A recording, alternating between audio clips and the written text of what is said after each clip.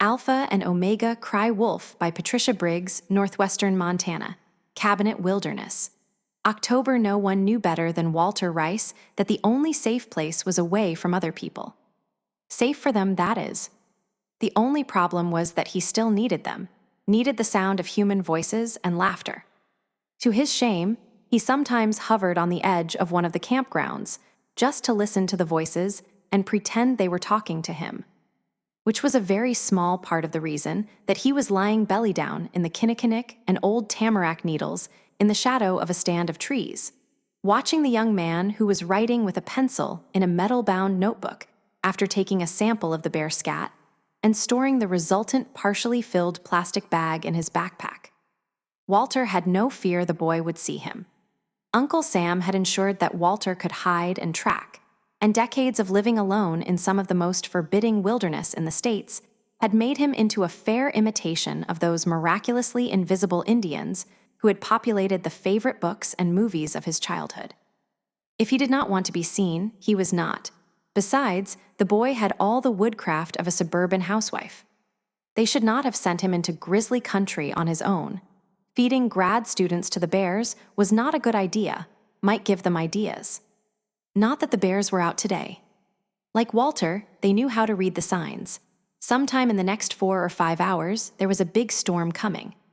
He could feel it in his bones, and the stranger did not have a big enough pack to be prepared for it. It was early for a winter storm, but this country was like that. He would seen it snow in August. That storm was the other reason he was following the boy. The storm and what to do about it. It was not often anymore that he was so torn by indecision. He could let the kid go. The storm would come and steal away his life, but that was the way of the mountain, of the wilderness. It was a clean death. If only the grad student were not so young. A lifetime ago he would seen so many boys die, you would think he would have gotten used to it. Instead, one more seemed like one too many. He could warn the boy, but everything in him rebelled at the thought. It had been too long since he had spoken face to face with any Onavan. The thought made his breath freeze up. It was too dangerous. Might cause another flashback. He had not had one in a while, but they crept up unexpectedly. It would be too bad if he tried to warn the boy and ended up killing him instead. No, he could not risk the little peace he had by warning the stranger, but he could not just let him die either. Frustrated, he had been following for a few hours as the boy blundered, oblivious, farther and farther from the nearest road and safety. The bedroll on his backpack made it clear he was planning on staying the night, which ought to mean he thought he knew what he was doing in the woods. Unfortunately, it had become clearer and clearer it was a false confidence. It was like watching June Cleaver roughing it. Sad. Just sad. Like watching the newbies coming into Nam, all starched and ready to be men, when everyone knew that all they were was cannon fodder. Damn boy was stirring up all sorts of things Walter liked to keep away. But the irritation was not strong enough to make a difference to Walter's conscience. 6 miles, as near as he figured it, he would trailed the boy, unable to make up his mind. His preoccupation kept him from sensing the danger until the boy student stopped dead in the middle of the trail. The thick brush between them only allowed him to see the top of the boy's backpack, and whatever stopped the boy was shorter. The good part was that it was not a moose. You could reason with a black bear, even a grizzly if it was not hungry, which in his experience was seldom the case. But a moose was Walter drew his big knife, though he was not sure he would try to help the boy. Even a black bear was a quicker death than the storm would be, if bloodier. And he knew the bear around here, which was more than he could say about the boy. He moved slowly through the brush, making no noise though fallen aspen leaves littered the ground.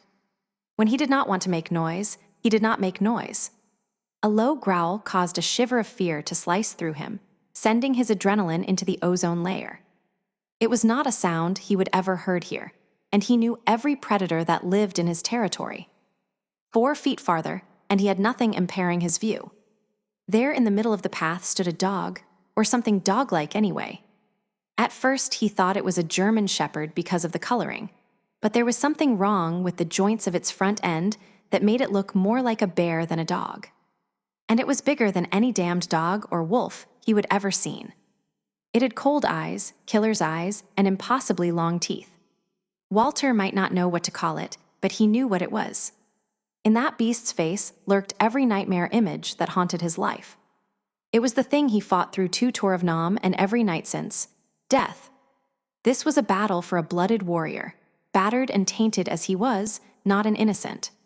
He broke cover with a wild whoop designed to attract attention and sprinted, ignoring the protest of knees grown too old for battle. It had been a long time since his last fight, but he had never forgotten the feeling of the blood pounding through his veins. "Run, kid," he said as he blazed past the boy with a fierce grin, prepared to engage the enemy. The animal might run. It had taken its time sizing up the boy, and sometimes, when a predator's meal charges it, the predator will leave. But somehow he did not think that this beast was such an animal. There was an eerie intelligence in its blindingly gold eyes. Whatever had kept it from attacking the boy immediately, it had no qualms about Walter. It launched itself at him as if he were unarmed. Maybe it was not as smart as he thought, or it had been deceived by his grizzled exterior, and had not realized what an old veteran armed with a knife as long as his arm could do. Maybe it was aroused by the boy's flight. He would taken Walter's advice at face value and was running like a track star, and just viewed Walter as an obstacle to its desire for fresh, tender meat. But Walter was not a helpless boy. He would gotten the knife from some enemy general he would killed, murdered in the dark as he would been taught. The knife was covered with magic charms etched into the blade, strange symbols that had long ago turned black instead of the bright silver they would been. Despite the exotic fancy stuff, it was a good knife, and it bit deep in the animal's shoulder. The beast was faster than he, faster and stronger. But he would gotten that first strike and crippled it, and that made all the difference. He did not win, but he triumphed. He kept the beast busy and hurt it badly. It would not be able to go after the kid tonight, and if that boy was smart, he would be halfway to his car by now. At last the monster left, dragging a front leg and bleeding from a dozen wounds, though there was no question as to who was worse wounded.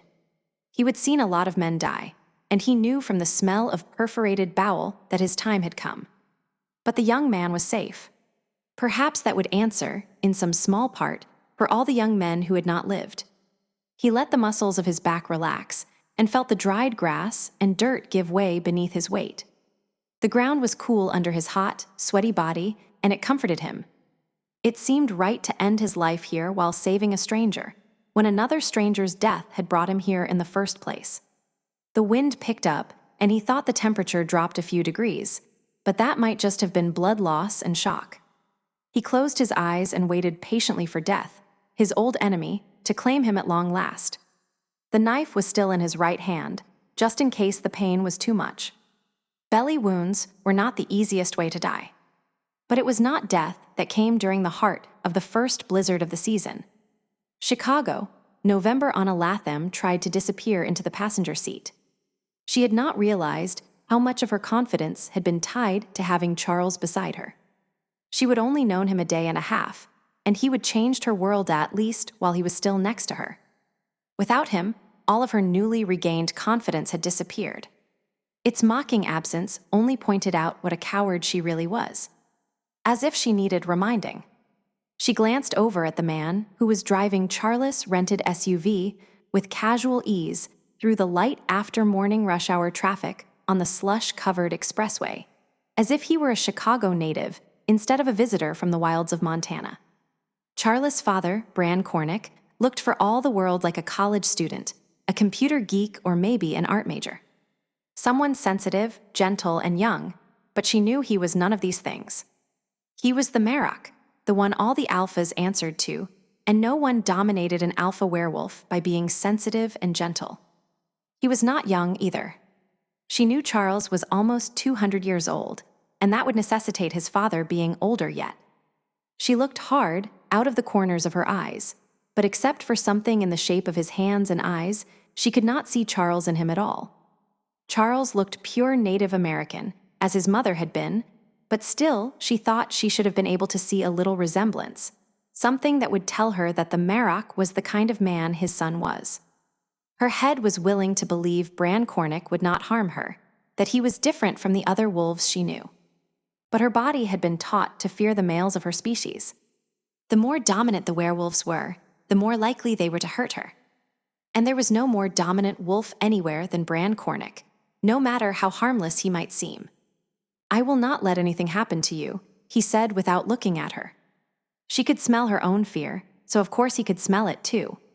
"I know," she managed to say, hating herself for allowing them to turn her into a coward. She hoped that he thought it was fear at the idea of facing the other wolves from her pack after she would precipitated their alpha's death. She did not want him to know she was scared of him, too.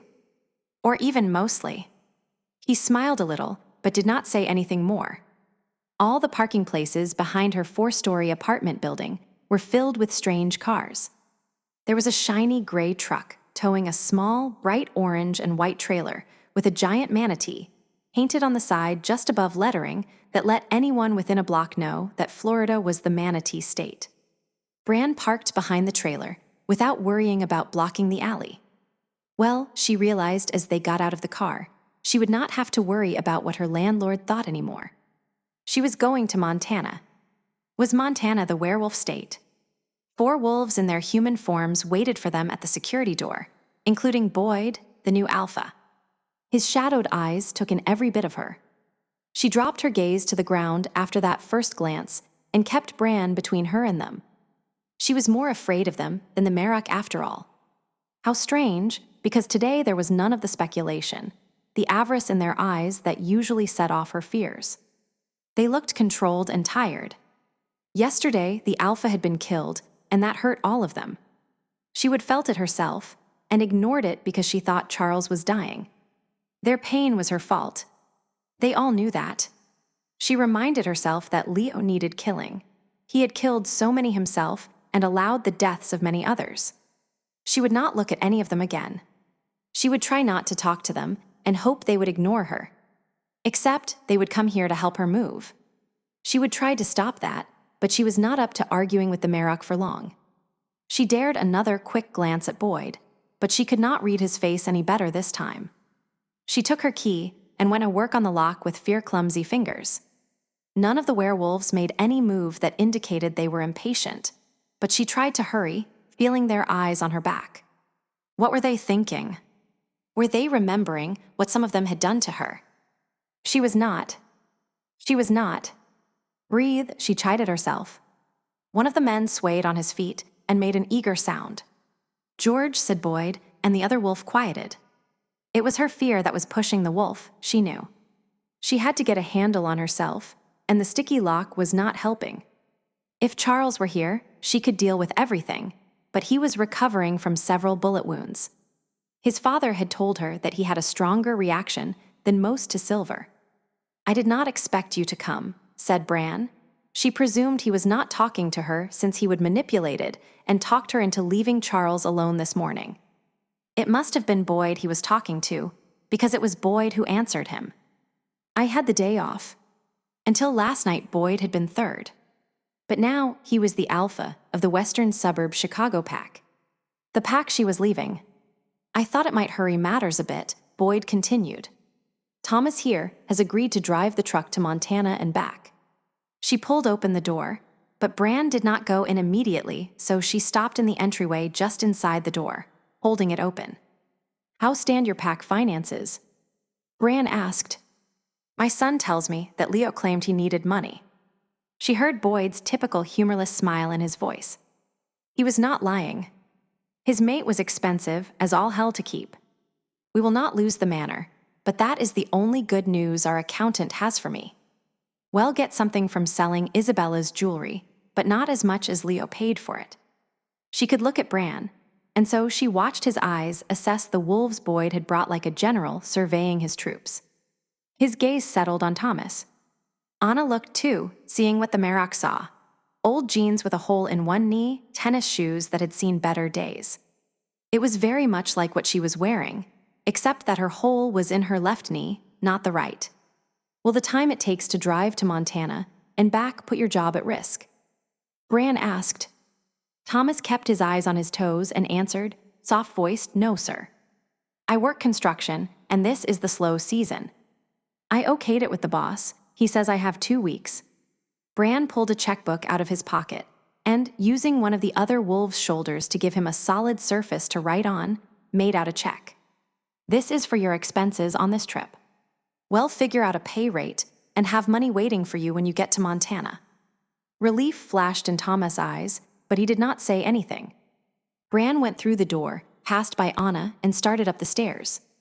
As soon as he was not watching them, the other wolves lifted their eyes to look at Anna. She jutted her chin up and met their gazes, forgetting entirely her decision not to do just that until it was too late. Boyd's eyes were unfathomable, and Thomas was still looking at the ground, but the other two, George and Joshua, were easy to read. With Bran's back to them, the knowledge of what she would been in their pack was fully visible in their eyes. And they had been Leo's wolves, by inclination as well as fact. She was nothing, and she had brought about their alpha's death. They would have killed her if they dared. Just try, she told them without using words. She turned her back on them without dropping her eyes, as Charles mate. She supposedly outranked all of them. But they were not only wolves, and the human part of them would never forget what they had done to her, with Leo's encouragement. Her stomach raw, and tension tightening the back of her neck, Anna tried to keep an even pace all the way up to her apartment on the 4th floor. Bran waited beside her while she unlocked the door. She stepped aside so he could go in first, showing the others that he, at least, had her respect. He stopped in the doorway and looked around her studio apartment with a frown. She knew what he saw: a card table with 2 battered folding chairs, her futon, and not much else. I told you I could get it packed this morning, Anna told him. She knew it was not much, but she resented his silent judgment. Then they could have come just to carry out the boxes. It will not take an hour to pack this and carry it down, said Bran. Boyd, how many of your wolves are living like this? Summoned, Boyd slid past Anna and into the room and frowned. He would never been to her apartment. He glanced at Anna and walked to her refrigerator and opened it, exposing the empty space inside. I did not know it was this bad. He glanced back. Thomas. Invited in, Thomas too stepped through the door. He gave his new alpha an apologetic smile. I am not quite this bad, but my wife is working too. The dues are pretty dear. He was almost as far down the pack structure as Anna, and married, had never been invited to play with her. But he had not objected either. She supposed that it was more than could be expected of a submissive wolf, but that did not keep her from holding it against him. Probably 5 or 6 then, Boyd said with a sigh. I'll see what can be done. Bran opened his wallet and handed the alpha a card. Call Charles next week and set up a conference between him and your accountant. If necessary, we can arrange for a loan. It's not safe to have hungry, desperate werewolves on the streets. Boyd nodded. The Marrock's business apparently concluded. The other 2 wolves surged past Anna, George deliberately bumping against her. She pulled back from him and instinctively wrapped her arms protectively around herself. He gave her a sneer he hid quickly from the others. Illegitimus nil carborundum, she murmured. It was stupid. She knew it even before George's fist struck out. She ducked and dodged. Instead of a fist in her stomach, she took it in the shoulder and rolled with it. The small entryway did not give her much room to get away from a second blow. There was not one. Boyd had George pinned on the ground, with a knee in the middle of his back. George was not fighting him, just talking fast. She is not supposed to do that. Leo said no Latin. You remember. Because once Anna realized that no one else in the pack except Isabella, who she had thought was a friend, understood Latin, she would use it for secret defiance. It had taken a while for Leo to figure it out. Leo is dead, said Boyd very quietly, his mouth near George's ear. New rules. If you are smart enough to live, you will not hit Charles mate in front of his father. Do not let the bastards grind you down, said Bran from her doorway. He was looking at her like a child who had been unexpectedly clever. That is horrible Latin, and your pronunciation needs some work. It's my father's fault, she told him, rubbing her shoulder. The bruise would be gone by tomorrow, but for now it hurt. He had a couple of years of Latin in college and used it to amuse himself. Everyone in my family picked it up. His favorite saying was, Interdum ferre cupidine partium magnarum Europe vincendarum.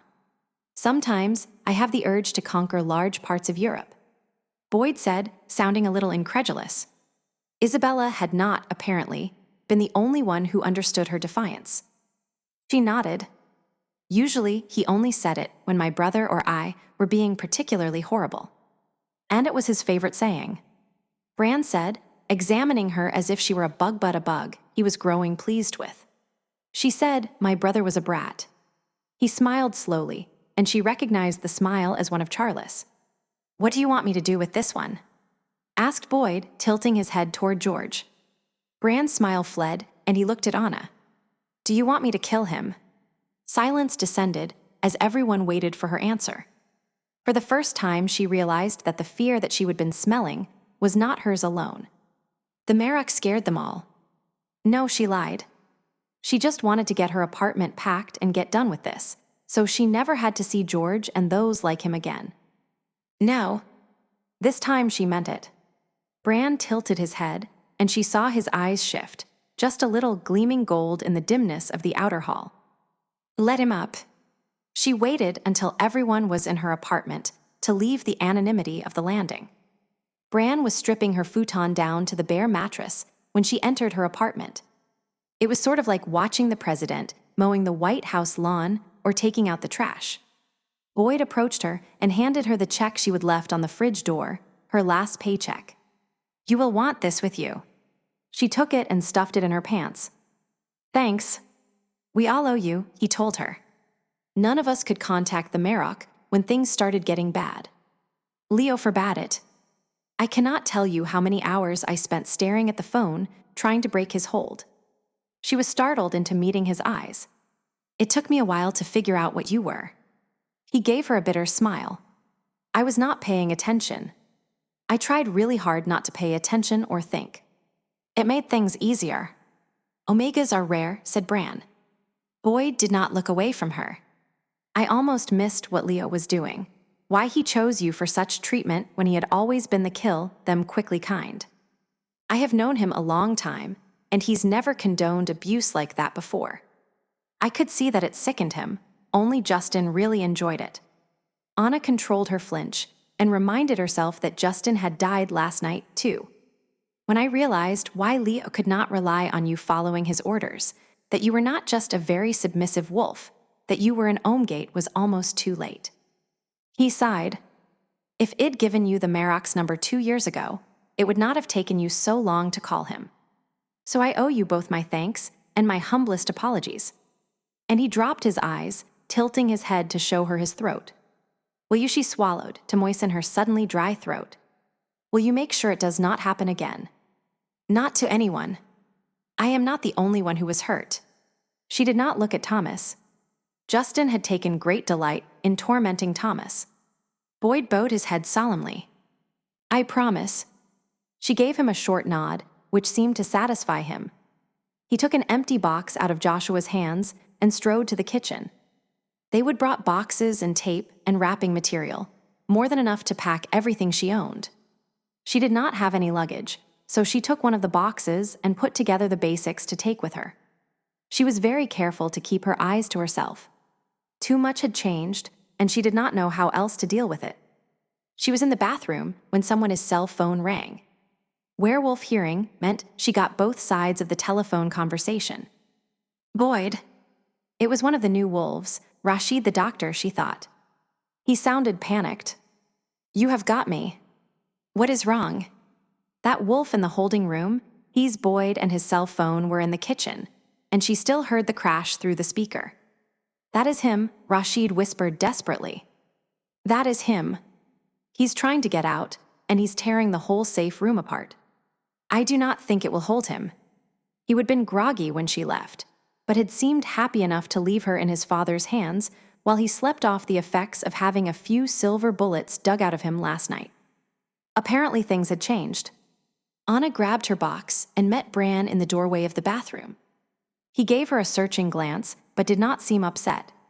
It seems that we are needed elsewhere, he said, sounding calm and relaxed. I do not think Hell hurt anyone.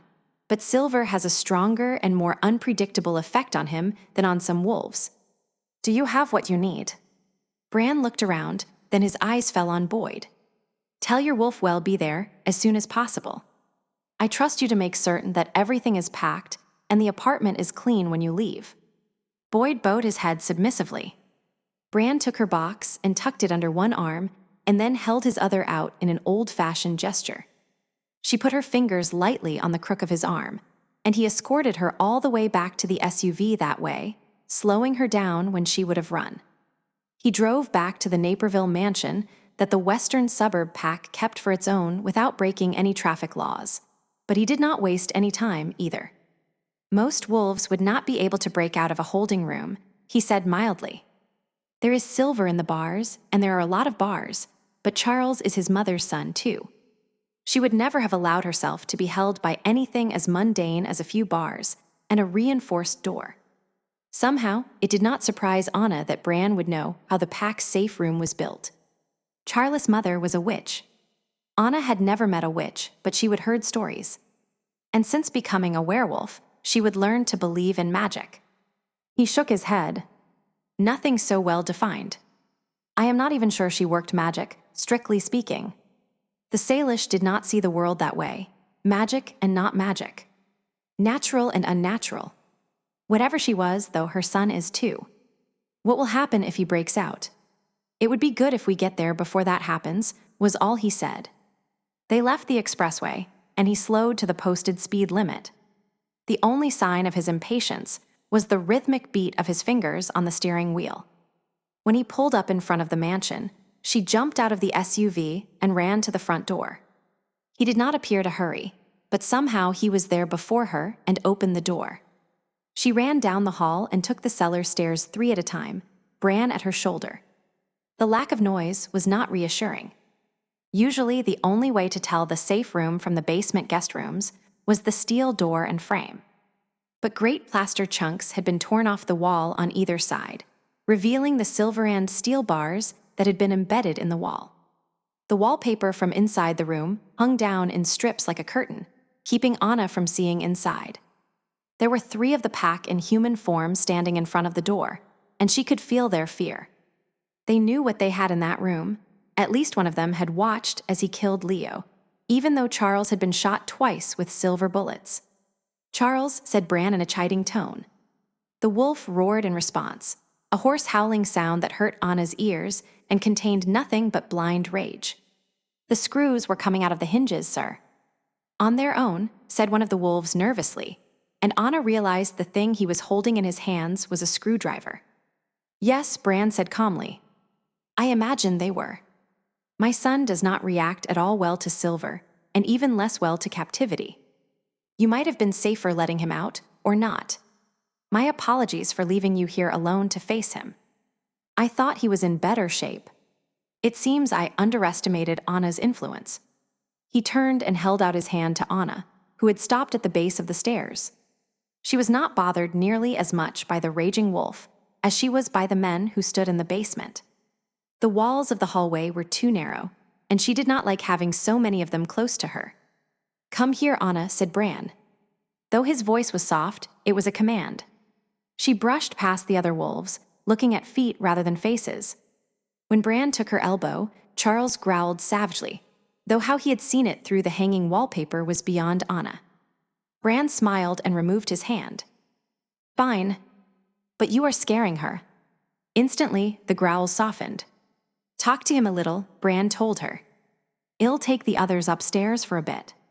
When you're comfortable, go ahead and open the door, but it might be a good idea to wait until he quits growling. And they left her alone.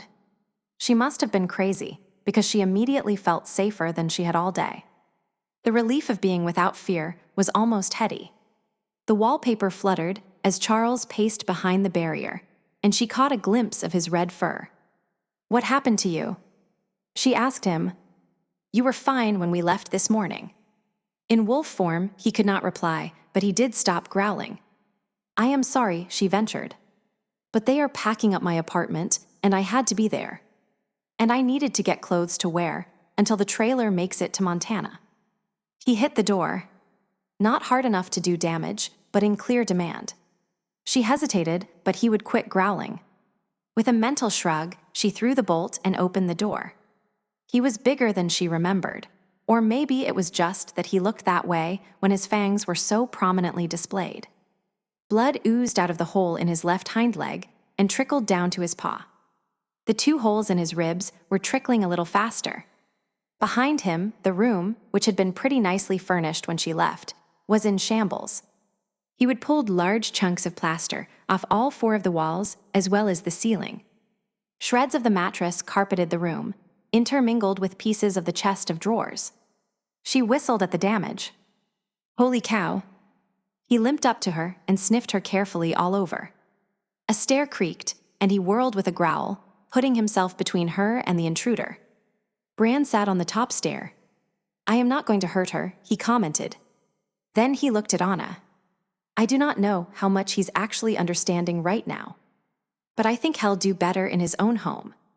I called our pilot, and he's ready to fly out. I thought we'd have a couple of days yet. She felt her stomach clench. Chicago was her home. I have to call Scorsis and tell Mick I am leaving, so he can find another waitress. And I have not had a chance to talk to my neighbor and tell her what is going on. Para would worry. I have to get back to Montana today, Bran said. Tomorrow morning, we're holding a funeral for a friend of mine who just died. I was going to leave you here to follow me later, but I do not think it's a good idea now. Bran nodded at Charles. He's obviously not healing as well as I thought. I need to get him home and have him checked out. I have a cell phone.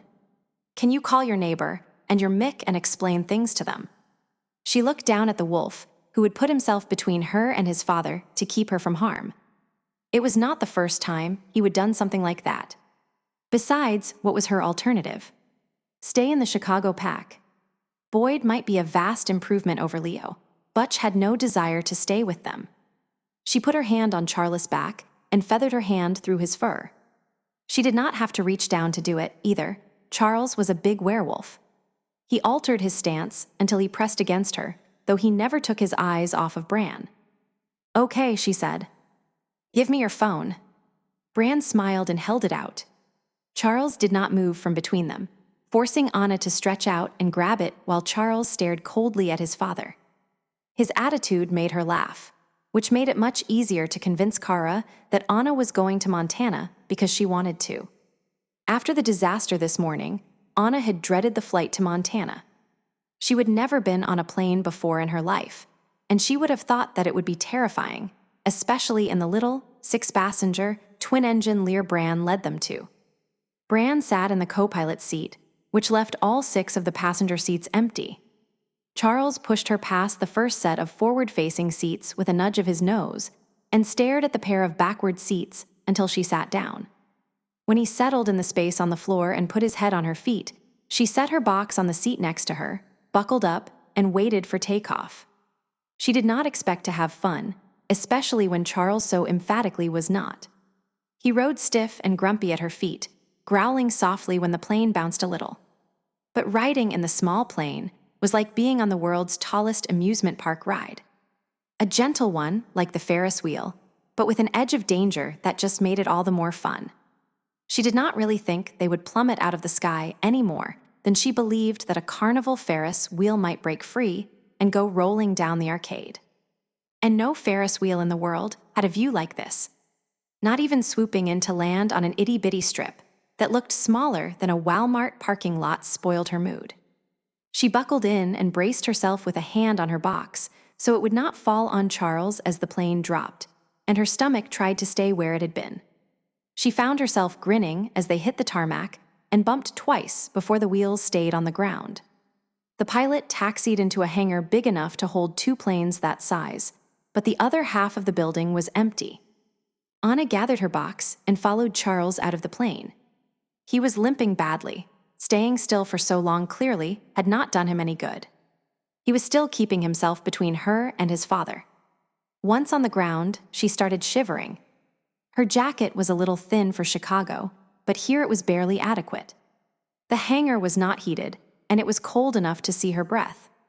She had not realized how close Charles was, and when she turned to look at the plane, her knee hit his bandaged side. He did not show any sign it bothered him, but it had to have hurt. It was his own fault, though. If he had not been crowding her, she would not have bumped him. "Ease up," she told him, exasperated. "Your father is hardly going to attack me." "I do not think he's worried about my hurting you," Bran said, amused. "Let us get you somewhere away from all the other males, so he can relax a little." The pilot, who had followed them out and had been engaged in some sort of maintenance, grinned at that. Never thought I'd see that old Indian so worked up. Charles gave him a look, and the pilot dropped his eyes, but not the grin. "Hey, do not glare at me, and here I got you home, safe and sound. Nearly as well as you could have done it, eh, Charles?" "Thank you, Hank." Bran turned to Anna. "Hank has to button down the plane, so we'll go warm up the truck." He put his hand under her elbow as they stepped out of the protection of the hangar into 10 inches of snow. Charles growled. Bran growled back in exasperation. "Enough. Enough. I have no designs on your lady, and the ground is rough." Charles stopped making noise, but he walked so close to Anna that she found herself bumping into Bran because she did not want to hurt Charles. Bran steadied her and frowned at the werewolf beside her, but did not say anything more. Other than the hangar, airstrip, and 2 ruts in the deep snow where someone had recently driven a car, there was virtually no sign of civilization. The mountains were impressive, taller, darker, and rougher than the soft Midwest hills she knew. She could smell wood smoke, though, so they could not be as isolated as it looked. "I thought it would be quieter here." She had not meant to say anything, but the noise startled her. "The wind in the trees," Bran said. "And there are some birds that stay year-round. Sometimes when the wind is still and the cold is upon us, the quiet is so deep you can feel it in your bones." It sounded creepy to her, but she could tell from his voice that he loved it. Bran walked them around behind the hangar, where a snow-covered gray crew cab truck waited for them. He reached into the truck bed, pulled out a broom, and banged it good and hard on the ground to dislodge snow. "Go ahead and get in," he said. "Why do not you start the truck so it can warm up? The keys are in the ignition." He brushed snow off the passenger door and held it open for her. She put her box on the floor of the cab and climbed in. The box made sliding across the leather seat to the driver's seat a little awkward. Charles hopped in after her and snagged the door with a paw so it shut. His fur was wet, but after her initial flinch, she found that he generated a lot of body heat. The truck purred to life, blowing cold air all over the cab. As soon as she was sure it would keep running, she slid to the middle seat. When the truck was mostly cleared of snow, Bran tossed the broom back into the truck bed and hopped into the driver's seat. Hank should not be much longer. He took in her shivering form and frowned at her. "Well, get you a warmer coat and some boots appropriate to the winter here. Chicago is not exactly tropical. You should have better winter gear than that." While he was talking, Charles stepped over her, forcing her to move to the outside passenger seat. He settled between them, but in order to fit, half of him draped over her lap. "Had to pay the electric, gas, water, and rent," she said lightly.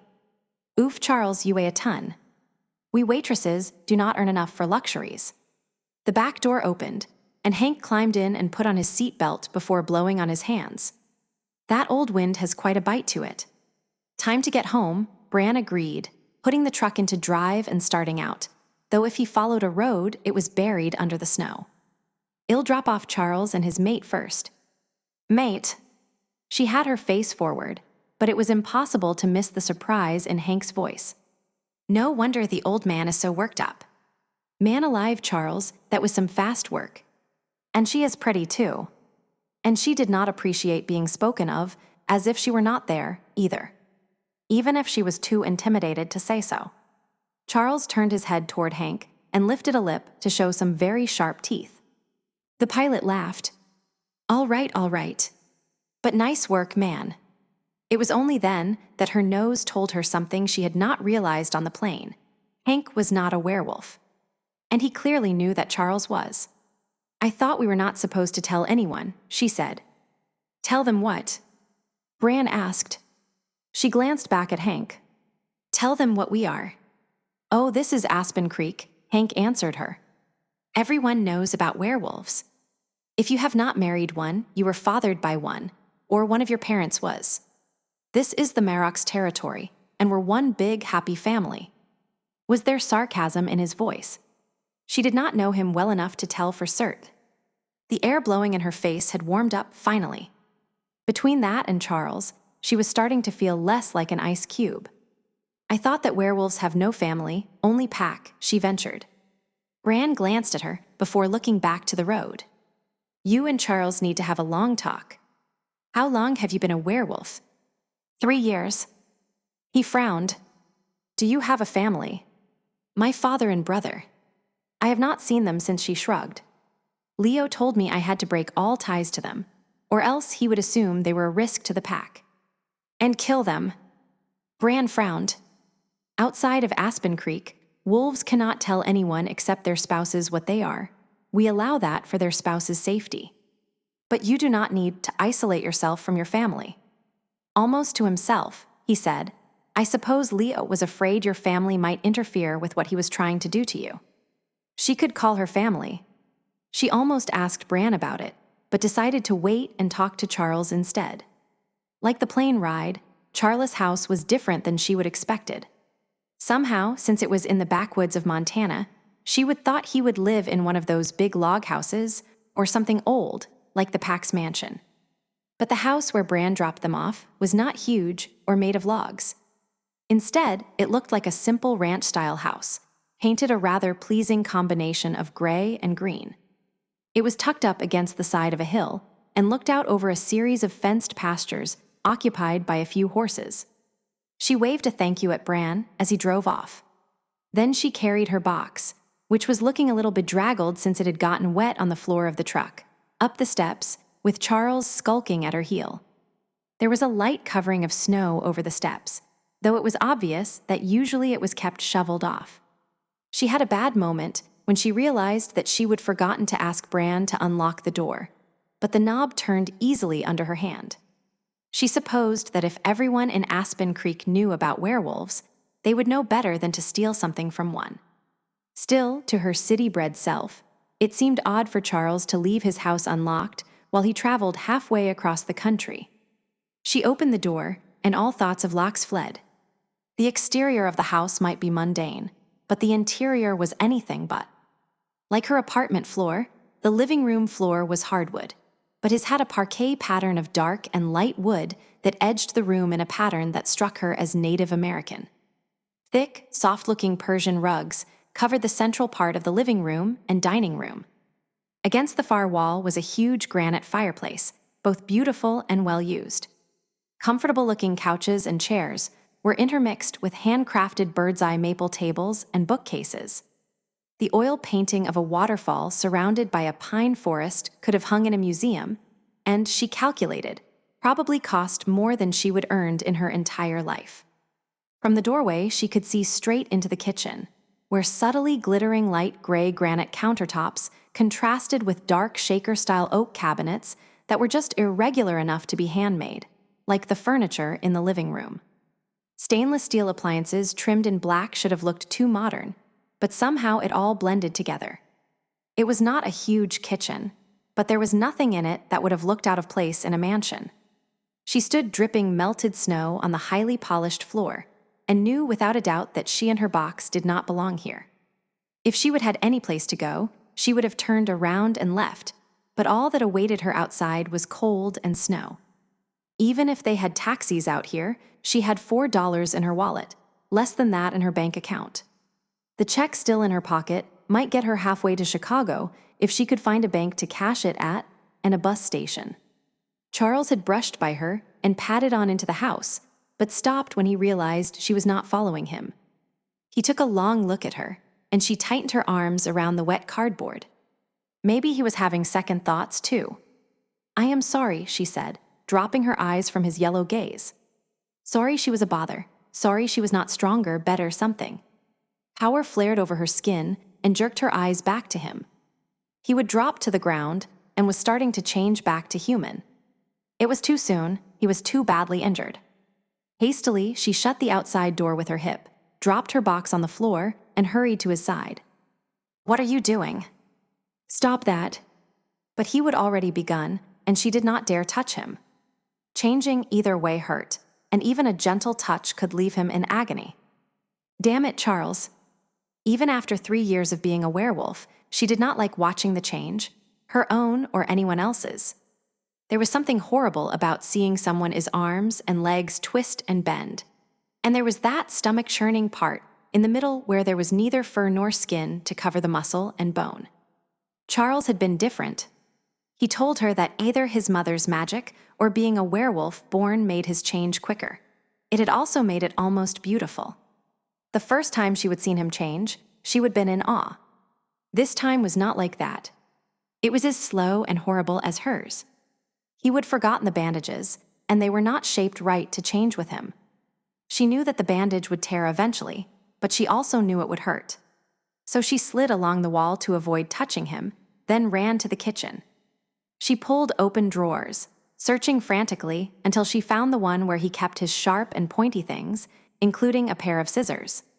Deciding that she was less likely to stab him with scissors than a knife, she grabbed them and went back. She cut as he changed, ignoring his rumbling growl as she forced the blade under too tight cloth. The additional pressure would hurt, but it would be better than waiting until the stress on the fabric finally tore it to pieces. The speed of his change slowed more and more as it continued, until she worried that he was going to be stuck halfway between. She would have had nightmares about being stuck in neither one form nor the other. At last he lay curled on his belly at her feet, fully human. She thought he was through, but then clothing formed around his naked body, flowing over his skin as his skin had flowed over flesh as he changed.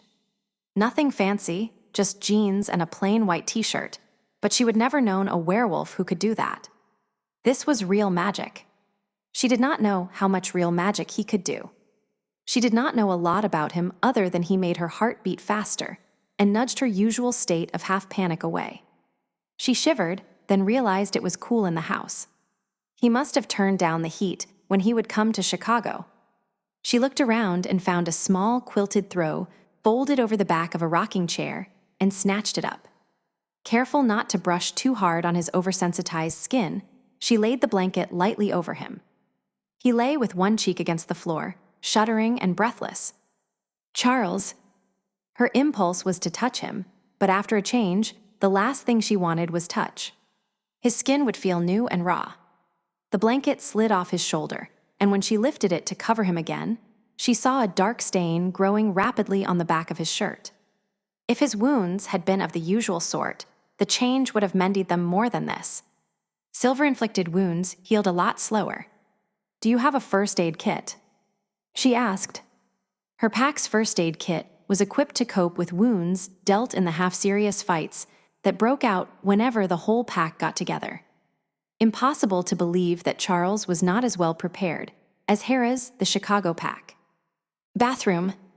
His voice was gravel-rough with pain. The bathroom was behind the first door she opened, a big room with a clawfoot tub, a large shower stall, and a white porcelain pedestal sink. In one corner of the room was a linen closet. On the bottom shelf, she found an industrial-sized first aid kit and took it with her back to the living room. Charles' usually warm brown skin was gray, his jaw was clenched against the pane, and his black eyes were fever-bright, glittering with hints of gold that matched the stud he wore in his ear. He would sat upright, the quilt pooling on the floor around him. That was stupid. Changing does not help silver wounds. She scolded him, her sudden anger fueled by the pain he would caused himself. All you did was use up all the energy your body needs to heal. Let me get you bandaged up, and I'll find some food. She was hungry, too. He smiled at her, just a little smile. Then he closed his eyes. All right. His voice was hoarse. She would have to take off most of the clothes he would put on. Where do your clothes come from? She would have assumed they were what he would been wearing when he would changed from human to wolf, except she would help strip him so the Chicago doctor could examine him. He had not been wearing anything except bandages when he would changed into his wolf. He shook his head. Wherever. I do not know. The jeans were Levis, worn at the knee, and the shirt had a Hands label. She wondered if there was someone somewhere, who was suddenly running around in his underwear. "Sweet," she said as she carefully peeled up his shirt so she could get a look at his chest wound. "But this would be easier if you had not dressed." "Sorry," he grunted. "Habit." A bullet had pierced his chest just to the right of his sternum. The hole in the back was worse, bigger than the one in his front. If he had been human, he would still be in the emergency room, but werewolves were tough. "If you put a telfa pad on the front," he told her, "I can hold it for you. You will have to hold one on the back. Then wrap the whole thing with vet wrap." Vet wrap. The colored stuff that looks sort of like an ace bandage. It will stick to itself, so you do not need to fasten it. You will probably have to use 2 pads to get enough coverage. She cut his t-shirt off with the scissors she would found in the kitchen. Then she ripped open the telfa pads and set one against the little gaping mouth on his chest, and tried not to think about the hole that ran inside him from his front to his back. He pressed the pad harder than she would have dared to. She sorted through the kit, looking for the vet wrap, and found a full dozen rolls on the bottom. Most of them were brown or black, but there were a few others. Because she was angry with him for hurting himself more when he could have just stayed in wolf form for a few days, she grabbed a pair of fluorescent pink rolls. He laughed when she pulled them out, but it must have hurt. His mouth thinned, and he had to take shallow breaths for a while. "My brother put those in there," he said when the worst of it was over. "Did you do something to annoy him, too?" she asked. He grinned. He claimed that was all he had in the office when I restocked the kit. She was ready to ask a few more questions about his brother, but all desire to tease him died when she looked at his back. In the few minutes she would spent organizing her bandaging efforts, the blood had pooled in the area between his skin and the top of his jeans. She should have left his shirt alone until she had everything ready. Tardidas et procrastinatio odiosa est, she told herself and cut open a package of telfa pads. "You speak Latin?" he asked. "Nope, I just quoted a lot. That was supposed to be Cicero, but your father tells me my pronunciation is off. Do you want a translation?" The slice from the first bullet, the one he would take in protecting her, burned a puffy red diagonal line above the more serious wound. It was going to hurt for a while, but it was not important. "I do not speak Latin," he said, "but I know a little French and Spanish. Procrastination sucks.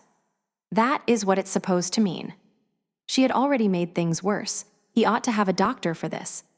"It's all right," he said, answering the tension in her voice. "Just get the leak plugged." Grimly, she set about doing just that. She gathered his waist-length, sweat-dampened hair and pushed it over his shoulder.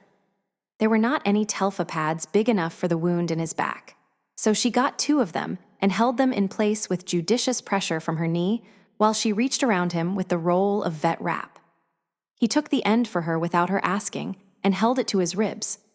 She used that anchor to wind the rest of it around him the first time. She was hurting him. He would almost quit breathing, except in small, shallow pants. Giving first aid to werewolves was fraught with danger.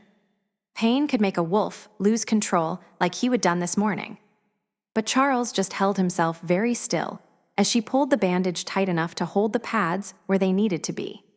She used both rolls of the wrap and tried not to notice how good the bright pink looked against his dark skin. When a man is on the verge of passing out from pain, it seemed wrong to notice how beautiful he was. His smooth, dark skin stretched over taut muscles and bone maybe, if he had not smelled so good under the blood and sweat. She could have maintained a distance. Hers. He was hers, whispered that part of her that did not worry about human concerns. Whatever fears Anna had about the rapid changes in her life, her wolf half was very happy with the events of the past few days. She got a dishcloth from the kitchen, wetted it down, and cleaned the blood from his skin while he recovered from her clumsy efforts at first aid. "There is blood on your pant leg, too," she told him. "The jeans have to come off. Can you just magic them off the way they came on?" He shook his head. "Not now. Not even to show off." She weighed the difficulties in getting a pair of jeans off and picked up the scissors she would used on his t-shirt. They would been nice and sharp, and they cut through the tough denim as easily as they would cut through the shirt, leaving him in a pair of dark green boxers. I hope you have got a good surface on this floor, she murmured to help distance herself from the wound. Be ashamed to stain it. His blood had spread all over the fancy patterning on the floor. Fortunately, the Persian rugs were too far away to be in danger. The second bullet had gone right through his calf. It looked worse than it had yesterday. Huffier and blood will not bother it. He answered as if he bled on his floor all the time. It's got 4 coats of polyurethane applied just last year. It will be just fine. His kit was out of pink, so for his leg she chose the next most objectionable color, a chartreuse green. Like the pink, the brilliant shade suited him. She used the whole roll and another pair of Telfa pads to keep the bandage from sticking, and he was done, leaving the quilt, his clothes, and the floor covered in blood. Her clothes had not fared too well either. Do you want me to get you to bed before I deal with this mess, or would you rather have a few minutes to collect yourself? I'll wait, he said. His black eyes had changed to wolf yellow while she had worked. Despite the temper tantrum he would thrown this morning that had scared the Chicago wolves, his control was very, very good to allow him to hold still for her, but there was no reason to push him. Where is your laundry room? She asked, grabbing a change of clothes from her box. Downstairs. Downstairs took her a minute to find. At last, she opened a door in the short wall between the kitchen and dining room that she would assumed was a closet, and found a stairway. The laundry room she found in one corner of the half-finished basement. The rest of the basement was a weight room equipped with an impressive thoroughness. She threw the rags of his bandages and clothes into the trash next to the washing machine. He had a sink in the laundry room, and she filled it with cold water and loaded it with everything salvageable. She let them soak a few minutes while she changed into clean clothes, dumping her blood-stained shirt and jeans into the sink, too. She found a 5-gallon bucket filled with folded, clean rags sitting next to the dryer, and grabbed a few to clean the floor.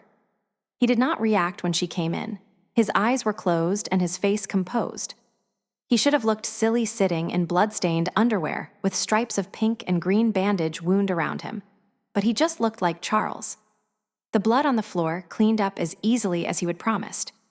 She gave it one last polishing swipe and stood to go back downstairs with her blood-stained rags, but Charles caught her ankle in one big hand and she froze, wondering if he would lost control at last. Thank you, he said, sounding civilized enough.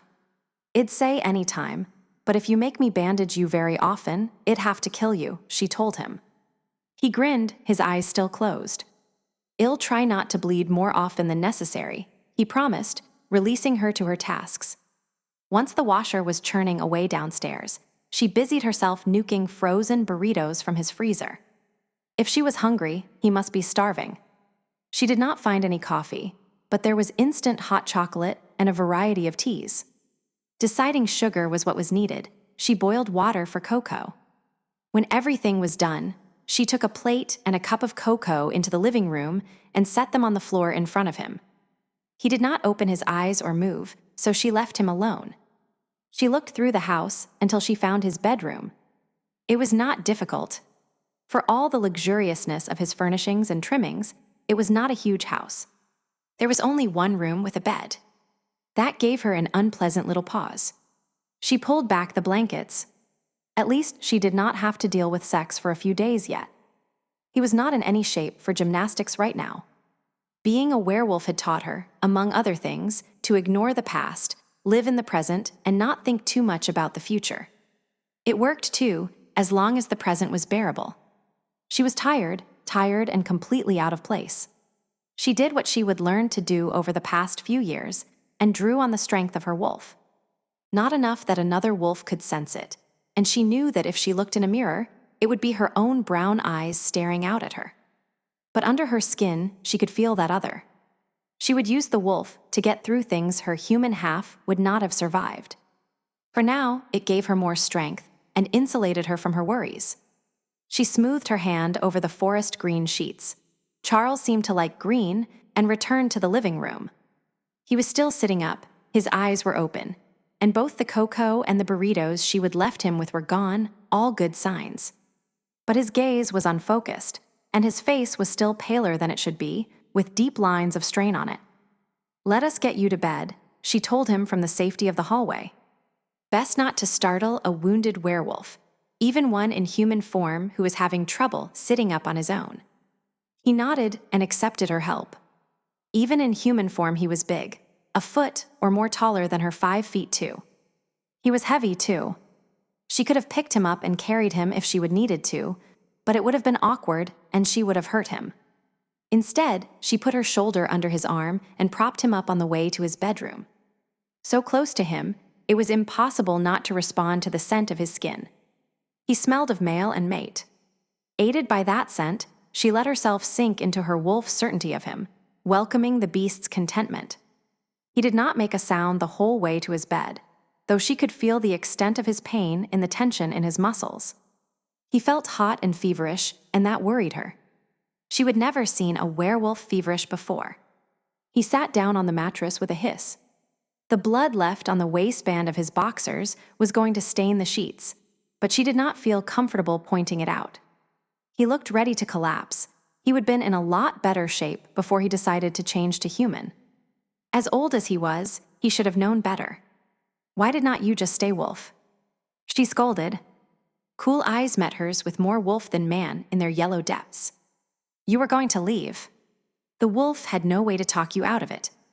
He would gone through that because he was worried she would leave him. Romantic and stupid. She rolled her eyes in exasperation. And just where would I have gone? And what would it have mattered to you if you had managed to bleed to death? Deliberately, he dropped his gaze. That this wolf, this man, so dominant that even humans skittered away when he walked by, would give her the advantage took her breath away. My father would take you wherever you wanted to go, he told her softly. I was pretty sure I could talk you into staying, but I underestimated how badly hurt I was. Stupid, she said tartly. He looked up at her, and whatever he saw in her face made him smile, though his voice was serious when he answered her charge.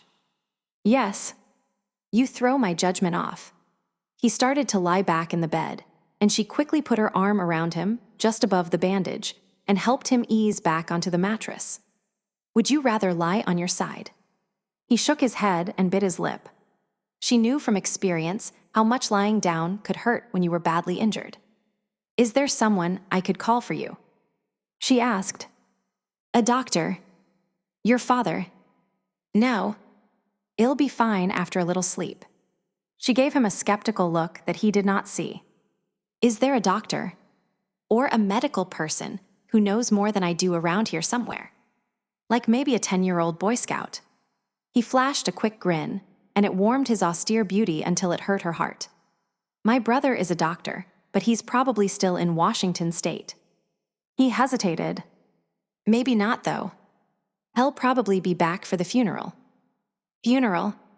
Bran's friend's funeral. She remembered the reason Bran had not been able to stay longer in Chicago. Tomorrow, he answered, though that was not what she meant. Since she was not sure she would wanted to know more about who was dead and why, she did not ask again. He fell silent, and she thought he was sleeping until he spoke again. Anna, do not trust too easily. What?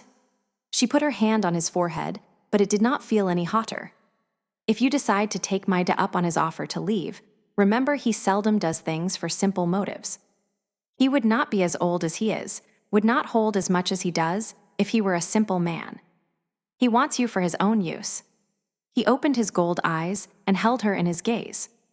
He's a good man, but he has a firm grip on reality, and his reality tells him that an Omega might mean that he never has to kill another friend.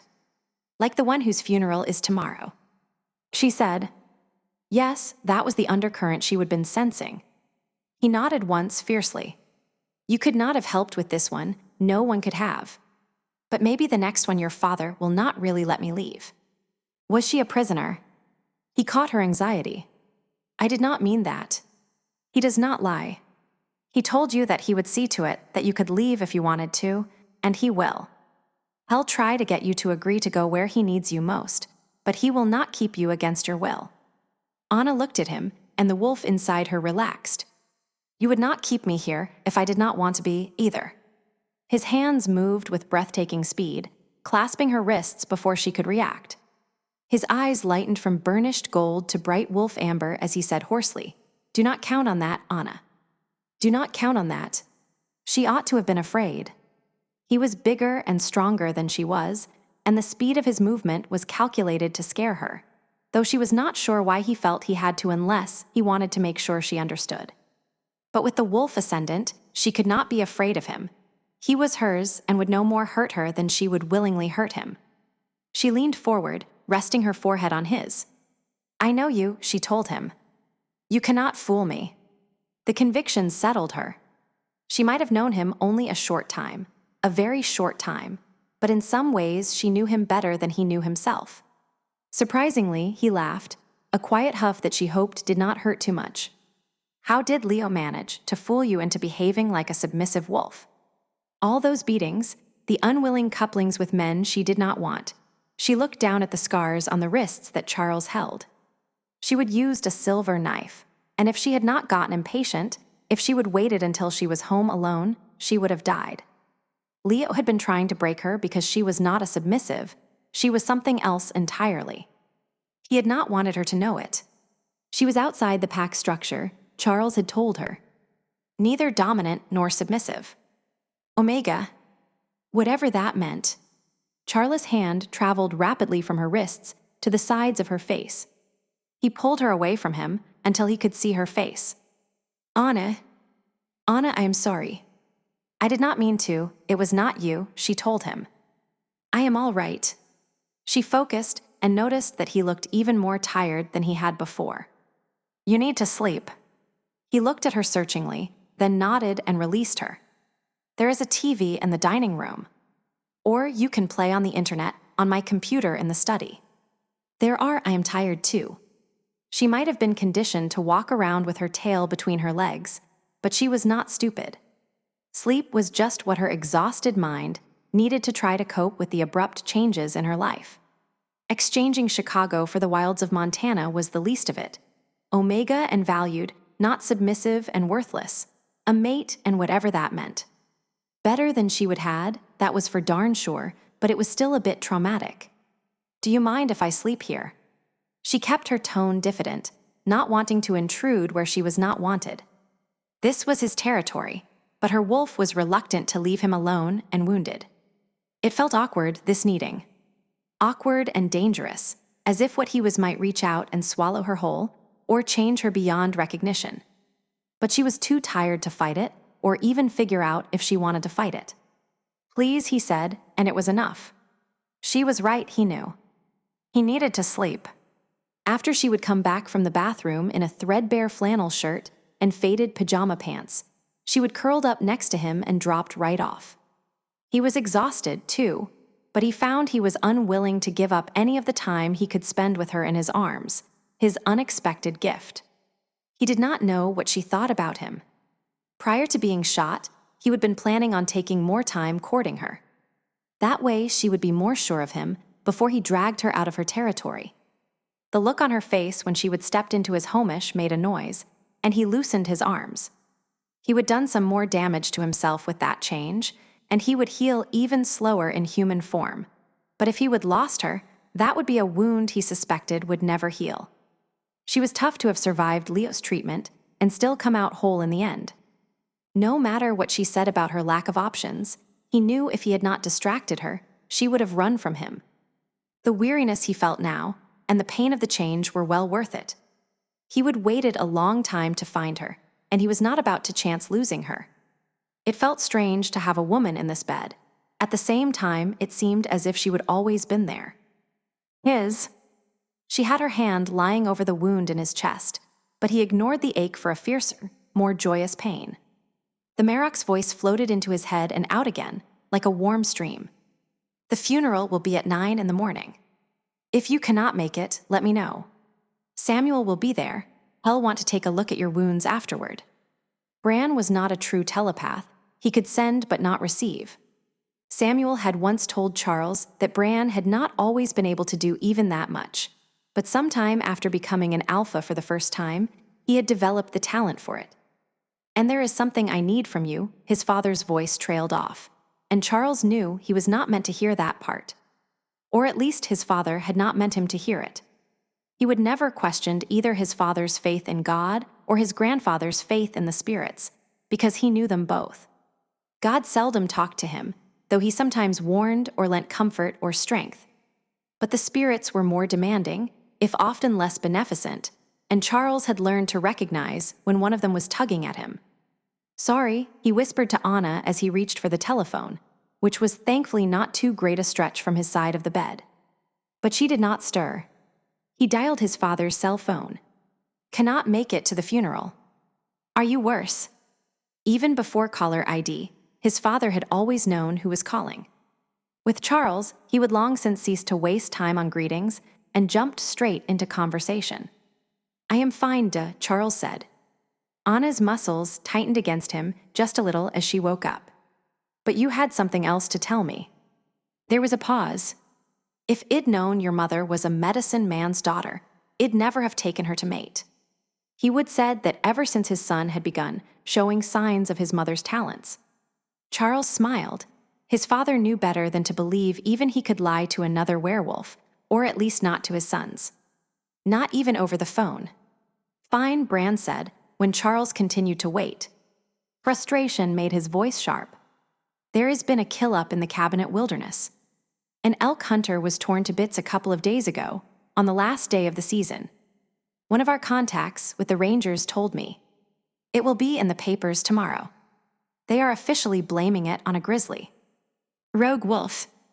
asked Charles. "Maybe. Or maybe someone trying to make sure that I know that making the wolves public would be a bad idea." Anna had gone very still by his side. She was awake and listening. Bran continued, "The Cabinet Wilderness is right in our backyard, where it'd be sure to get the message. We have not had a rogue in Montana for 15 or 20 years. Most of them were smart enough to stay away from the Marrock's personal territory. The Rangers also had a report a month or so ago about some monster a grad student ran into. It was within a few miles of where they found the dead hunter. The student said this thing just came out of the woods. It roared at him and flashed fangs and claws. Everyone assumed it was a cougar, though the student was pretty hot that they would think he would not recognize a cougar. He maintained it was a monster until they wore him down into changing his story. Why is he still alive to tell the tale?" Charles asked and felt Anna stiffen further. She would misunderstood his question. So he continued, more for her sake than his father's. "If it was a rogue, it would not have let him leave after seeing him like that," he clarified. He had not had to kill a witness for a long time. Mostly they could rely on general disbelief in the supernatural, and, in the Pacific Northwest anyway, Bigfoot stories. One of the Oregon packs had made it a hobby to create Bigfoot sightings ever since the damage one of their new wolves had done to a car had been attributed to Bigfoot. The student said some crazy old man with a knife jumped out from nowhere and told him to run, said Bran. So he did. Charles absorbed that for a minute. A crazy old man who happened to be there, just as a werewolf decided to kill this kid. An old man would not even slow a werewolf down. I never claimed the story made sense. His father's voice was dry. And we're not certain that the monster was a werewolf. I had not paid any attention to it until the hunter was killed in the same area only a month later. What about that one? Are you sure the hunter was a werewolf victim? My informant was Heather Morrill. She knows a grisly kill from a werewolf. Heather was human, but she would have been raised in Aspen Creek. All right, agreed Charles. You need me to go check it out. It will be a few days before I am up to it. And he did not want to leave Anna. Can you send someone else? It would need to be someone dominant enough to control a rogue. I do not want to send anyone in to get killed. Just me. Charles could use a dry tone, too. Just you, agreed Bran blandly. But I am not sending you out hurt. Samuel's here for the funeral. He can go check this out. You cannot send Samuel. His response was immediate. The negative too strong to be just instinct.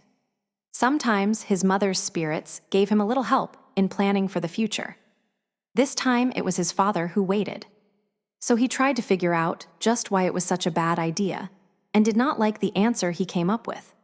Since he came back from Texas, there has been something wrong with Samuel, Charles said finally. He's suicidal. Bran put it into words. I threw him at Mercy to see if she could shake him out of it. That is why I sent you to Chicago instead of Washington. Poor Mercy, poor Samuel. Charles ran a finger over Anna's arm. Thank God, thank all the spirits his father had never tried matchmaking for him. He looked down at Anna and thought, thank goodness his father had sent him and not Samuel to Chicago. The spirits responded to his impulsive prayer by interfering a bit further. Samuel's tough, he said, picking through the warning images that were thrusting themselves at him. But he's a healer, and I do not think that is what this situation needs. I'll go. It will have to wait a couple of days, but I'll go. The unease that had held him since his father contacted him settled down. His decision felt right. His father did not think so. You took 3 silver bullets yesterday, or am I forgetting something? And lost control this morning. 2 bullets and a scratch, Charles corrected. So I'll limp a little on the trail. My control is fine now. You let Samuel take a look at you, then we'll talk. His father hung up abruptly. But his voice continued in Charles' head. I do not want to lose both of my children. Charles replaced the handset and said to Anna, ask. Bran, the Marach, is going to bring the werewolves out to the public. Her voice was hushed, as if she could never imagine such a thing. He thinks that too many of the wrong people already know, he told her.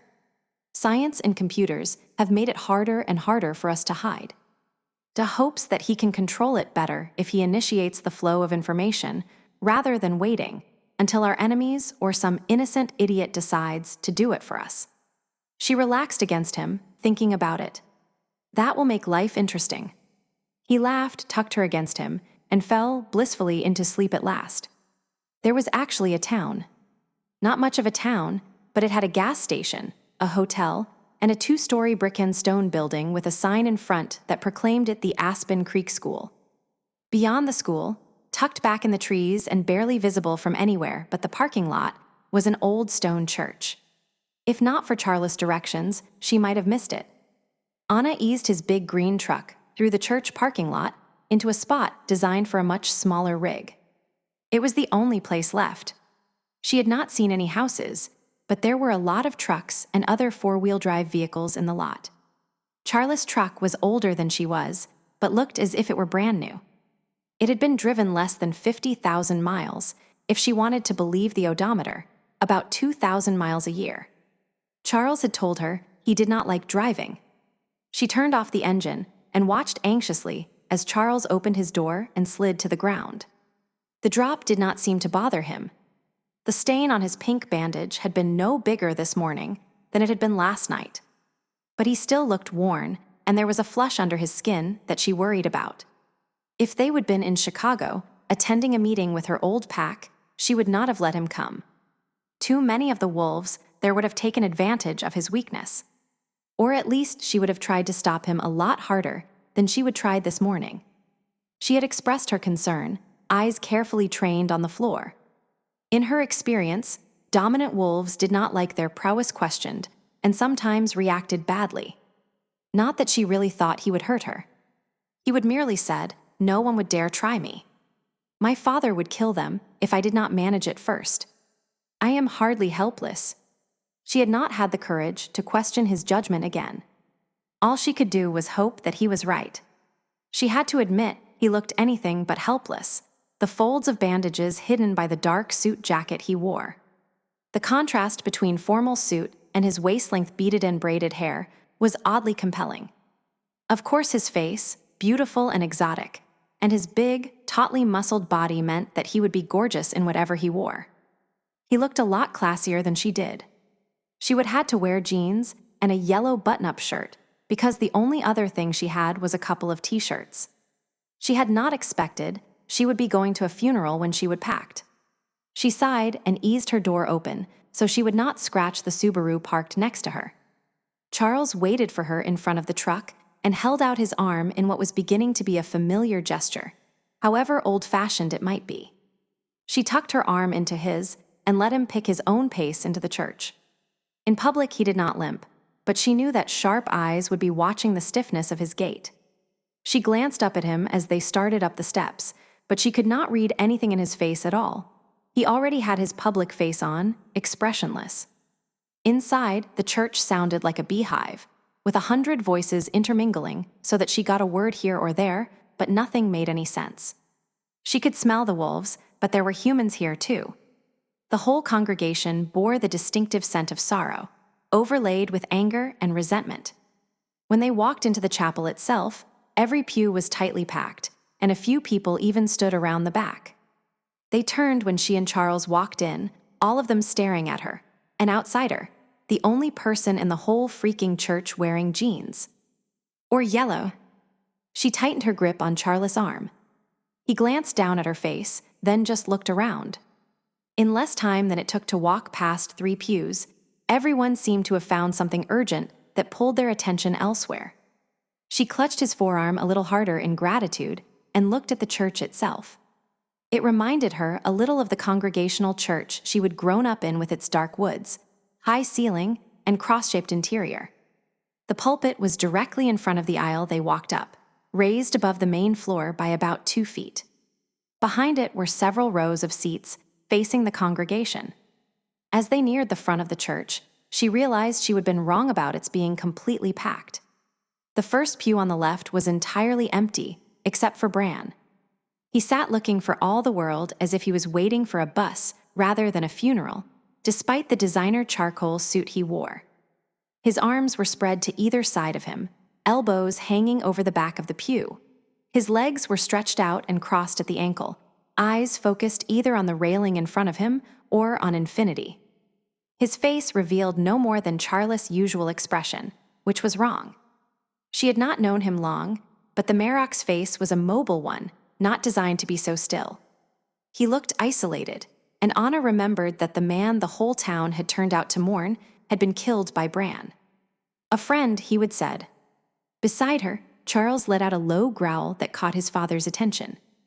Bran looked over at them, and one eyebrow climbed up his face, robbing it of its blankness. He patted the bench beside him as he asked his son, "What? You expected them to be happy with me." Charles turned on his heel, so Anna was abruptly face to chest with him. But he was not looking at her. He was looking at everyone else in the sanctuary, who once again looked away. As his power swept the church in a boiling rush, silence fell abruptly. "Fools," he said, loud enough that everyone in the church would hear him. Bran laughed. "Come sit down before you scare them all silly. I am not a politician to worry about what they think of me, as long as they obey." After a moment, Charles complied, and Anna found herself sitting between them. As soon as Charles was facing the front of the church, the whispering began, built up speed, and regained its previous level. There were undercurrents here, thick enough to choke on. Anna felt distinctly like an outsider. "Where is Samuel?" Charles looked over her head at his father. "He's coming in right now." Bran said it without looking behind him, but Charles turned around so Anna did, too. The man strolling up the aisle was almost as tall as Charles, his features a rougher version of Bran's. That roughness made them not so bland or young-looking as his father. She found him oddly compelling, though not handsome like Charles. His ditchwater brown hair was cut carelessly, but somehow he managed to look neat and well-dressed anyway. He held a battered violin case in one hand and a dark blue western-cut jacket in the other. When he was nearly at the front, he turned around once, taking in the people in a single glance. Then he looked over at Anna, and his face broke into a singularly sweet smile, a smile she would seen an echo of on Charles' face. With that smile, she could see past the superficial differences to the underlying similarities, a matter of bone and movement rather than feature-by-feature likeness. He sat next to Charles and brought with him the crisp scent of snow over leather. His smile widened, and he started to say something, but stopped when a wave of silence swept through the crowd from the back to the front. The minister, bedecked in old-fashioned clerical robes, walked slowly up the central aisle, an ancient-looking Bible resting in the crook of his left arm. By the time he reached the front, the room was silent. His obvious age told her that he was not a werewolf, but he had a presence that made his welcome and thank you for coming to pay your respects to our friend sound ceremonial. He set the Bible on the podium with obvious care for graying leather. He gently opened the heavily embossed cover and set aside a bookmark. He read from the 15th chapter of Paul's first letter to the Corinthians, and the last verse he spoke without looking down. "O death, where is thy sting? O grave, where is thy victory?" He paused, letting his eyes trail over the room, much as Charles had, then said simply, "Shortly after we moved back here, Carter Wallace came to my house at 2 in the morning to hold my wife's hand when our retriever had her first litter of puppies. He would not charge me because he said if he charged for cuddling pretty women, he would be a gigolo and not a vet." He stepped away from the pulpit and sat on the throne-like wooden chair on the right-hand side. There was the sound of shuffling and the creaking of wood. Then an old woman stood up. A man with bright chestnut hair escorted her down the aisle, a hand under her elbow. As they walked by her pew, Anna could smell the wolf in him. It took the old woman a few minutes to make it all the way to the top of the stairs to the pulpit. She was so small that she had to stand on a footstool, the werewolf behind her with his hands on her waist to steady her. "Carter came to our store when he was 8 years old," she said in a breathy, frail voice. "He gave me 15 cents. When I asked him what it was for, he told me that a few days before, he and Hammond Markham had been in, and Hammond had stolen a candy bar. I asked him why it was he, and not Hammond, who was bringing the money. He told me that Hammond did not know he was bringing me the money." She laughed and wiped a tear from her eye. "He assured me that it was Hammond's money, though, stolen from his piggy bank just that morning." The werewolf who had escorted her raised her hand to his mouth and kissed it. Then he lifted her into his arms, despite her protests, and carried her back to where they would been sitting. Husband and wife, not the grandson and grandmother they appeared to be. Anna shivered, suddenly fiercely glad that Charles was a wolf like her and not human. Other people stood up and told more stories or read verses from the Bible. There were tears. The dead man, Carter Wallace, or rather doctor. Carter Wallace, since he evidently was the town's vet, had been loved by these people. Charles stretched his feet out in front of him and bowed his head. Beside him, Samuel played absently with the violin case, rubbing at a worn spot on the leather. She wondered how many funerals they would been to, how many friends and relatives they would buried. She would curse at her ageless, regenerative body before, when it had made it darned hard to commit suicide. But the tension in Charles' shoulders, Samuel's fidgeting, and Brand's closed-down stillness told her that there were other things that made virtual immortality a curse. She wondered if Charles had had a wife before, a human wife who aged as he did not. What would it be like when people she would known as children grew old and died, while she never got her first gray hair? She glanced at Charles. He was 200 years old, he would told her, his brother and father even older. They would been to a lot of funerals. A rising nervousness in the congregation interrupted her thoughts. She looked around to see a girl walking up the aisle. There was nothing about her to suggest why she caused such a stir. Though she was too far away to scent over this many people, something about her shouted human. The girl climbed the stairs, and tension sang in the air as she paged through the Bible, watching the audience under her lashes. She put her finger on a page and read, "For this is the message that ye heard from the beginning, that we should love one another. Not as Cain, who was of that wicked one and slew his brother. And wherefore slew he him? Because his own works were evil, and his brother's righteous." Shauna, Carter's granddaughter, Charles murmured to her, "This is going to get ugly." "She did not study too hard," said Samuel just as quietly, but with a faint touch of humor. "There are sharper-tongued writers than John in the Bible." She continued a few more verses, then looked straight at the Marok, who obliged her by meeting her eyes. Anna did not feel any of the alpha's power, but the girl dropped her gaze after no more than a half second. "She has been away at school," said Charles in that almost silent voice. Anyone, werewolf or not, who was much farther from him than Anna would not have been able to hear it. "She is young and full of herself, and has resented the hold to has on Aspen Creek long before our Doc Wallace made the fatal decision to become a werewolf. But bringing that to his funeral is inexcusable." Suddenly, the tension and the anger made sense. Carter Wallace had been changed. He had not made the transition well, and Bran had been forced to kill him. Carter had been Bran's friend, he would said. Somehow, she thought as she glanced up at his shuttered face, she did not think he had many friends. She reached up by her shoulder, where his hand dangled oh so casually, and she took the Marok's hand in hers. It was an impulse thing. As soon as she realized what she had done, she froze. But by then, he had taken her hand in a tight grip that belied his casual pose. It hurt, but she did not believe it was on purpose. After a moment, his grip gentled. At the pulpit, Shauna began talking again, her bitterness apparently unchecked by her inability to stare Bran down. My grandfather was dying of bone cancer when the Marok talked him into the change.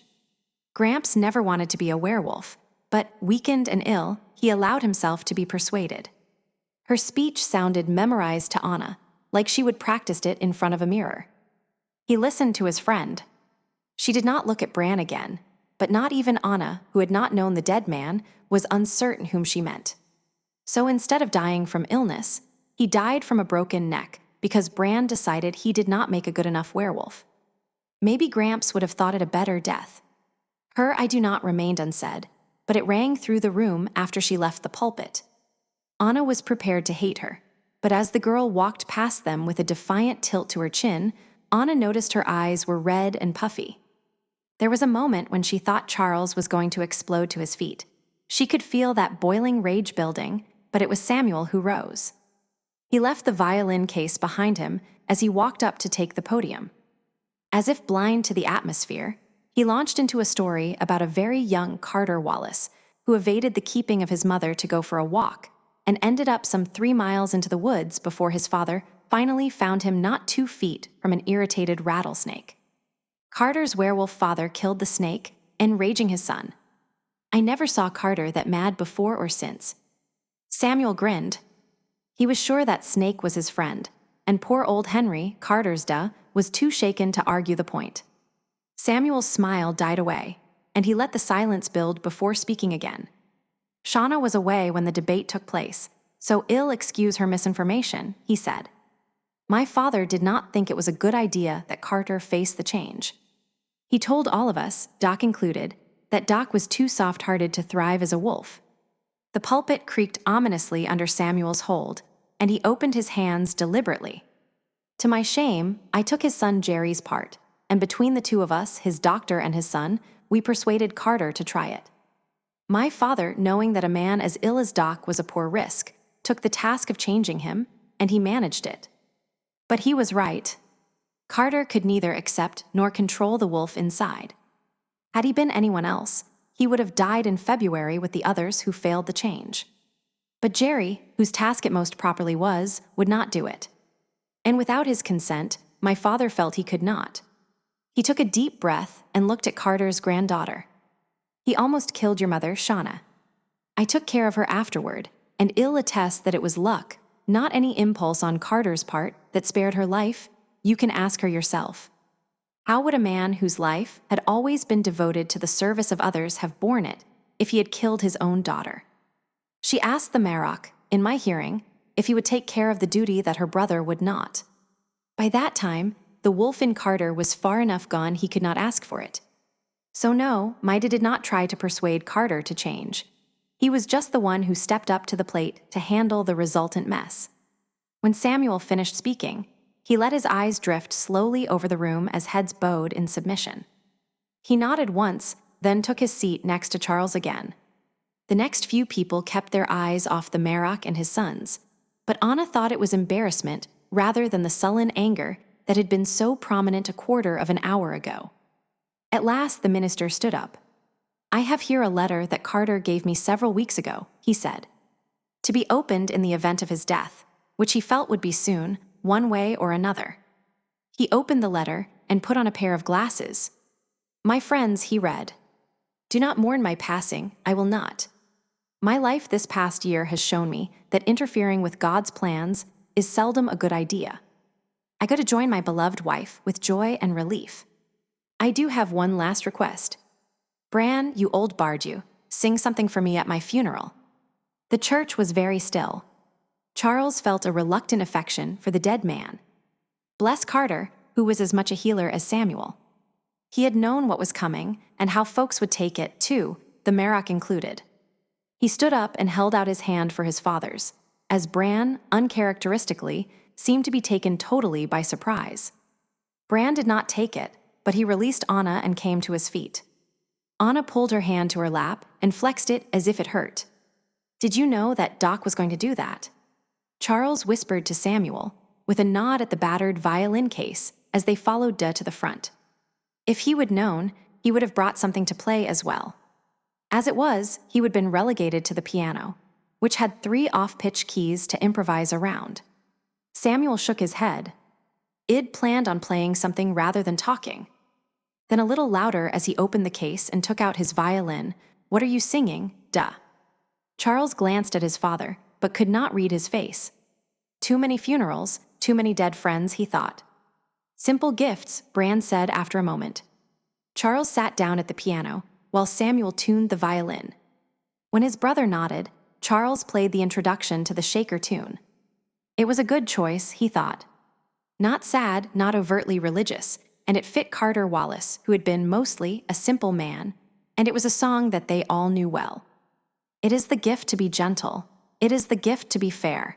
It is the gift to wake and breathe the morning air, to walk every day in the path that we choose, is the gift that we pray we will never, never lose. As his father's quiet voice finished the second verse, Charles realized that it fit his father, too. Though Bran was a subtle man, his needs and desires were very simple: to keep his people alive and safe. For those goals, he was prepared to be infinitely ruthless. He glanced over at Anna, where she sat alone on the bench. Her eyes were closed, and she mouthed the words with Bran. He wondered what she sounded like when she sang, and whether her voice would fit with his.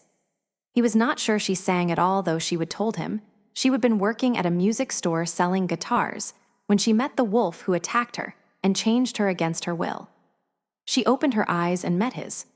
The impact was so strong, he was amazed that his fingers continued playing without pause. If she knew how strongly he felt, she would have run out the door. He was not used to being possessive, or to the savage joy she brought to his heart. It ate at his control, so he turned his attention back to the music. He understood music. Anna had to make an effort not to hum along. Had the audience been purely human, she would have done it. But there were too many people around her, whose hearing was as good as her own. One of the things that she would hated about being a werewolf was she would had to give up on so many of her favorite musicians. Her ears picked out the slightest waver in pitch or fuzz in the recording. But those few singers she could still listen to. Bran's voice was clean and dead on pitch, but it was the rich timbre that made the hair on her neck stir in awed appreciation. As he sang the last note, the man who was sitting on the bench behind her leaned forward until his mouth was almost against her neck. "So Charles brought a toy home, eh? I wonder if he'll share." The voice was lightly accented. She slid forward on the bench as far as she could and stared fixedly at Charles, but he was closing the cover over the keys to the piano and had his back toward her. "So he leaves you like a lamb among wolves," the wolf murmured. "Someone so soft and tender would do better with another man. Someone who likes being touched." He put his hands on her shoulders and tried to pull her back toward him. Anna jerked out of his hold, forgetting the funeral and audience. She was done with letting just anyone touch her. She stumbled to her feet and whirled to face the werewolf, who leaned back on his bench and smiled at her. The people on either side of him slid away to give him as much room as they could. That was a better judgment of what he was than the easy curve of his lips. Anna had to admit he was lovely. His face was refined and elegant. His skin, like Charles, was teak and sunlight. His nose and black eyes said Middle East, though his accent had been pure Spanish. She had a good ear for accents. He looked her age, 23 or 4, but for some reason she was absolutely certain he was very, very old. And there was a hint of wildness, of some sickness, about him that made her wary. "Leave her alone, Isul," Charles said, and his hands settled on her shoulders where the other man's had been. "She will gut you and leave you for the crows if you bother her." She leaned back against his warmth, more than a little surprised that he was right. or at least that her first reaction had not been fear, it had been anger. The other wolf laughed, his shoulders jerking harshly. "Good," he said. "Good. Someone should." Then the odd humor left his face, and he rubbed it tiredly. "Not long now." He looked past Anna and Charles. "I told you the dreams are back. I dream of her almost every night. You need to do it soon, before it's too late." "Today." "All right, Isil." Bran's voice sounded flat and tired. "But not today. Not tomorrow. You can hold out a little longer." Isil turned to look at the congregation, who had been a silent witness to it all, and spoke in a clear, ringing voice. "A gift you have, someone who knows what needs to be done and will do it. You have a place to come home to, a safe place because of him. I had to leave my alpha to come here, because he would have let me rot in madness out of love." He turned his head and symbolically spat over his left shoulder. "A weak love that betrays. If you knew what I feel, what Carter Wallace felt, you would know what a blessing you have in Bran Cornick, who will kill those who need killing." And that is when Anna realized that what the wolf had been asking Bran for was death. Impulsively, Anna stepped away from Charles. She put a knee on the bench she had been sitting on and reached over the back to close her hand on Isil's wrist, which was lying across the back of the pew. He hissed in shock but did not pull away. As she held him, the scent of wildness, of sickness, faded. He stared at her, the whites of his eyes showing brightly, while his irises narrowed to small bands around his black pupil. "Omega," he whispered, his breath coming harshly. Behind her, Charles stepped closer, but he did not touch her as the cool flesh under her fingertips warmed. They all stood frozen in place. Anna knew that all she had to do to end this was to remove her hand, but she was strangely reluctant to do so. The shock on Isil's face faded, and skin around his eyes and mouth softened into sorrow that grew and deepened before tucking itself away, where all private thoughts hid from too keen observers. He reached out and touched her face lightly, ignoring Charles' warning growl. "More gifts here than Id believed." He smiled tightly at Anna, eyes and mouth in concert. "It's too late for me, my querida. You waste your gifts on my old self. But for the respite, I thank you." He looked at Bran. "Today and tomorrow, and maybe the next day too. To see Charles, the original lone wolf, caught with a foot in the trap of Amber. This will amuse me for a while longer, I think." He freed himself with a twist of his wrist, captured her hand in his, and with a sly look at Charles, kissed her palm. Then he let her go and slipped out of the church. Not hurrying, but not dawdling either. "Be careful around that one," Charles cautioned her, but he did not sound displeased.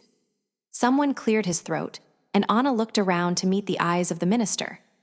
He smiled at her, then looked at the church. The interruption of his service did not seem to bother him in the slightest. Maybe he was used to werewolves interrupting things. Anna felt a blush rise up her face and sank back down on the bench, wishing she could sink even farther. She had just interrupted the funeral of a man she did not even know. "It is time to bring this to a close," the minister said. "Our mourning is done here, and when we leave, we must remember a life well lived and a heart open to all. If you would all bow your heads for a final prayer." Northwestern Montana, Cabinet Wilderness WALTER, did not know why he would survive the beast's attack, any more than he understood how he would survived 3 Tour of Nam when so many of his friends, his comrades, had not. Maybe his survival both times was just luck, or maybe fate had other things in store for him. Like another 30 years, wandering alone in the woods. If his survival after the beast's attack had been unlikely, the rest of it was just plain weird.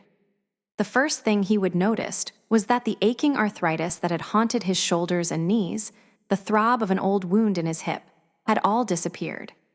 The cold no longer bothered him. It took him a lot longer to realize that his hair and beard had regained the color of his youth. He did not carry around a mirror.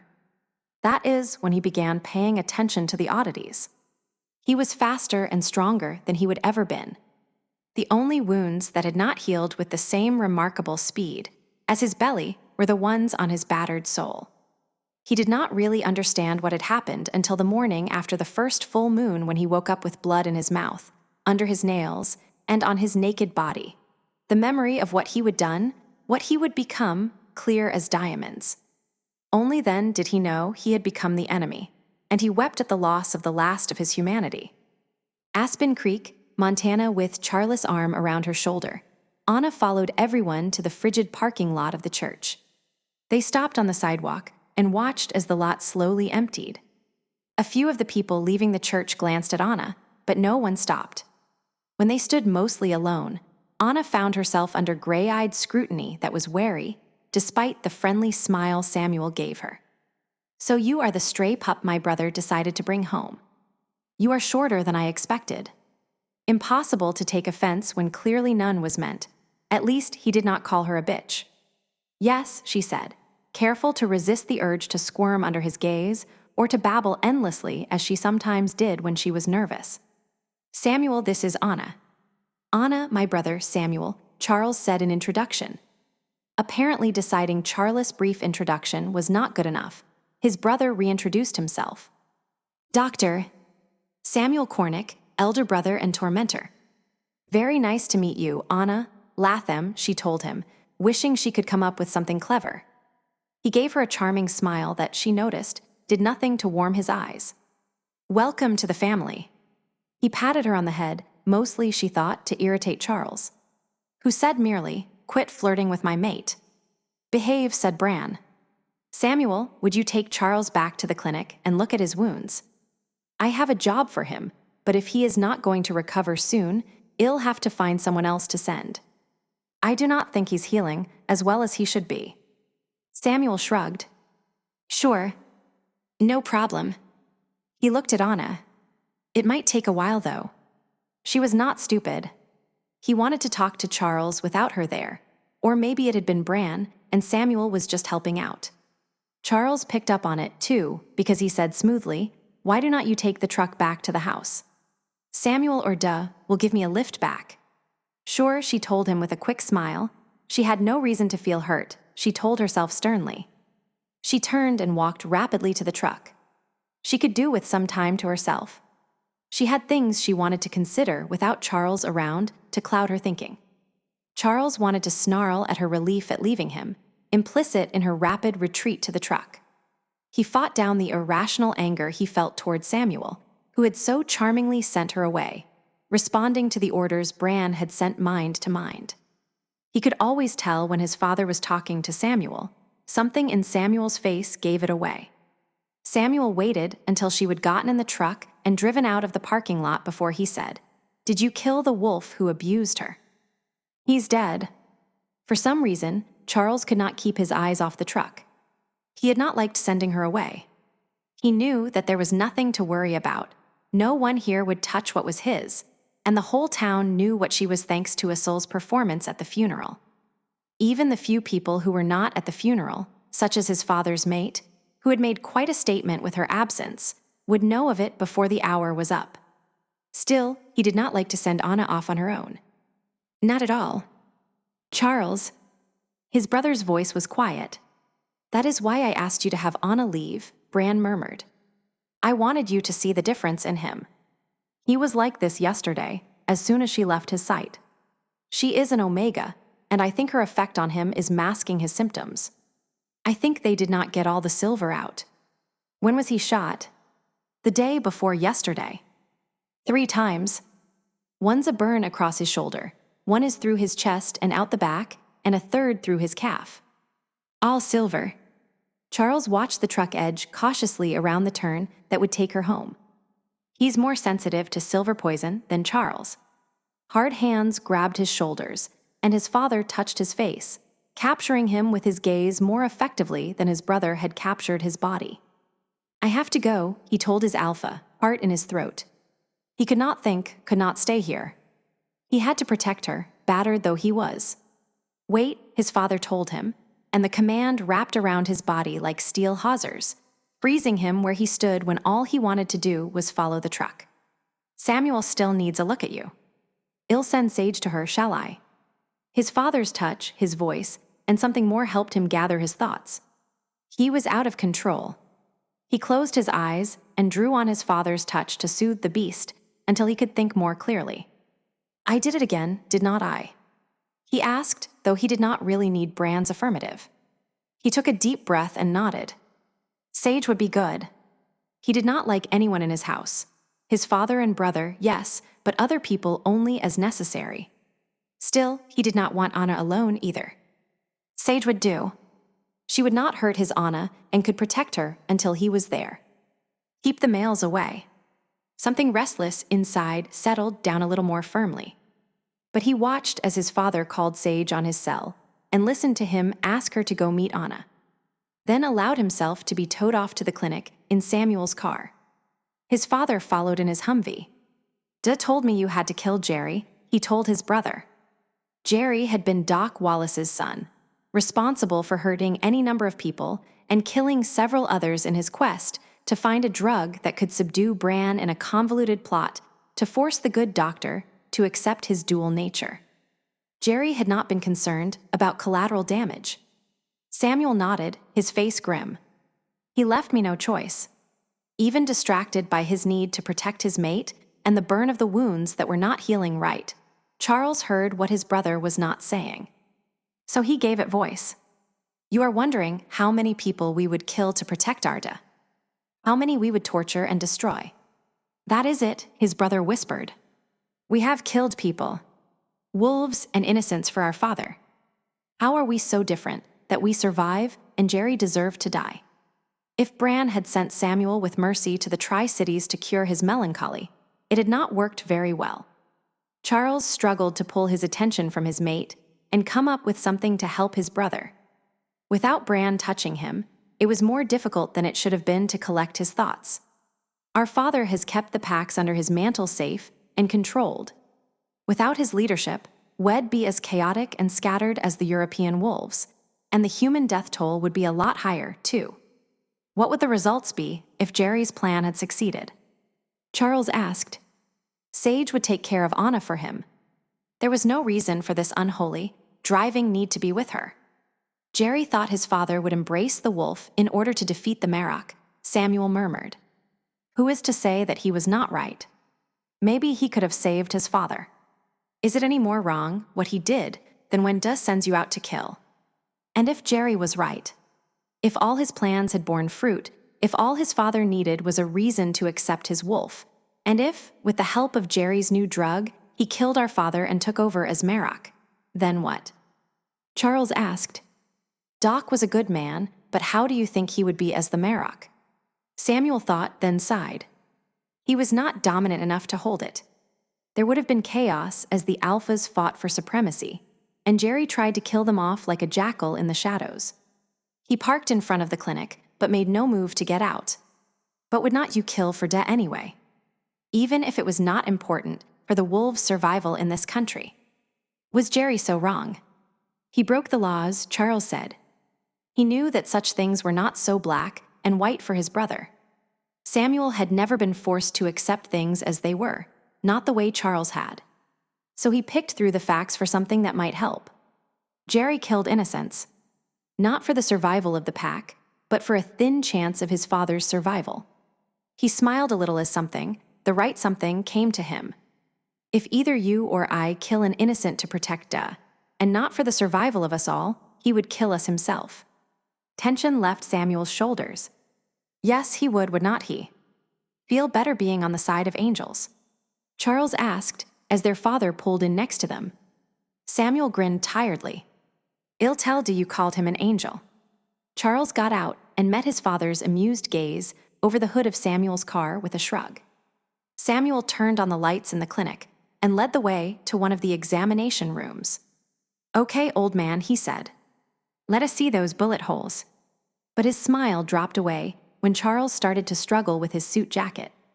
Wait, he said, and opened a drawer to grab a pair of scissors. When he saw Charles' face, he grinned. Hey, it's just a suit. I know you can afford to replace it. Fittings, snarled Charles. 4 fittings and traveling to the city to be poked and prodded. No, thank you. Duh, can you help me get this off and keep your son and his scissors out of reach? Put the scissors down, Samuel Brand said. I expect that if he managed to get it on, we can get it off without cutting it. No need to growl, Charles. With help, sliding out of the jacket was possible, but it left Charles sweating and his father murmuring soothing words. They did not even ask for his help, unbuttoning the shirt when they took it off of him. Samuel got a good look at the bright pink vet wrap and grinned. "That was not your idea. I think I like this little wolf of yours. She may scare a little easy all right, but she faced down a soul without breaking a sweat. And anyone who would dare to wrap you in pink." Samuel was abruptly serious, though, when he cut through the silly pink stuff and saw the holes fore and aft.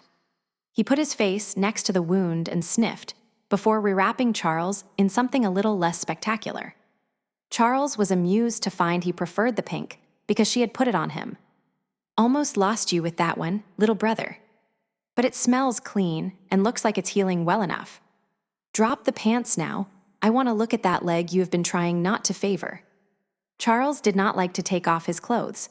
Too much Indian in him, he supposed. That and a little reluctance to bare his wounds. He did not like other people knowing his weaknesses, even his brother and father. He reluctantly skimmed his slacks down. Samuel was frowning even before he had gotten the bright green wrap cut off. Once he did, he put his nose against it and jerked back. "Who cleaned this out?" "The Chicago pack has a doctor." There were not very many doctors who were werewolves. No one but Samuel as far as he would known. The Chicago pack's doctor was one of the new ones Leo had been hiding from the Merrock. Being around all that blood and flesh made it pretty difficult for a werewolf to keep his mind on healing, though he would never noticed it bothering Samuel. "He was a quack," growled his brother. "I can smell the silver from 6 inches out." "Poorly schooled in being a wolf," corrected Charles. "None of Leo's new wolves know what to do with their noses, including Anna. I doubt he thought to sniff for silver.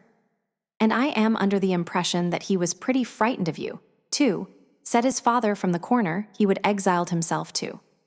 "You are not exactly a good patient." Up on the table, Samuel told him, "I am going to have to do some digging." "Duh, you are going to have to help him while I do this." It hurt a lot worse than getting shot in the first place, but Charles stayed still while Samuel dug and probed. Sweat dripped off his forehead, and the urge to change and attack was held at bay, barely, by his father's hands on his. He tried not to pay attention to what Samuel was doing, but it was impossible to ignore his running commentary completely. When Samuel shot saline solution through the wound, every muscle in his body tightened in protest, and he hissed, "But sorry, old man, there is some still in there." And it was back to probe and cut.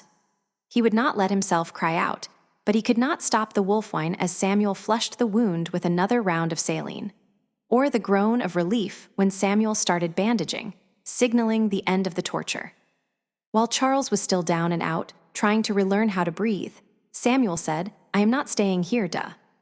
Charles quit worrying about his leg and watched Samuel's face.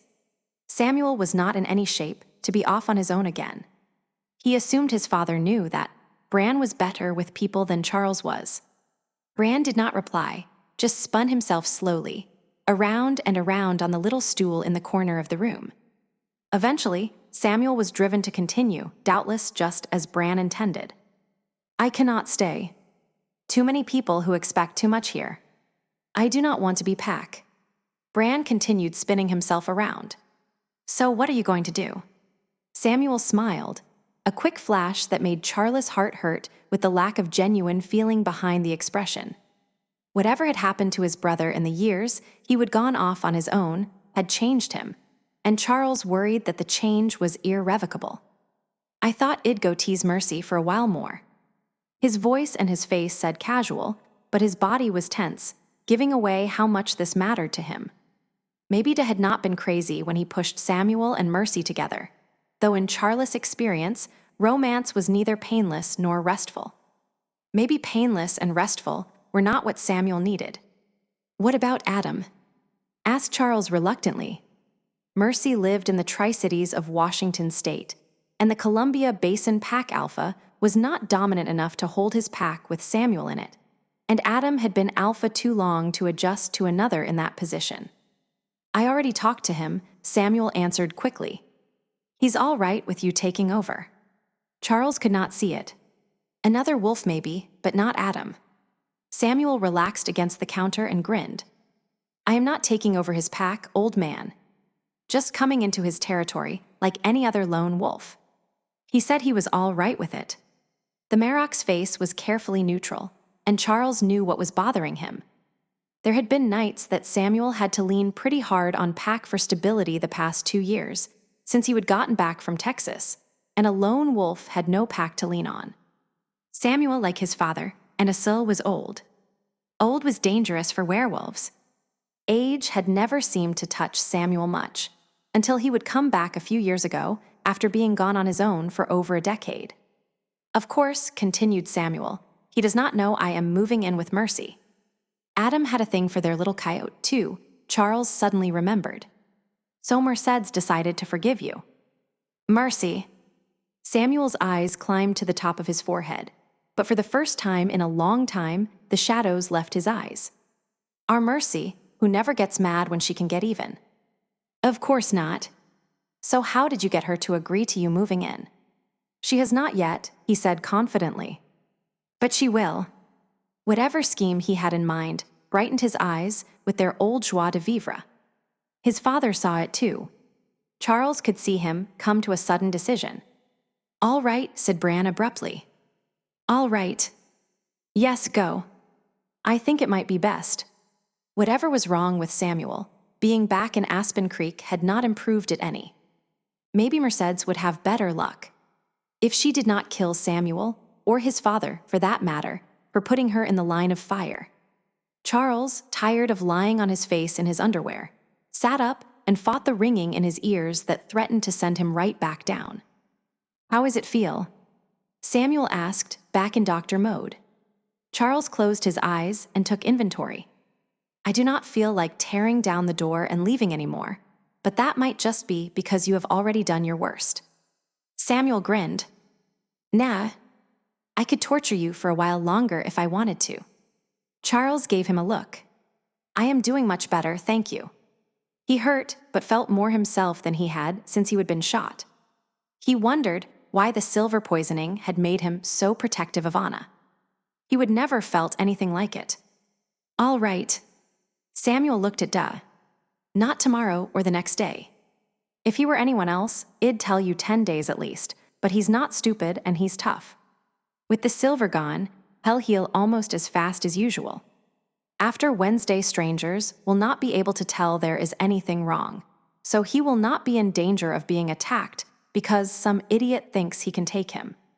But if you are sending him out to take on a pack by himself, you will need to send some muscle with him for a couple of weeks yet. Charles looked at his father and waited for his judgment. Running around the cabinets in the middle of winter was not his favorite thing. Those mountains did not like travelers much. Still, he could do it better than anyone else his father could call upon here, wounded or not, especially if it was not just some rogue wolf, but an attack on his father's territory. Finally, Bran nodded. I need you more than I need speed. It will keep a week. What are you going to do about Asil? Asked Charles. Despite the best efforts of the Reverend Mitchell, Samuel, and Doc Wallace, himself, the pack is pretty ugly right now. If you have to kill him, there will be consequences with the pack. Bran smiled faintly. I know. Asil came to me a month ago complaining about his dreams, and started asking me to put him out of his misery again. Not something I'd normally worry about, but this is the more. Who is he dreaming of? Samuel asked. His dead mate, Bran said. She was tortured to death. He will not speak of it, though I know he feels guilty because he would been traveling when it happened. He told me he would quit dreaming of it when he joined our pack, but it started again last month. He wakes up disoriented and sometimes, not where he went to sleep. Dangerous, thought Charles, to have a wolf of the moors powers out and about under its own direction. You think his death can wait? Asked Samuel. Bran smiled, a real smile. I think it can wait. We have an Omega to help him. His father looked at Charles, and the smile broadened to a grin. She is not going to leave you for him, Charles, no matter what Asil says to tweak your tail. Charles' living room, though expensively decorated, was still warm and homey, Anna decided. It just was not her home. She wandered restlessly through the rooms before she finally settled in the bedroom, sitting in a corner on the floor with her legs pulled up, hugging herself. She refused to cry. She was just being stupid. She did not even really know why she was so upset. It had bothered her to be sent away, and at the same time, she would felt a rush of relief when she was alone in the truck. Werewolves and violence, werewolves and death. They went together like bananas and peanut butter. It was better hidden here, perhaps, than it had been in Chicago, but they were all monsters. It was not their fault, the wolves here. They were just trying to live as best they could with this curse that turned them into ravening beasts. Even Charles. Even the Marok. Even her. There were rules to being a werewolf. Sometimes a man had to kill his best friend for the good of all. Human mates grew old, while the werewolves stayed young. Wolves like Asul tried to force others to attack them because they wanted to deer to kill. She drew in a shaky breath. If someone had killed Leo and his mate years ago, a lot of people would still be alive, and she would be a senior at Northwestern with most of a degree in music theory instead of what. She needed to find a job, something to give her a purpose and a life outside of being a werewolf. Waitressing at Scorsus had saved her in more ways than just providing a paycheck. It's hard to wallow in self-pity while you were working your socks off 8 to 10 hours a day. Somehow, though, she doubted there was a job here for a waitress. The doorbell rang. She hopped up and rubbed her cheeks briskly, but her face was dry.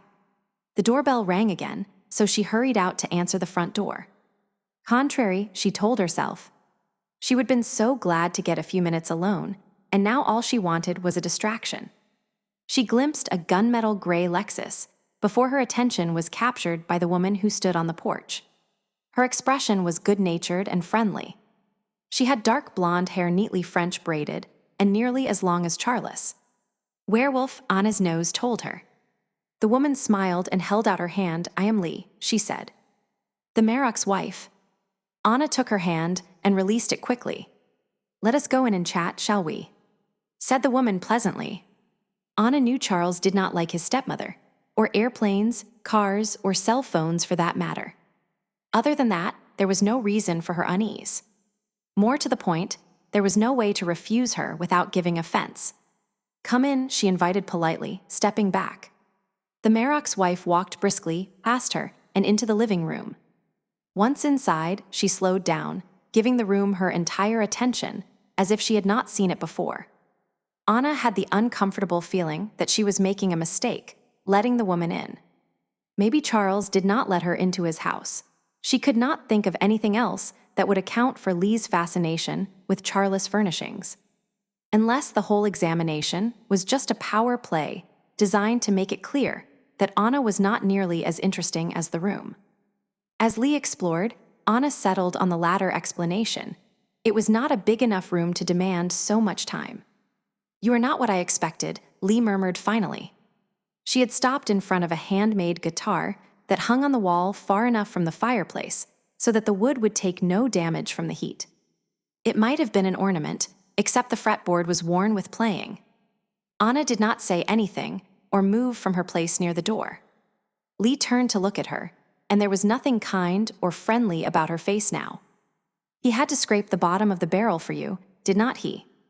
Had to go all the way to Chicago to find a baby, a woman who would not present any kind of challenge at all.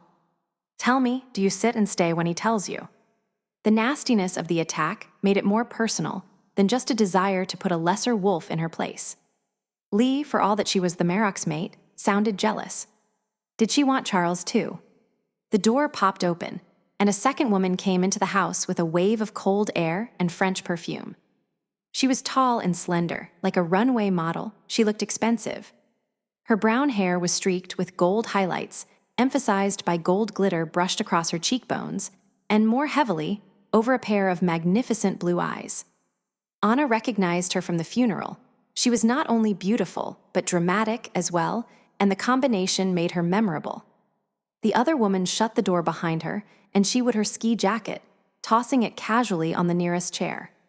She was still wearing the dark skirt and sweater she would had on earlier. "Oh, come now, Lee. Sit and stay. You can do better than that, darling." Her voice was thick and purring with southern charm. To Anna she said, "Sorry just to barge in like this, but it sounded like you might need rescuing from our queen bitch."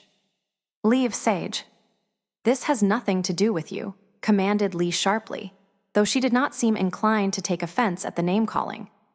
"Honey," said the woman sweetly, "I'd just love to do that, but I have got my orders from the boss, a step higher than you."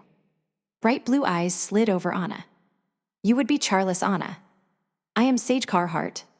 Sorry about the rough welcome, but whatever makes our Charlie happy is sure to get her tail in a twist because our alpha loves his sons." "Shut up," Lee snapped, and power swept through the room, knocking Sage back 2 steps.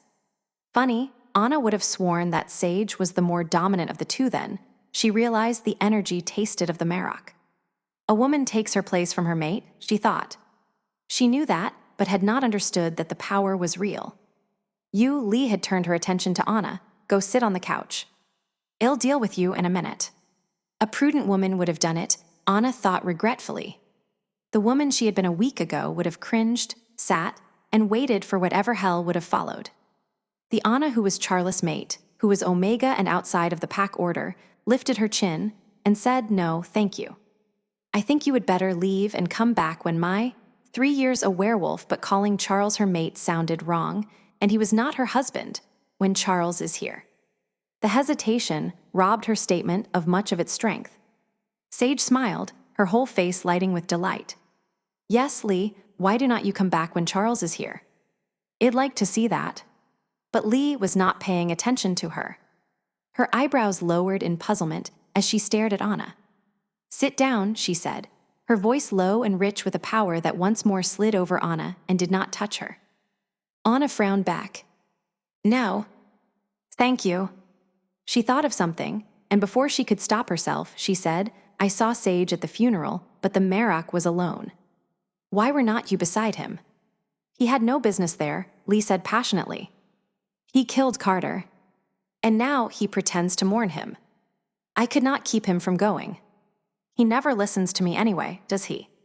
His sons are his advisors. All I am is a replacement for his lost love, the incomparably beautiful, self-sacrificing Indian bitch. I cannot stop him, but I will not support him either."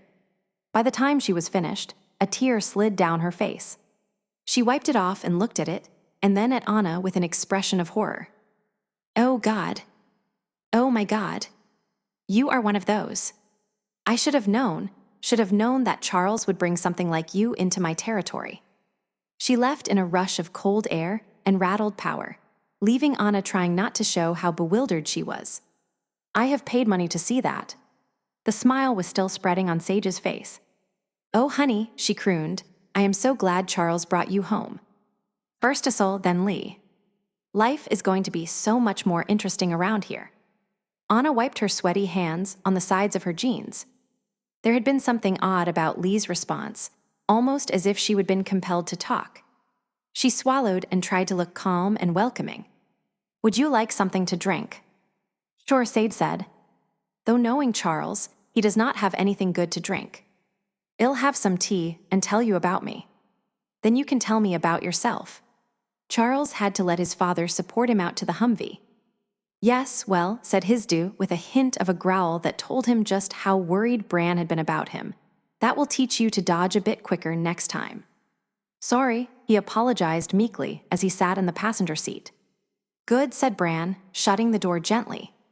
"Do not let it happen again." Charles belted in. He would probably survive a wreck, but the way Hisdu drove, the belt was useful in keeping him in his seat. The burning heat that had kept his head from clearing was gone, but he was not well yet. Despite the soup Samuel had microwaved and made him eat, he felt as weak as a kitten. Brother Wolf was restless, wanting to find some dark and safe place to heal. "You are really going to let Samuel be a lone wolf?" he asked once they were underway. The Marok was possessive and territorial. It was not like him to allow someone who belonged to him to wander off. The last time Samuel had left, he had not asked permission, just disappeared. It had taken Charles a couple of years to track him down. "I am so grateful to find something, anything, that Samuel wants to do. I'd do some blackmailing if I had to." "You have not already." He liked Adam, the Tri-Cities Alpha, but it surprised him that the Marok had not had to force his agreement. Not many alphas would welcome a lone wolf as dominant as Samuel into their territory.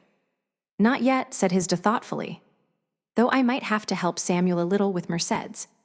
She was not happy when I sent him back with her. Samuel can get around Mercedes." "I hope so."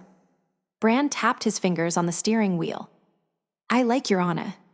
She looks so delicate and shy, like a flower who would wilt at the first sharp word, and then she does something like facing down a soul." Charles pushed his shoulders back in the seat as they caromed around an icy corner and onto the back road to his house. "You should see her with a rolling pin." He did not try, hiding the satisfaction in his voice. He was feeling better all the time. His ears had quit ringing, and his control was back. A little food and sleep, and he would be almost back to normal. "Would you like to come in?" He asked more out of politeness than desire. "No." Des shook his head. "Send Sage home, too. She will want to talk, but you and Anna need some time." Anna was pretty upset by the end of the service. Charles looked up sharply. "I thought that was just a reaction to the funeral. Too many people she did not know." No, there was something more. Charles ran through the last of the funeral service, but he could not see what his father had. "I did not notice anything." "Sure you did." Hisda gave him a wry smile. "Why do you think you were so frantic when she drove off? Was it the business with Issel? If Issel had upset her, maybe Charles would take care of him and his father would not have to bother." Bran shook his head and laughed. "I keep telling you I can put thoughts in people's heads, but I cannot take them out. I do not know what was bothering her." "Ask her." Miraculously, they arrived at his door without mishap. Charles slid down out of the V and thought for a moment his knees were going to let him slide all the way to the ground. His father watched him carefully, but did not offer to help. "Thanks." He hated being weak, hated it more when people tried to baby him. At least he would hated it until Anna. "Get inside before you fall down," was all Hisda said. "That will be thanks enough." Either moving helped or the cold, but his knees quit wobbling, and he was walking almost normally again by the time he made it to the front door. His father honked twice and drove off as soon as his hand hit the doorknob. Charles walked into the house to find Sage and Anna sitting across from each other in the dining room, a cup of tea in front of each of them. But his nose told him that Anna had had another visitor, too. He would felt silly when he would had his father send Sage over. But Lee's scent made him glad of his paranoia. It had not taken Lee long to make her first move. Sage broke off whatever she was going to say to Anna and gave him a once-over instead. "Charlie," she said, "you look like hell." She jumped up, kissed him on the cheek, then went into the kitchen and dumped her cup in the sink. "Thanks," he said dryly. She grinned. "I am going to go and leave you two honeymooners to yourselves. Anna, do not you let him keep you here in his cave. Give me a call, and we'll do a girls' trip to Missoula for shopping or something." She breezed by and patted Charles' shoulder lightly before exiting. Anna sipped her tea and looked at him out of dark, unfathomable eyes. She would pulled her hair back with a band this morning, and he missed the whiskey-colored curls around her face. "She called you Charlie," she said. He raised an eyebrow. She smiled, a sudden expression that lit her face. "It does not suit you." "Sage is the only one who gets away with it," he admitted. "Fortunately." She stood up. "Can I get you some tea? Or something to eat?" He would been hungry on the way home, but suddenly all he wanted to do was sleep. He was not even too keen on walking down the hallway. "No, I think I'll just go to bed." She took her cup into the kitchen and put both cups in the dishwasher. Despite his words, he followed her into the kitchen. "What did your brother say?" she asked. "There was still some silver in my calf. So he cleaned it out." She glanced sharply at his face. "Not fun." He could not help smiling at her understatement. "No." She tucked herself under his arm. "Come on, you're swaying. Let us get you to bed before you fall down." He did not mind her help at all. She could even have called him Charlie, and he would not have objected, as long as her side brushed his. She helped him out of his clothes, He had not put his suit jacket back on, so it was not too painful. While he got in bed, she pulled down the blinds, shutting out the light. When she started to pull the covers up, he caught her hand. "Stay with me," he asked. He was too tired for talk, but he did not want her alone with whatever his father had noticed was bothering her either. She froze, and the scent of her sudden terror tested the control he would found since his brother had rid him of the last of the silver. There was nothing for him to kill except ghosts, so he controlled the surge of protective rage and waited to see what she would do. He could have released her hand, and he was ready to do so, but only if she pulled away. He was not sure why it had scared her so badly when she would slept with him last night, until she dropped her eyes to his hand on hers. Someone had grabbed her, he thought, maybe more than once. As rage began to rise in him, she turned her hand and closed it over his. "All right," she said a little hoarsely. After half a second, she pulled her hand out of his and sat on the bed to take off her tennis shoes. Still in her jeans and shirt, she lay next to him, her body stiff and unwilling.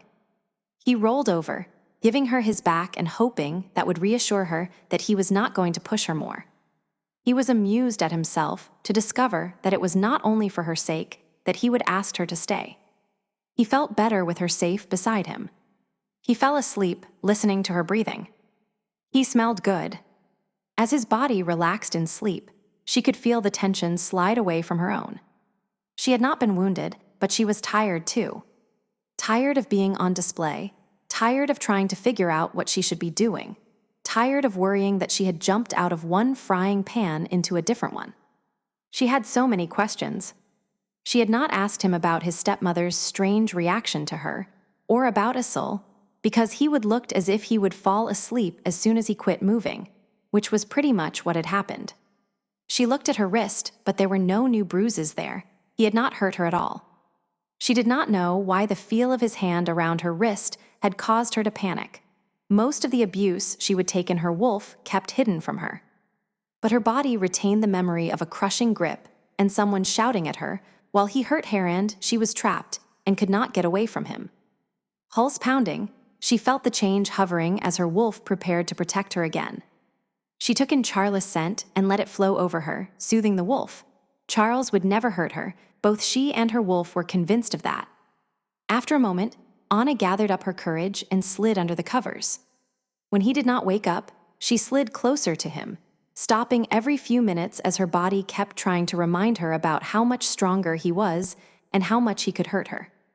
Wolves, she knew from overheard conversations, usually crave touch. The men in the Chicago pack touched each other a lot more than was usual for a group of heterosexual males. But being close to another wolf had never brought her peace or comfort. She could always call upon her wolf to help her, as she had last night. Then she could tuck herself next to him and breathe in his scent with every breath of air she drew in. But with him asleep, she thought it was a good time to try to work out a few of her issues. The wolf could solve the immediate problem, but Anna wanted to be able to touch him without that. It was the bed that was making it so difficult. It made her feel vulnerable, made it harder to force herself nearer. Asul had said that Charles did not like to touch, either. She wondered why not. He did not seem to mind when she touched him, quite the opposite. She inched her hand forward until she could feel the sheets warm from his body heat. She rested her fingers on him, and her body froze in panic. She was glad he was asleep, so he could not see her pull her hand back and tuck her knees over her vulnerable stomach. She tried not to shake because she did not want him to see her like this, a coward. She wondered that hope was so much harder than despair. Anna methodically rummaged through the cupboards. Charles was going to wake up hungry. Happily, the man had his house stocked for a siege. She thought about Italian. She had gotten rather good at cooking Italian food, but she did not know if Charles liked it. Stew seemed a safer choice. The chest freezer in the basement was full of meat wrapped in white freezer paper, neatly labeled. She brought up a package, proclaiming itself to be elk stew meat, to begin thawing on the counter. She would never eaten elk before, but assumed that stew meat was stew meat. In the fridge she found carrots, onions, and celery. Now all she needed were potatoes. They were not in the fridge or on the counters. They were not on top of the fridge or under the sink. Anyone as well stocked as Charles was bound to have potatoes somewhere, unless he hated potatoes. She was bent over with her head in a lower cupboard singing softly, "Where, oh, where have my little potatoes gone?" when the sound of a cell phone made her jerk her head up and clunk it on the edge of the countertop. The phone was in the bedroom, so she rubbed her head and waited for Charles to get it, but it just kept ringing. Mentally shrugging, she tried scenting the potatoes. Charles had told her she did not use her nose enough. But if there were any around, their scent was camouflaged by the spices and fruit Charles kept in his kitchen. The phone on the wall began ringing. It was an old rotary phone, made half a century before caller ID. She stared in mounting frustration. This was not her home. After 10 rings, she finally picked it up. "Anna, get Charles for me, please." No mistaking his voice, it was Bran. She glanced at the closed door to the bedroom and frowned. If all that noise had not woken him up, then he needed to sleep. "He's asleep. Can I take a message?" "I am afraid that will not do. Please wake him up and tell him I need to talk to him." The please, she thought, sounded like a courtesy only. It was an order. So she set the handset down and went to wake Charles up. Before she got to the door, it opened. He had pulled on a pair of jeans and a sweatshirt. "Is it duh?" he asked. When she nodded, he strode past her and picked up the phone. "What did you need?" "We have a problem," Anna heard Bran say. "I need Yuan. Why do not you bring Anna too?" "As soon as you can get here." Bran needed Charles. Charles was his enforcer, his assassin. He regularly put his life on the line for his father, and she was just going to have to get used to it. Anna was pulling on her jacket by the time Charles hung up the phone. He retreated to the bedroom and came back with socks and boots in one hand. "Can you help me with my boots?" he asked. Bending over is still a problem. She drove like someone who had never driven over icy roads before. Maybe she had not, but she would driven better this morning, and he did not think the roads were any worse. Evidently, whatever had been bothering her was still at it. He could smell her anxiety, but he did not know what he could do about it. If his ribs had been in better shape, he would have taken over for her, but he contented himself with giving her directions. When she fishtailed the truck getting into his driveway and he tightened his grip on the door, she slowed down to a crawl. A chalky green SUV with government plates sat right next to the doorway. Forest Service. Whatever his father called about must have something to do with their rogue in the cabinets, he thought. Maybe there had been another body. Anna pulled in behind the SUV and parked. "Do you smell that?" he asked Anna as she came around the truck to where he waited. She tilted her head and considered what she smelled. "Is it blood?" "Fresh," he said. "Does it bother you?" "No." "Should it? If you were like any other wolf, Omega, you would be getting hungry about now." She frowned up at him, and he answered her look. "Yes, me too. But I am old enough it does not bother me much." He did not bother knocking on the door. His father would have heard them drive up. He followed the scent of blood into the spare bedroom. Samuel had been here. He recognized the neat wrapping of the bandages, even if he did not recognize the middle-aged man who lay on the bed. The man was as human as Heather Morrill, who sat in the chair beside the bed holding his hand. Heather looked up. He saw the flash of fear on her face, but did not do anything to mitigate it. Frightening people was part of what made him an efficient enforcer for his father. Besides, until he talked to his father and found out what was going on, there was not anything he could say to reassure her. "Where is the Marok?" he asked.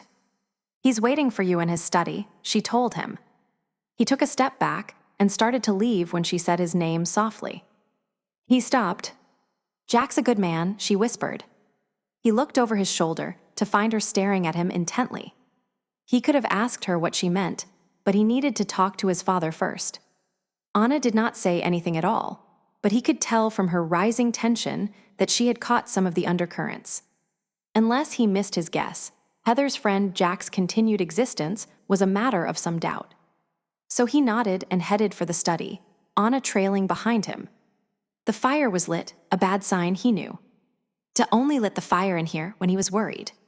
His father was sitting cross-legged on the floor in front of it, staring into the flames. Charles stopped just inside the door, but Anna slipped by him and put her hands out to the flames. None of them spoke for a while. Finally, Bran sighed and stood up. He walked slowly around Charles. "How are you feeling?" he asked as he came around front. His leg burned, and it was too weak to run on yet. He would not lie to his father, but he did not have to enumerate his aches and pains either. "Better. What do you need?" Bran folded his arms across his chest. "I have already killed someone I did not want to this week, and I do not want to do it again. Heather's Jack needs killing. Did his father want him to do it?"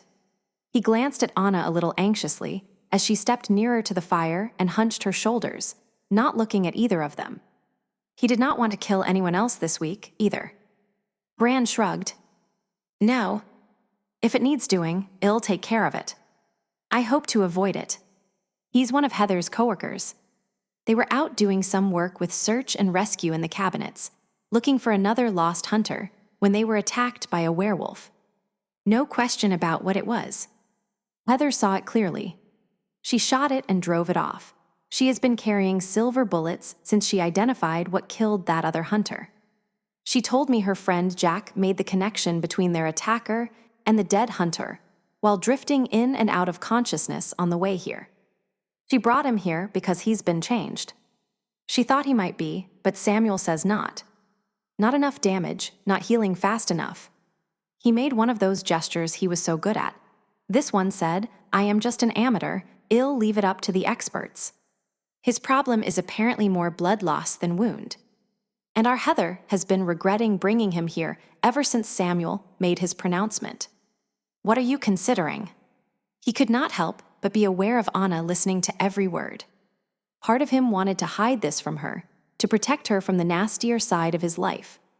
But he refused to have a relationship with his mate based on half-truths and hidden things.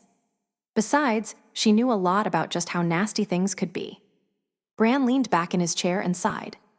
If a forest ranger comes out and claims he was attacked by a werewolf, an experienced, respected man like Heather's Jack, people are going to listen. And before she clammed up, Heather told me that he's a forthright man. If he thinks that there is a danger to others, he's going to trumpet the news as loudly as he can, no matter how crazy that truth sounds. Charles met his father's eyes. Another time, they might just have been able to let it go. If they killed the problem wolf and there were no more deaths, any fire that the ranger built would go out for lack of fuel. But his father believed that they were going to have to reveal themselves to the public soon, within months. They could not afford bad publicity.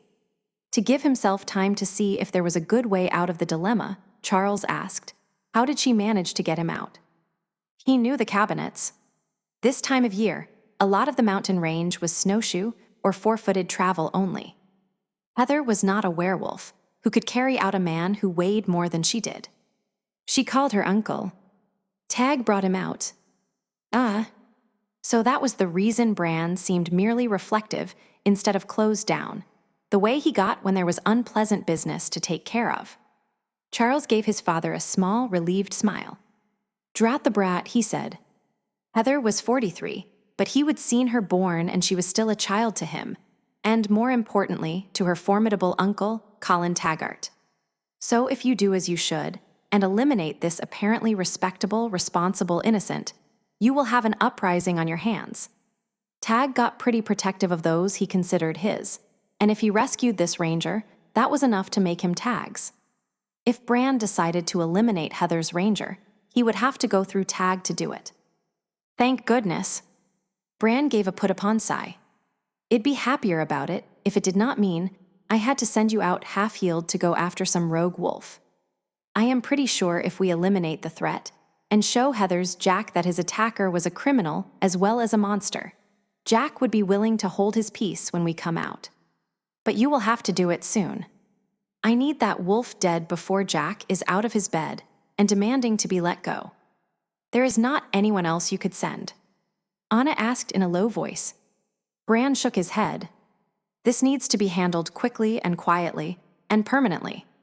Charles is the only one I can trust to keep the human authorities in the dark if things get messy.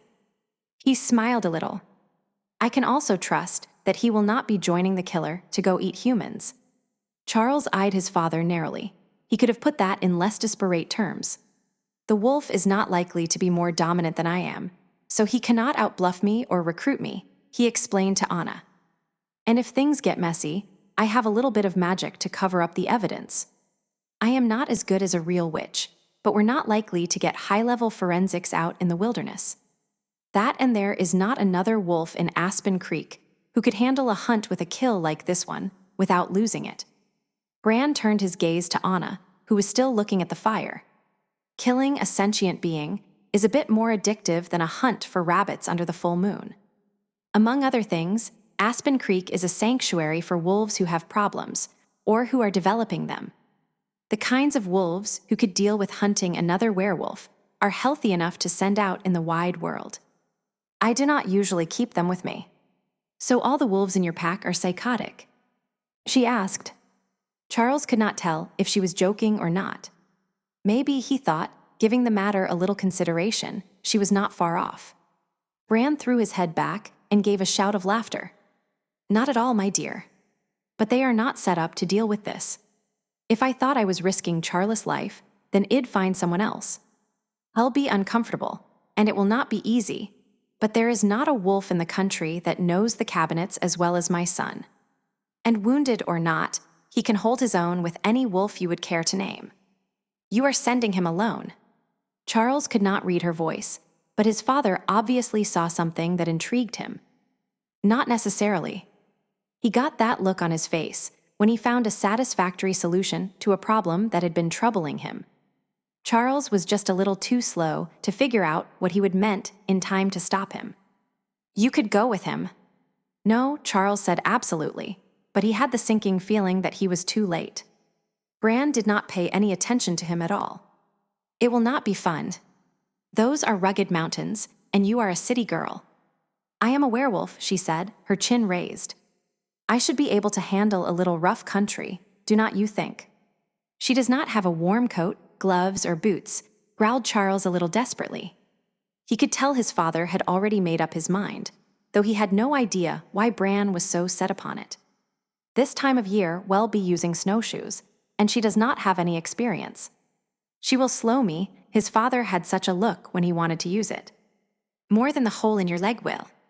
He folded his arms and rocked back on his heels. He must have read the obstinate refusal in Charles' face, because he sighed and switched to Welsh. You need time to work things out between you. She does not trust any of us. Here there are too many people who would ruffle her feathers. His father was a gentleman. He would never say a word against his mate, but they both knew he was talking about Lee. Your Anna needs to know you, and you do not reveal yourself easily to anyone. Take her out and spend a few days alone with her. It will be good for her. To see me kill the intruder. Charles bit out in the same language his father used. She knew what he was, but he did not want to rub her face in it. He would gotten used to scaring everyone else. He did not want to scare her, too. I am sure that will just reassure her a whole lot.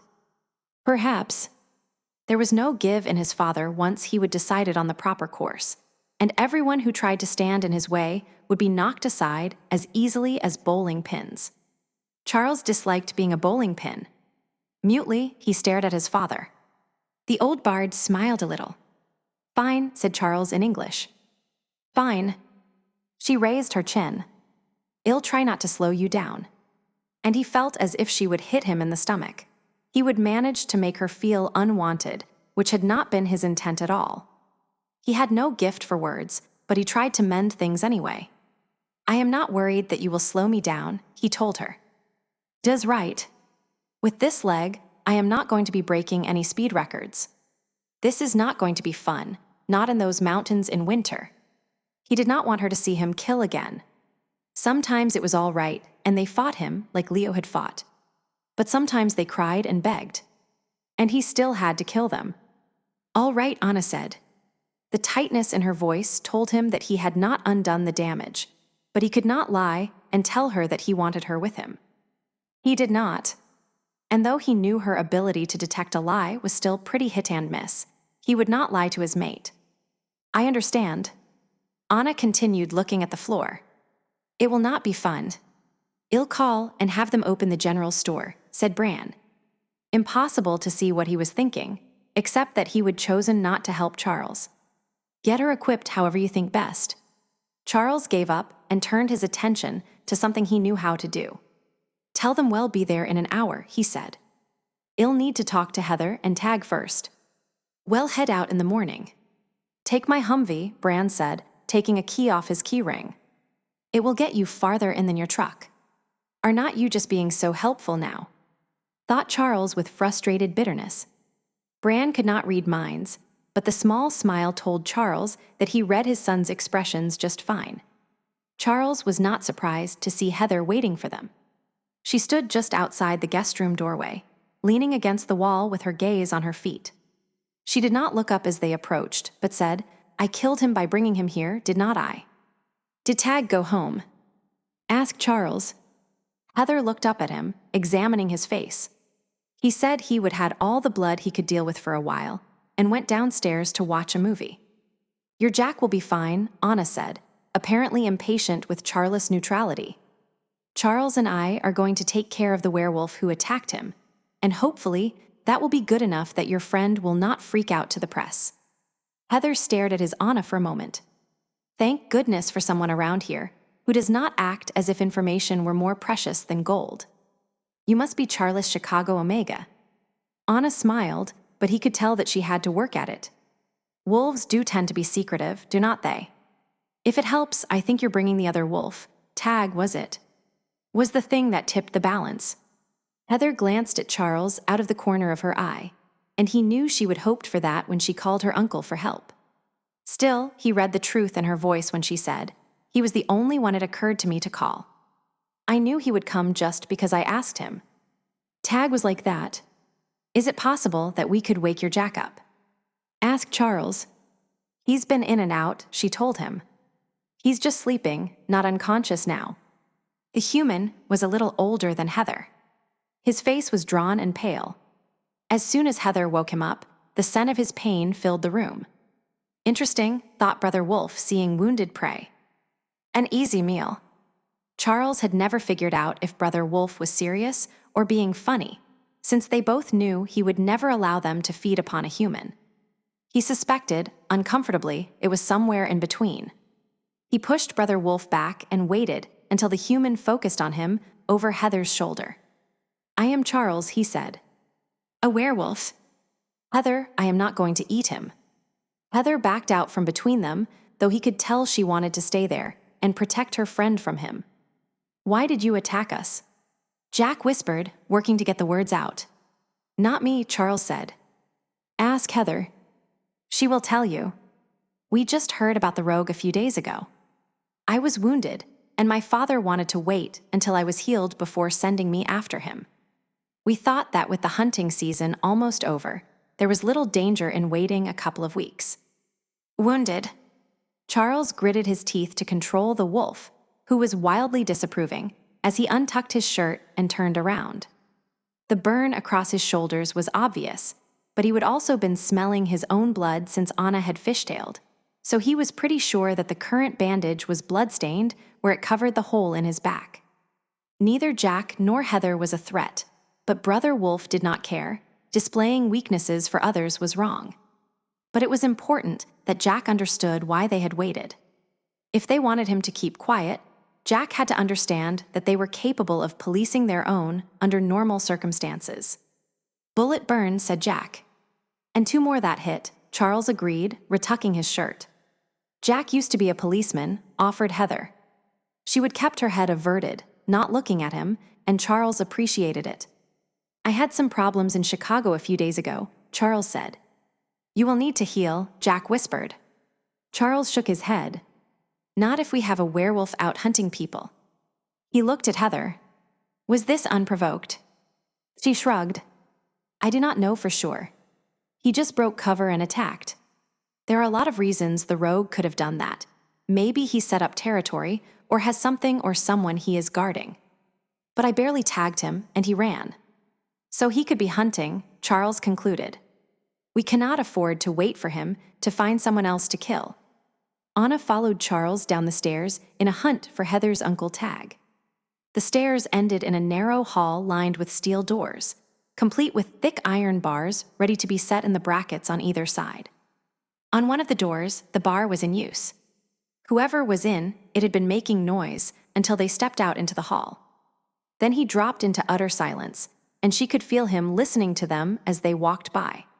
She might have asked Charles about it, but his face did not invite questions. She could not tell if he was mad at her or just thinking.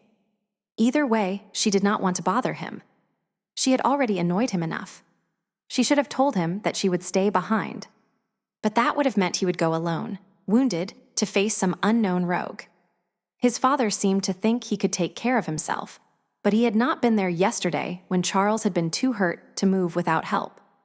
If Charles decided he did not want her, what would she do? There was a friendlier door at the end of the hall, no locks or bars. But as they approached it, she heard the sound of an explosion. "Hoo-yah," someone said with fierce appreciation. Charles opened the door without knocking. Anna had a quick impression of a huge TV screen connected to a variety of sleek black boxes and speakers by a rainbow spiderweb of cables. But what caught her eye and held it was a big man stretched over the back of a couch like a giant house cat. And giant was the word. Charles was a tall man, but she would be willing to bet that Colin Taggart was taller by several inches and broader all the way around. Despite the cold, he wore Birkenstock sandals on his big feet, strapped over a pair of heavy wool socks, worn and frayed, but clean. Baggy khaki pants were topped by a tie-dyed t-shirt, hanging down past his thighs. His hair was spectacularly orange-red and coarse like a pony's mane. It curled and matted in a hairstyle that might have been a deliberate attempt at dreadlocks or just lack of care. He would pull the whole mass away from his face with a substantial, ink-stained rubber band. He had not been at the funeral, she thought. She would have remembered him. Probably he would have been out getting his niece. His skin was kelp pale, with freckles dusted across his cheekbones. With his coloring and blade-sharp features, he might as well have Irish tattooed across his forehead. He smelled of some odd incense that overlaid a pleasant earthy tone that she could not quite place. He looked 10 or 15 years younger than his niece, and the only thing they had in common was the clear gray of their eyes. After a quick glance at Charles when they entered the room, Tag turned his attention back to the TV and watched the last of the explosion, then aimed the remote in the TV's general direction and paused the movie. So he said in a surprisingly high voice, "You do not smell like death." It was not soprano, but a man that big should rumble like a bass drum. He sounded more like a clarinet. An American clarinet, his accent was pure TV announcer. "If Heather's friend can keep his mouth shut, he'll be safe enough," said Charles. "We're going hunting bright and early in the morning. I'd appreciate if you could do a few things for me." The relaxed pose had been a ruse, Anna realized, as the other werewolf sat up and allowed himself to slide down onto the seat of the couch and used that momentum to come all the way to his feet. All with the controlled speed and grace of a danseur noble. Standing, he took up more than his share of the small room. Anna took an involuntary step back that neither of the men appeared to notice. He grinned, but his eyes were wary, and he kept them on Charles. "All right then, as long as you are not going to kill my little friend, I'll be happy to oblige. I need you and Heather to figure out exactly where they were when they were attacked, preferably on a map. See if she can pinpoint where the other werewolf victim was, and the grad student's attack, too." Charles glanced back at Anna, giving her an impersonal once-over before turning his attention back to the other man. "Then stop by Jenny's and see if she has some dirty clothes, something she has sweated in." The wolf's eyes narrowed. "You are going to do that scent thing. Jenny's Harrison is about your size. You want me to grab something of his for you? That would be good. Meet us back at my house in a couple of hours with the map and clothes. Brand's really not going to execute Heather's man." It was a statement, but there was a thread of uncertainty in Tag's voice. Charles shrugged. "Not right now anyway. Not unless he decides to do something dumb." It did not sound like reassurance to Anna, but Tag seemed to take it that way. "Fine then," he said with a nod. "See you in a couple of hours." Charles sparked the Humvee in front of the house, probably because it would not have fit in the garage. He was stiff and limping by that time, but when Anna tried to take the packages they would amassed from the store, he just gave her a look. She raised both hands in surrender and let him take everything into the house himself. He had not said anything personal to her since they would left his father's study. "Maybe you ought to take someone else," she said finally as she shut out the winter's cold. "Another wolf might be more helpful." Charles turned and looked her in the face. He slowly took off his gloves while he stared at her, his eyes black in the dimmer light of the house. She met his gaze for a breath or two before dropping her own eyes. "I do not like bringing reinforcements to a kill," he told her after a moment. "More wolves tend to muck things up." He took off his coat and set it deliberately across the back of the couch. "This is a werewolf who is killing humans. It might be a plant, someone who intends to stop my father's plans to carefully unveil our presence to the humans. I have been considering that, though, and I do not think that is what is going on. It would take a desperate person to go into the cabinets this time of year when Missoula or Kalispell are so much more convenient and more sure to attract attention. Running around in the wilderness in the winter is too much trouble, I think, for a planned attack or a hardened killer. I think we're dealing with a rogue. Someone who does not know much and is trying to keep out of sight. Dangerous, as he has so ably demonstrated, but nothing I cannot handle. I'll do as you tell me," she told the floor, feeling stupid for insisting on going and heartsick because he did not want her with him. "I'll try not to get in the way." "I would not have considered taking you without my father's insistence," he said slowly. "And I would have been wrong." His words took her totally by surprise. Half suspecting that she would mistaken him, she looked up to see his sheepish smile. "I think," he said, "that even a werewolf deserves a chance, do not you? A rogue hiding out in the cabinets is pretty desperate, and there is a good chance he's as much a victim as the dead hunter and Heather's Jack. But even if I knew for certain he was only moonstruck, out of control through no fault of his own, I'd still probably have to kill him if I went alone. But look at what you did with Asul this morning. If you come with me, we just might be able to give this wolf a chance." She weighed his words, but he seemed serious. "You are not angry. Do not wish I'd kept my mouth shut." He closed the distance between them and kissed her. When he pulled back, her heart was pounding, and not from fear. She could see his pulse beat in his throat, and he smelled of the crisp, snow-covered outdoors. "No," he murmured. "I do not want you to keep quiet." He ran a light finger down her jaw. "Tag will be here in a minute. Let me fix some food before he does." Though he was obviously still sore and claimed not to be much of a cook, he fixed the stew she had been organizing when Bran had called. He did send her for the potatoes, which he kept hidden downstairs in a 50-pound gunny sack, but otherwise seemed perfectly content to do all the work himself. She watched him cook, and the euphoria induced by his kiss faded. Here was a man used to being alone, used to depending upon himself. He did not need her, but she was completely dependent on him. While they waited for the stew to simmer, he turned on the small TV in the dining room, the only TV she would seen in his house, and a cheery woman in bright lipstick told them it was going to be colder tomorrow. He sat down, and she took a chair on the opposite side of his oak dining table. "As local as we get," Charles told her as they watched the forecast. "Missoula and Kalispell." She was not sure why she did not just let the TV fill in the time.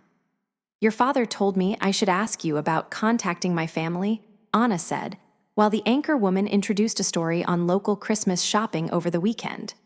Retail sales down from last year, internet sales up. "Is there some problem with them?" "I do not know. I have not talked to them since shortly after I changed." "You have not talked to your family for 3 years." He frowned at her. Then a look of comprehension came to his face. "He did not let you." She looked at him a moment. "Leo said that any human even suspected of knowing about us would be killed. And any prolonged contact with my family would be adequate because to eliminate them. At his suggestion, I took offense at something my sister-in-law said and have not spoken to them since." "Idiot," snapped Charles, then shook his head at her. "Not you. Leo. Why should I suppose He thought your family would object to the treatment you were receiving and because of fuss, and I hope he was right. If you would like to call them right now, go ahead. Or when we get back from this, we can fly to your family for a visit. Some things are best explained in person." Her throat closed up, and she tried to blink back sudden, stupid tears. "I am sorry," she managed. He leaned toward her, but before he could say anything, they both heard the unmistakable sound of a car driving up. Without knocking, Tag blew in like a warm blizzard, a paper bag in one hand and a map in the other. "Here you are." He stopped and sniffed appreciatively. "Tell me there is enough for a third. I have been out on your errands and have not gotten a bite to eat." "Help yourself," said Charles dryly, since Tag had dumped his burdens and was already in the kitchen. Anna heard him rattle around for a moment. Then he was striding into the dining room with 3 bowls of stew in his big hands. He set one in front of Anna, one in front of Charles, and one at a place next to Charles. Another visit, and he had 3 glasses of milk and spoons. He handled the dishes with a professionalism that made Anna think that he would spend some time as a waiter somewhere. He kept an eye on Charles while he sat down, and Anna realized something that she had been noticing subconsciously for a long time. Despite his casual demeanor, Tag was afraid of Charles, just as Sage had been for all of her Charlies. There was a reason, Anna thought, that Bran's mate Lee had come when Charles was occupied elsewhere, why she would been unfamiliar with the house. Anna had recognized Heather's fear, but Heather was human. The others were all werewolves, and their reaction was in subtle body movements like Tag's watchfulness. Tag took a couple of slurping spoonfuls that Anna's mother would have slapped his hand for, then told Charles she needs feeding up. Leo never could take care of the gifts he was given. He was not given Anna, Charles said. He hunted her down. Tag's face stilled. He changed an omega by force. Shock, Anna thought, and disbelief. "No," Charles said. "He hunted her, and when he found her, he set a mad dog after her. It would take a crazy bastard to attack an omega. You kill him." The casualness of Tag's voice was a little too studied to be real. "Leo too." "Good." Tag looked at her without meeting her eyes, then started in on his dinner again. "I was not an omega then," Anna said. "I was just a human." Charles gave her a small smile and started eating his stew. "You were born an omega, just as my father was dominant and dangerous from his first step, human or not. Being a werewolf just brings it out, and age puts a polish on it. She does not know that." Tag asked. Leo did his best to keep her ignorant and under his thumb, Charles told him. Tag raised a fuzzy red eyebrow at her. "I never liked Leo, too damned underhanded by half. It's hard for a dominant wolf to hurt a submissive wolf if he's sane. Our instincts tell us to protect them. Omega is one step beyond that. When you were human, you would have been even more fragile than you are now, just ups those instincts. A human omega is something that it takes a mad dog, a wolf crazy with killing, to attack." Both men had started eating again before Anna decided to challenge his statement. "None of the wolves in Leo's pack seem to have trouble hurting me." Tag's eyes met Charles, and she remembered that there was a wolf underneath the brash cheeriness. "They should have had trouble," said Charles harshly. "If Leo had not pushed, they would have let you be." None of them stood up to him. Tag asked. "He would weeded out the strong ones already," said Charles. "The others were under his thumb. They jumped when he told them." "You sure you killed him?" asked Tag. Tag's eyes skated across her again. "Good." As soon as everyone finished eating, Tag got the map he would brought and spread it over the table. Anna collected the dirty dishes and cleaned up after dinner, while Charles and Tag mumbled over the map. All the attacks were within a few miles of Berry Lake, Tag was saying when she came back to peer over Charles' shoulder. "There is an old cabin in those woods. I have heard, but I have never seen it. I know where it is." "That is a good thought." Charles tapped a finger on the map. "It's about there, not too far from the attacks. I have not been out to Berry Lake in the winter for 10 or 15 years. Is this still the best road?" "That is the way I went in today. You will want to take this little road here." He pointed, but Anna did not see a road. "That is right," Charles said. Then well hike over Silver Butte Pass. Now the first attack was up this way. He pointed slightly to the left of Barry Lake. Right on the trail you would take in the summer, a couple of miles from the lake. The dead hunter was found here, about a half-mile from the lake.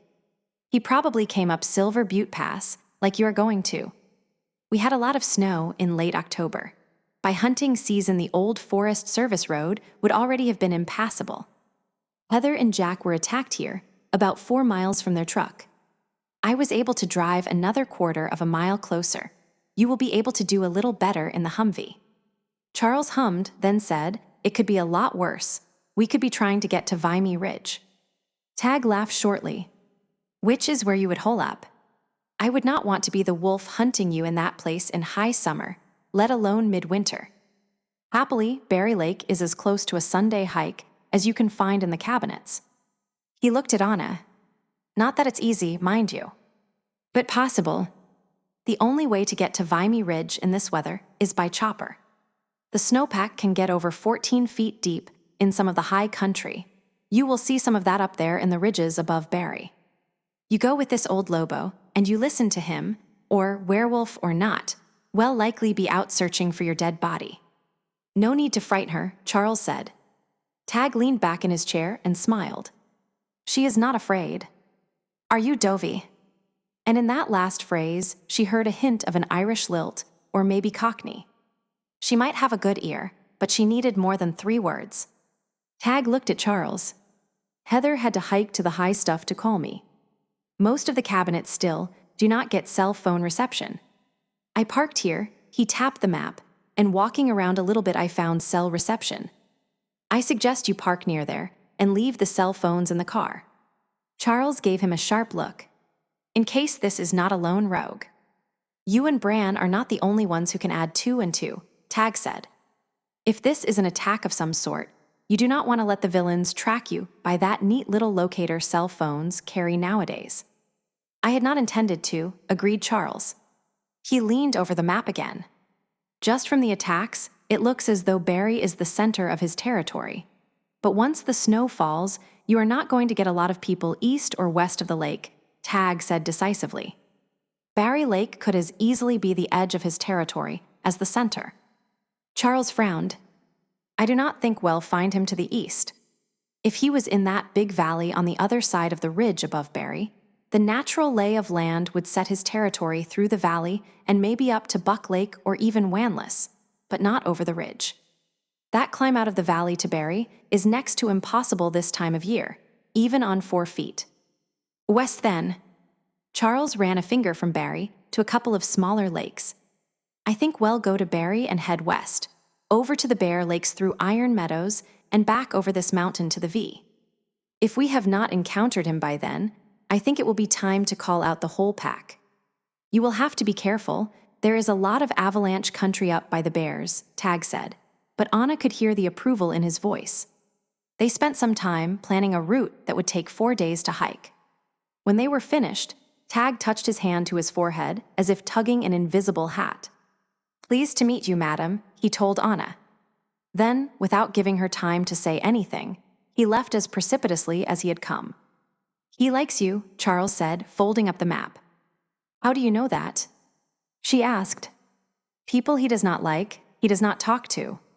He started to say something else, but lifted his head and stared at the door with a frown instead. "I wonder what he wants." Once he drew her attention to it, she heard the car drive up too. "Who?"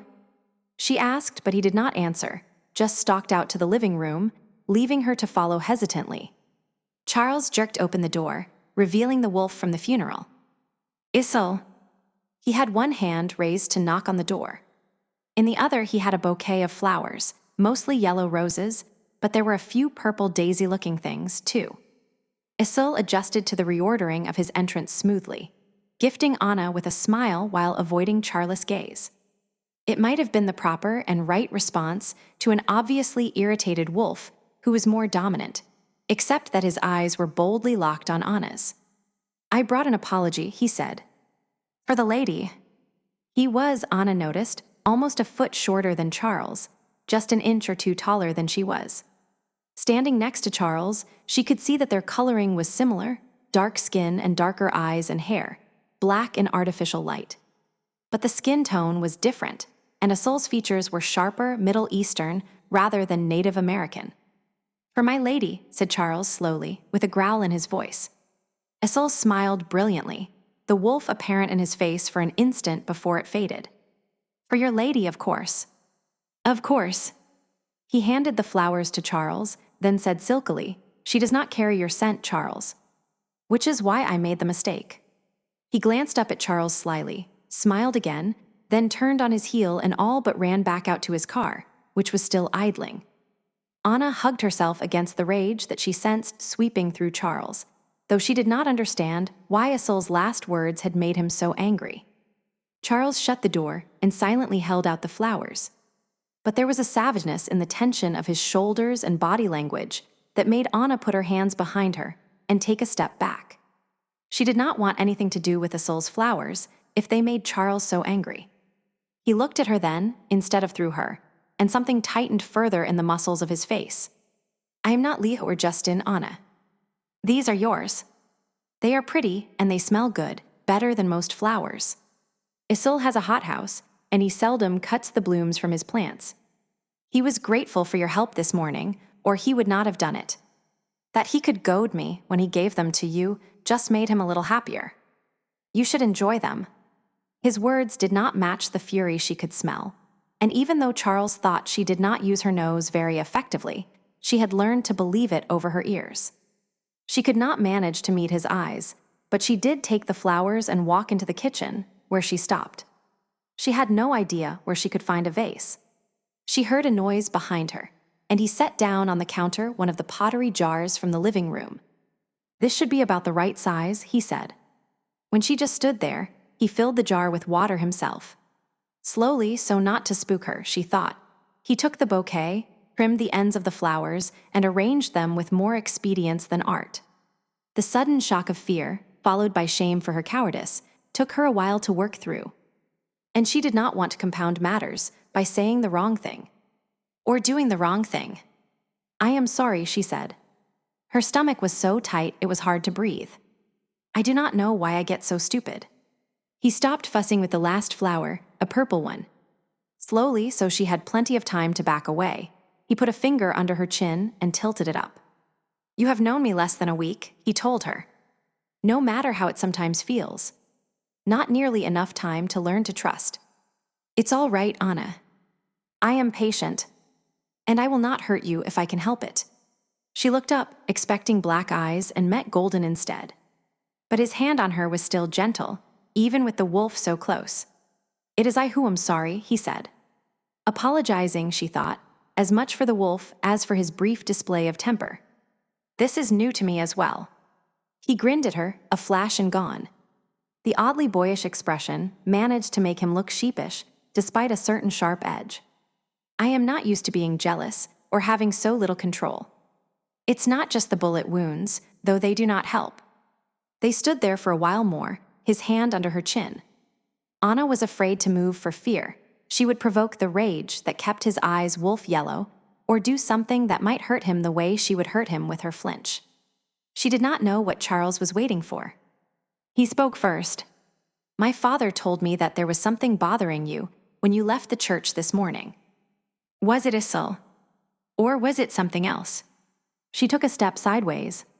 He let her go, but his hand slid from her face to her shoulder, and she could not make herself take another step and lose that touch.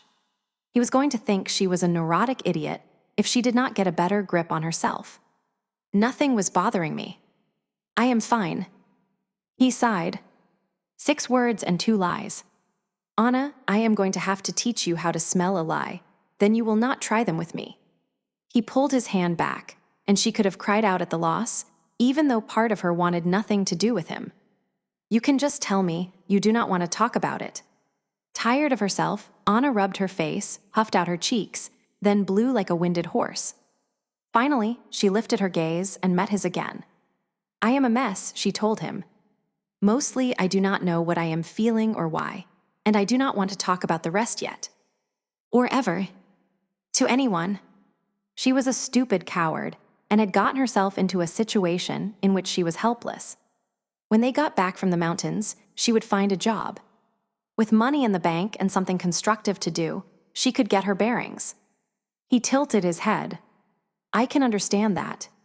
You have been uprooted from everything you know, dumped among strangers, and had all the rules you knew pulled out from under your feet. It's going to take some time to get used to. If you have questions about anything, just ask. If you do not want to talk to me, you can catch my father or Sage. You like Sage? I like Sage. Did she have any questions? Her irritation at herself transferred to him just fine, even though she could tell he did not mean to treat her like a child. He was not trying to be patronizing, only trying to help. It was not his fault that his soothing tone put her teeth on edge, especially when she could tell he was still angry about something. Did she like Sage? As if he had to go out and find friends for her. She was tired of being afraid and uncertain. He wanted questions. She would have been taught not to ask. Werewolves keep secrets as if they were gold in a vault. Fine. What was it that Asul said that pushed you from irritated to enraged? He threatened to try to take you from me, he told her. She thought over the conversation, but did not see it. When? It takes more than this attraction between us to seal us together as a mated pair. When he told me that you did not smell of me, he was telling me he knew we have not completed the mating, and that he considered you fair game. She frowned at him. We have not made love, he told her. And there is a formal ceremony under the full moon that cements our bonds, a wedding. Without those, Asul can still make a play for you without retaliation. Yet another thing she would never heard before. If she had been 10 years younger, she would have stamped her foot. Is there a book?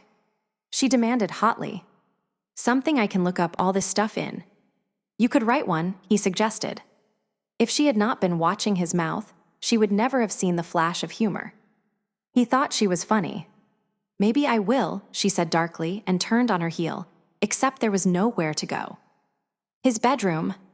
She shut herself in the bathroom and turned on the shower to hide any sounds she made. A second barrier, because the door she would locked behind her, was not enough. She stared at herself in the mirror, which was beginning to fog. The blurring reflection only enhanced the illusion that she was looking at a stranger, someone she despised for cowardice and uncertainty, who was good for nothing except waiting tables. But that was nothing new. She would hated herself ever since she would been turned into Thisthi's monster. A pathetic monster at that. Her eyes looked bruised, her cheeks pale. She remembered her panicked retreat from Charles' brief show of temper, how she would helplessly apologized for forcing her company upon him in this expedition. And she despised herself even more. She did not used to be like this. It was not Charles' fault. So why was she so angry with him? Viciously, she stripped out of her clothes and stepped into the steaming shower, feeling some relief as the pain from too hot water sliced through the stupid tangle of emotion she was wallowing in. And in that moment of clarity, she understood why she would have been so upset by the end of the funeral, and why she was so upset with Charles in particular. She had not realized how much she wanted to be human again. She knew it was impossible, knew nothing could undo the magic that had been forced upon her. But that did not mean she did not want it. For 3 years she would lived with monsters, had been one of them. Then Charles had come. He was so different from them, he would given her hope. But that was not fair. It was not his fault. Part of her had decided that she was not just leaving her pack, she was leaving the monsters behind. He would never lie to her. He would told her he was his father's enforcer, and she had not doubted it. She would seen him fight, seen him kill. Even so, somehow she would manage to convince herself that Montana would be different. That she could be normal, could be human, every day except for the full moon, and even that would be different here, where there was room to run without hurting anyone. She should have known better. She did know better. It was not Charles' fault that he was a monster too. It had been easy to lay the destruction of the Chicago packs, holding Cell on the silver poisoning. But tonight, confronting Asul, he would shown her that he was not any different than any other male werewolf. Angry, possessive, and dangerous. She would allowed herself to believe that it was just the Chicago pack. that the mess Leo and his mate had created was the reason for the terrible thing the pack had been. She would wanted a knight in shining armor, a voice of reason in the madness, and Charles had provided it for her. Did he know that was what she had been looking for? Had he done it deliberately? As the water matted her hair and ran into her eyes and over her cheeks like tears, her last question clarified and answered her greatest fear. Of course, Charles had not set out to be her knight deliberately. That was just who he was. He was a werewolf dominant enough to back down the alpha of a pack, without the resources an alpha could draw on. He was his father's hitman, an assassin feared even by other members of his own pack. He could have been like Justin, ravening and cruel. Instead, he knew the madness of what they were and managed, not just to overcome it, but to use it to make something better. She had the sudden picture of his beautiful hands gently arranging flowers, while his wolf craved violence in the worst way. Charles was a monster, his father's assassin. She would not allow herself to believe a lie again. If Bran had told him to, he would have killed Jack. Killed him knowing that the human was only a victim, that he was probably a good man. But it would not have been casual. She would seen the relief that had flowed over him when Bran had found an alternative to killing the human. Her mate was a killer, but he did not enjoy it. Looking at it clearly, she was a little awed at how he would manage to be so civilized and still meet the demands of who and what he was required to be. The water was cooling off. She shampooed her hair, enjoying the way the soap rinsed away so easily. Chicago water was much softer. She conditioned her hair with something that smelled of herbs and mint, recognizing the scent from Charles' hair. By that time, the water was starting to become uncomfortably cold. She took a long time combing out the tangles without looking at the mirror and concentrated on feeling nothing. She was good at that, having perfected it over the past 3 years. When she faced him again, she did not want to be a whiny, scared of herself nitwit again. So she needed to control her fear. She knew one way to do that. It was a cheat, but she gave herself permission, if only for tonight because she would made such a fool of herself by hiding in the bathroom. She stared at herself in the mirror and watched her brown eyes pale to silvery blue and back. So much and no more. The strength and fearlessness of the wolf wrapped around her and gave her calm acceptance. Whatever happened, she would survive. She had before. If Charles was a monster, it was by necessity rather than choice. She dressed in the yellow shirt and jeans, then opened the bathroom door slowly. Charles was leaning, still golden-eyed, against the wall opposite the door. Other than his eyes, he was the epitome of relaxation, but she knew to believe the eyes. She would check her own with a glance at the mirror before she would open the door. "I have decided you need to know about Asul," he told her as if there had been no break in their conversation. "All right." She stayed in the doorway, the steamy room warm at her back. He spoke slowly and distinctly, as if he were pulling his words out from between his teeth. Asul's not really his name, though it's what most people call him. They also call him the Moor. She stiffened. Uneducated about her own kind she might be, but she would heard of the Moor. Not a wolf to mess with. He saw her reaction, and his eyes narrowed. If there is a wolf in this world older than my father, it might be Asul. He seemed to be waiting for her to comment, so she finally asked, "You do not know how old Asul is." "I know how old he is." Asul was born just before Charles Martel, Charlemagne's grandfather, defeated the Moors at the Battle of Tours. She must have looked blank. 8th century D. That would make him about 1,300 years old. She leaned against the wall herself. She would seen the weight of age on him, but she would never have guessed how many years. So, the one you are not sure of is your father. 1,300 years was a long time. He shrugged. The answer clearly did not matter to him. "'Tis old." He turned his amber eyes away from her face. "Asul came here a while ago, 14, 15 years, to ask my father to kill him. He settled for the promise of death instead, as soon as my father determines that he really is crazy." Charles gave her a small smile. "Asul did not have any problem with my father being his alpha. But he had a problem with me being more dominant, which is why I think Da might be older than Asul." My relative youth is a thorn in his paw. Anna worked it out in her head. Did not he talk about his alpha in Europe? And I do not remember him being an alpha in any of the stories about him. There were a lot of stories about the Moor. He was almost a folk hero, or villain among the wolves. Being an alpha is not easy, Charles said. It's a lot of responsibility, a lot of work. Some of the older wolves get pretty good at concealing what they are from others. That is one of the reasons alphas do not like old wolves moving into their packs. Issel's plenty dominant. He smiled again, but this time it was more a baring of teeth. He would been here a couple of months when I stepped between him and one of our non-wolf residents. He was not amused to find out that I really was more dominant than him. He could submit to your father because he is older to his other alphas, because he was not really submitting. But to have to obey you when you are so much younger, and not even an alpha, Charles nodded. So he digs at me, and I ignore him. Then he digs harder. That is what tonight was.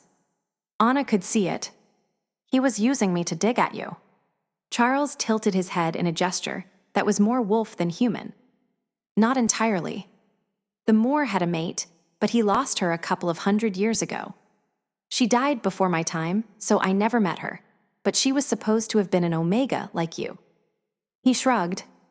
He has never said so in my hearing, nor has my father. There are a lot of stories about the Moor, and until I saw his reaction to you at Doc's funeral, it put that one down to pure hype along with a lot of other legends connected to his name. The warmth from her shower was gone, and the coolness of the water it left behind was chilly.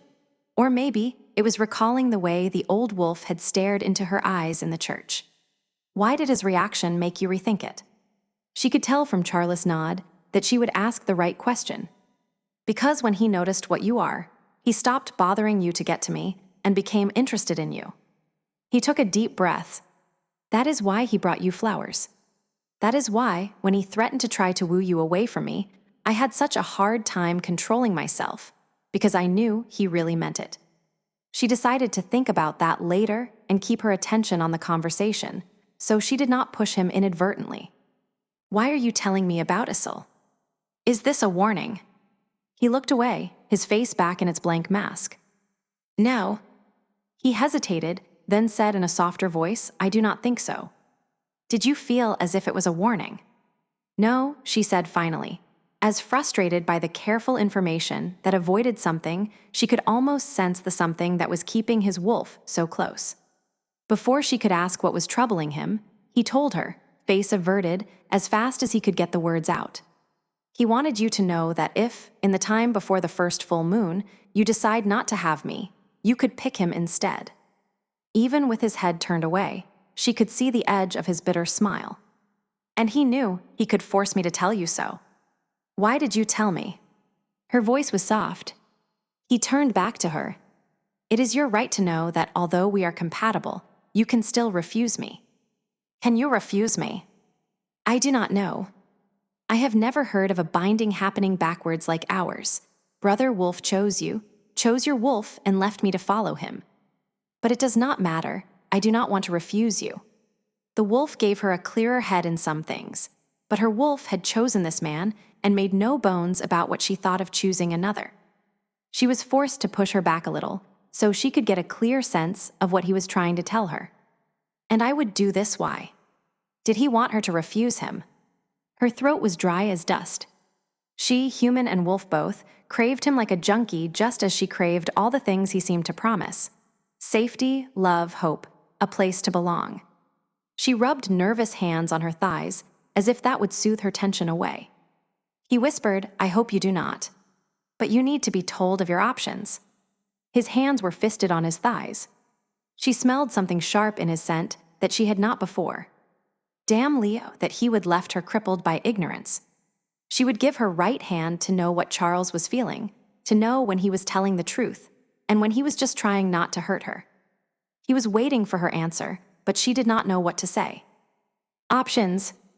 She tried for neutrality. What did he want of her? Evidently not neutrality.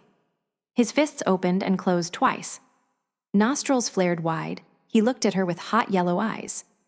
Options, he growled, his voice dropping so that she felt the rumble of it in her chest. "Asul will spread the word, and you will be buried in wolves who would be pleased to lay their lives down for the chance of being your mate." His whole body was shaking, and he leaned harder against the wall as if he were afraid he was going to try to tackle her. She was failing him. He was losing control, and she was not helping, did not know how to help. She sucked in another deep breath and tried to let it wash away all of her insecurities. This was not a man who wanted to give up his mate. This was a man trying to do the honorable thing and give her a choice, no matter how much it cost him. That was right, and the knowledge steadied her, and she let her wolf come back and give her the confidence she needed. For her, he shook like an alcoholic in need of his gin, because he felt she needed to know her options, no matter how his wolf felt about losing his mate. Her knight indeed. Her wolf did not like seeing his unhappiness, wanted to bind him to her, to them, with chains and love until he could never think of leaving them again. "Well then," she said as briskly as she could manage under the weight of that revelation, a weight that made her feel warm and safe while her eyes burned with tears. Mostly her voice just sounded husky. "It's a good thing there is something we can do to fix that little loophole right now." He stared at her, as if it was taking him a while to process what she had said. His pupils contracted, and his nostrils flared wide. Then he launched himself off the wall and was on her, his big body pushing her with frightening intensity against the door frame. His mouth was nipping frantically on her neck. He hit a nerve that sent lightning down her spine, and her knees buckled. As a rich, musky scent rose from his skin, he lifted her into his arms in a jerky, uncoordinated move that banged one of her shoulders painfully against the door. She kept still as he stalked down the hallway with her. She would seen a wolf in rut before and knew better than to do anything but meekly submit. Except she could not help touching his face to see if the ruddy tinge on the edge of his cheekbones was warmer than the rest of him. And then her fingers had to linger on the corner of his mouth, where a small quirk so often betrayed the amusement he otherwise kept hidden. He turned his head a little and closed his teeth on her thumb, hard enough she felt it, but not so hard that it hurt. Maybe, she thought, as he opened his mouth and released her thumb only to move his head and catch her ear in the same light nip that sent a wave of heat from her earlobe that scorched unexpected places. Maybe she was in rut, too. She certainly had never felt like this before. Even though there was no one else in the house, he closed the door with a foot, enclosing them in the dark warmth of his bedroom. Their bedroom! He did not so much set her down on the bed as fall down with her, making urgent sounds that were more wolf than human while he did so. Or maybe it was her making the noise. He ripped her jeans, getting them off, and she returned the favor. Feeling the heavy cloth part under her hands was satisfying. More satisfying was the warm silk of his skin under her fingers. His hands were calloused, and though he was obviously doing his best to be gentle, they sometimes bit in as he struggled to move her where he wanted without lifting himself off of her. With her wolf in ascendance, he did not frighten her in the least. The wolf knew he would never hurt her.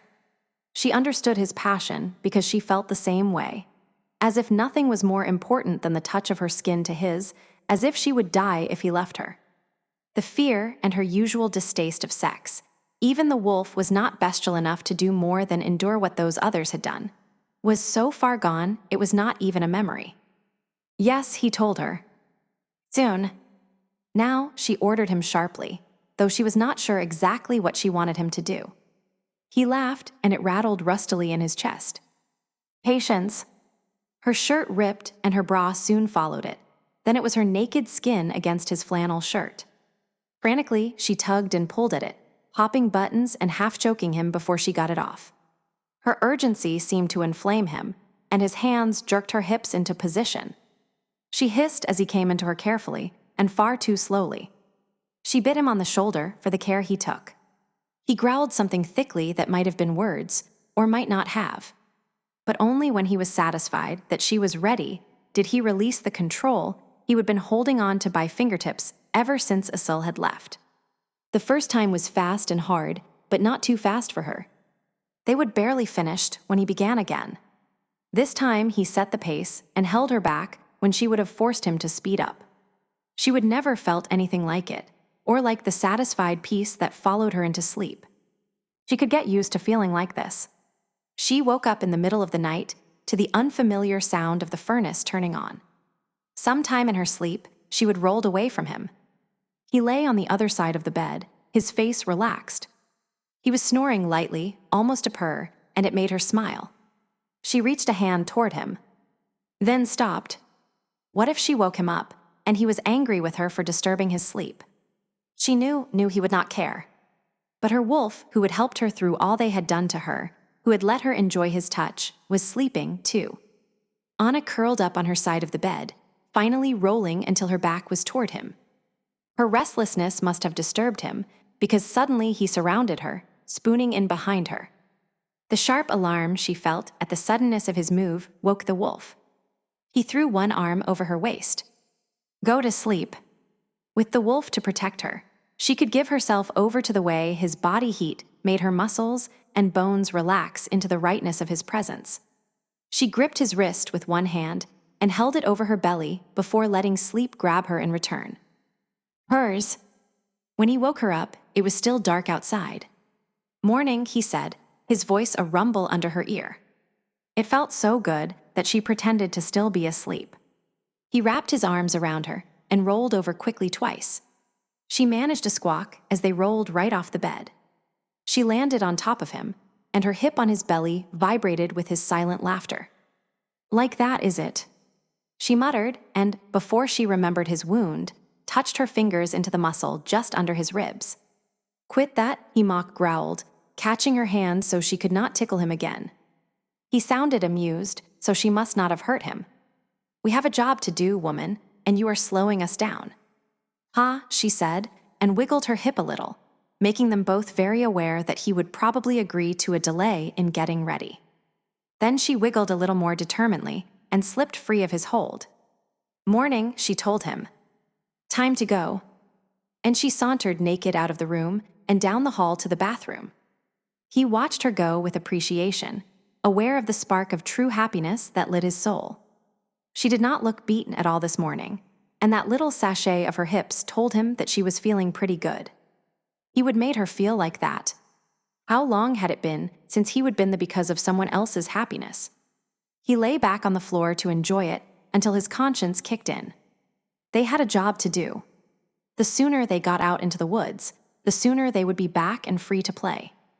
To that end, he tested out his wounds experimentally. They still hurt, and they would slow him up a little, but as Samuel promised, he was feeling much better. And not just because of Anna. He was dressed and collecting his winter gear from the closet. He would have to find someplace else for all of it, so Anna could have half of the closet when Anna came back in. She was wrapped in a bath sheet, having evidently lost some of her boldness while in the bathroom. He decided to give her some space. I'll fix breakfast while you get dressed. Her eyes were on the floor as she skittered past him. If his ears had not been sharp, he would not have heard her nervous okay. But nothing would have kept the rank smell of fear from his nose. He froze where he stood and watched her keep her shoulders rounded in submission as she knelt on the floor by her box of clothes. He tried to open the link between them, but it was no stronger than it had been yesterday or the day they would first met. He would never been mated before, but he knew how it was supposed to work. Love and sex would bind human to human, then the wolf would choose or not. Since their wolves had already clearly chosen, since he would chosen, he would been sure that their lovemaking would seal the bond. He looked at her, the knobs of her spine and the sharp edges of her scapula showing clearly that she needed to gain some weight, a visible sign of the suffering that she would endured in Leo's pack. The worst scars did not show. Werewolves seldom scar on the outside. He opened his mouth to say something, but stopped. He needed to think some things through before he even knew what to ask, or of whom to ask it. He fed her breakfast, only a little closer to the answers he sought. But even distracted, it amused him how much satisfaction he got from watching her eat, even though she would not look up at him. We're going to get a little later start than I expected, he said abruptly as he rinsed his pans and stored them in the dishwasher. I have got a few things I'd like Heather to do, and I have another person I need to see.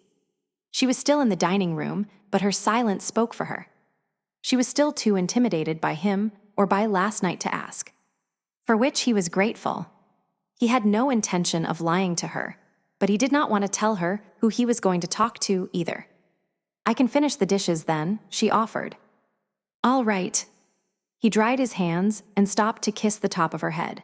A quick, passionless kiss that should not add to her tension, but still enough for Brother Wolf to feel satisfied that she knew who he belonged to. He was hers, whether she wanted him or not. Heather was still at his father's, sleeping in the room next to her partner's. Bleary-eyed and tired, she made some calls and some suggestions and arranged things to his satisfaction, which left him with only one more person to track down. Fortunately, he would found that most people were easy to locate at 5:30 in the morning.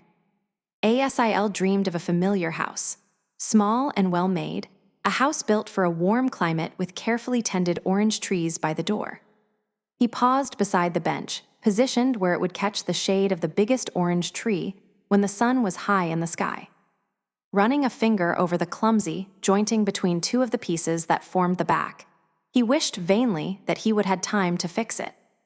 Even knowing what was going to happen, he could not make himself stay by the bench, not when Sarai was in the house. He had no photographs of her, nor had any of the paintings he would attempted ever done her justice. His artistic talent was plebeian at best. Only in his dreams did he see her. He took only a step and found himself in the main room. Half shop, half kitchen, the room should have been utilitarian, but Sarai had hung baskets of plants and painted flowers on tiles set in the floor, making it feel welcoming. On the work table set near the back of the room, his mate ground a cinnamon stick into fine powder with quick, competent hands. He sucked in the air to savor her scent, flavored by the spice she worked with, as it often was. His favorite was Sarai and vanilla, but Sarai and cinnamon was almost as good. She was so beautiful to him, even though he knew that others might not find her so. Her hands were calloused and strong, with nails trimmed blunt. The short sleeves of her dress showed muscles gained both from her work and from running as a wolf in the wilds of the nearby hills. Her nose, which she despaired of, was long and strong, with a delightful little bump on the end. He reached out, but he could not touch her. "Sarah." When she did not turn to him, he knew that it was going to be the bad dream. He fought to get free as hard as one of his wild wolf cousins with a foot caught in an iron trap might have, but he could not chew off his leg or force the trap that held him here. So he had to watch, helpless, as it happened again. Hooves rang on the cobbles he would laid outside the door to keep the mud at bay. Sarai clicked her tongue lightly on the roof of her mouth in displeasure. She had always hated to be interrupted in the middle of mixing her medicines. Still, she set her mortar and pestle aside and brushed off her apron. Irritated or not, he knew she would never turn up her nose at business. Money was not to be sneezed at, not in those days. And for Sarai, there should have been nothing dangerous about a visitor. A human soldier was no threat to a woman who was also a werewolf, and Napoleon's rise to power had interrupted that other, more dangerous, warfare. The few witch-blood families left in Europe had quit killing each other at last, forced instead to protect themselves from the ravages of more mundane fighting. She had no reason to worry, and she could not hear Isol's frantic attempts to warn her. The door opened, and for a moment Isol saw what Sarai had. The woman in the doorway was slight-boned and fragile-looking. Her dark hair, usually unruly and curly, had been tamed and rolled into a bun, but the severe style only made her look younger. She was 16 years old. Like Sarai, she was dark-haired and dark-eyed, but unlike her foster mother, her features were refined and aristocratic. "Mariposa, child," Sarai exclaimed. "What are you doing riding so far on your own? There are soldiers everywhere. If you wanted to visit, you should have told me, and I'd have sent Hassan out for you to keep you safe." It had been 200 years since anyone had called him by that name, and the sound of it hurt his heart. Mariposa's mouth tightened a little. "I did not want to bother you. I am safe enough." Even in his dreams he knew that her voice sounded odd, unlike herself, cold. His Mariposa, his little butterfly, had been emotional above all, dancing from anger to sullenness to sunshine with scarcely a breath between. Sarai frowned at her. No one is safe enough. Not in these times. But even as she scolded her, she enfolded the girl she would reared as her own in her arms. You have grown, child, let me look at you. She took 2 steps back and shook her head. You do not look well. Are you all right? Linnea promised she would take care of Yalba. These are dark times. I am fine, Sarai, Mariposa told her, but the girl's voice was wrong, flat, and confident, and she was lying. Sarai frowned at her and put her hands on her hips. You know better than to try lying to me. Has someone hurt you? No, Mariposa replied in a low voice. Isolde could feel her power amass around her, different now than it had been when they would first sent her to her own kind for training. Her magic had been wild and hot, but this power was as dark and cold as her voice had been. She smiled, and for a minute he could see the child she would once been instead of the witch she had become. I have learned a lot from Linnea. She taught me how to make sure no one can ever hurt me again. But I need your help. The doorbell woke Isolde up before he had to watch Sarai die again. He lay in his empty bed and smelled the sweat of terror and despair. His own. Charles made himself at home on the old wolf's porch swing and tried to lose himself in Indian time. It was a trick he would never quite mastered. His grandfather had always grumbled that his father's spirit was too strong within him. He knew Isolde had heard the doorbell, he could hear the spit of the shower, and he would never expect Isolde to do him the courtesy of a quick appearance, especially when his visit had come at such an ungodly early hour in the morning. He and Anna would be getting a late start, but their prey was not a fish who was best caught in the dawn's light anyway. And this was more important to him than catching a rogue, even if that rogue was killing people. He would almost gone to his father instead of Isolde after he would talk to Heather at Bran's house. It was only the scent of his stepmother that kept him from knocking on Bran's bedroom door. This morning, Charles had not been up to the dance Lee would insist he perform. When she had driven him to being rude, and she would, his father would intervene. No one, not even one of his sons, was allowed to be disrespectful of the Marrock's mate. And then there would be no discussion anyway. So he went to the only other person who might understand what had happened, why the bond between him and Anna was not complete. Isolde, whose mate had been an Omega.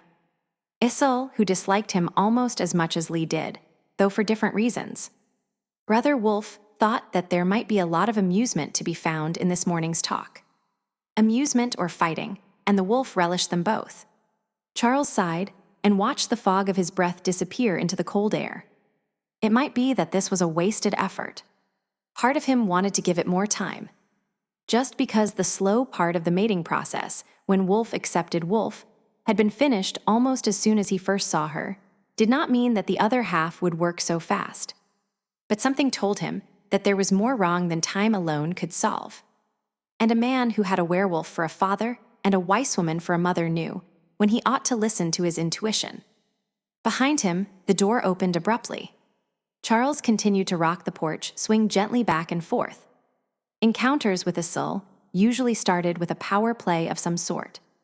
After a few minutes, Isolde walked past the porch swing to the railing that enclosed the porch. He hopped on it, one bare foot flat on the rail, leg bent. The other fell carelessly off to the side. He wore jeans and nothing else, and his wet hair, where it was not touching his skin, began to frost in the cold, matching the silver marks that decorated his back. Isolde was one of the few werewolves Charles had seen who bore scars. The marks sliced into the back of his ribs where some other werewolf had damaged him, almost exactly, Charles realized, where his own wounds were. But Isolde's scars had been inflicted by claws, not bullet holes. He posed a lot, did Isolde. Charles was never sure if it was deliberate or only an old habit. Isolde stared out at the woods beyond his house, still encased in the shadows of early morning before dawn, rather than looking at Charles. Despite the recent shower, Charles could smell fear and anguish. And he remembered what Isolde had said at the funeral, that he would been dreaming again. Sometimes my father can ward your sleep, Charles murmured. Isolde let out a harsh laugh, bowed his head, and pinched his nose. Not from these. Not anymore. Now, why are you waiting here for me this fine morning? He made a grandiose gesture that took in the winter, the cold, and the time of day in one overblown movement of his arm. "I want you to tell me about Omega wolves," Charles said. Isol's eyes widened with comically exaggerated surprise. "Problem so soon, pup?" Charles just nodded. "Anna barely knows about being a werewolf. It would be helpful if at least one of us knew something about the Omega aspect." Isol stared at him for a moment, and the superficial amusement faded. "This might be a long conversation," he said at last. "Why do not you come in and have a cup of tea?" Charles sat at a small table and watched as Isol busied himself preparing tea as if he were a Japanese geisha, where every movement was important and exact. Whatever his dream had been, it had really thrown Isol from his usual game of playing the crazy werewolf. It was only seeing him like this that let Charles understand just how much of a performance most of Isol's histrionics were. This was what happened when Isol was truly disturbed. Overly precise movements, fussing about nonsense and things that did not matter. It did not make him any less crazy or any less dangerous, but he saw at last the reason his father had not put Isol out of everyone is misery, yet. "Tea never tastes quite as good here," the Moor said, setting a delicate china cup edged in gold in front of Charles. "The altitude does not let the water get hot enough. The best tea is brewed at sea level." Charles lifted the cup and took a sip, waiting for Isol to settle down. So the other werewolf said, taking a seat opposite Charles, "Just what do you need to know about Omegas?" "I am not sure." Charles ran a finger around the edge of the cup. Now that he was here, he was reluctant to expose the problem with Anna to a man who wanted to be his enemy. He settled on, "Why do not you start by telling me exactly how they differ from submissive wolves?" Isol raised his brows. "Well, if you still think that your mate is submissive, you are in for a real surprise." Charles could not help but smile at that. "Yes, I deduced that right off. We who are dominant tend to think of that aspect of being a werewolf as rank. Who is obeyed, who is to obey. Dominant and submissive. But it is also who is to protect and who is to be protected. A submissive wolf is not incapable of protecting himself. He can fight, he can kill as readily as any other. But a submissive does not feel the need to fight, not the way a dominant does. They are a treasure in a pack, a source of purpose and of balance. Why does a dominant exist? To protect those beneath him, but protecting a submissive is far more rewarding, because a submissive will never wait until you are wounded or your back is turned to see if you are truly dominant to him. Submissive wolves can be trusted, and they unite the pack with the goal of keeping them safe and cared for. He took a sip of tea and snorted. Discussing this in English sounds like I am talking about a sexual relationship. Ridiculous. If Spanish suits you better, feel free, offered Charles. Isol shrugged. It does not matter. You know about all of this. We have our submissive wolves here. You know their purpose. When I met Anna, for the first time in my life, the wolf slept. All casualness erased, Isol lifted his eyes from his tea to look at Charles. "Yes," he whispered. "That is it. They can let your wolf rest, let it be tranquil.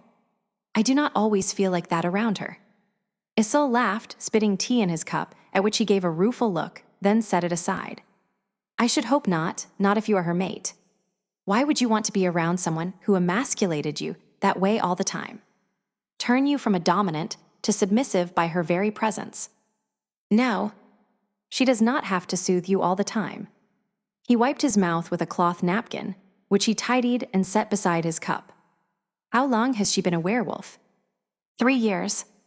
"Well then, I expect it's all just instinct right now. Which means that if you are not feeling the effects all the time, either she feels very safe with you, or you have got her so unsettled she does not have any peace to share." He grinned wolfishly. "Which one of those do you think it is? How many people are not afraid of you at some level? Is that what bothers you?" asked Charles, honestly curious. "You are not afraid of me." Isol stilled. "Of course I am. You do not have the good sense to be afraid of me." Charles shook his head and went back to his questions. Omegas serve much the same purpose in a pack as submissives, but more so, right? Isol laughed, a genuine laugh this time. "So now do I defend myself by saying, of course, I have enough sense to be afraid." Charles, tired of the games, just sighed. "There is a difference between submissive and omega. I can feel it, but I do not know what it means. Instead of following anyone's orders, she follows no one's." "I get that. An omega has all the protective instincts of an alpha and none of the violent tendencies," Isil said, clearly grumpy at being pulled back to the point. "Your Anna is going to lead you a merry chase, making sure that everyone in her pack is happy and sheltered from anything that might harm them." That was it. He could almost pull the strings together. Anna's wolf was not violent, just strong and protective. How had Anna's adjustment to being a werewolf and to her systematic abuse affected the wolf? Thinking aloud, Charles said, "Pain makes a dominant more violent, while it does just the opposite to a submissive wolf. What happens to an omega who is tortured?" If he would been thinking of Isil rather than Anna, he would never have put it in those terms. The Moor's face paled, and his scent fluctuated wildly. He surged to his feet, knocking over his chair and sending the table spinning until it hit the far wall and crashed onto its side. Charles rose slowly and set his teacup on the counter nearest him. "My apologies, Isil. I did not mean to remind you of things best forgot." Isil stood for a moment more, on the verge of attack, then all the taut muscles went lax, and he looked tired to the depths of his soul. Without a word, he left the room. Charles rinsed out his cup and turned it upside down in the sink. He was not usually so careless. Isil's mate had died, tortured to death by a witch who used her pain and death to gain power. For all that he found Isil irritating, especially his latest and most effective method of torment, Anna, he would never deliberately use Isil's mate's death to torment him. But more apologies would accomplish nothing. He muttered a soft plea for blessing upon the house, as his mother's brother had taught him, and left. Anna was glad Charles drove this time. The icy roads gave him no apparent concern, though they slid around enough that she dug her nails into the handle, conveniently located above the window of her door. He had not said much to her this morning, after he had returned from consulting with the forest ranger. His eyes were distant, as if the teasing, gentle man she would woken up with was gone. She had not expected to feel so much after she would send her wolf to sleep while she showered. They both needed the break after maintaining that fine balance, and she had just expected that the wolf would take that gut-wrenching need with her. Anna had never felt like that for any man, and it was both embarrassing and scary. She would showered for a long time, but it did not go away. She might have been all right if it had not been for his playfulness this morning, but she doubted it. Feeling that strongly left you so very vulnerable, and she was afraid she could not keep it from her face. When she had to leave the shower, she would have been so worried about not letting him know how she felt she had not noticed how her awkward shyness and fear had affected him. He would come up with his own conclusions, all the wrong ones. She was afraid. She glanced at his closed-off face. She had no idea how to fix this. The motion brought her face closer to her borrowed clothing. She lifted her arm and sniffed the sleeve of the shirt she wore, and wrinkled her nose. She did not think he would taken his eyes off the road, but he said, "You do not stink." "It's just weird to smell human," she told him. "You do not think much about what you smell like until it changes." Before they would left, he would taken the clothes that Tag had brought over and had her put on the dirty t-shirt and donned a similarly dirty sweatshirt.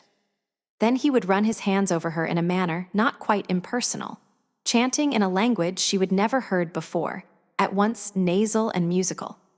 When he was finished, she smelled like the human woman whose shirt she was borrowing, and he smelled like a human man. He had a little magic, he would told her, gifts inherited from his mother. She wondered what else he could do, but it felt impolite to ask. She would never been around anyone who could actually work magic before, and it left her a little more in awe of him than she already was. The Chicago pack had stories about magic-using people, but she would never paid much attention to them. She would had more than enough to deal with just being a werewolf. She fanned her fingers out on her thigh and stretched them. "Quit worrying," Charles told her, his voice gentle enough, but without the inflection that meant he was talking to her, not someone he would just picked up off the street. She would just realize this morning that he would been talking to her differently, because he stopped. The snow-covered mountains, taller than the Sears Tower, rose on either side of the road, as cold and solid as the man beside her. She wondered if it was his business face she was dealing with. Maybe he locked down everything in preparation for killing someone he did not know in order to protect his pack. Maybe it was not her fault. She was uncomfortable and frightened, and trying to hide it. Isil had told him that everyone was frightened of him. He wished he knew what he could say to fix it. To fix something, anything.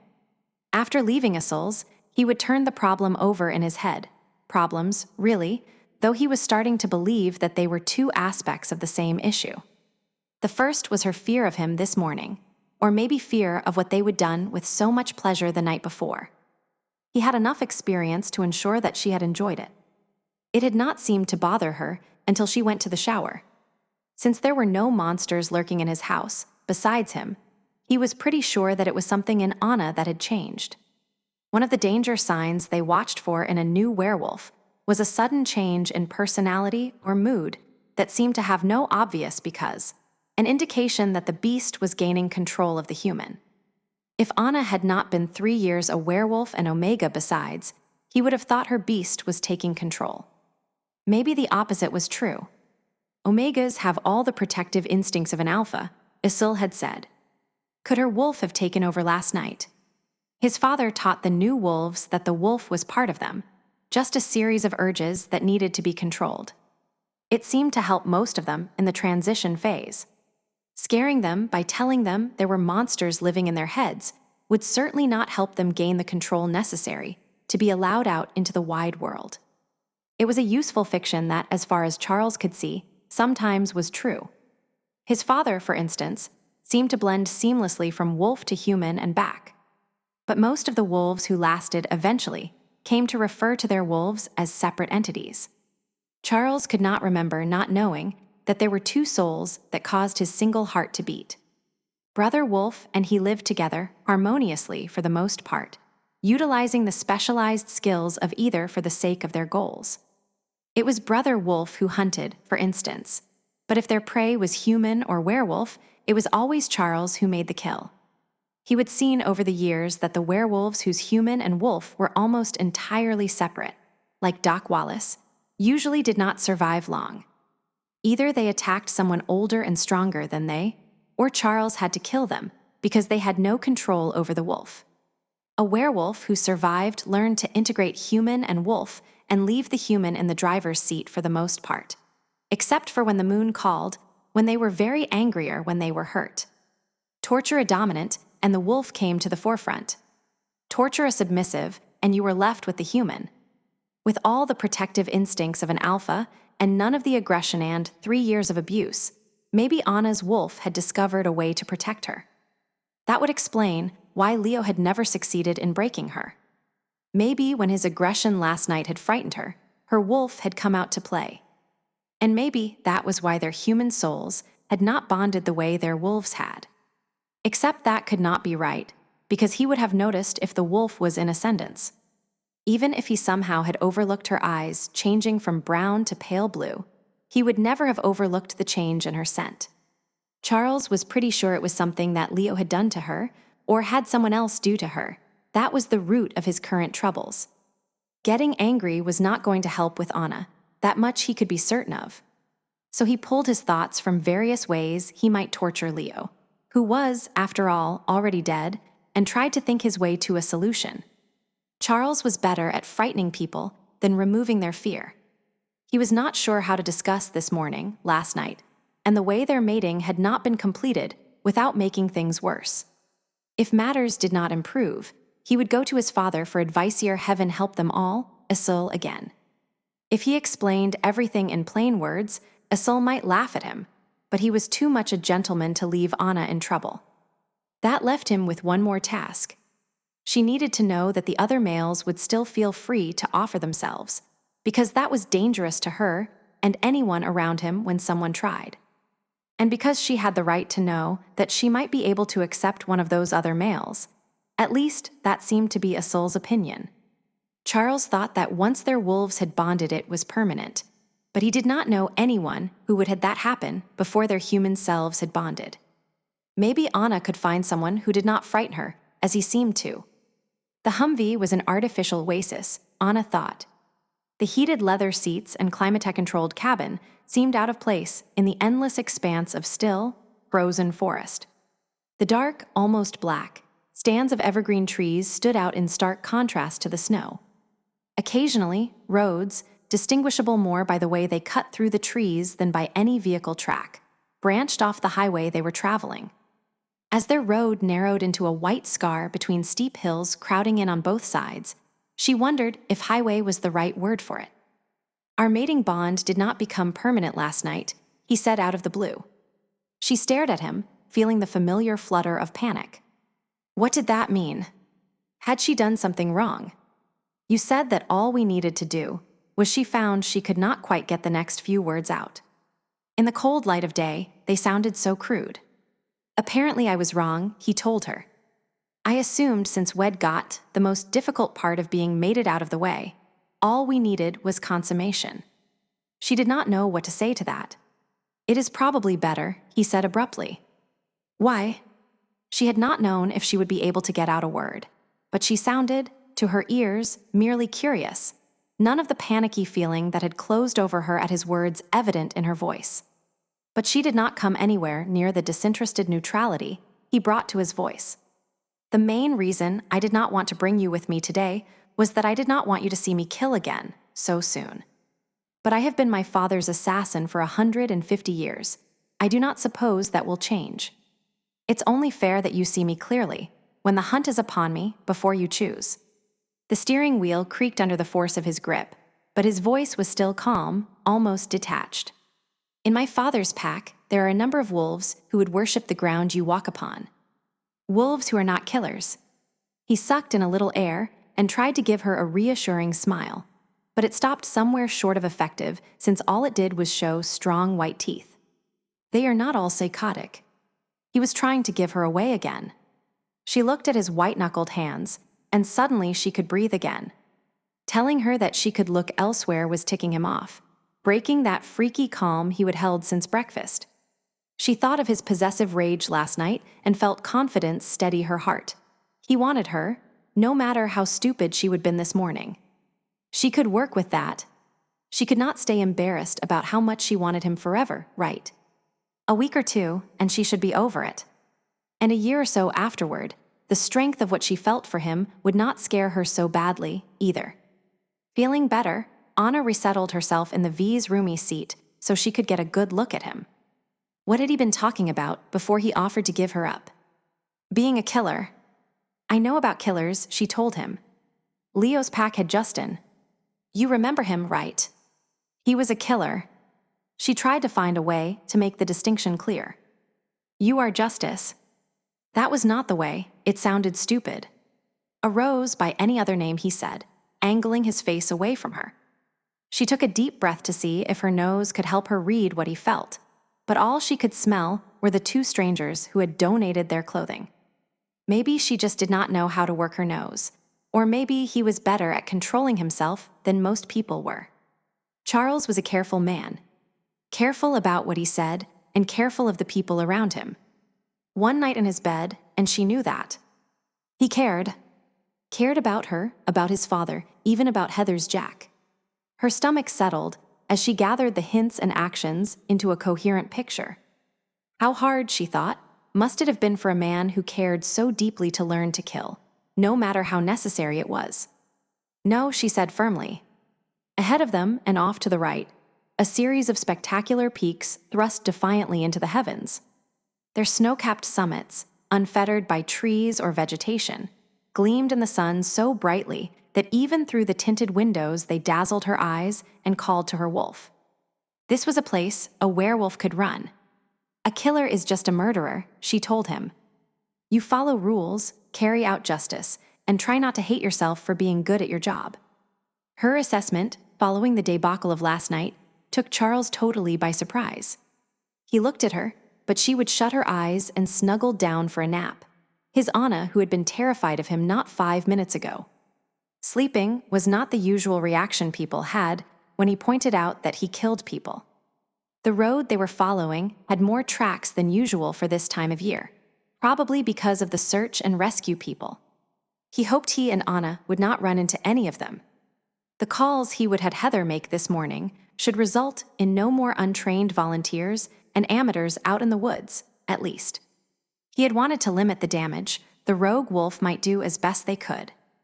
Heather had, at his request, pointed out that the man they were looking for had been missing for too long. They were probably only looking for a body, so there was no sense in risking additional lives. She would told them about Jack, though she would blamed a cougar, and pointed out that a storm front was moving in. The few searchers remaining were concentrating their efforts about 20 miles west of Jack's encounter with their rogue wolf, near where the missing man had left his truck, well away from any of the places the rogue werewolf had made his appearances. Charles and Anna should not encounter the searchers at all. They were climbing now. The Humvee's tires made a continuous crunching, moaning sound as they cut through the deepening snow. To the left, he occasionally caught a glimpse of the frozen creek, though mostly it was hidden by the thick brush choking the valley bottom. To the right, high-tension electrical wires ran between stark metal towers down a barren swath cut clear through the forest. Those wires, and the occasional need to maintain them, were the only reason for the lonely service road they followed. Heat poured out of the V's defroster. The warmth of the vehicle's interior made the winter lands they drove through seem almost surreal, something separate from him. And as much as he usually hated that particular effect, he would spend too much time in the snow and cold on horseback or on foot to dismiss the advantages of driving in as far as they could. The climb got steeper, and he slowed the V to a crawl as it bounced and rolled over rocks and holes hidden by the snow. The wheels started to slip, so he slowed down and pushed the button to lock the axles. The resultant noise startled Anna awake. Sometimes the extra width of the Humvee was not as useful as it might have been. He was forced to put his left tires up on the bank to keep his right on the road, such as it was. The resultant tilt of the vehicle made Anna take one glance out her window and close her eyes, shrinking in her seat. "If we roll, it probably will not kill you," he offered. "Right," she said in a snippy tone that delighted him for its lack of fear, at least fear of him. He wished he could tell how much of that was the wolf and how much Anna. "I should not worry about a few broken or crushed bones, because I probably will not die. Maybe I should have brought Tag's old Land Rover," he told her. "It's almost as good in the rough country, and it's a lot narrower. But it has a rougher ride, an unreliable heater, and does not quite get up to highway speed." "I thought we were going to a wilderness area," she said, her eyes still tightly shut. "Are not motorized vehicles restricted?" "That is right, but we're on a road, so it's okay." "This is a road." He laughed at her wry tone, and she made a rude gesture at him. They topped the rise, and he managed to creep through the trees another couple of miles before it became too rough to continue. Someone had been out here in snowmobiles, probably the search and rescue, but most of the automobile tracks had disappeared a mile or more ago. The last set ended 10 feet from where they sat, Tag's, he assumed. "How long are we going to be out?" Anna, adjusting the pack, asked as they left the truck. "That depends upon our quarry," he told her. "I have packed for 4 days. We'll be walking in a loop that will lead us back here. If he does not find us by then, we'll quit trying to be human and go hunting him." He shrugged. "This mountain range covers over 2,000 square miles, so it might take us a while to find him if he's trying to hide. If he's guarding his territory and thinks we're human intruders, he'll hunt us and save us a lot of time and effort." Anna had been on a couple of camping trips with her family in Wisconsin while she was growing up, but nothing as isolated as this. The air froze her nostrils together when she breathed in too hard, and the tips of her ears got cold before Charles had pulled her hat down farther on her head. She loved it. "We need to keep our speed down," Charles told her, "so that we look as human as we smell." But the pace he set seemed pretty brisk to her. Walking with snowshoes was not as bad as she would expected. When he would tighten her straps to his satisfaction, he would told her that the old beaver tails or bear paws had been almost as much trouble as help. The new snowshoes were one of the few inventions of modern life that he seemed to thoroughly approve of. She had to scramble a bit to keep up with him. If this was slow, she wondered if he normally ran when he was in the woods, even in human form. None of his wounds seemed to be bothering him much, and there had been no fresh blood on his bandages this morning. She pulled her thoughts away from why she would had such a good look at the bandages this morning. Even so, she could not help but look at him and smile, if only a little to herself. Out in the snow, and covered with layers of clothing and coats, she felt insulated from the terrors of intimacy and could better appreciate the good parts. And Charles had a lot of good parts.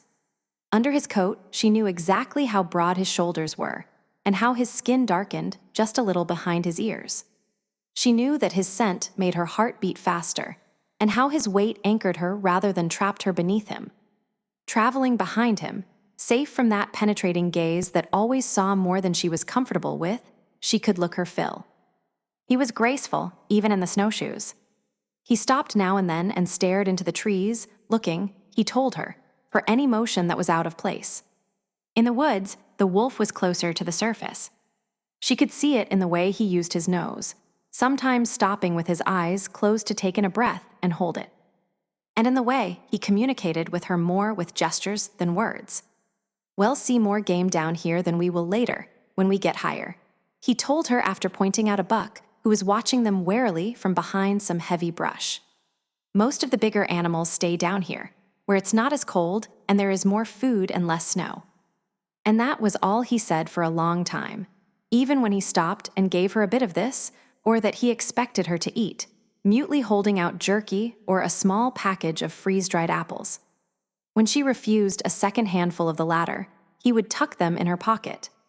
Though she was usually more comfortable with conversation than silence, she felt no impulse to break into the sounds of the forest with words. There was something here that demanded reverence, and it would have been hard to talk and pant at the same time anyway. After a while, she began to find the atmosphere a little spooky, which was pretty funny considering that she was a werewolf. She had not expected the trees to be so dark, and the shadow of the mountain made it seem much later than it really was. Sometimes she felt a little déjà vu. It took her a while to pin it down, but then she realized it felt like walking down in the Chicago Loop. Though the mountains were taller than the skyscrapers, there was that same odd sense of claustrophobia as the mountains ate into the sky. Charles' big, bright yellow backpack, selected for maximum visibility like her own neon pink one, was somehow reassuring. Not just the hint of civilization it carried with it, but that the man who carried it was as comfortable out here as she was in her apartment. The matte black rifle was not as friendly. She could handle a pistol. Her father used to take her to the shooting range, but that rifle was as far from her father's. 38 as a wolf was from a poodle. The first time they climbed a steep section, it took her some time to figure out the best way to negotiate it in snowshoes. It was slower going, and began to make her thighs burn with effort. Charles stayed beside her the whole way up. They climbed like that for over an hour, but it was worth it. When they topped a ridge and briefly stood above the trees, Anna stopped dead, staring at the terrain below. The valley they had been climbing, decked in white and bitter green, flowed away from them. It was spectacular and lonely. "Is this what it used to look like everywhere?" she asked in a hushed voice. Charles, who was ahead of her because he would only stopped after she did, glanced out over the wilderness. "Not everywhere," he said. "The scrublands have always looked like scrublands. This spring it'll take you out into the missions, and well do a little technical climbing. If you're enjoying this, you will love that." He would been watching her, too, she thought, if he would seen how much fun she was having. The missions are even more spectacular than these, though they are pure hell if you are really trying to cross them. Straight up, straight down, and not much in between. Not that this is going to be easy, either. By the time they started setting aside wilderness areas, the only wild country left was pretty rugged. He put his hand in his pocket and pulled out a granola bar. "Eat this." And he watched until she pulled off a glove to rip the package open and gnaw on the carob-coated bar, before starting on one for himself. "You are a bit of a mother hen," she told him, not sure whether to be irritated or not. He grunted. "If you were human, you would be feeling this cold. It's only a little below freezing now, but do not underestimate the weather. You are burning a lot of fuel keeping warm, and you are not up to fighting weight to start with. So you are stuck with me shoveling food down you as fast as I can for the duration of this trip. Might as well get used to it. We started later than I thought we would, Charles told Anna. But we have made pretty good time anyway. Berry Lake is still a mile or so away, but we'll make camp here before it gets dark. The wind's blown most of the last snow off the trees, and the branches will shelter us from any snowfall tonight. Anna looked around doubtfully. Her expression made him laugh. Trust me, you will be comfortable tonight. It's getting up in the morning that takes some fortitude. She seemed to accept his assurance, which pleased him. When will we go by the place Heather and Jack were attacked? We will not, he told her. I do not want our scent anywhere near there. I want us to look like prey, not any kind of official investigators. You think he cares one way or the other? Charles took off his backpack, set it on a rock that stuck out of the snow like a whale rising out of the ocean. If he's really a rogue defending his territory, no. If he's here to cause trouble for my father, he will not attack people who look like they might carry word of his work out to the world. She followed his lead and set her pack up out of the snow. He pulled a packet of raisins out of the pocket in his arm, the last packet he had handy, so he would have to restock for the morning. She took it with a put-upon sigh, but opened it anyway and started munching. With Anna occupied eating, he took a moment to examine his chosen campsite. There was a better one near the lake. He would intended to reach it sometime in the early afternoon and give Anna the chance to rest up. It would not be the first day of hiking that got to her. He had some experience taking other greenhorns out into the mountains. It would be the third or fourth.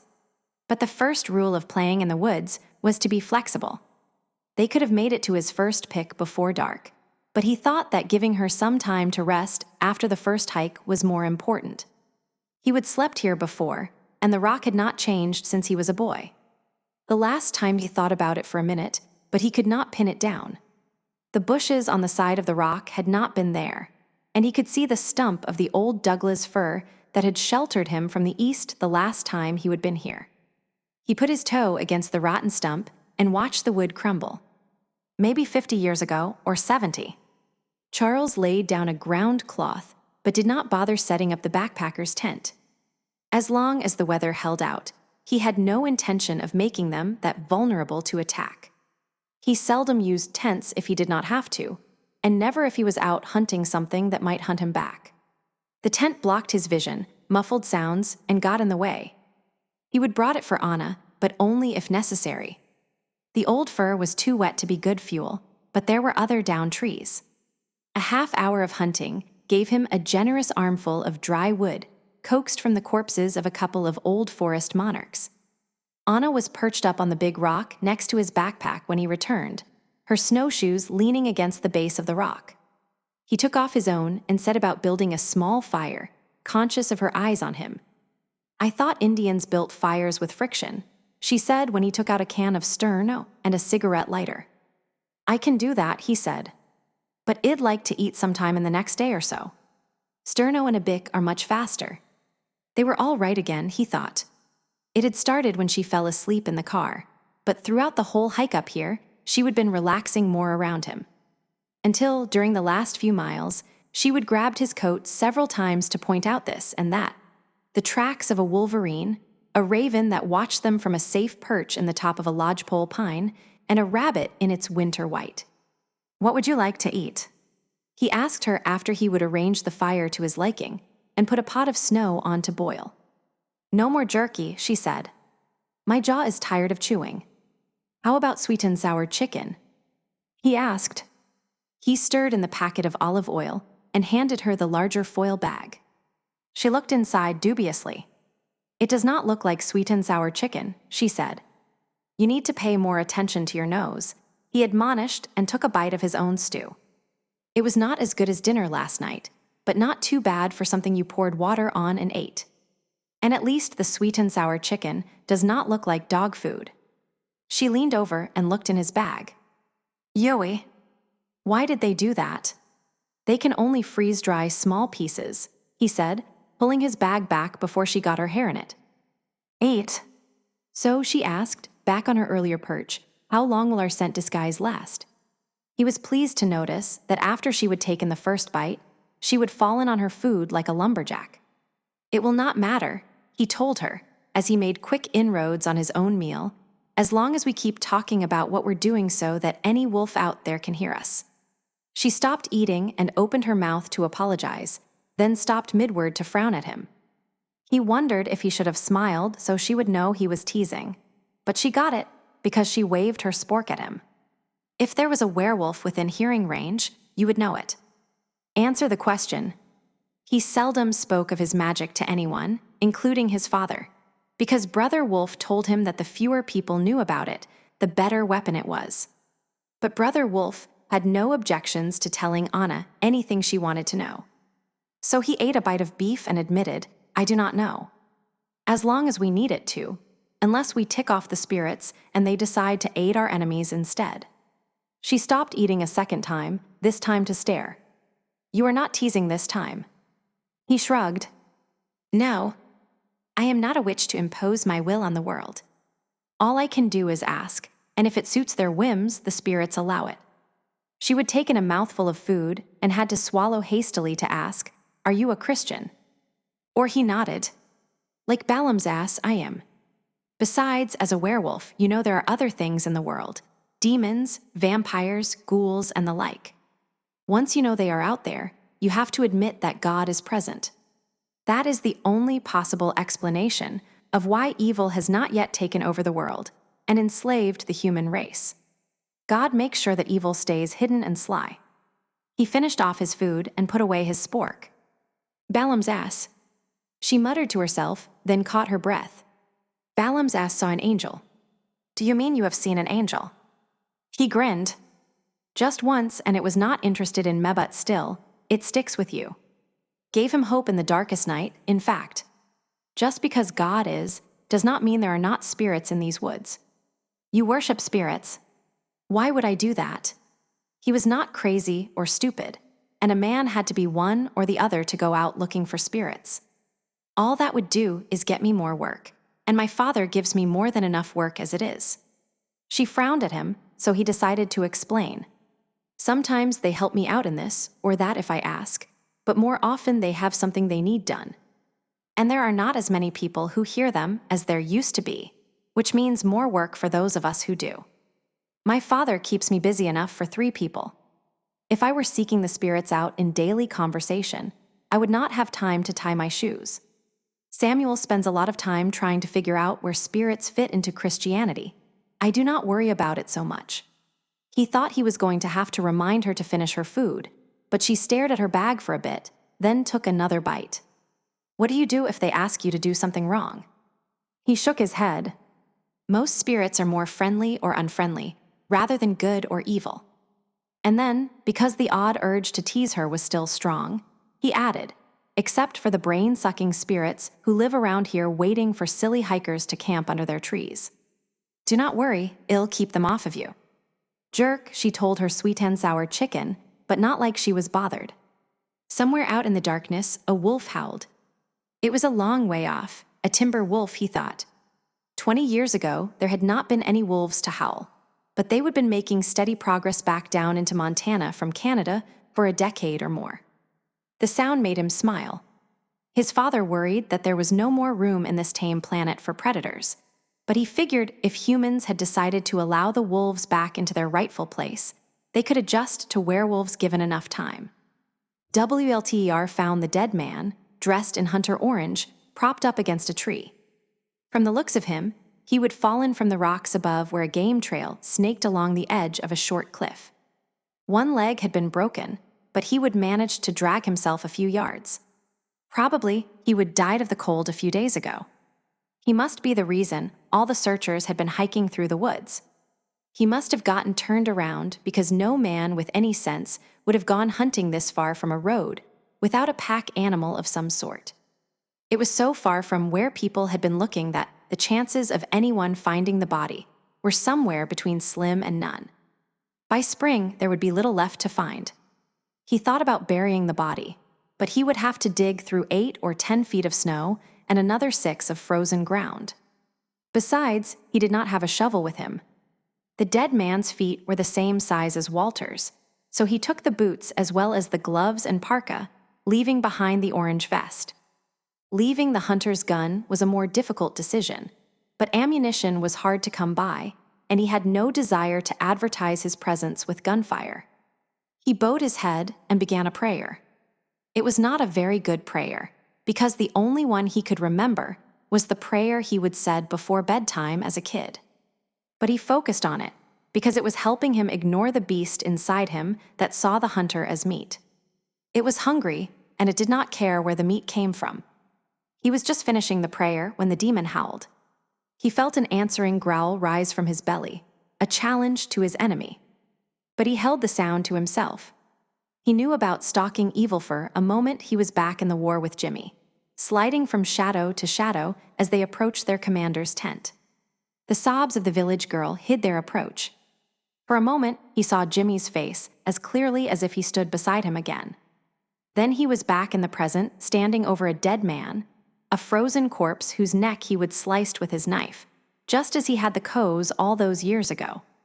That little girl had never told anyone what had happened, though he and Jimmy had waited on pins and needles for several weeks. They could have killed her, too, but that would have made them as bad as the Coe. Officially, he would have been killed by a sniper. He and Jimmy had snickered a little about that. Most snipers do not use knives. He bent down and picked up the body. He could not let it be found with a knife wound. He would take it somewhere a little more off the usual game trails. He carried the corpse a mile or so and set it gently beneath a thicket of Oregon grape. He licked his lips and tasted blood. Startled, he glanced down at the body and noticed that the neck wound had been cleaned, the skin around it glistening just a little from saliva. He grabbed a handful of snow and wiped off his mouth, torn between hunger and sickness, though he knew he could not have swallowed much because the corpse had been frozen through. He walked away as quickly as he could manage without running. "Anna." Charles finished zipping together the sleeping bags. She did not answer him.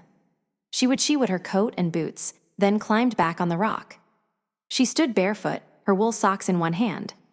If they would been somewhere else, he would have believed that she was enjoying the view, but they were tucked in the trees, where all she could see was more trees. She was not so much looking out as not looking at the sleeping bags and him. As soon as they would finished eating, she would started shutting down again. The temperature had dropped 10 degrees when the sun went down, and it was too bloody cold for her to be standing around barefoot and coatless. Werewolf she might be, but frostbite still hurt like sin. But he was not going to get her into the bags without force or coaxing. He took his own boots off and stuck the socks into his pack. He took out 2 fresh pairs of socks and stuck them in the bottom of the sleeping bag, so they would be warm tomorrow morning. He would packed an extra blanket, which he shook out and wrapped around his shoulders. Then he walked over and hopped up on the rock next to her. There was not a lot of room, but he managed to stand shoulder to shoulder with her. "My cousins courted their women with blankets," he told her without looking at her. She did not say anything, just pulled her toes up and curled them together for warmth. "It's called a snagging blanket," he said. One of them would go up to the girl he was courting and slowly stretch an arm out. He held on to the corner of the blanket and put his arm around her shoulders. And he wrapped the blanket over her. If she did not duck away, he would snag her clothes. He tugged, and she took a step sideways until she was tucked under his arm with the blanket snug around them both. A snagging blanket.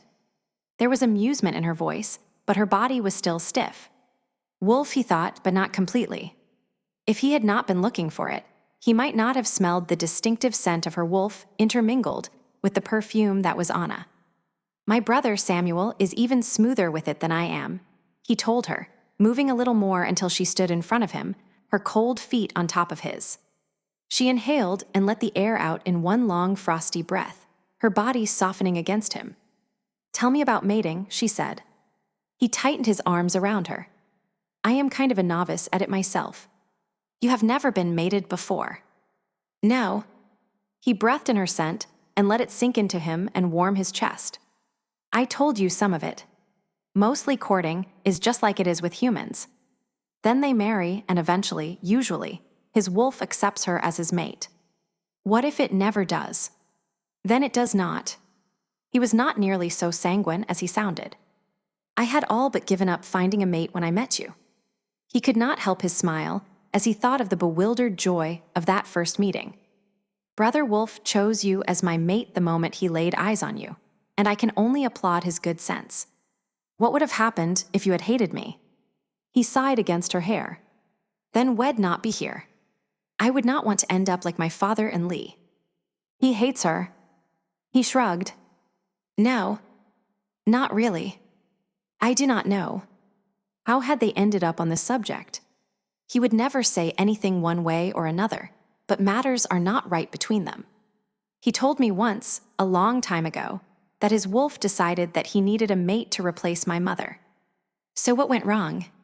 She asked as her body softened into his. He shook his head. I have no desire to ask the Marok that question and suggest you do not either. She thought of something else. You said something about a full moon ceremony. Right, he said. There is a ceremony held under the moon to sanctify our bond, like a marriage ceremony, I suppose, though it is private. You will also be brought fully into my father's pack then. He felt her stiffen. The pack ceremony, which included the sharing of the alpha's flesh and blood, literally, could be pretty frightening if you were not ready for it. And why would Leo have done that right when he had done so much else wrong? He decided it was something they could discuss when he was not trying to get her to relax and come crawl into sleeping bags with him. If you choose, we could do a separate marriage in the church if you would like. Invite your family. She twisted, though she could see his face. How can you tell that we are not bonded? It's almost like pack magic, he told her. Some wolves can barely feel it. Pack magic is what allows an alpha to draw on his wolves to give himself an edge in speed or quicker healing. It lets him control wolves under his power, or find them if he needs to. Anna stilled, or feed off their rage. I think Isabella did that. She liked it when the pack fought among themselves. Yes, Charles agreed. Though I have never seen my father do that. But you know what I mean. Yes. Mating is like that. On a smaller scale. It varies between couples. Sometimes it's just being able to tell where your mate is. Midas says that is all he and Lee have. Sometimes it's more than that. One of the wolves in Oklahoma is mated to a blind woman. She can see now, as long as she is in the same room with him. More common are things like being able to share strength, or any of the other things an alpha can get from his pack. He fell silent and waited for another question. My toes are cold, he suggested after a bit.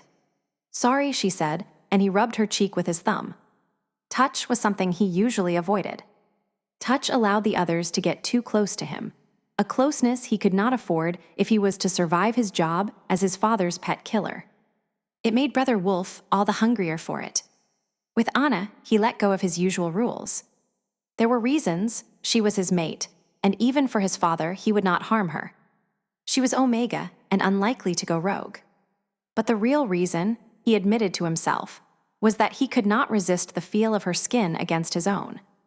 Rome was not built in a day, he told her. Come sleep. And then, when she stiffened against him, he said, It's too cold to do anything more interesting. She stilled. That was a lie, was not it? He buried his cold nose against her neck, startling a small laugh out of her. You are getting better. What if I said you are too tired then? He stepped out of the blanket and wrapped it around her shoulders. Then he picked her up and jumped off the rock, bending his knees to make the landing gentler. He would forgotten his wounds. As he carried her over to the sleeping bags, his injured calf ached fiercely. He ignored the sizzling pain. His chest was not happy with him, either, but when she settled into the sleeping bags with him, it would have taken a lot more than a couple of bullet holes to make him unhappy. She was asleep long before he was. They stopped by Berry Lake, but the only sign anyone had been nearby was a pair of snowmobile tracks across the frozen water. It was wilderness, but it was also Montana. Snowmobiles did not bother him as much as the dirt bikers, because the snowmobiles did not damage the land. He would run into a couple dirt bikers here a couple of years ago, and had followed them to Wanless Lake, about 20 miles from the nearest road. where they had finally parked their bikes and gone swimming. He wondered how long it had taken them to get their machines back down without the spark plugs. There was no easy way to get from Barry to the Bear Lakes in the winter. He and Tag had mapped out something that appeared to be a passable route, but if it got too rugged, he would find a different way. All he wanted was for the rogue to see them and go hunting. He thought about those snowmobile tracks, though. Most of the cabinets were too rough for snowmobiles. If you only wanted to go to Barry Lake and back, though, say to find a few victims and get some news coverage for a werewolf kill, they would be fine. An organized pack of renegades, determined to force Bran not to reveal the existence of werewolves to the real world, would require different treatment than a single rogue. He would keep the snowmobiles in mind and be ready to face multiple opponents if necessary. Anna was a restful companion. She was clearly enjoying herself, despite being a little stiff this morning. She did not complain as their trails grew rougher, requiring a lot more muscle. She was mostly quiet, which let him listen for other monsters in the woods. Since he tended to be quiet at times, he was glad that she did not chatter. She would woken up cheerful and relaxed and stayed that way until they dropped into a small hanging valley. He could measure her growing nervousness by the slow shrinking of the distance between them. When she finally spoke, she was near enough that she accidentally stepped on the back of his snowshoe with hers. Sorry. The resultant stumble hurt his wounded leg, but he would never have told her that. No problem. Are you all right? He saw her consider a polite lie and discard it. It's kind of creepy here, she said finally. Charles agreed with her. There were a number of places in the cabinets that felt like this. He could not be sure, but this felt worse than usual. It was certainly worse than the part of the mountains they would crossed yesterday. Her observation made him give a thorough look around them, in case she would notice something he had not. But there was nothing to be seen, nothing more threatening than the cliff face that rose above them and cast its shadow over the valley and the thick growth of green-black trees on all sides. But he did not discount other forces at work. The spirits of these mountains had never been welcoming, not like the Bitterroots or Pintlers. They resented intruders. It might be that the spirits were just more active in this valley, or something could have happened. The more he thought about it, the more certain he was that it was more than just spirits making mischief. From last week or 100 years ago, he could not tell, but something dark lingered beneath the snow.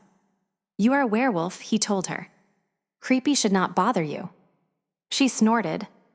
I was never afraid of monsters until I became one. Now I am afraid of my own shadow. He heard the self-directed derision and snorted right back at her. Baloney. He caught a wild scent and stopped, turning his nose into the wind to catch it again. Anna froze, watching him. He waited until the scent got a little stronger. Their stalker was not worried that they would notice him. What do you smell? He asked her softly. She sucked in a deep breath and closed her eyes. Trees and whoever you stole these clothes from, and she stiffened as she caught what he had. Cat. Some kind of cat. Is it a panther? Close, he told her. Lynx, I think. Nasty bird, but not a danger to us. Cool, she said. This time it was her turn to pause. What is that? Dead rabbit, he said, pleased. You are starting to pay attention to your nose. He took another breath and reconsidered. It might be a mouse, but probably rabbit. That is why the lynx is still around. We have interrupted his dinner. He was a little surprised that they would run into a lynx here. Cats usually stayed away from places that felt like this. Could it have been driven here by bigger predators? She looked a little green. I really hate it. That part of me is getting hungry smelling raw meat.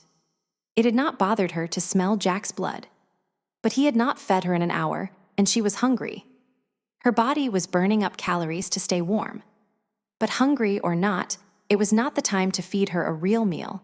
He needed to get out of this little draw.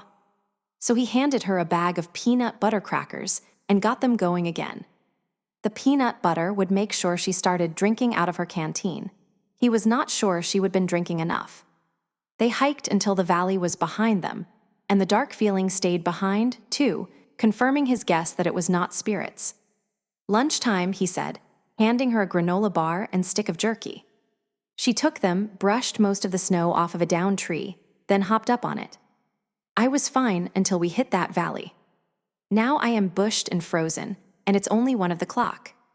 How do humans do this? He sat beside her eating his own jerky. It tasted a lot better than pemmican, though it was not nearly as strengthening without all the fat. Most of them do not this time of year. I pushed us a little hard to get out of that valley. That is what you are feeling. He frowned. You have not been sweating, have you?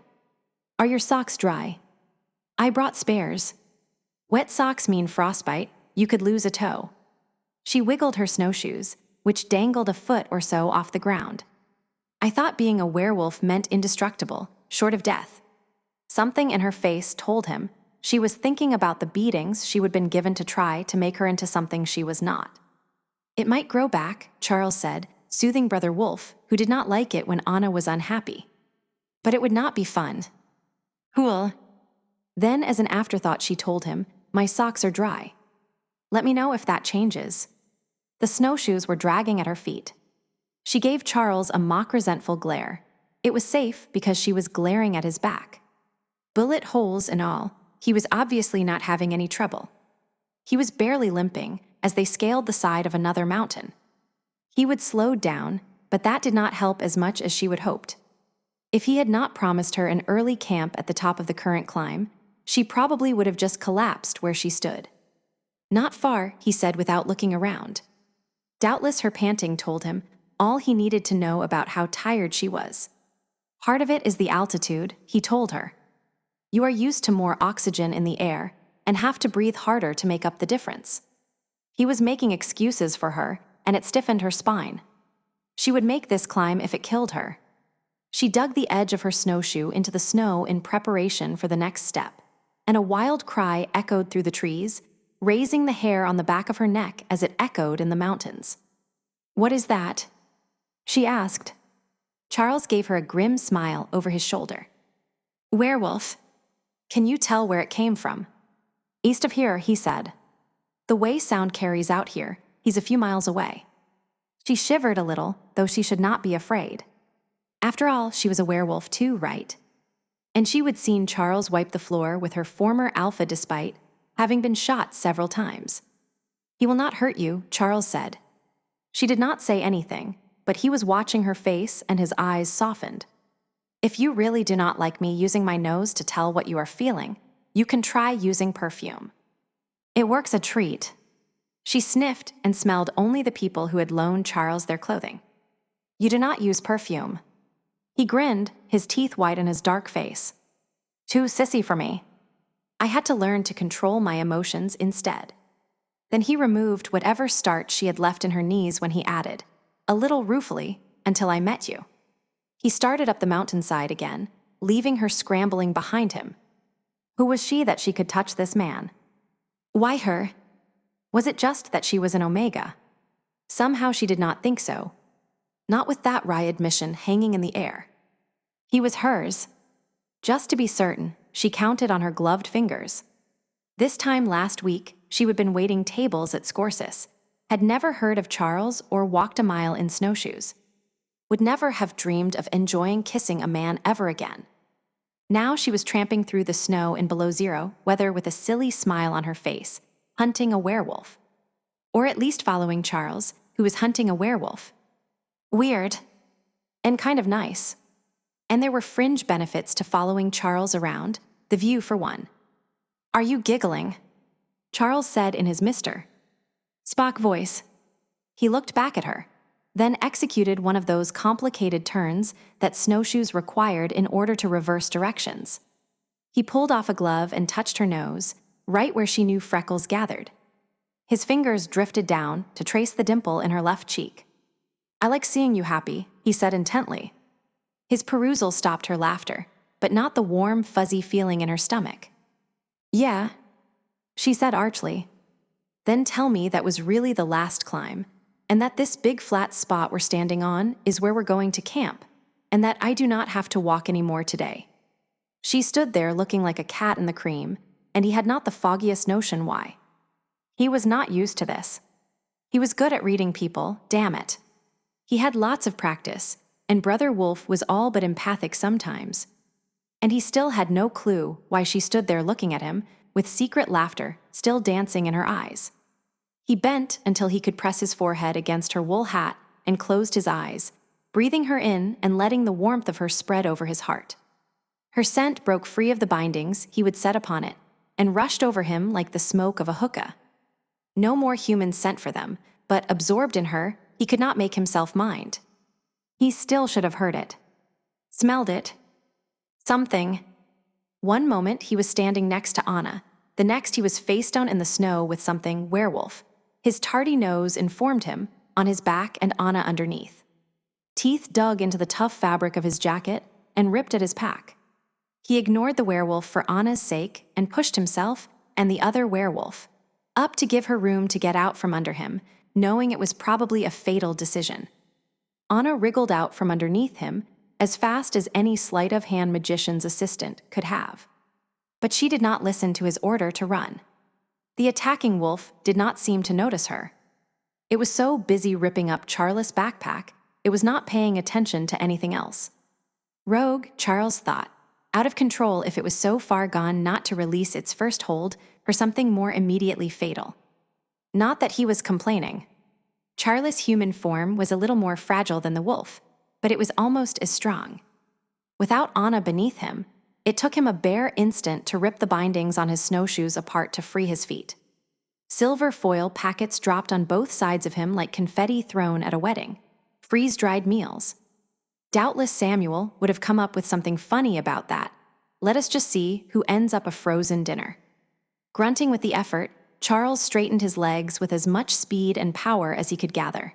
And the move, combined with the werewolf's weight, ripped the fabric of Charles' coat and backpack. Holding on to the fabric and nothing else, the wolf was thrown off his back, a kick, and the wolf was 10 feet away.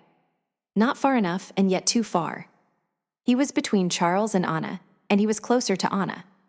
Even as Charles frantically freed himself of the remnants of the pack, ruthlessly shredding anything that tried to stick, he realized how weird the attack was. Even an out-of-control rogue would not have been entirely foiled by the pack. He would have gotten a fang or claw in somewhere, but Charles was entirely unharmed.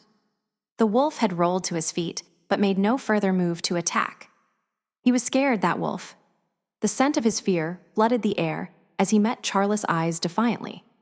But he stayed where he was, between Charles and Anna. As if he were protecting her. Charles narrowed his eyes and tried to place this wolf. He would met so many. Gray on gray was not an uncommon coloring, though he was even thinner than Anna's wolf form, cadaverously thin. He did not smell familiar, nor did he smell of a pack. He smelled as if he denned in Douglas fir, cedar, and granite, as if he would never been touched by shampoo or soap or any of the accoutrements of modern life. "Who are you?" Charles asked. "Who are you?" repeated Anna, and the wolf looked at her. Hellfire, so did Charles. When she used it, she could pull in any wolf she wanted almost as effectively as Bran, though he would have done it by sheer force of personality. Anna made you want to curl up at her feet and bask in her peace. Charles saw the moment when the wolf realized that there were no humans here to protect at all. He smelled the other wolf's anger and hatred as it flared, then vanished as it came up against his Anna, leaving bewilderment behind. The wolf ran. "Are you all right?" asked Charles, ridding himself of his clothes as rapidly as possible. He could have used magic to strip, as he usually did, but he did not want to risk using it here when he might need it for something more important later. The damned bandage around his ribs was tough, and it hurt when he shredded it with his fingernails as they lengthened. A bit of his snowshoe binding had tangled with a bootlace, so he broke the lace. "I am fine." "Stay here," he ordered as he let Brother Wolf flow over him and rob him of speech. He shuddered as the shape brought with it the call of the hunt, and every minute the change took let the other get farther away. "It'll be here," she told him, and as his wolf shape settled over him and solidified, more words flowed over him. "Do not hurt him." He nodded before he disappeared into the woods. He was not going to have to kill anyone this trip. With Anna's help, he was going to bring that rogue in to safety. As soon as he left, Anna found herself shivering as if someone had just removed her coat and left her bare to the ice and snow. She glanced around nervously, wondering why the shadows of the trees seemed suddenly deeper.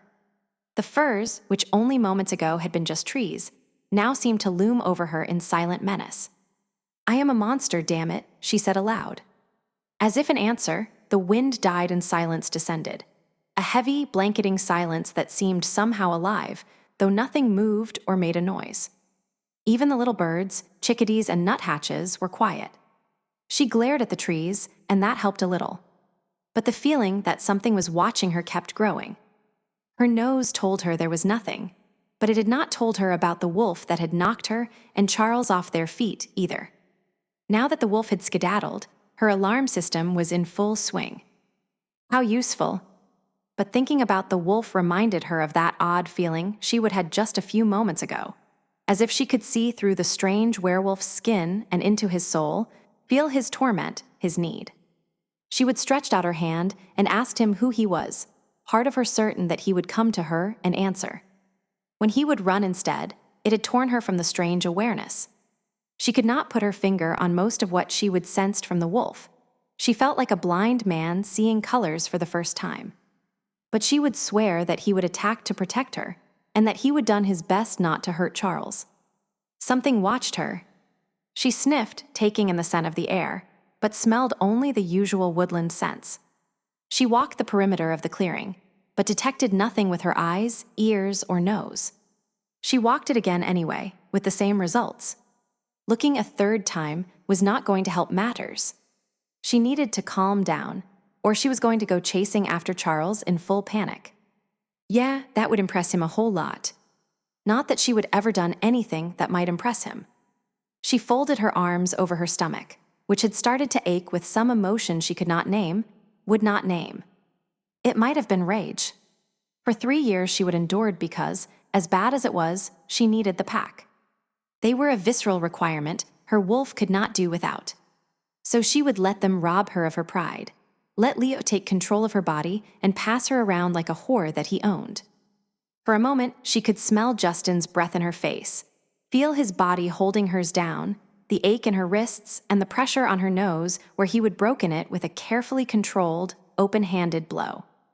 Blood dripped down her lip and down her new coat to splatter in the snow. Startled, she put her hand to her nose, but there was nothing wrong with it, though a moment ago she would felt it swelling as it had the night Justin hit it. But the blood was still there. She bent down and took a handful of snow and pressed it against her nose until it burned uncomfortably. She put her hand to her nose, and it came away clean this time, so it was not still bleeding. The question was, why had it started bleeding in the first place? And why had she suddenly started thinking about Justin? Maybe the nosebleed had something to do with the altitude, she thought. Charles would know. She got clean snow and wiped her face with that, then a scrap of backpack that was nearby. She touched her nose, and her fingers came away clean. Whatever the because, it had stopped. She scrubbed at the bloodstains on her jacket and succeeded only in smearing the blood around. With a sigh, she looked for somewhere to put the bloody piece of fabric. She would taken off her pack when she had done her earlier reconnoitering.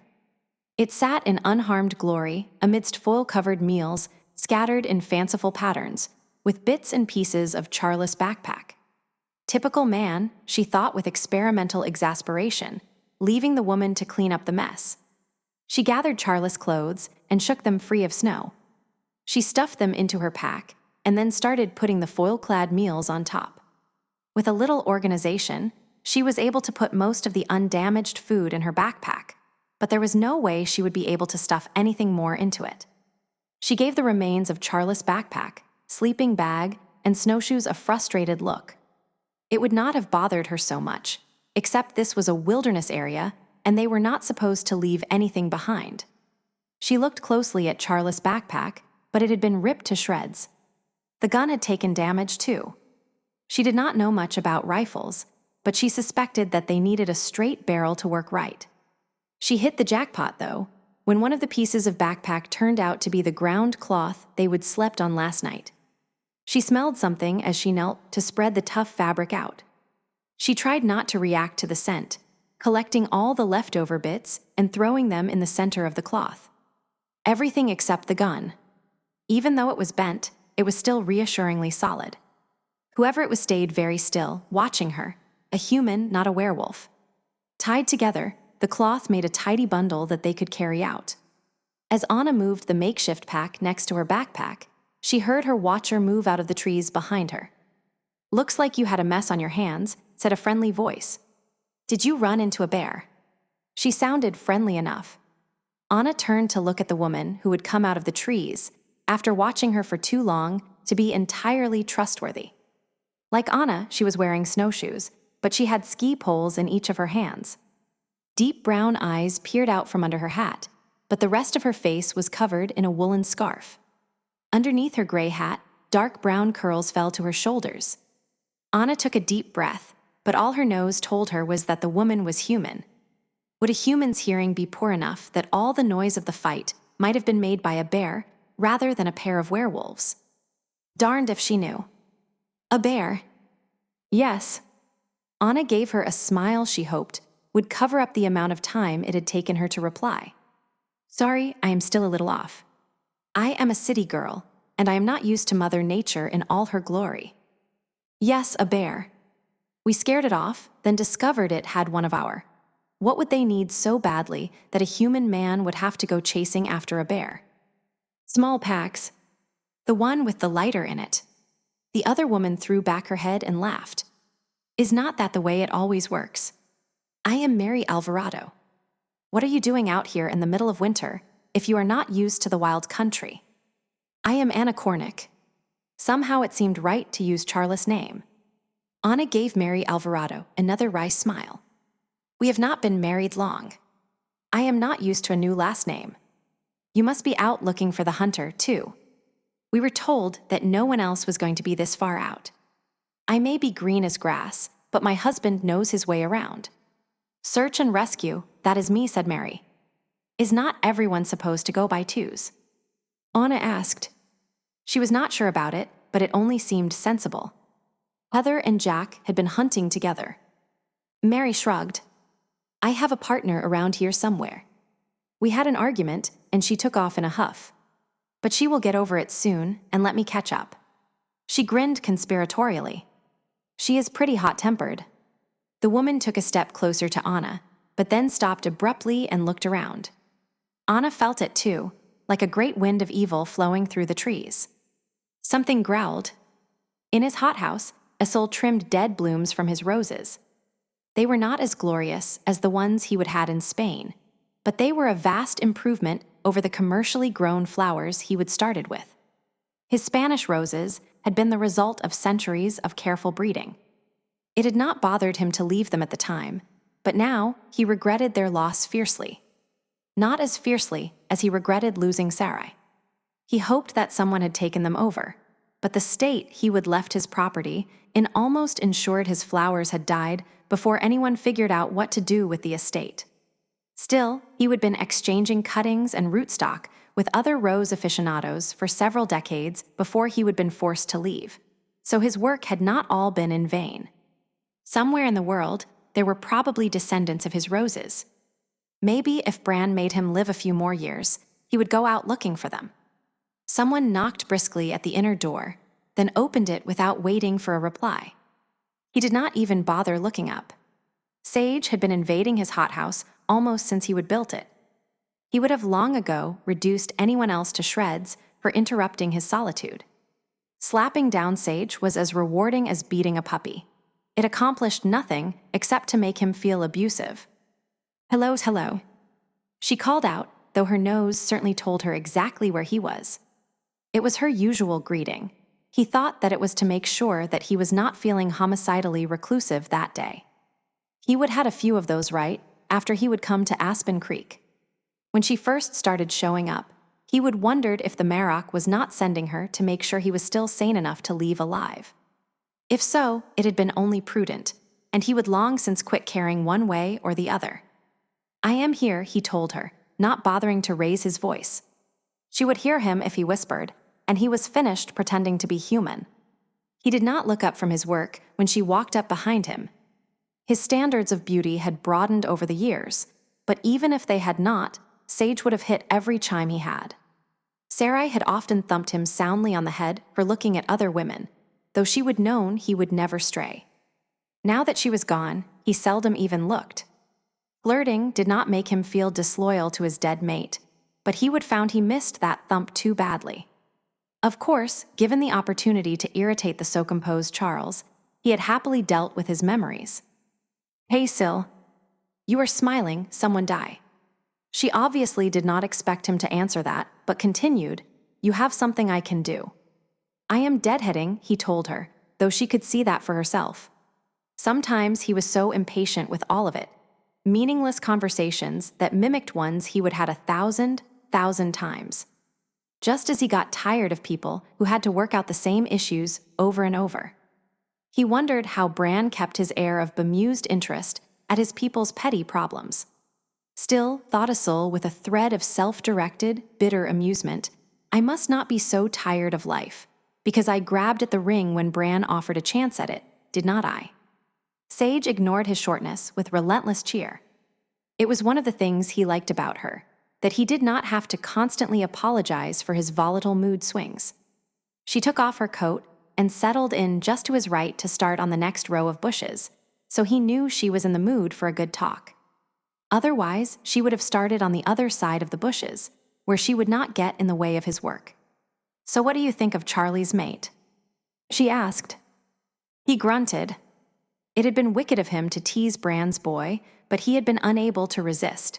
It was not often Charles was off balance. And Anna reminded him so much of his own Sarai, not in looks. Sarai had been almost as dark as he was, but they both had the same inner serenity. "Well, I like her," Sage said. "She has more backbone than you would think given the way her old alpha abused her." That shocked him. Abuse an Omega. She nodded. "For years. I guess Leo was a real piece of work, killed off half his pack or let his crazy mate do it. He even ordered one of his wolves to force the change on Anna. What I do not understand is why Charles did not slaughter the whole pack. None of them did anything to protect her. How hard is it to pick up the phone and call Bran? If Leo ordered them not to, they would not be able to call," Isil said absently. He would known Leo, the Chicago Alpha, and liked him too. Not unless they were nearly as dominant as Leo, which is unlikely. Leo had been a strong alpha, and he would have sworn an honorable man. Perhaps Sage was mistaken. Isil clipped a few brown-edged roses, then asked, "Do you know why Leo did these things?" She looked up from her own task. "I guess his mate was going age crazy. She killed all the females in the pack out of jealousy, then went out and turned a bunch of good-looking men just for fun. Apparently Leo hoped that having an Omega like Anna in the pack would keep his mate stable. It worked more or less. He had Anna brutalized, though, to keep her under his thumb." Isil paused, a cold chill running down his back. When speaking of an unmated female in a pack, brutalized was a terrible word, much worse than abused. This modern era's definition of abuse was different than the one he would grown up with. Brutalized had not changed a bit. Brutalized how? He asked hoarsely, suddenly remembering the rare rage he would left Charles in when he would brought Anna flowers. He had a brief image of a glimpse he would had of Anna over Charles' shoulder. Had she been frightened? Damn his penchant for causing trouble. What had he done? Sage dug her fingers into the dirt, doubtless reliving her own brutal assault, which had resulted in her seeking sanctuary here in Aspen Creek a few years before he had come here. He should apologize for bringing that up too. Clumsy Isil. "What do you think they did to her?" she said finally, darkness clinging to her voice. "Allah," he said softly. He would never manage to get Charles so worked up before. And he would left that poor child to deal with the results, thinking that any Omega could soothe her mate. He had not realized she would already been hurt before. Truly, he should have forced Bran to kill him a long time ago. "What is wrong?" "I need to go talk to Charles," he said, setting down his knife and getting to his feet. He was getting old and complacent, too ready to believe he was omniscient. He would thought the boy had been waiting until his wounds were healed before consummating their attachment. Instead, he would almost certainly been trying to give the girl time. That Charles had come this morning to ask about omegas might mean that something had gone wrong-gand on the heels of that thought. He realized that Charles had not been asking about Sarai when he asked what happened if an omega was tortured. He would been asking about Anna. Talking with Charles is going to be difficult, Sage said dryly. He took Anna and went after some rogue over in the cabinets. There is no cell phone reception out there. The cabinets. He frowned at her, remembering the limp Charles had been hiding in church yesterday. He would been doing a better job this morning, but Asul could still see he was stiff. He was wounded. She nodded. I heard he got shot in Chicago, silver bullets. But there is some rogue werewolf running around attacking people. Killed one and wounded another in less than a week. Heather Morrell's partner was the one wounded. If we're going to keep it out of the news, the rogue has to be taken out as soon as possible, so he does not hurt anyone else. And who else does Bran have to send after him? Samuel's not suitable, even if he had not just headed back to Washington this morning. Word is that Bran's worried it might be a ploy on the part of the European wolves to see if they can cause enough trouble that Bran reconsiders going public. So he needs a dominant wolf. How Sage knew so much about everything that went on in the Merox pack had ceased to astound Asul a long time ago. He could have sent me, said Asul, not really paying attention to his own words. It was good news if Anna had gone with Charles, was not it? Surely it meant he had not done any permanent harm to her with his teasing. Sage looked at him. Send you? Could he really? I saw you at church yesterday morning. He could have sent me, Asul repeated. Sage, he knew, was beginning to suspect that his madness was feigned. Bran probably thought so, too, since he had not just killed him, though Asul had requested it of him repeatedly. 15 years of not yet. It was too bad that both Sage and Bran were wrong. His madness was a more subtle thing, and it might kill them all in the end. Asul was a danger to everyone around him, and if he were not such a coward, he would have made Bran take care of the problem when he would first arrived here, or any day since then. He could have at least taken out the lone rogue wolf. He owed Bran that much. I do not think Charles was hurt too badly, she said in conciliatory tones. So Charles had been successful at hiding his wounds from Sage, but he knew better. It would take a lot to make that old Lobo move so badly at the funeral, where so many could see. Asul took a deep breath. Charles was tough, and he knew the cabinets better than anyone. Even wounded, a single rogue wolf would be no match for him. It was all right. He would just make sure and apologize to both of them when he saw them next, and hope he had not caused any irreparable damage with his goading. He would just been so jealous. The peace that Anna brought him had made him remember, Sarai, you would be so disappointed in me. Are you all right? He knelt again and picked up his shears. I am fine. But why would the Europeans send only one wolf? Maybe they had not. Maybe Charles would need backup. He sighed. He owed the boy an apology that should not wait. If he knew where they had started, he could track Charles down and make sure he had not done any real damage to the bond between him and his mate. I need to talk to Bran, he said. He threw down the shears again and strode out the door, closing the greenhouse door behind him. When he exited the airlock, the cold fell over him like the cloak of the Ice Queen. The contrast between it and the artificially warm and moist air of his greenhouse was so great he gasped once before his lungs made the adjustment. Sage followed him, pulling on her coat, but he did not wait for her. I do not know that it is the Europeans, Bran told him calmly after Asul expressed his opinion of the wisdom of sending Charles out wounded after an unknown foe, in words that were less than diplomatic. More likely it is simply a rogue. The cabinets are remote and might appeal to someone trying to run from what he has become. Even if it were the Europeans, there was only one wolf. If there were two wolves, Heather would not have been able to drive off the one who attacked them. He paused, but Asul just crossed his arms over his chest and let him know by body language that he still thought Bran had been stupid. Bran smiled and put his feet up on his desk. I did not send Charles alone. Even if there are 2 or 3 werewolves, Charles and Anna between them should manage. More than 2 or 3, I would have sensed when they came so close to Aspen Creek. That made sense. So why was dread growing in his soul? Why was every instinct he had telling him that sending Charles out after this rogue was such a stupid thing? And when had he stopped worrying about Charles and started worrying about what they chased? About the werewolf they chased. What did the wolf look like? He rocked slowly from one foot to the other, but did not bother controlling himself. He was too busy thinking. Like a German shepherd, Bran said. Tan with dark points and the saddle, with a bit of white around his front feet.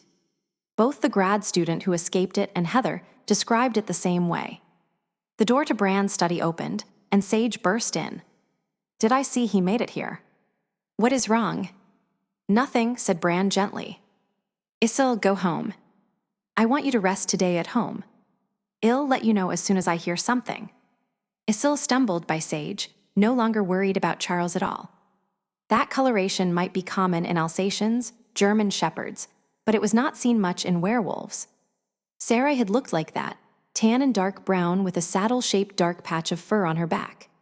Her left front paw had been white. Too upset to be careful of his strength, he broke the door handle of his car and had to slide in from the passenger side. He did not remember the drive to his home, just a need to go hide that was even more powerful than the necessity of obeying his alpha. He did not bother garaging his car, for tonight it could face the elements just as he must. He went to his bedroom and opened his closet. He took her favorite shirt, frayed by age and handling, from the hanger. Even to his nose, it no longer smelled like Sarai, but it had touched her flesh, and that was all he had. He put it on his pillow and slid onto the bed, rubbing his cheek against her shirt. It had happened at last, he thought. He was crazy. It could not possibly be his Sarai. First, she would never kill anyone without because. Second, she was dead. He would found her himself, days after she would died. He would taken her poor body and washed it clean. Had burned it with salt and holy water. Knowing who had killed her, he wanted there to be no way to raise her from the dead, though neither Mariposa's family nor the witch they would send her to for training were of the family of witches who played with the dead. No, it was not Sarai. His stomach hurt, his throat hurt, and his eyes burned with tears, and with the old rage that curdled his blood. He should have killed the witch, but had been forced to run instead. Run while his wife's killer lived, because he was afraid of what Mariposa had become. Afraid of the witch who hunted him as she would hunted his Sarai. Only when he could stand running no longer, when it was apparent that time was not going to kill her as it ought, he would come here, to die and join his beloved at last. But he let the Marrock, and later, his roses persuade him to wait. And she had not found him here. Maybe she would quit looking at last, having grown more powerful with each year until she did not need him. Maybe the Marrock's power protected him, as it protected the rest of the pack. As he lay panting on his bed, the conviction grew that the time had come for his death. He folded the shirt lovingly where it was and strode back to his front door. He would persuade Bran this time. But he could not open the door, could not force his hand to touch the doorknob. He roared his anger, but that changed nothing. He could not disobey Bran. He had been so distressed that he had not noticed that Bran had given him a true order. Until tomorrow, he would have to stay here, in this house where he would lived for all these years alone, hiding from his mate's murderer. Tomorrow, then. He calmed himself with the thought. But first, he would repair what he had damaged. Tomorrow, he would help Charles with the rogue. Give him anything he could think of that might be useful to him for dealing with an Omega for a mate, and then it would be over. As relief rushed through him, he found it in himself to smile. If Bran would not kill him, after yesterday, he was certain that Charles would be happy to oblige. He was calm as he climbed back into his bed, the weight of years lightened by the closeness of their ending. He touched the shirt with his hand and pretended that she was there next to him. Gradually, the pain eased, cushioned by his knowledge that it would soon be gone forever and be replaced by peace and darkness. But for now, there was only emptiness. He might have slept then, but curiosity, his besetting sin, made him consider the wolf who was killing others so near the Marrock's own territory. Isil sucked in his breath and sat up. so near the Marok's territory. It killed, looking so much like his dear love. So near the Marok's territory, or so near to a soul. And then there were his dreamshe's dreams always got stronger when the witch got too close. Sarai hunting humans. He rubbed his eyes. Sarai barely hunted on the full moon nights. Besides, Sarai was dead. Despite the horror of imagining the witch so close, he discovered there was hope in his heart.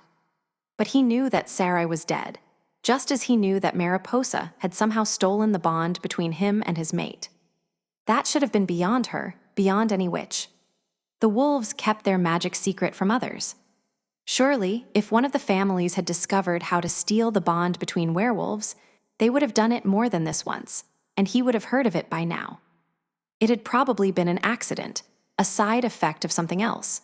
But in all the years he would been running, he would never figured out what, unless it was the immortality Mariposa seemed to have gained upon Sarai's death.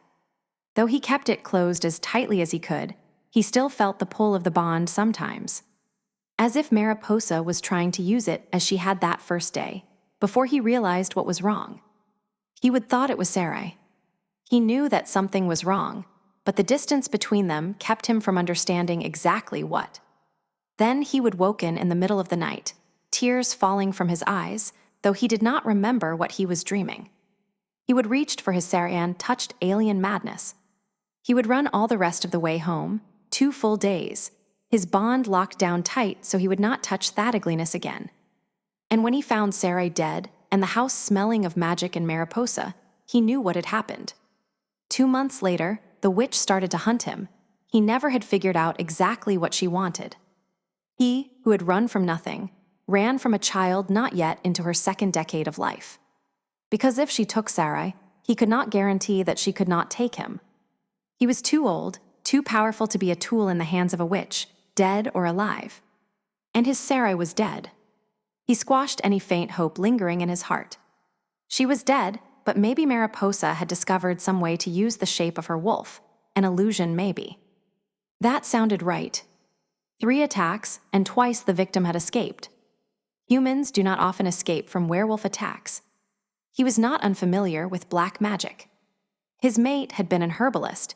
It had been she who first taught him how to grow plants indoors. She had sold her herbs to witches until the vendettas between the witch families made it too dangerous. Illusions were among the very basic tenets of witchcraft. Making an illusion that could hurt or kill, someone had never heard of that. But his suspicion that Mariposa was behind the attacks settled into conviction. All the more reason he find Charles and tell him what he might be facing. Besides, it was not in him to allow another person to fight his battles. And if this was Mariposa's mischief, then she was after him. He closed his eyes, but opened them almost immediately. He was making a mountain of a molehill. Bran referred to the werewolf as he. It was just a rogue. He was letting his own fears color the facts. But it had not been a werewolf who cited the rogue, a small voice argued. Would a pair of humans have noticed if the wolf was female? Female werewolves were not nearly as common. Bran could be assuming it was a male. He had not seen the witch for almost half a century, had not caught a scent of her since he would come to this continent. He would covered his tracks and asked Bran to keep his presence here quiet. And if she were here and wanted him, why had not she just come and got him? It was not her, waited for relief to flood him. It was probably not her. Sarai was lost to him. She was 2 centuries dead. He would buried her himself. He would never heard of an illusion that could harm people.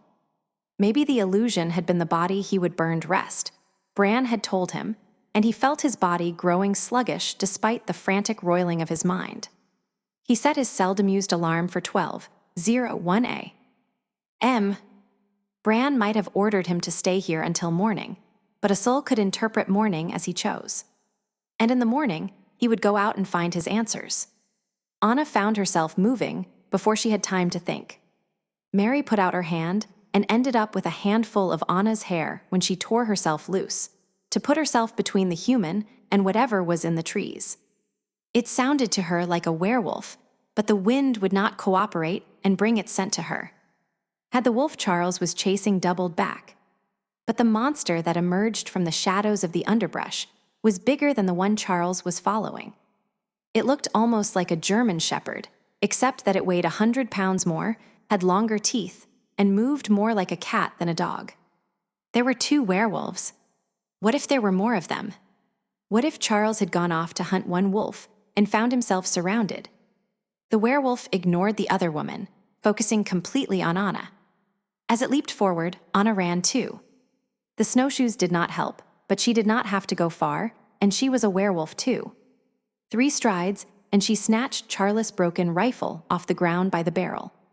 Planting both feet, she swung it at the attacking monster with the experience of 4 summers of softball and the strength of a werewolf. It was clear the other wolf had not expected Anna's strength. It had not bothered to dodge her strike at all. No one was ever going to fire the rifle again, but Anna hit the wolf full on the shoulder with a crack that told her she would broken bone. It rolled with the blow, but let out a yip of pain as it came back to all 4 feet. Something sizzled past Anna, and the wolf yelped again as blood blossomed on one hip. A small rock fell to the ground. The wolf looked over Anna's shoulder. Then, with a last growl, it took off through the trees. Anna did not try to follow it, but she kept her eyes on the woods where the shepherd-colored wolf had disappeared. "Are you all right, honey?" The sound of Charles' cautious voice made her head spin with sheer relief. She would hoped that it had been him who would thrown the rock, but it might have been Mary's missing partner, too. She dropped the remains of the rifle on the ground and ran to him. "Hey," he said, wrapping his arms around her. "It was only a dog, a damned big dog. But you are fine now."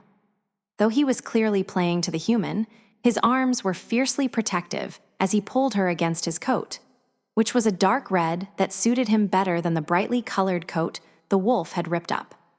It was a good thing, she thought, that he could clothe himself when he changed. Otherwise, they would have something of a problem explaining why he would been running after a bear in his birthday suit. "That was some stone throwing," she murmured to him, stifling an inappropriate giggle. She would done it, she thought. She would defended herself against a monster and won. Safe in Charles' arms, exhilaration rapidly eclipsed everything else she had been feeling. She had not only kept it from hurting her, but she would defended someone else too. "Old skills," he told her. "My uncles taught me when I was growing up. I can do better with a slingshot. Any distance weapon is better than trying to drive off a ravening beast with a broken rifle."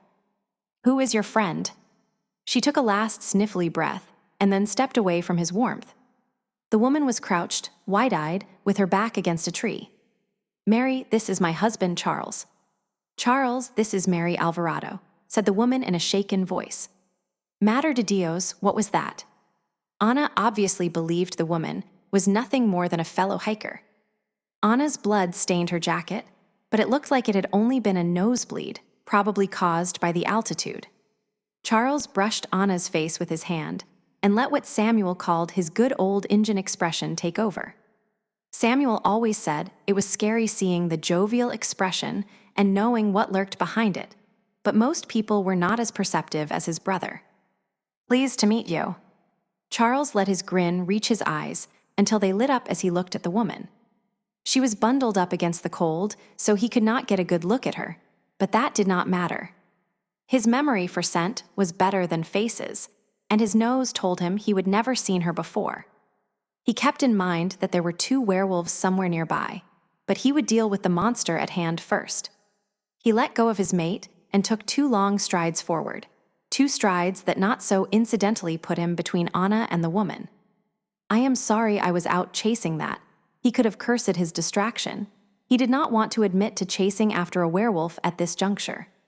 Not that the woman would not know what it was that he and Anna had driven off, but if she did not already know that he and Anna were werewolves, too, he did not want her to figure it out.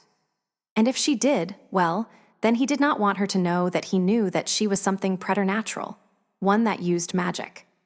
He would give her as little information as he could manage. So he stopped midword, but before the pause was very long, Anna finished his sentence for him. "That stupid bear." Anna gave him a chiding glance, as if she thought he paused because he had almost sworn. He had not expected that she would be so quick. "Did you find the pack with our lighter?" Was that what he was supposed to be doing? He shook his head. You know what they say about not being about to outrun a bear? They are right, especially since it tore up my snowshoes, and I had to wade through the snow. That wolf had been as clever a prey as he would ever chased. He had not heard it or seen it before it attacked, and it had disappeared as thoroughly as if it had never been. He might be persuaded that Anna had distracted him, so he had not heard it approach, though nothing like that had ever happened to him before. But there had definitely been something uncanny about the way the wolf disappeared. As soon as he realized he would lost the trail, Charles had not wasted time trying to pick it up again. He headed back, not wanting to chance the wolf swinging back to attack Anna.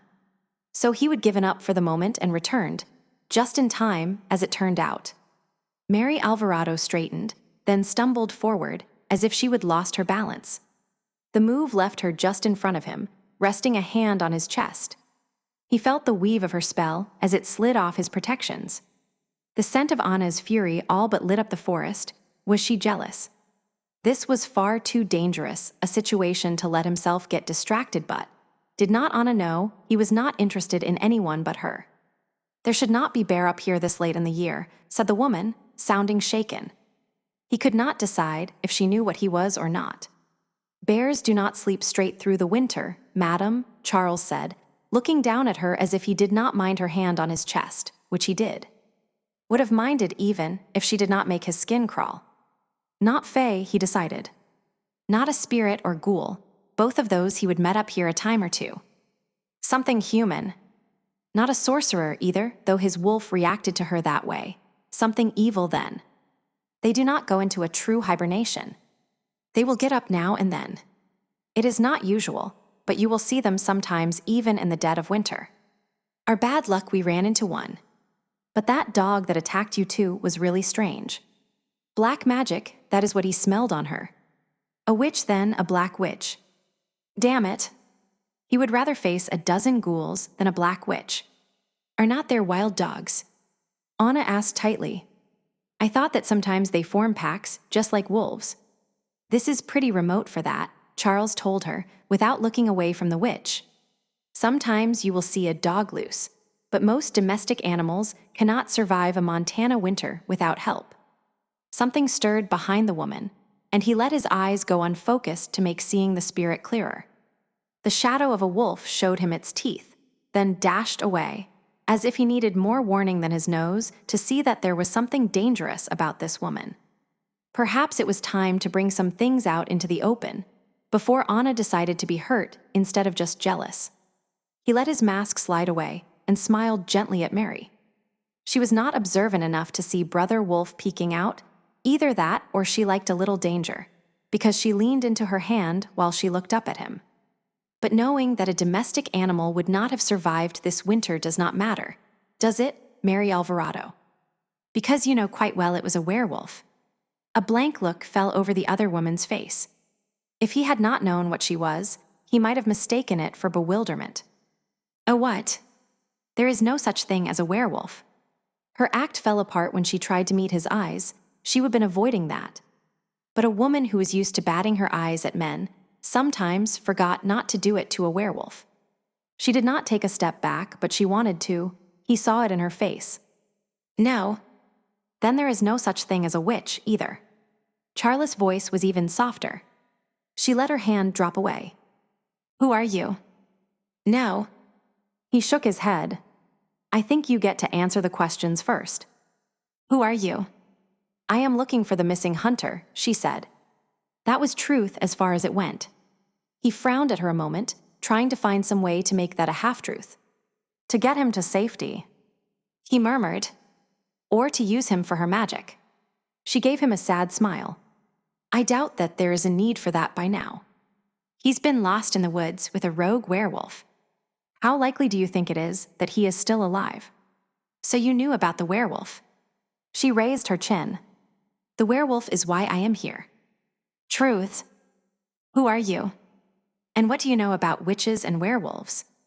It was possible she was exactly who she represented herself as. He knew that there were witches who regularly worked for the various law enforcement agencies. He also knew that just because she was a black witch, did not mean that she was not actually out looking for the missing man. Witches often hired themselves out, and sometimes, even if only by chance, a black witch could find herself on the side of the angels. She would have been careful in her answers, though, and he did not discount what the spirits told him. She was no ally of his. The spirit wolf was usually his guide, though he would always thought it would have been more ironic if it had been a deer or rabbit. That show of fangs might not mean she was an enemy, but it did indicate that she was not friendly. "You can leave the werewolf to us, now," he told her. "It's not your business." "It is," she said calmly. "Truth. The full truth this time. How very interesting that a witch would believe a werewolf to be her business." "You do not want to get in my way," she told him softly, her breath caressing his face in a sweet flow. "No," he said, taking a step back from her and shaking his head, but he could not remember what he was objecting to. Now it is my turn for questioning. If he would have been capable of it, he would have cursed his own arrogance, which had kept him from grabbing Anna and running as soon as he realized what she was. All he could do was wait for the witch's questions. Witch he would called her, and she had not denied it. Doubtless that meant something, but Anna had no idea what. Had the witch been following them? Or the werewolves? Whatever she was, if she did not get her hands off Charles pretty damn soon, Anna would do it for her, using a method involving pain and maybe blood. The violent urge caught her by surprise, and she hesitated just long enough for Charles to stagger away from the witch. Something had happened, some balance had shifted. The air smelled faintly of ozone, as if, despite the time of year, lightning was ready to strike. The hair on the back of Anna's neck rose helpfully, as if she needed any further evidence that something was wrong.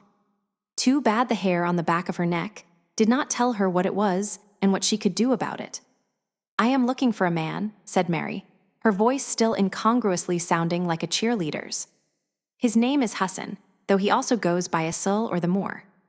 "I know him," responded Charles, his voice sounding thick and reluctant. "Ah," she smiled. "You are a werewolf. Are you one of the Marocks? Is Asul in Aspen Creek too? Is he one of the Marocks wolves?" Anna frowned at Charles, but he did not seem to object to the witch's questions, or the amount of knowledge she had. He just nodded stiffly and said, yes, as if the word was dragged out of him. Something was very wrong. Anna took a step sideways, and the remains of the rifle clicked on the aluminum edge of her snowshoe. The witch muttered a word and flung it at Anna with a flick of her fingers, leaving Anna unable to move. Charles growled. "Hush, I have not hurt her," the witch told him. "I have no wish to face the Maroc, yet by hurting one of his wolves. She is a werewolf too, I assume. That would explain why she was able to damage my guardian so badly. Tell me, what do you think would be the best way to get Asul to come here?" "Asul does not leave Aspen Creek," he told her, his voice rough with rage. Anna stole his anger for herself. It was better than the panic that was her alternative. Her wolf stirred as she seldom did unless called. Being held against her was something she disliked as much as Anna. Anna knew nothing about magic. Not even the magic she knew was part of every pack's existence. Leo had told her she did not need to know, and she had not been brave enough to ask again. She did not know what Charles could do or could not, but she was fairly certain that they would not be standing there with Charles answering the witch's questions if he could have done something about it. She was afraid her ignorance and stupidity were going to cost them both. When her wolf asked to take over, Anna allowed it. If she could do nothing about it with her human half in charge, maybe the wolf could do better. Though she did not start shifting, her perception of the world changed, shadows faded back. She could see farther and more clearly, but the beauty and intensity of the colors grew dull. It was not as silent as she would thought. There were birds in the trees. She could hear the soft sound as they shuffled their feet on the bark of the tree branches. But more interestingly, she saw a web of light encasing Charles in sickly strings of yellow and green. Unable to drop her head, she could not see the web that held her. But her skin's sensitivity allowed her to feel the fine strands like a net of dental floss. If it had been only her in danger, Anna was pretty sure that she would have been standing in that one spot until spring thaw. Her wolf had submitted meekly to all the beatings, the forced sex, giving her only the strength to endure and something to hide behind when life became unbearable. But her mate was in trouble. A roar of anger hid itself under her diaphragm, making breathing difficult, but caution told her she needed to wait for the right opportunity. If you died, who would the Marok send? The witch asked. The implied threat brought a roaring in Anna's ears that muffled Charles' reply, rage burning painfully through the spell holding her motionless. He would come himself. The witch pursed her mouth, as if trying to decide whether that was something she wanted or not. Anna could not move her feet, but with the wolf in charge, she could move her hand through the agony caused by the witch's spell. She grabbed the cable-like end of the net that held her as if she were a villain in a Spider-Man comic. She wound it around and around her palm, then brought it to her other hand. She could not look for long at the multiple strands she held together, or they dazzled her eyes and made her head ache. But she did not have to. The witch's cable of magic cut into her hands, so she knew where it was. She set her free hand on the cable, just before it widened into the net that held her, and pulled with both hands. She expected it to break or hold, as if it were really cable. Instead, it pulled like taffy, thinning gradually as she shifted her grip to pull it again and again. If the witch had looked at her, she might have seen what Anna was doing. But the witch was only paying attention to Charles now. Dominant, Anna thought gratefully, was more than just a rank in the pack. Charles' presence was such that when he walked into a room, everyone looked at him. Add to that effect Anna's own fragile appearance and utter lack of dominance, and it would require an effort on the witch's part to focus on Anna as long as Charles was there. An effort Mary Alvarado was not making. Anna lost track of the question and reluctant answer session. All of her being was focused on her task. Even taffy thins to nothing and breaks at some point. Anna froze as the cable dissolved into nothingness, but the witch did not appear to notice that her hold on Anna was gone. What now? She focused on the net that held Charles. She would have to be fast. Werewolves are very fast. She darted between them, grabbing the cables of magic in both hands. The spell the witch used on Charles was a lot stronger, and it hurt to touch the strands. Pain radiated from her skin into her bones, settling into her jaw with a sharp, throbbing ache. She could smell burning flesh, but there was no time to assess the damage. A violent pull, and the spell shattered. And Anna kept going. She grabbed the broken rifle from the snow and threw it as hard as she could. It hit the witch in the face with an audible snap. She gathered herself for attack, but Charles grabbed her by the arm and tossed her ahead of him. "Run," he snarled. "Get out of her line of sight." It did not take Anna any time at all to discover that running in snowshoes sucked. They caught in the rocks, they caught in the brush, they brought her to her knees twice, and only Charles' hand on her elbow kept her from falling all the way down the mountainside. Jumping down trees wasn't arrestingly difficult. However, Charles, without snowshoes, was sinking up to his knees and deeper with each step, so she was properly grateful for hers. That is not to say they were slow. It amazed Anna what terror could do for her speed. After the first, terrifying sprint slide down the steep slope they would spend hours climbing, she lost track of time and direction. She kept her eyes on Charles' red coat and stayed with him. When Charles slowed down at last, they were all alone in the forest. Still, they did not stop. He kept her going at a fast jog for an hour or more, but he chose their path more carefully, staying up where the snow was shallower, and his lack of snowshoes did not hamper them. He had not said a word after his command to run, but she thought it might be because he could not, and it was not any witch's spell. His eyes were brilliant yellow, and his teeth were bared. He must have a good reason for staying in human form, but it was costing him. Her own wolf had slid back to sleep after the initial panic of their flight was over, but Charles was right on the edge of taking over. She had a whole slew of questions to ask. Some were immediate concerns like, could the witch match their speed when a human could not? Could Mary use her magic to find them? Others were just matters of interest. How did you figure out she was a witch? Why could she only see the magic after her wolf was in control? Was there an easier way to break a witch's spell? Even an hour later, her hands burned and ached. "I think," said Charles finally, as his smooth, rapid stride slowed to a halting limp. Her tired legs were grateful that he sounded winded, too. That Asul has some questions to answer. You think he knows her? Why is she after him? Anna asked.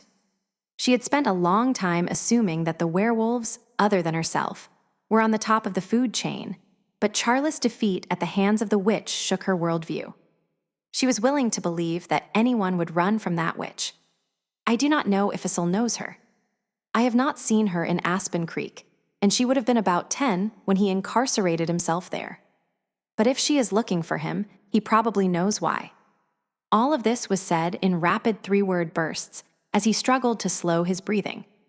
She walked next to him and hoped that some of the quietness she was supposed to be able to bestow would help him. His breath slowed long before hers lost the ragged edge of their run, but she was back to normal before he said anything more. She should not have been able to do that. She made me fawn at her feet like a puppy.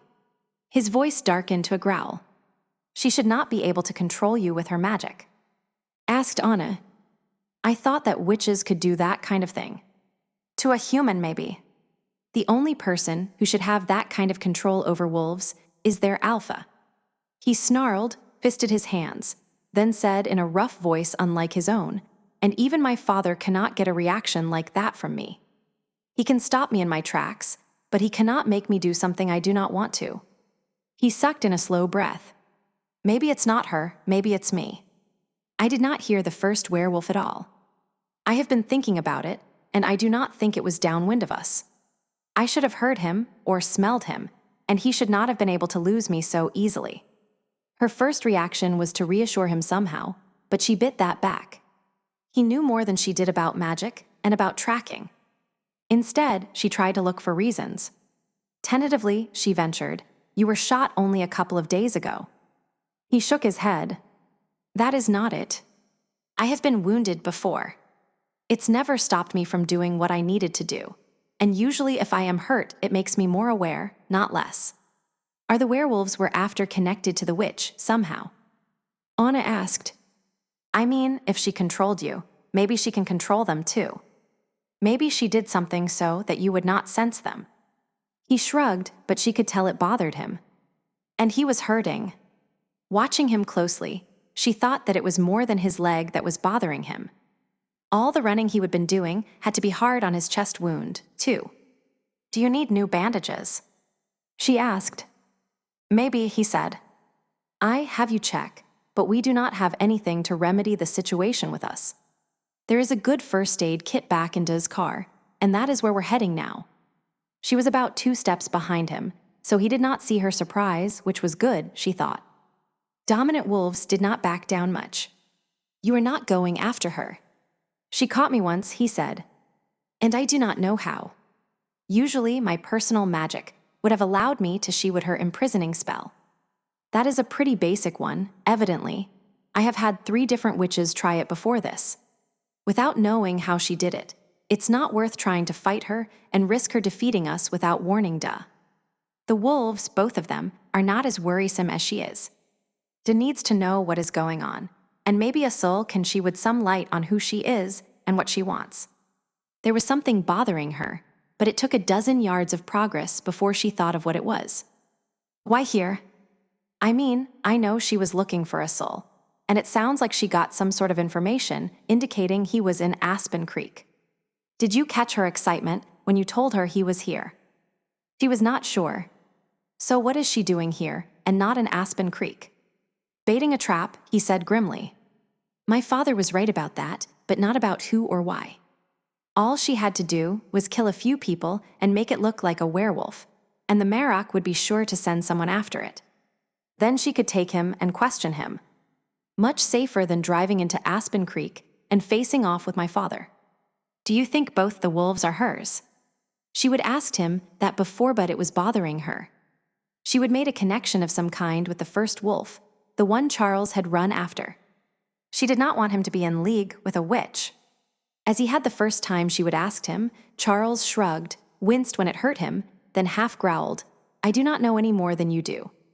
He trudged on a few steps. It seems likely. The wolf that attacked you almost certainly was. Since you are an Omega, a normal wolf would have gone after her first. He stopped suddenly, just stood still. We ran out of the clearing the same way as the wolf who attacked you. She had to think about it, but he was right. There was a path through the brush there. Did you see any tracks? Any blood? You cut her shoulder open with the rifle, and she was bleeding pretty good. Would she have noticed?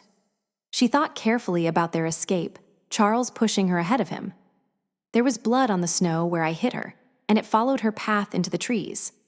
But we were going through unmarked powder as soon as we were out of the clearing. She must have gone by a different route. Charles turned so he faced her. The corners of his mouth were tight with pain, and from the grayish undertone of his skin, she was pretty sure he was in a lot worse shape than he wanted her to know. "See," he said softly.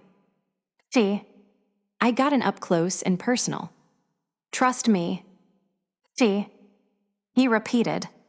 That makes life more interesting. Her coloring was unusual. No. Anna frowned at him. She looked like a German shepherd. It's not unusual for a German shepherd, he agreed. But I have never seen a werewolf who looked like that. I have heard of one, though. Issel's mate.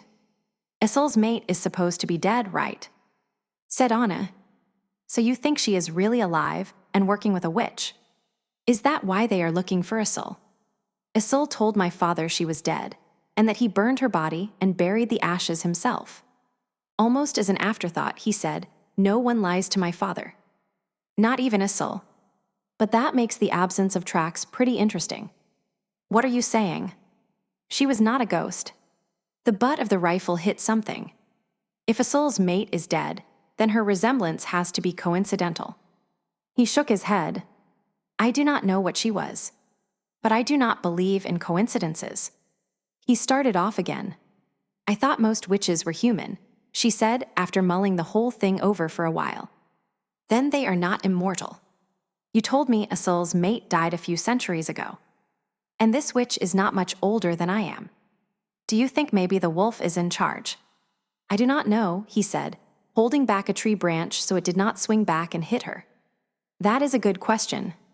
He fell silent again as he led her up another ripple of land. Mountains looked so simple from a distance, just one long walk up and another down the other side. The reality was a series of climbs and descents that seemed to cover a lot of ground and still went nowhere. They must have been running longer than she would realized because it was starting to get dark. She shivered. "Charles, I think my socks must have gotten wet. I cannot feel my toes." He did not say anything, and she worried that he might think she was complaining. "It's all right. I can still go on for a while yet. How much longer until we get to the car?" "Not tonight," he said. "Not if your toes are numb. Let me find somewhere that will give us a little shelter. There is a storm coming through tonight." Anna shivered a little harder at the thought. At the tail end of a particularly long shiver, her teeth started chattering.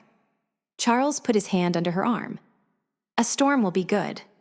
I heard Bone go when you hit that wolf.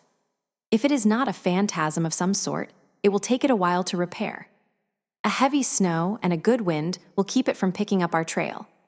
He caught sight of something uphill, and it seemed to Anna that they climbed forever until they reached a small bench of land littered with downed trees. "Microburst last spring, maybe," he told her. "It happens sometimes."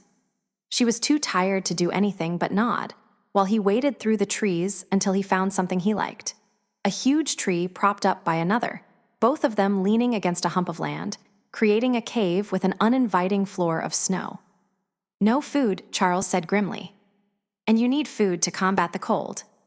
"I could go hunting," offered Anna. Charles could not. He had been limping badly for a long time. She was so tired she could have fallen asleep standing up, and she was cold. But she was still in better shape than he was. Charles shook his head. "Ill be damned if ill send you off on your own in this country with a storm waiting to unleash, not to mention a witch and 2 werewolves lurking about." He lifted his head and sampled the air. "Speak of the devil," he said softly. Anna sniffed the air too, but she did not smell anything. Just trees and winter and wolf. She tried again. "You might as well come out," Charles growled, looking out into the darkness below their bench. "I know you are there." Anna turned around, but she did not see anything out of place. Then she heard the sound of boots in the snow and looked again. A man stepped out of the woods about 10 yards down the mountain. If he had not been moving, she probably would not have seen him. The first thing she noticed was hair. He did not wear a hat, and his hair was an odd shade between red and gold. It hung in ragged, ungroomed tangles down his back and blended into a beard that would have done credit to Hill or Gibbons of ZZ Top. He wore an odd combination of animal skins, rags, and new boots and gloves. In one hand, he held the bundle she would made of the things that had been in Charlotte's backpack, and her own bright pink backpack was slung over one shoulder. He tossed them both toward Charles, and the packs landed halfway between them. "Your stuff," he said, his voice at once hoarse and mumbly, with a healthy dose of Tennessee or Kentucky. "I saw her set the beast on you, which makes you her enemy. And along the lines of the enemy of my enemy is my friend, I thought I'd bring your stuff to you. Then maybe we could talk." It had not been the man's scent that had clued Charles in that they were being shadowed, but a host of smaller things. A bird taking flight, the hint of a sound, and a feeling that they were being watched. Once the stranger stepped out of the trees, Charles could smell him as he should have been able to for some time, because the wind was favoring Anna and him. Werewolf. Though he brought a peace offering and said he wanted to talk, his body language told Charles the other wolf was ready to take flight. Careful not to look straight at him or move in any way that might spook him, Charles left Anna where she was and walked down to pick up Anna's pack and their ground tarp filled, he supposed, with everything that had been in his backpack. Without saying anything, he turned his back to the stranger and started back up the mountain. It was not as foolish as all that because Charles kept his eyes on Anna and watched her face for any sign of attack. Then he deliberately cleaned the snow off the top of a log and sat on it. The man, he saw, had followed him until he stood where the packs had first landed, but he came no farther. "I think it would be a good idea to talk," Charles said. "Would you join us for a meal?" He met the man's eyes, letting him feel the weight of the invitation that was just short of an order. The man shifted his weight from one foot to the other, as if ready to run. "You smell like that demon wolf," he rasped. Then he shot Anna a shy glance. "That thing's been killin' up here. Deer and elk, people, even a grizz." He sounded like it was the bear that troubled him the most. "I know," Charles said. "I was sent here to take care of the wolf." The man dropped his eyes, as if he could not bear to look Charles in the eye anymore. Thing is it got me too.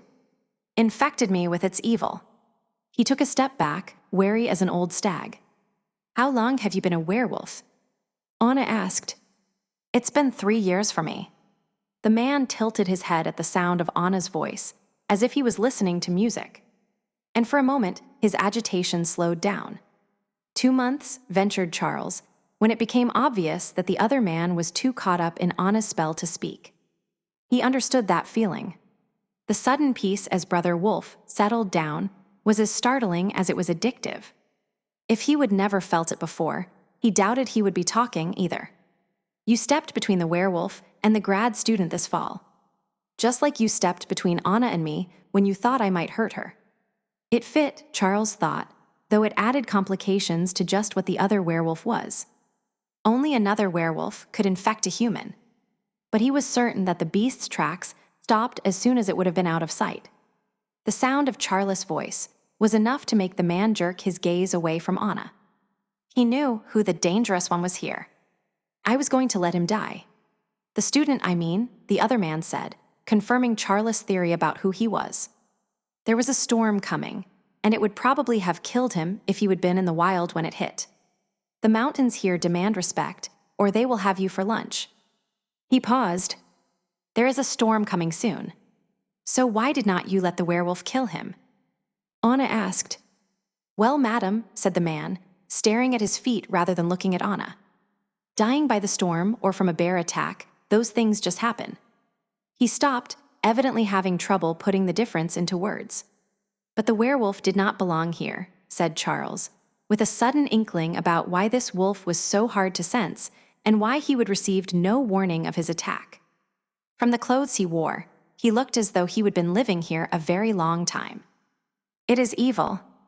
And it turned me into a monster, too, just like it is," the man whispered. If Charles had been a split second faster, he could have kept Anna back.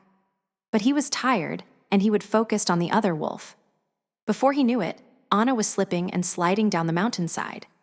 She was in a hurry, and about 4 paces from their new acquaintance, her snowshoes did an excellent job of acting like skis. Charles forced himself to stillness as the other man caught his mate by an elbow and saved her from sliding down the mountainside. He was almost certain this man was no threat to her. Charles managed to convince Brother Wolf to stand down and give Anna a chance to work her magic and tame the rogue. This was why his father had sent her, after all. "Oh, you're not evil," Anna said. The man froze, one hand still on her sleeve. Then the words poured out of him as if he could not stop them. "I know about evil. I fought with it and against it until blood ran like the rain. I still see their faces and hear their screams as if it were happening now, and not nearly 40 years ago." But the tightness in his voice lightened as he spoke. He released his hold on Anna and asked, "Who are you?" He fell to his knees beside her, as if his legs could no longer hold him up. "Who are you?" He would moved too fast, though, and Brother Wolf had had enough. As quick as thought, with complete disregard to his injuries, Charles was beside Anna, managing to keep his hands off the rogue only because as soon as he got near her, Anna's Omega effect spread over him, too. "She is a wolf tamer," Charles told the other man. Even Anna could not keep the possessive anger completely out of his voice. "He's Springer." "Anna Cornick," Anna said. He liked the way it tripped off her tongue and smelled like God's own truth. She knew she was his, and as easily as that, Brother Wolf settled down contentedly. So he did not grab her hand when she touched the stranger on the shoulder and said, "This is my mate, Charles." "Who are you?" "Walter. Walter Rice." Ignoring Charles as if he was no threat at all, Walter closed his eyes and swayed a little on his knees in the snow. "I have not felt like this since before the war, I think. I could sleep. I think I could sleep forever without dreaming." Charles held out his hand. "Why do not you come eat with us first?" Walter hesitated and took another good long look at Anna before taking Charles' gloved hand with his own and coming to his feet.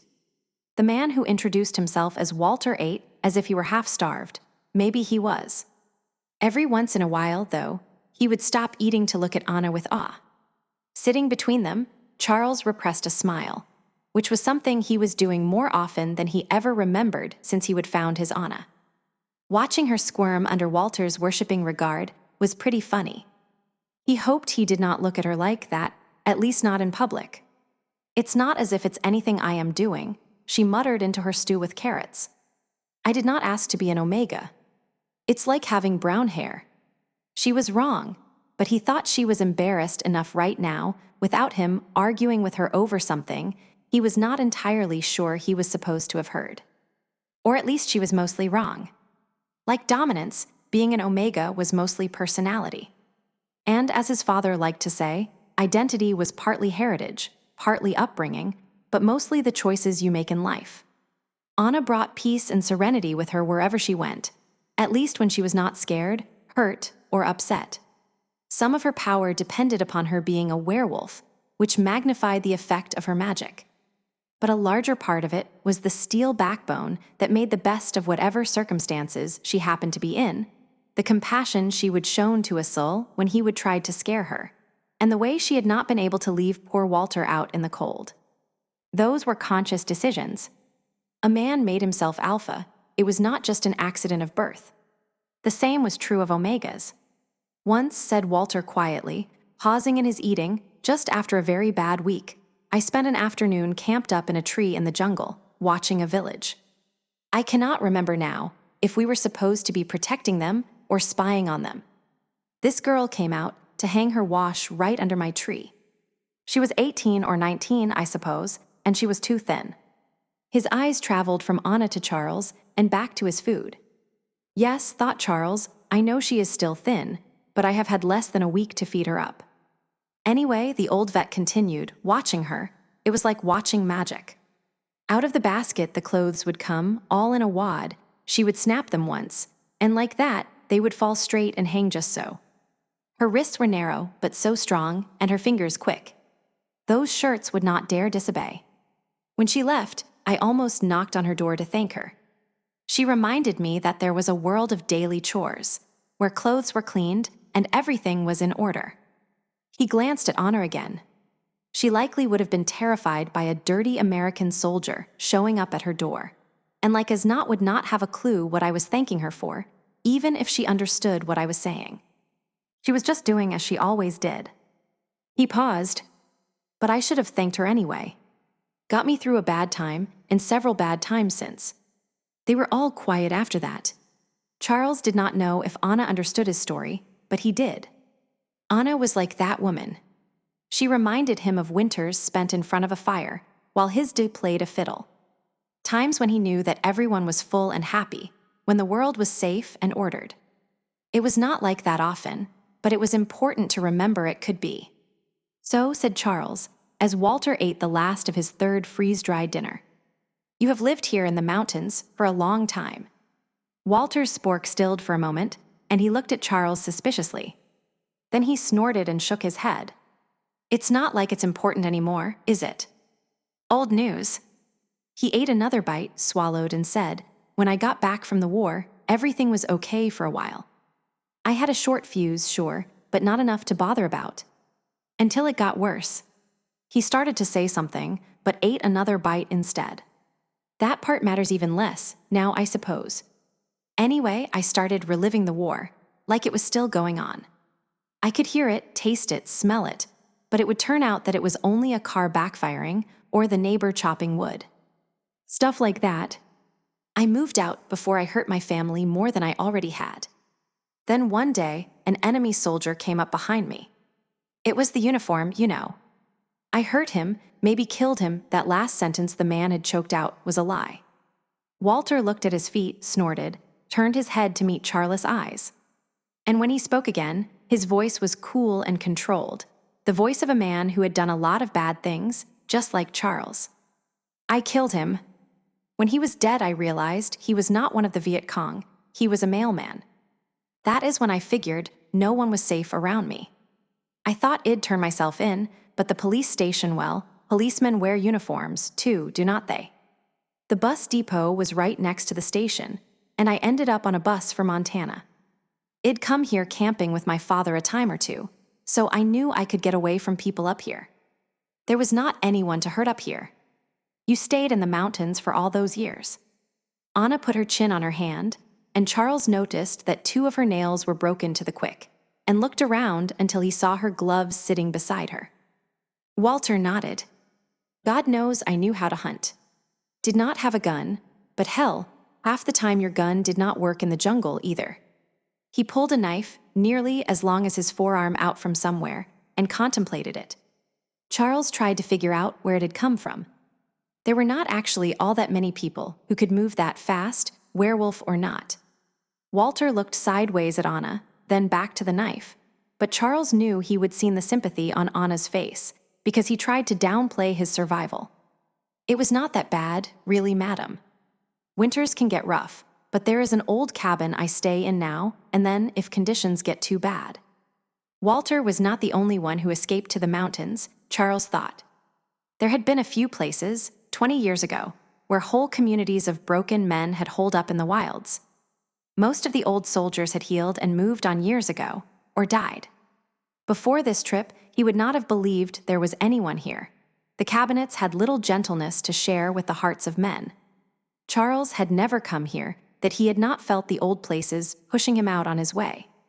They were not meant for man, even one who had a brother wolf. Even in the old days, the trappers and hunters had avoided this area for somewhere with a gentler nature. A man who lived here over 30 years, though, might not be an intruder anymore. He might be accepted as part of the mountain. Charles looked into the night-dark sky and thought that a man who stayed here that long might become beloved of those spirits. Spirits who could hide someone even from Charles' own keen senses. Walter wiped the spork in the snow and handed it back to Charles. Thank you. I have not eaten like that in a long time. Then, as if his words had just run out, he closed his eyes and leaned against the nearest tree. "What do you know about the werewolf that attacked you?" Charles asked. Walter shrugged without opening his eyes. "They came in the fall on a four-wheeler and took over my cabin. After it changed, I did a little hunting of my own. Wish I'd seen it before it confronted that boy. If it'd been a little faster that day, I might have killed it. If it'd been a little slower, it would have killed me. Good thing silver's bad for werewolves." Walter heaved a loud sigh, opened his eyes, and pulled the long blade out of a forearm sheath again. This time Charles saw him do it, though come to think of it, he had not seen him put it away. "This old knife of mine burns my hand now when I clean it." He looked at his hands, or maybe the knife. "I figured I was dead. I hurt that demon bad with this old blade. It's got silver etched into it, see? But the monster opened my gut before it fled." "If a werewolf attack almost kills you, you become one," Anna said in a low voice. Did she still regret that? Charles was overcome with the wild desire to kill them all again, Leo and his mate, the whole Chicago pack. But at the same time, he was pathetically grateful that his mate was a werewolf who would not fade and die the way Samuel's wives all had. Brother Wolf stirred and settled down, just like Walter had. "The wolf who attacked you did not come back to you, then, after you changed?" Charles asked. "Usually when a wolf changed someone, it was drawn back to the new werewolf for a while. Mostly, Samuel had theorized to him once, some genetic imperative to make sure that an untaught, uncontrolled werewolf was not going to draw too much unwanted attention." Walter shook his head. "Like I said, I tracked her down myself, after the first full moon, she and that woman." "What is she anyway?" "She sure as hell are not human. Sorry, madam, not with the things I seen her do. She tried to call me to her the first time I changed. I did not know what she was, only that she smelled bad like the beast. I thought for a while that she and the beast were the same creature, but then I saw them together. It had begun snowing gently an hour ago, but now big, fat flakes fell with more intensity, sticking to eyelashes and hair. A little more of his tension fell away. Snow would hide them. Have you ever seen the wolf in her human form?" Charles did not know what Asil's mate looked like in her human form, but a description might be useful. Walter shook his head. "Nope. Maybe she does not have one. Maybe not." Charles did not know why he was so sure that the other werewolf was not what she seemed. They would been running, it was possible he would miss her tracks. But he tended to believe his instincts when they were whispering this strongly. He turned his attention to Walter. 2 months, and he would have the control this afternoon to stop his attack as soon as he would realized that Anna was a werewolf and not a victim. That was more control than most new wolves had. Your control is very good for someone who has only just been changed, especially someone who did not have help, Charles observed. Walter gave him a grim look, then shrugged. "Been controlling a beast inside me ever since the war. Except that now I grow fangs and claws, it are not that much different. I have to be careful, like when I went after you. When I am the wolf, I like the taste of blood. If it'd broken skin instead of ripping up your packwell, then my control are not so good." He glanced at Anna again, as if worried about what that would make her think of him. Anna gave Charles an anxious look. Was she worried about Walter? The thought that she might try to protect another male from him brought a snarl from his chest that never made it to his face. He waited until Brother Wolf quieted, then said, "For someone who has been a wolf for only a couple of moons with no one to help him, that is extraordinarily good." He looked directly at Walter, and the other wolf dropped his eyes. He was dominant, Charles judged, but not enough to think of challenging Charles. Most wolves were not. "You thought Anna was in danger, did not you?" he said softly. The raw-boned man shrugged, making his crudely stitched-together cape of furs rustle. "Did not know she was a werewolf, too. Not until I was right between you. But you knew I was." The man nodded his head.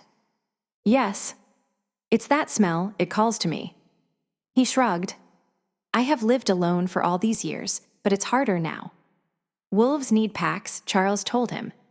It had never bothered him to need other wolves, but there were some wolves who never adjusted to it. If you would like, he told Walter, you can come home with us. The man stilled, his eyes still on his feet, but every other part of him focused on Charles. I am not good around people, around noise, he said. I still her it does not matter if sometimes I forget it's forest, and not the jungle. Oh, you will fit right in, said Anna dryly. Walter jerked his gaze to her face, and she smiled warmly at him, so Charles got to watch the man's ears turn red. Charles' father's pack has a lot of people who do not quite fit in, she told him. My father's pack is safe, said Charles. He makes it so. But Anna is right. He has more than a few wolves who would not be able to live elsewhere. If you want to move to another pack after a while, he'll find somewhere that you feel welcomed. If you cannot handle it, you can come back here as a lone wolf, after we take care of the witch and her pet werewolf. Walter glanced up and away. Witch? Welcome to our world. Anna sighed. Witches, werewolves, and things that go bump in the night. So what are you going to do with her? The witch told us she was looking for a soul, who is a very old wolf who belongs to my father. So we thought we'd get out of these mountains, then we'll have a long talk with a soul, Charles told him. And in the meantime, Walter rubbed his fingers over his forearm, where his knife once more lay sheathed under his clothing. You need to come and meet with my father, Charles told him. If you do not, he'll send me out to take you in, willingly or no.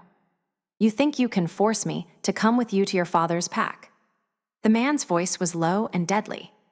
Oh, that was well done, Anna snapped, obviously upset with him, though Charles did not know what he had done wrong.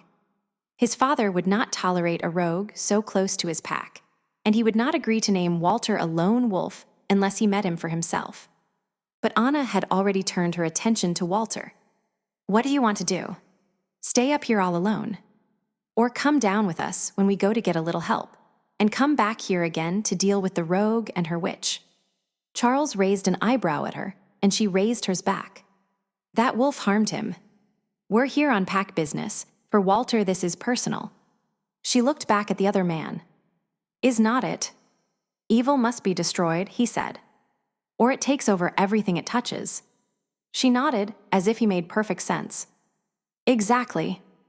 They were going to sleep as wolves tonight, Charles declared. Anna did not object, even though her stomach tightened at the thought. She had been growing used to sleeping with Charles, but another wolf made her nervous, no matter how deferentially he treated her. But as soon as the sun went down, the temperature dropped another 10 degrees. With only one sleeping bag, she knew that Charles was right, and there was no choice. She changed 100 yards from the males, shivering barefooted in the snow, where she would moved after first trying the bare ground under a big fir tree. Whoever called them needles knew what they were talking about. The cold made the pain of change worse, and stars dance in her vision. She tried to gasp quietly, tears leaking down her cheeks as her joints and bones rearranged themselves and restretched her flesh over them, and her skin split to become fur. It took a long, long time. Afterward, she lay panting and miserable on the ice crystal-covered snow, too tired to move. Even cold, she discovered, had a smell. Gradually, as her misery faded, she realized that for the first time since last night, when Charles had curled around her and surrounded her with his warmth, she felt toasty warm. As the initial agony faded to aches and pains, she stretched, making her claws expand and lengthen like a big cat's. Her back popped and crackled all the way down her spine. She did not want to go back and curl up with a strange male only feet away. The wolf was not afraid of the male. She knew he was not likely to behave like the others. But she did not much like the idea of touching anyone other than Charles, either. Near but out of sight, a wolf Charles made a quiet sound, not quite a bark or a whine. Wobbly as a newborn foal, she staggered to her feet. She paused to shake the snow off her pelt and give herself a moment to get used to 4 paws before starting back, her clothes in her mouth. Charles trotted up to her, then grabbed her glove-stuffed boots and escorted her to their bed for the night. Walter waited for them just outside their chosen shelter. As soon as she could see him, she knew that she was not the only one who was not excited about sleeping nose to tail with a stranger. Walter looked miserable, hunched over with his tail carried low. Charles directed Walter with a flick of his ear to lie down in the shelter he would found for them. Walter burrowed in, and it was Anna's turn. Charles pushed her after Walter, set her boots where they would not fill with snow, then lay in front of them both where he could protect them. There was not a lot of room, even though Walter had tucked himself as close to the trees at their back as he could. As Anna settled against him, Walter shook with stress. Poor thing, she thought. To have been alone for so long, and then be expected to adjust instantly to pack behavior. His suffering had an odd effect on her own discomfort. Concerned for him, she stretched out and buried her nose in Charles' ruff. She made herself relax, hoping that would help Walter do the same. This was Pack, she thought, as warmth rolled over her from both of the other wolves. Trusting Charles to watch for harm with his better-trained senses. Knowing that both wolves had proven themselves ready to put themselves between her and harm, and it was safe to sleep. This was better, much better than her first pack. It was a long time before Walter quit imitating a stone statue and relaxed against her more comfortably. But not until he put his nose on her hip, with a sigh did she allow herself to drift off to sleep. 11 pain kept Charles awake while his mate and the rogue slept. His leg and chest were making it quite clear that he had been pushing too hard. If he was not careful, he was not going to make it down the mountains. But it was the thought of the witch that kept him alert as the snowstorm wailed around them. He would never felt anything like that, obedience wrapping him in impossible layers until he could do nothing but respond as she asked.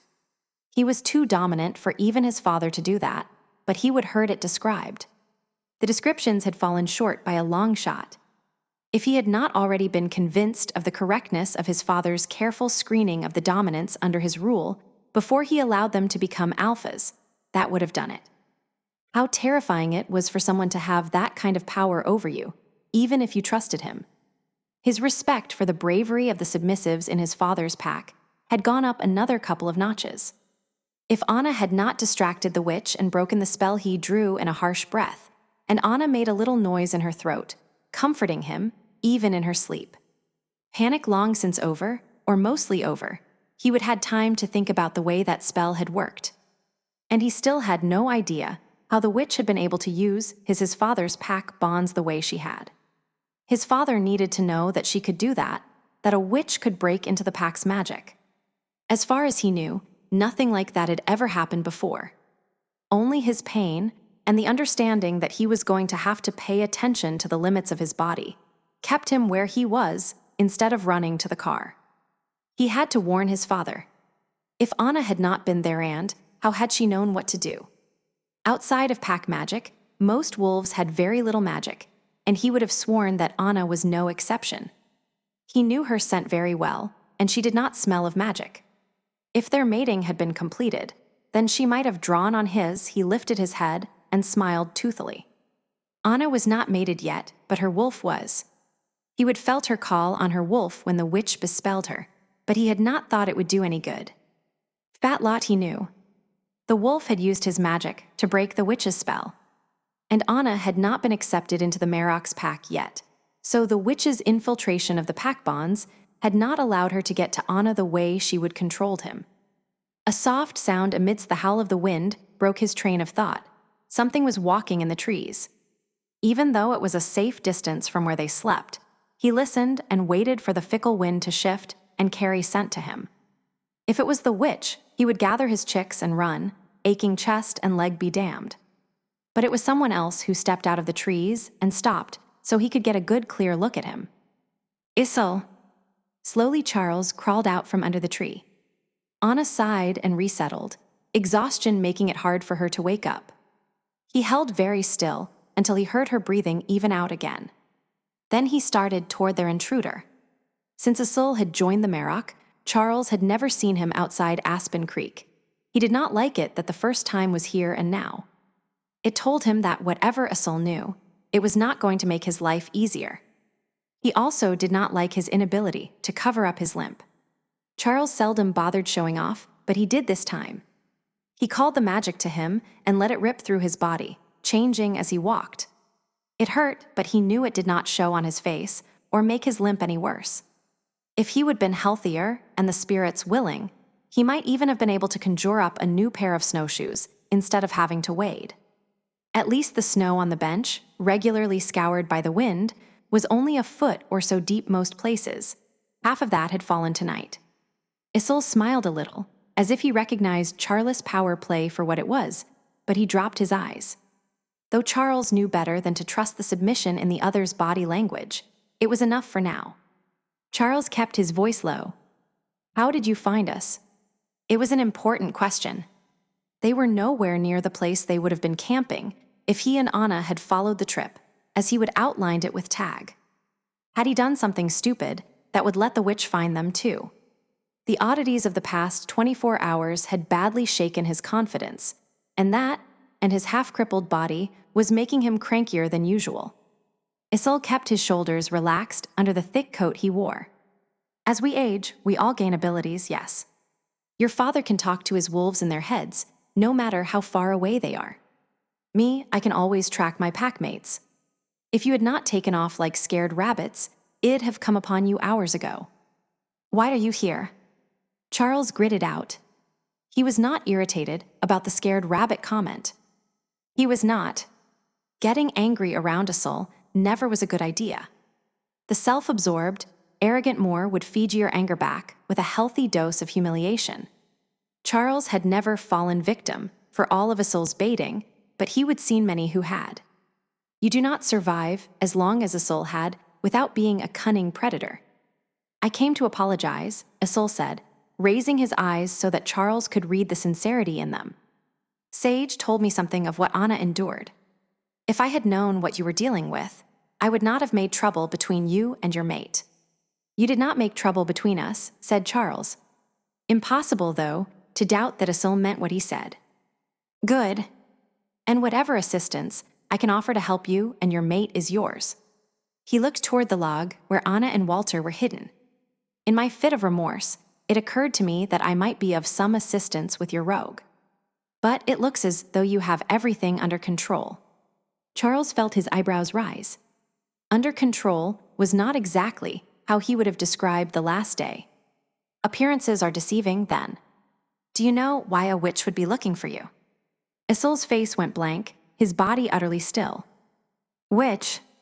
She was asking about you, specifically. He rubbed his forehead, because he would be damned if he would rub his aching chest while Isil could see him. Or how she could tap into my father's pack bonds to take tighter control of me than my father has ever managed. A witch, Isil said. Here.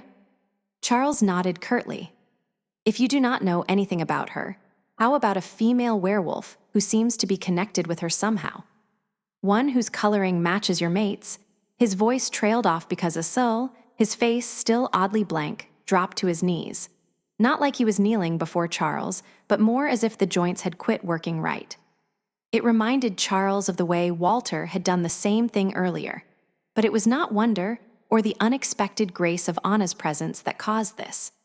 The scent of Isil's violent emotions washed over him. Impossible to sort out anything specific from the storm, except that pain and horror were both in the forefront. It is her, then, Isil whispered. I had hoped that she would die and be gone forever. Even when I heard what the rogue looked like, I hoped it was someone else. That was why Charles did not believe in coincidences. You know the witch. The Moor looked at his black-gloved hands, then buried them in the snow. He closed his eyes and shuddered.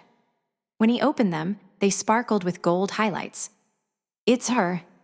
She stole it, and she can no more hide from me if I look than I can hide from her here. Charles took a deep breath and counseled himself to patience. What did she steal, and who is she? You know, Isil said. She is the one who killed my Sarai. He took his snow-covered hands and scrubbed them on his forehead. Then he added the unbearable part. She stole my mate Bond when she did. Charles knew, as did anyone who had heard the stories of the Moor, that Isil and his wife's mate Bond had brought with it an unusual gift, empathy.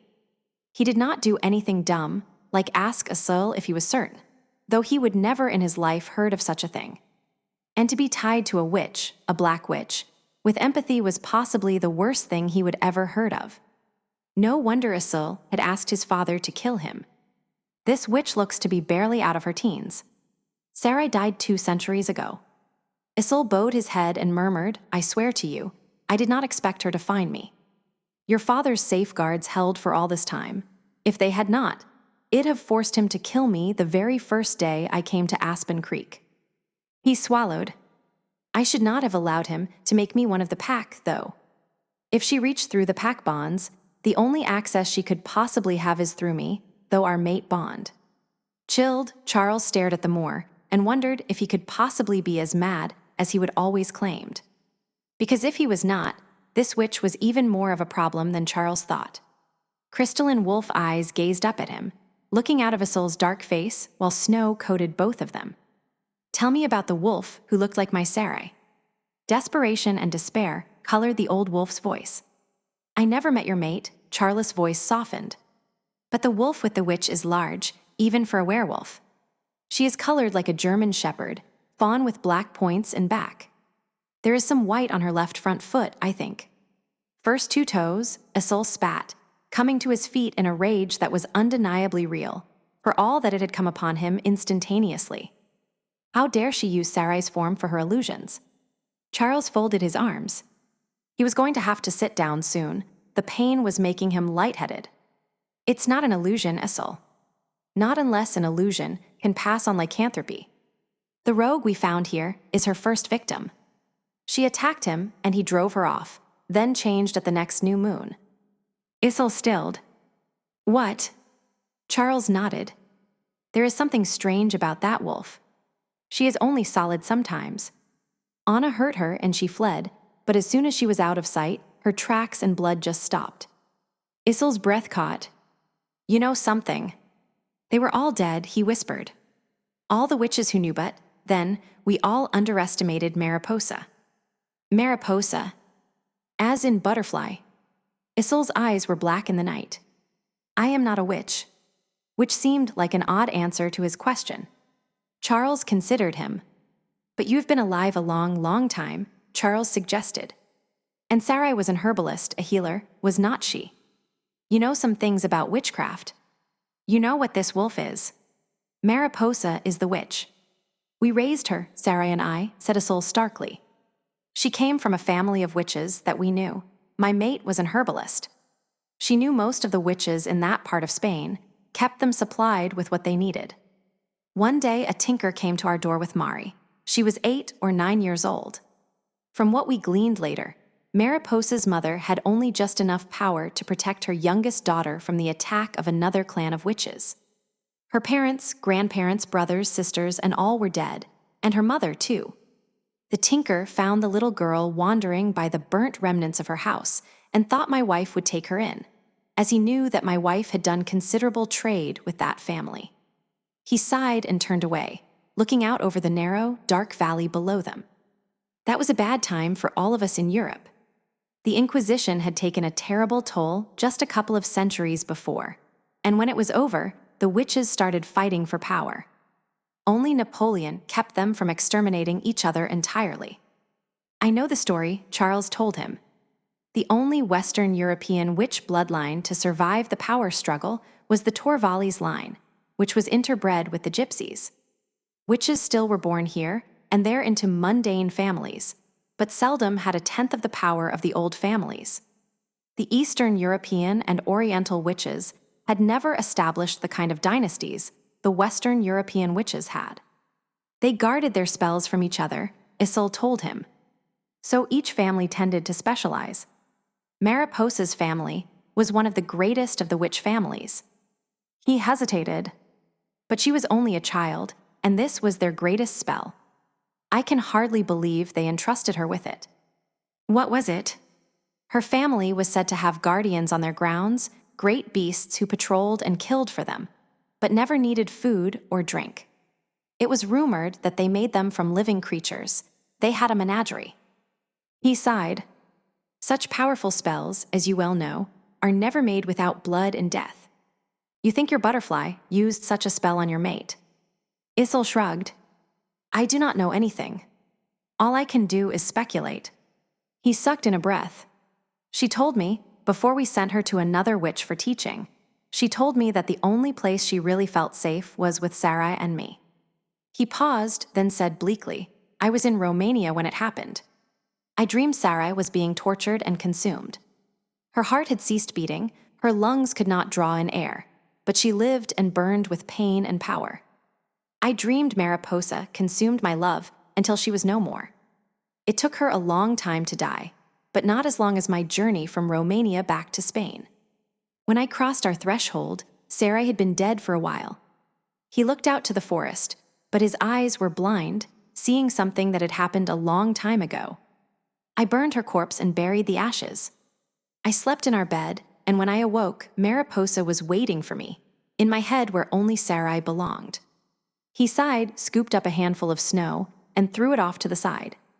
I was not Sarai, to be blinded by the child she had been. Besides, I could feel her madness. I knew when Mariposa decided she wanted me, so I escaped. I ran to Africa, and the distance helped thin the link. By that time, I figured out that if I was too close, she could make me do whatever she wanted. He opened his mouth and panted several times as if he were in wolf form and distressed. For years I waited, sure that she would die. But she never did. Issel hugged himself, then turned and faced Charles once more. I think it must be some side effect of what she did to Sarai, that she stole Sarai's immortality as she stole our bond. I could not for the life of me understand why she would do either. But if her intent was to create such a creature, as her family was known for it, all makes sense. She watched her whole family murdered, watched her mother die, protecting her from the spell designed to kill everyone in her home. Charles heard the sympathy in the other man's voice and countered it with truth. So she killed your wife, who had taken her in, protected her, and watched over her. She tortured her to death to provide herself with something that could protect her. Black Witch, his instincts had said, and black witches were a nasty bunch, one and all. And now she wants you, probably for the same thing. Yes, whispered Issel. I have been running for a long time. Charles rubbed his forehead again, but this time because he felt a headache coming his way. And now you decided to come here and present yourself to her, gift-wrapped. Issel gave a choked laugh. I suppose that is how it seems. Until you told me she was here, I was still convinced that my suspicions were unfounded. His face lost the touch of amusement, and he said, I am glad I am here. If she has some part of my Sarai, I have to stop her. I was considering calling Bran here, Charles told Issel. But I am starting to believe that might not be the smartest move. Issel frowned. Who is more dominant? Charles asked him. You or me? Issel's eyes had been darkening during their conversation, but at Charles' question, they brightened fiercely. You. You know this. So, said Charles, staring him down until the other's amber eyes turned away in defeat. How did the witch, using your mate bond and your ties to the pack, control me? As soon as Charles went out to talk to Issel, Anna had begun her change. She needed to deal with that wolf with her tongue rather than fang and claw. He was too good at riling her mate, and Charles was still volatile from his encounter with the witch. She did not give any thought to Walter until she was naked and panting in the cold night air. She might have had 3 years to get used to being nude in front of people she did not know well, but he had not. She glanced at him, but he had his head turned away from her and was staring intently at a nearby tree trunk, the perfect gentleman. She quit worrying about him and scrambled into her chilly clothes and boots because she could sense Charles' rising rage at Issel. Issel had put the Marok and his pack at risk. But more than that, she was worried that neither Charles nor Issel realized how close Charles was to his breaking point. She found it curious that she did. Boots on, coat on, Anna rolled out of their sleeping place and onto her feet. She did not bother with the snowshoes. It was still early night. She glanced at the waxing moon, only a few more days until full moon. For the first time, that did not make her sick with anxiety. With Walter in wolf form at her heel, she trekked across the bench where Charles and Issel waited. It was a bad sign, she thought, that neither Charles nor Issel seemed to hear her approach. Could she be tapping the Marok for power, like Lee does? Anna asked. Both men turned to stare at Walter and her, Charles clearly unhappy that he had not noticed their approach. Issel, the legs of his jeans soaking wet, seemed more concerned with Walter, who had his ears pinned back and was showing his teeth. Anna put her hand on Walter's neck as she performed the introductions. Isil, this is Walter. Walter, this is Isil, the wolf we told you about. Isil frowned at the black wolf, who stared right back and lifted his lips to display his fangs. Stop that, she told Walter, hoping he would listen to her. What they did not need right now was a dominance fight. It always took a while for a new wolf to establish his place in the pack. Interesting that Walter did not immediately assume Isil was higher ranked. We need everyone in fighting shape. Walter rescued someone from the witch's wolf and ended up changed, Charles said. He's agreed to help us. He could have phrased that a lot differently, Anna thought. Her hand touched the top of Walter's head protectively. Instead of dismissing the new wolf, Charles had made it clear that the wolf was under his protection and was a valuable participant in their attempt to foil the witch. Pleased as she was, she did not want Charles and Isil to fight, so she said again, could Mary Mariposa be drawing on the Marok's power through the pack bond? Charles quit frowning at Isil and said, it certainly felt like my father's power. But my father cannot hold me like that. Isil looked grim. A strong enough witch can control any werewolf who does not have a pack to protect him. It is forbidden by witch law, but it is possible. One of the problems Sarah and I had with Mariposa was that she was making people do things, like kill family pets. And she has had time to grow even more powerful. I think that because she is, through me, a de facto member of the pack, she might have managed to combine your father's powers with her own. Anna was not certain of the implications, but Charles was obviously very unhappy. Are we still going down to talk to the Marok? Anna asked. Even if he cannot come here, should not we warn him? Charles went very still. What do you think your father would do if we told him the whole of it? Isil asked. Charles did not answer. Yes, Isil agreed. That is what I think too. He would be out here after he forced all of us to go home. No matter that it would be an incredibly stupid thing to do. He protects his own and has as much confidence in his reputation of invulnerability as everyone else does. Killing Doc Wallace left him hurting, and he will not risk losing anyone else for a long time. Certainly not his son. No witch could control my father, Charles said. But Anna could hear the doubt in his voice. Maybe he did too, because he turned his head and said more softly, we'll have to go after them ourselves. Isil suddenly raised his face to the wind and closed his eyes. Then he became very still. Charles whirled toward their campsite. Anna turned to look as well, but she did not see anything. Not at first. She seemed to coalesce from the wind and snow. Her fur glistened silver, gold, and shadow. They all froze, staring at her as she stared at Isil. After a few seconds, the wolf hopped off the log and walked slowly forward, whining. Her tail wagged just a little. Isil started to move toward the wolf, but Charles grabbed him, holding him back. Sarah, Isil said hoarsely, limp in Charles' grip. The wolf lowered her head and dropped her tail in a classic submissive pose. She whined again. Beside Anna, Walter growled and placed himself between her and the other wolf. But the witch's werewolf had eyes only for Isil.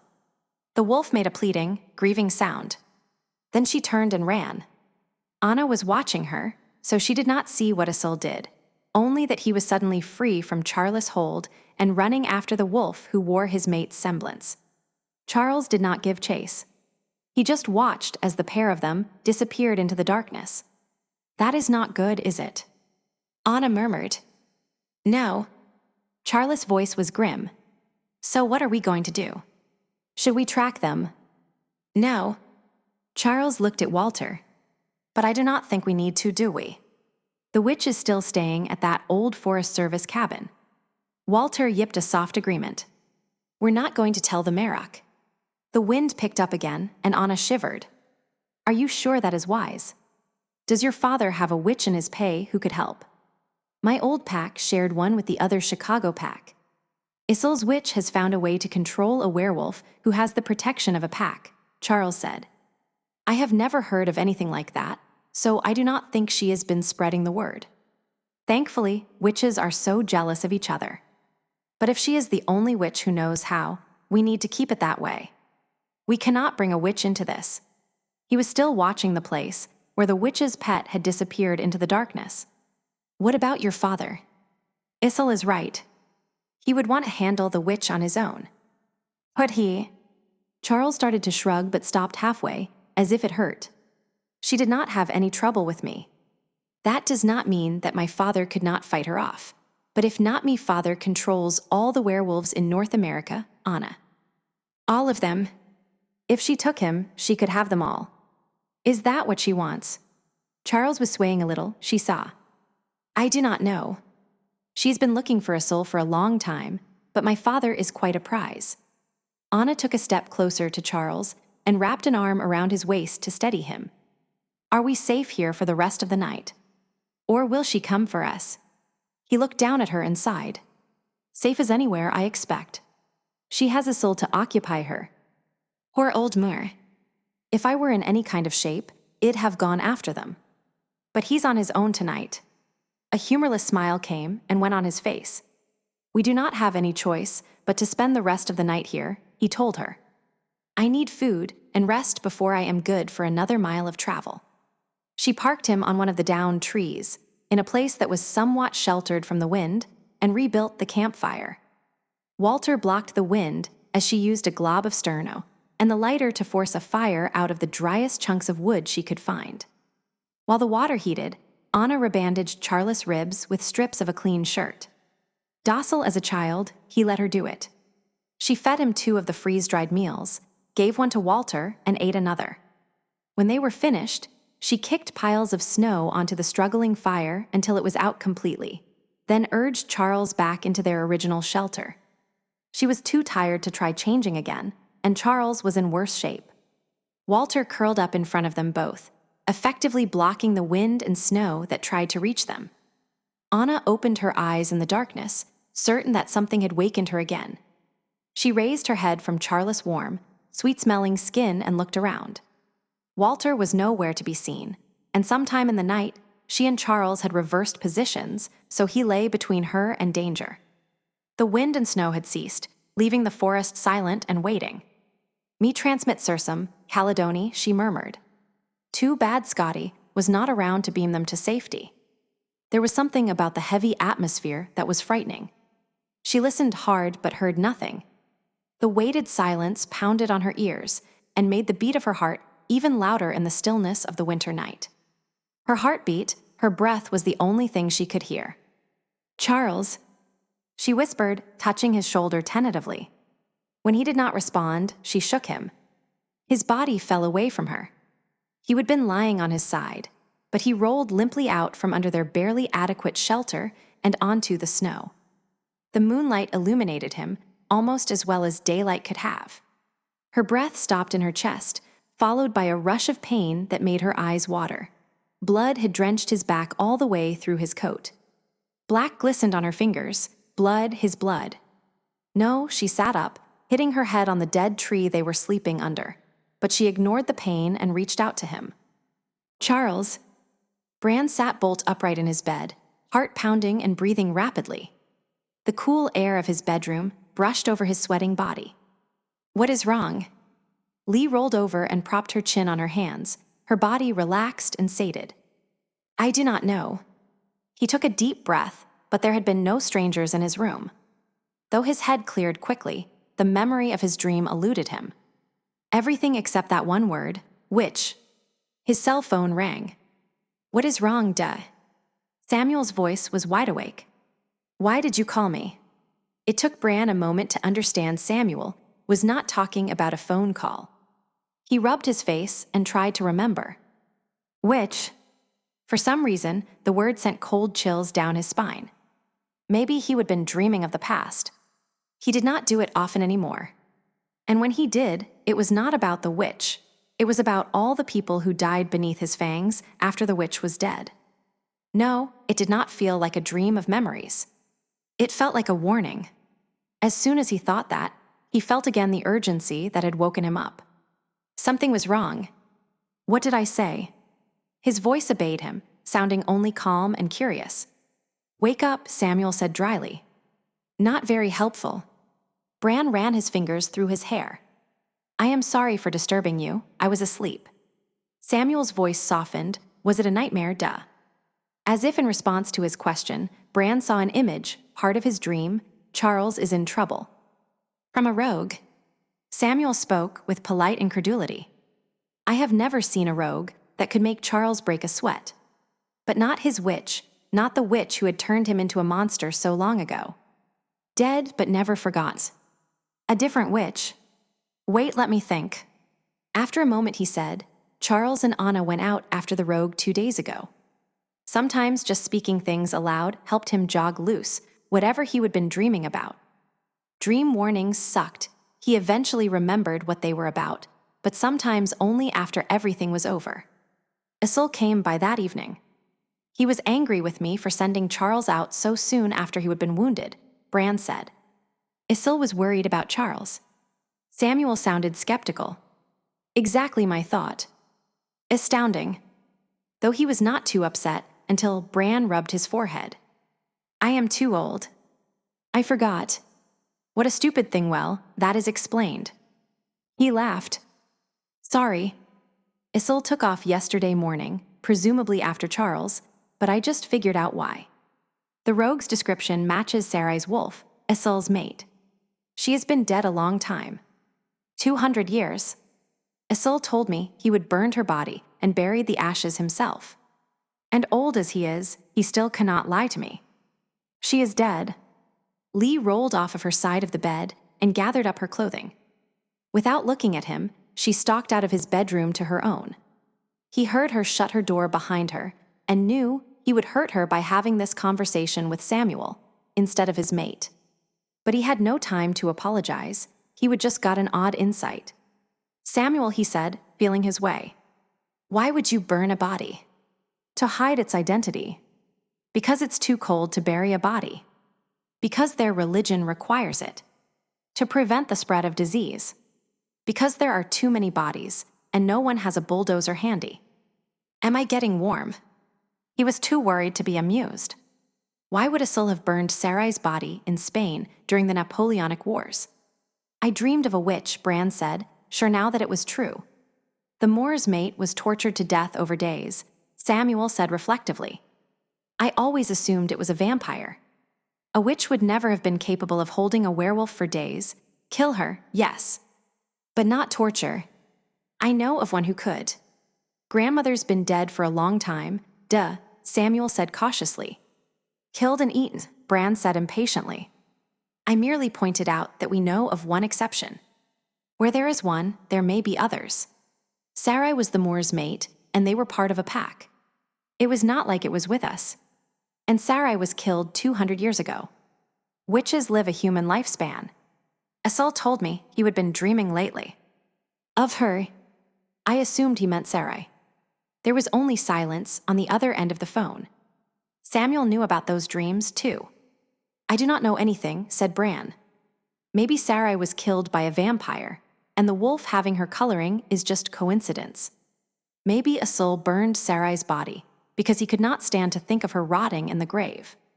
Maybe my dream was just that, and Charles is coming back with our rogue right now. You know, said Samuel reflectively, you just proved your point better by arguing against it than you did arguing for it. I wonder if that says anything about how your mind works. Or yours, said Bran, smiling despite himself.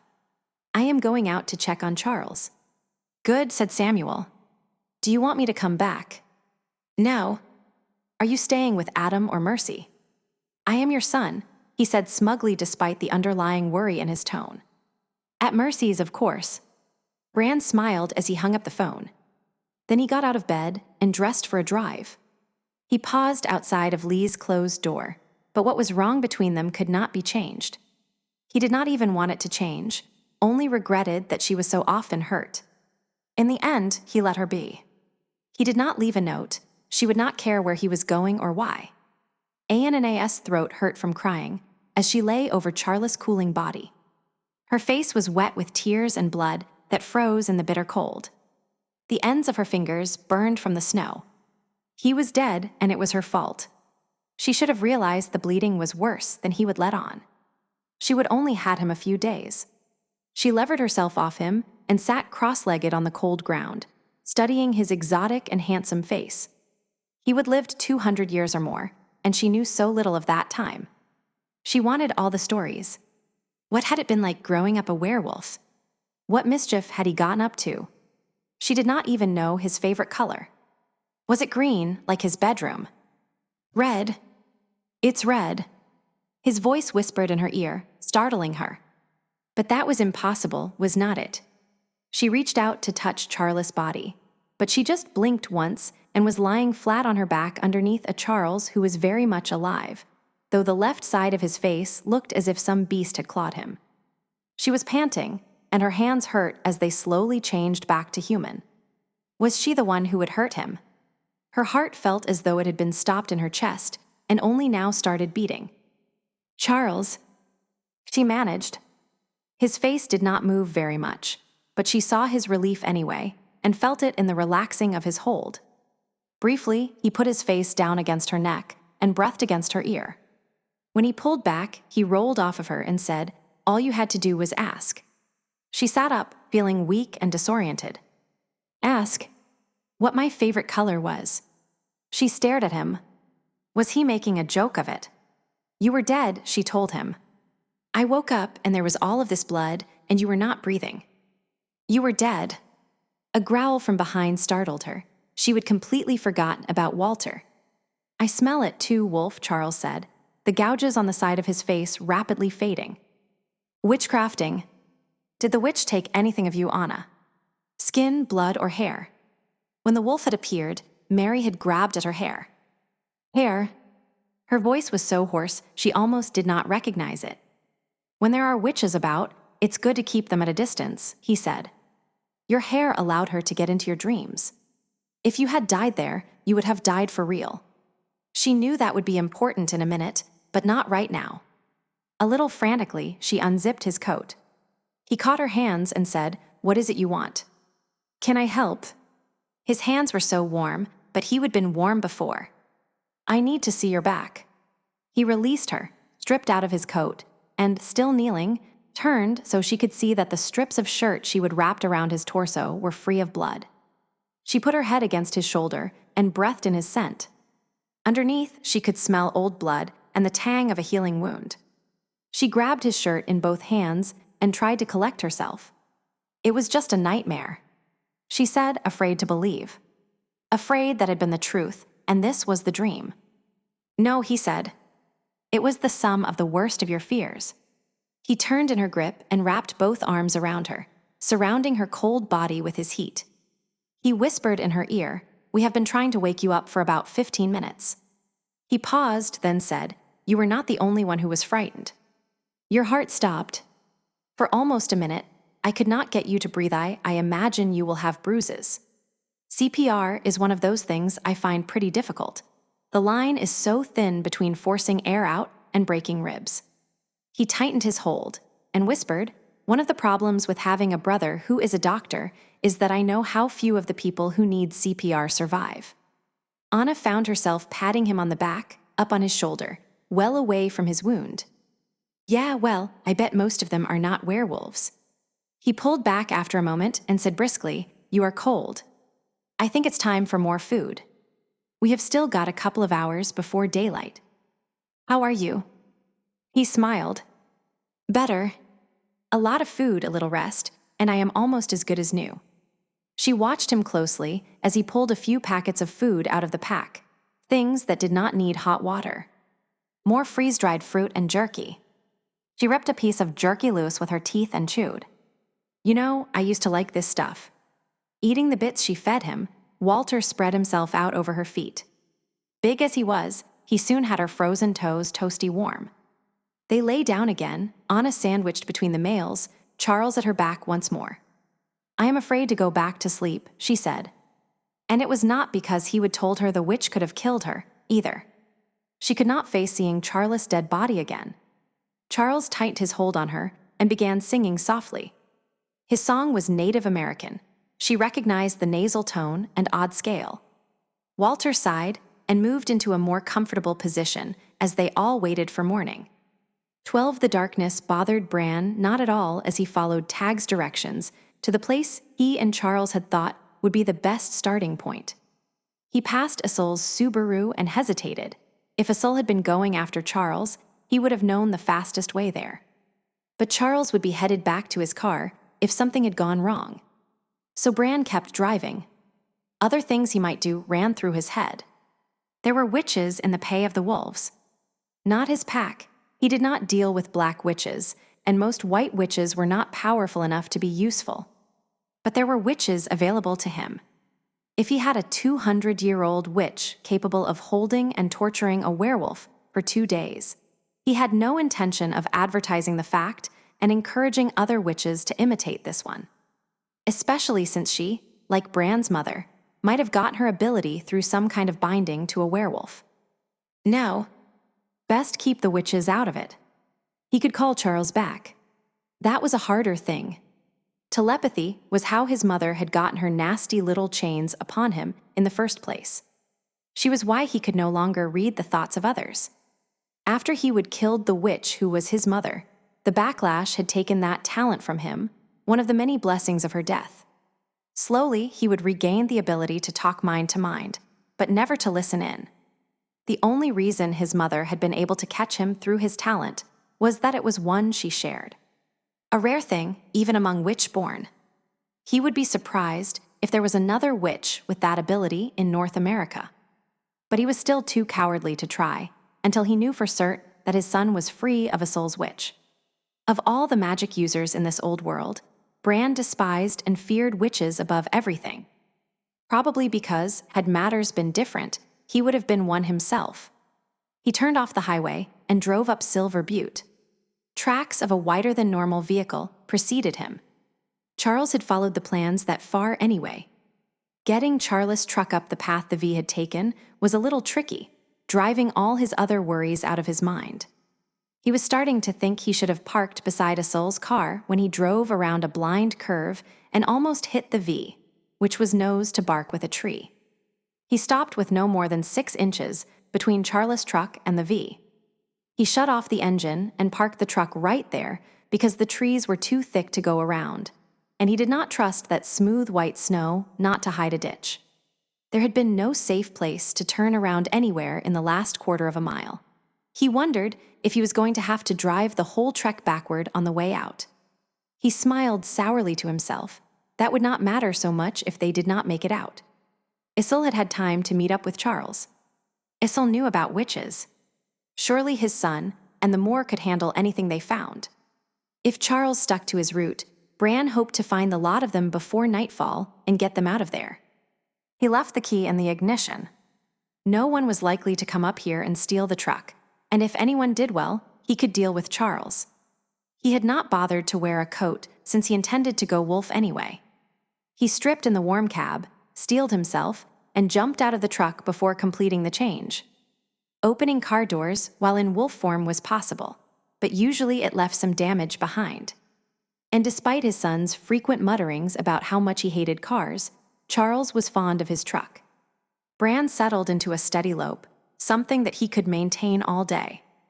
It had been a long time since he would run in these mountains. They had never been a favorite hunting ground, though he could not put a finger on why not. Charles maintained that the cabinets did not welcome intruders, and he supposed that was as good an explanation as any. Following Charles' intended route backward seemed to be the best manner to begin. Their whole loop was not more than 30 miles, and he could run the whole thing and be back to the cars just after nightfall. Except for the small porch with old green paint peeling off, the cabin had not changed substantially since the last time Charles had seen it, maybe 50 years earlier. It was not much to look at. A small log cabin like 100 other such places in the wilds of Montana, most of them built during the Depression by CCC crews. The logs were grayed by years of sun, rain, and snow. A battered four-wheeler with new cat tracks sat unobtrusively between the back of the cabin and the forest that crowded in behind. Charles stopped Anna about 30 yards downwind, where the trees still hid them adequately.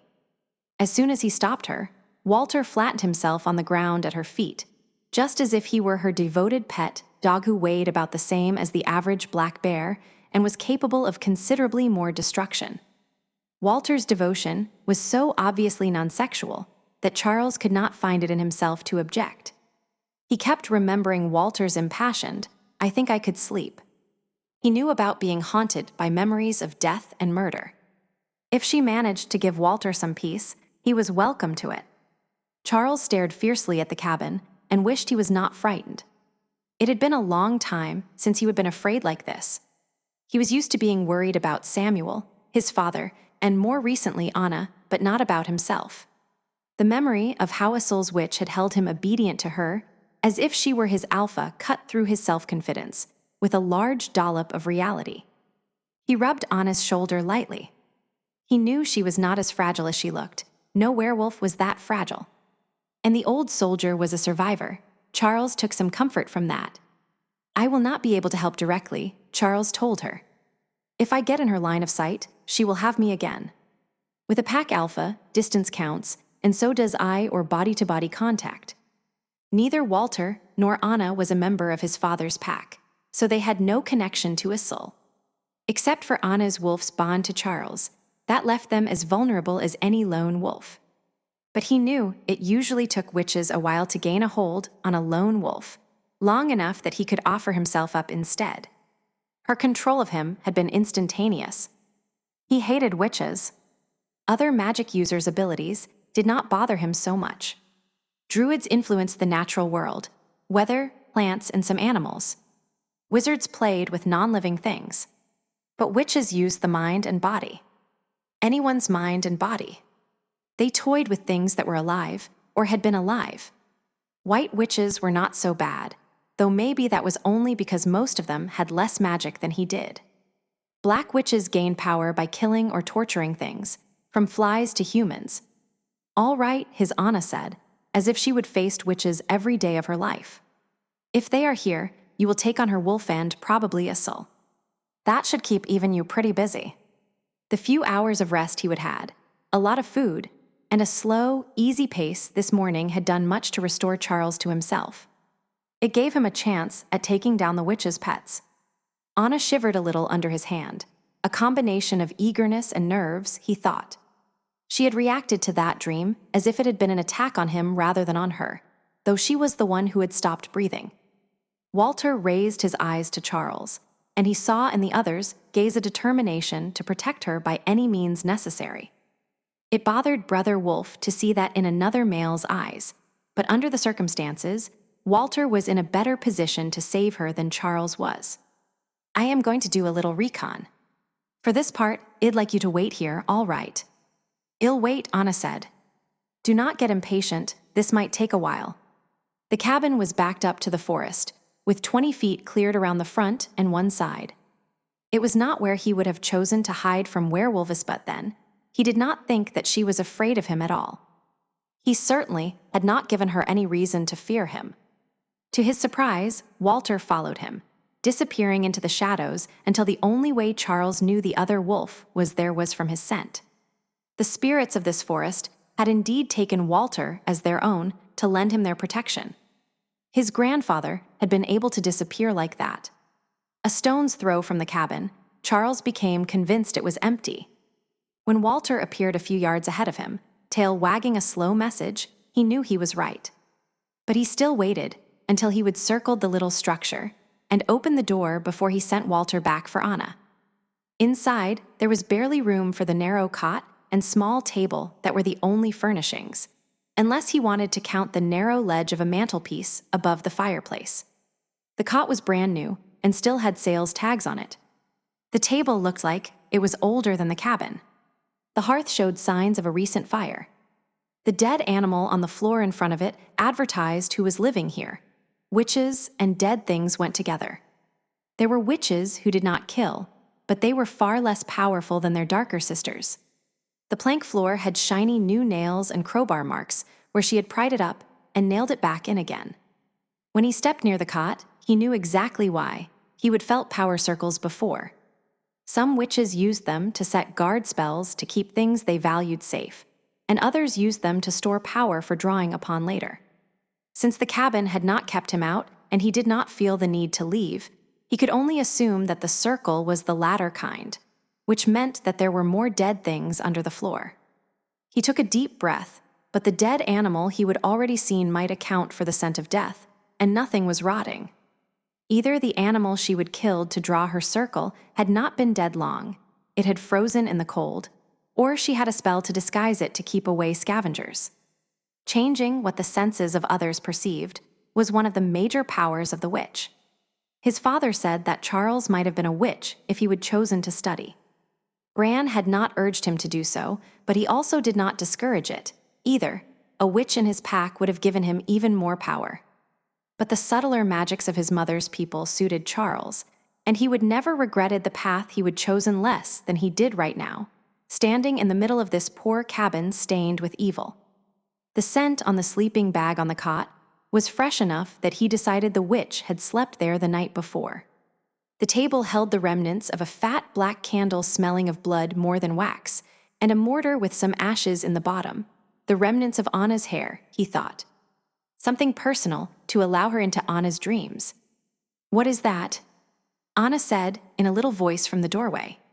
He felt immediately better for her presence, as if she somehow lessened the evil that had seeped into the wood and brick. Someday he would tell her that, just to see the bewildered disbelief in her eyes. He was beginning to know her well enough to predict her reaction. It gave him some satisfaction. He followed her gaze to the eviscerated and skinned body laid out in front of the fireplace. "Raccoon, I think. At least that is what it smells like." It also smelled of pain and had left claw marks on the floor, probably after it had been nailed down. He saw no reason to tell Anna it probably had not been dead when the witch mutilated it. What was she trying to do? She stayed in the doorway, and Walter settled in behind her. Neither of them made any attempt to come inside. He shrugged. "I have no idea. Maybe it was to power the spell she worked on you last night. A dark witch gains power from others' pain and suffering." Anna looked sick. "There are worse monsters to be than a werewolf, are not there?" "Yes," he agreed. "Not all witches use things like this, but it's hard to be a good witch." There was a scrying bowl, still filled with water, on the floor next to the raccoon. The interior temperature of the cabin was not much warmer than outside. If it had been there long, it would have been ice. They had not missed the witch by much. He did not want to, but he touched the dead animal to see how long ago she would worked her misery on it. Its flesh was still, it moved weakly, and he had his knife out and its neck severed as quickly as he could manage, nauseated by the knowledge that it had still been alive. Nothing should have been able to live through the torture it had undergone. He gave a more thoughtful look to the floorboards. Maybe the reason there was no smell of rot was because what she had down there, anchoring her power circle, was not dead either. Walter growled, and Charles echoed the sentiment. "She left it alive," Anna whispered. "Yes, and likely she will know we killed it." Charles cleaned his knife on the sleeping bag, then put it back in its sheath. "So what do we do now?" "Burn the cabin," Charles said. "Most of witchcraft is potions and spells. Burning her place of power will cripple her a bit, and release whatever poor thing or things she had trapped underneath the cabin, too." He was not going to tell Anna about that unless he had to. Anna found a half-full 5-gallon can of gasoline tied onto the four-wheeler, and Charles doused the cot, and then the bonfire he would built in the middle of the floor with the witch's firewood. He sent Anna and Walter away from the building before lighting the tinder with a match. The gasoline burned his nose as the fire flared hotly to life. He waited until he was sure it was hot enough to burn the cabin before he left. He trotted toward Anna and Walter, who had stopped some distance away. When he reached them, he caught Anna's hand and tugged her farther, urged on by the itch between his shoulder blades. Which was why they were 50 yards away when the cabin exploded, knocking them all to the ground. Anna raised her face out of the snow and spat some dirt out of her mouth. "What happened? Did she have some dynamite or something?" Charles rolled over and sat up, fighting not to show how much falling with a chest wound had hurt. "I do not know. But magic and fire have an odd, synergistic effect sometimes." He looked at where the cabin had been and whistled soundlessly. There was almost nothing left of it, just a few rows of stone on the ground where the base of the fireplace had been. Pieces of four-wheeler and cabin were scattered almost to their feet, and the trees nearest the cabin had been splintered like toothpicks. Wow, Anna said. Are you all right, Walter? The wolf came to his feet and shook himself, looking into Anna's face with adoring eyes. She knew we'd be hunting her, said Charles. She tried to hide this from us. I did not smell any trace of her when Walter and I circled the cabin. Did you, Walter? The big wolf had not. So what do we do? Despite all our fears, I think it's time to call my father. He smiled at Anna. We're not too far from the car, and he knows something is wrong anyway. He woke me up last night. That is how I knew you were in trouble.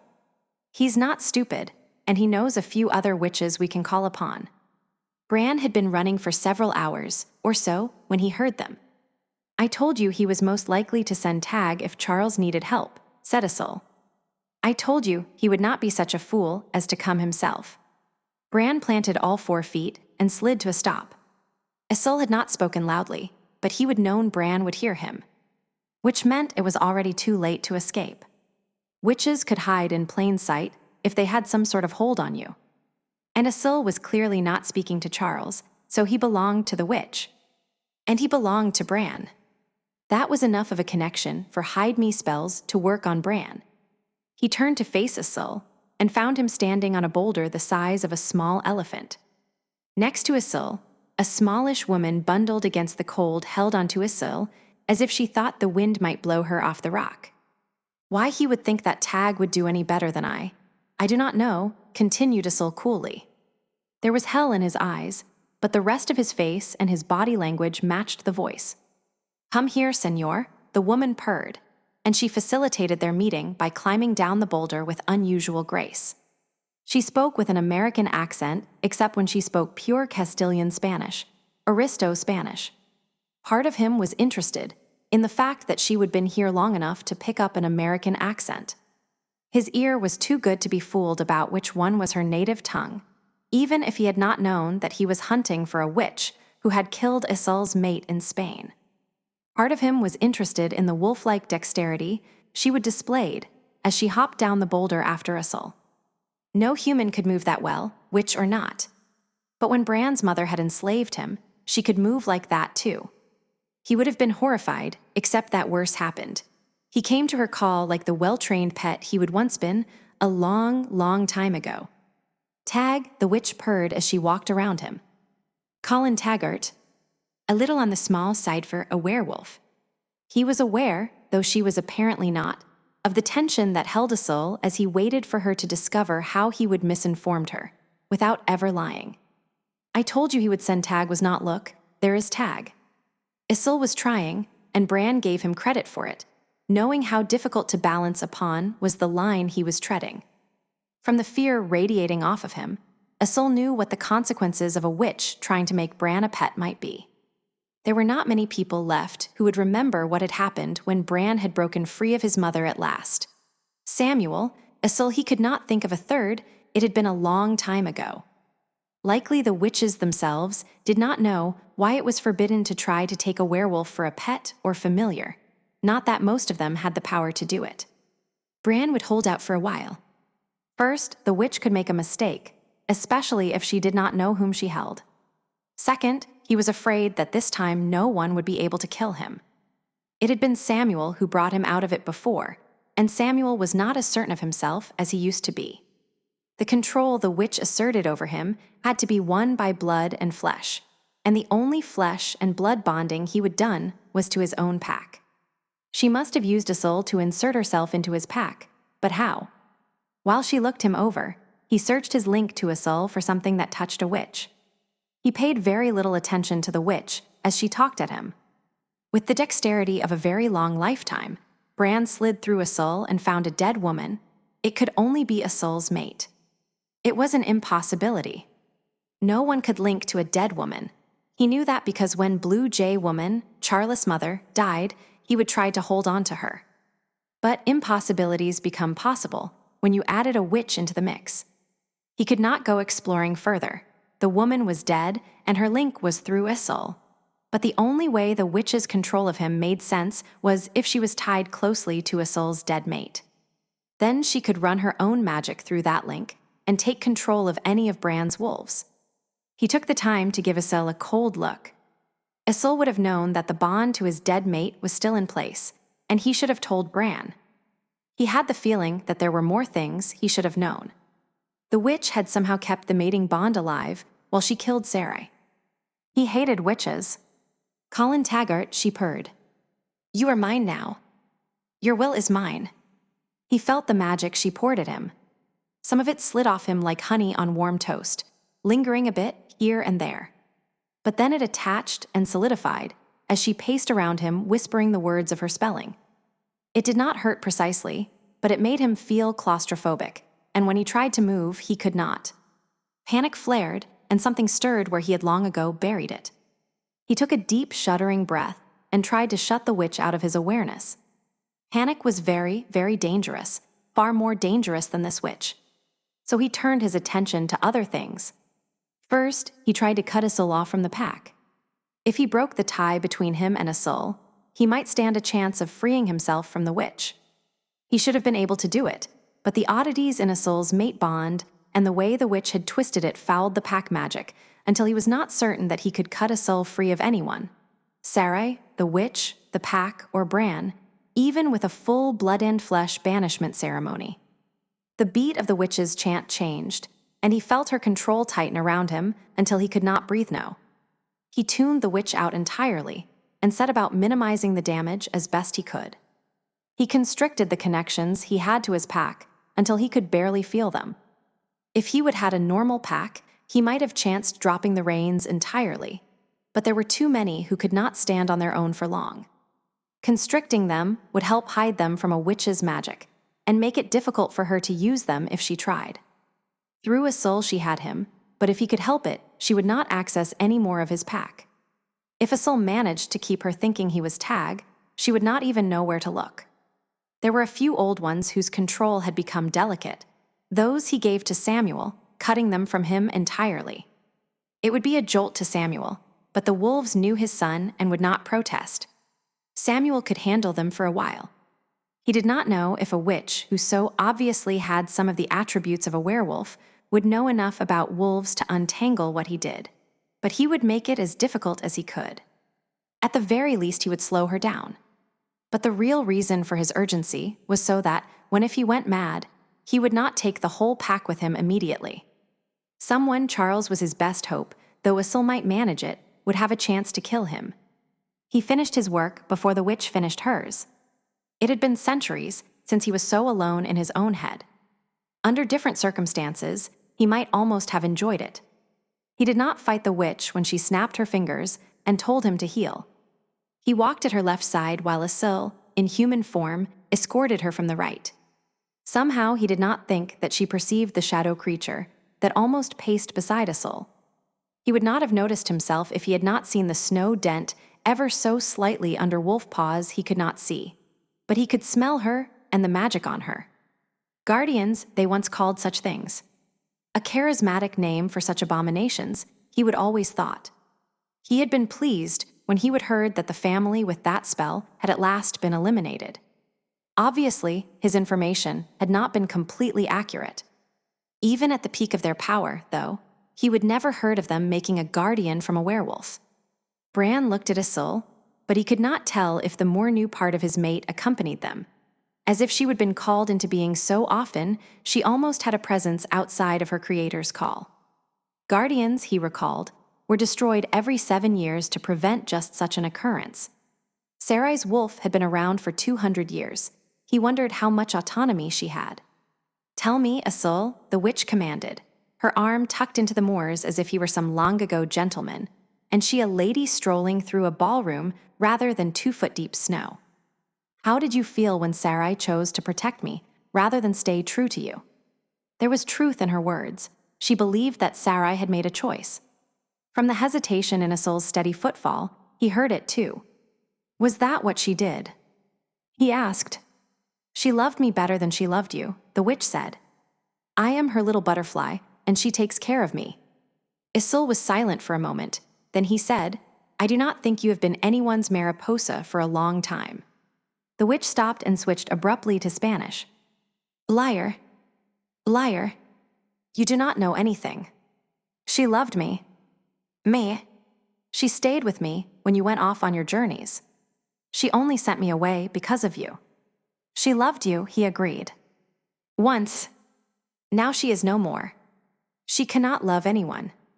Looking out of the corner of his eye at the faint paw prints that were set into the snow so close to Isol's hip, Bran was not so sure. You were always stupid, the witch said. You made her send me away.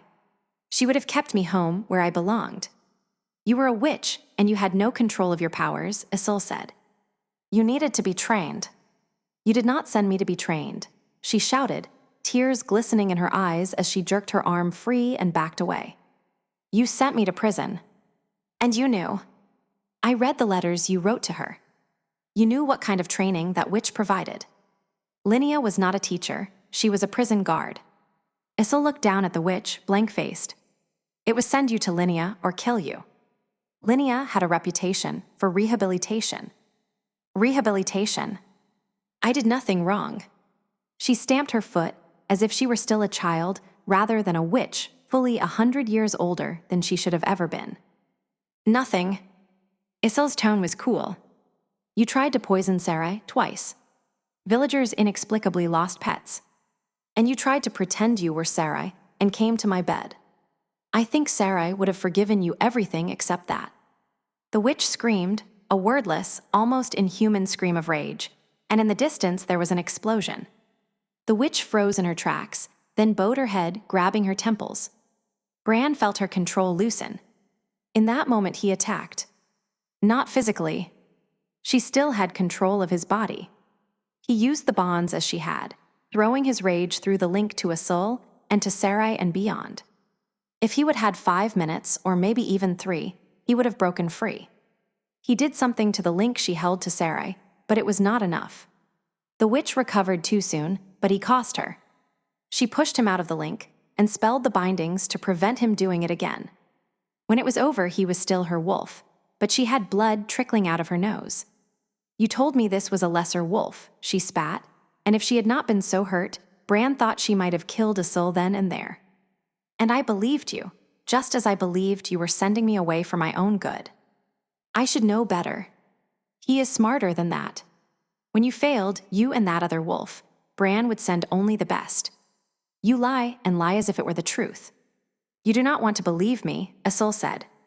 But you can taste truth. Your link to Sarai is strong enough. You were a danger to yourself and us. We did it for your own good. It was that or kill you. She flicked a trembling finger at him. Shut up. Isol's face lost its cool composure, and he grimaced. As he continued, his voice was breathless with pain. What you have done is an abomination. This thing you have turned Sarai into does not love you. She serves as a slave serves, without the ability to choose, just as I do. Bran is more than you can handle. He will kill you, and it is your own fault. I will not die, she shouted at him. I did not die when Linnea tried to kill me. She did not know how powerful I was or how much my mother had taught me. I killed her and her pet students and studied the books she left behind. For months I wrote to you and signed the letters from her while I studied. But I knew that I would die without protection. Even my mother died.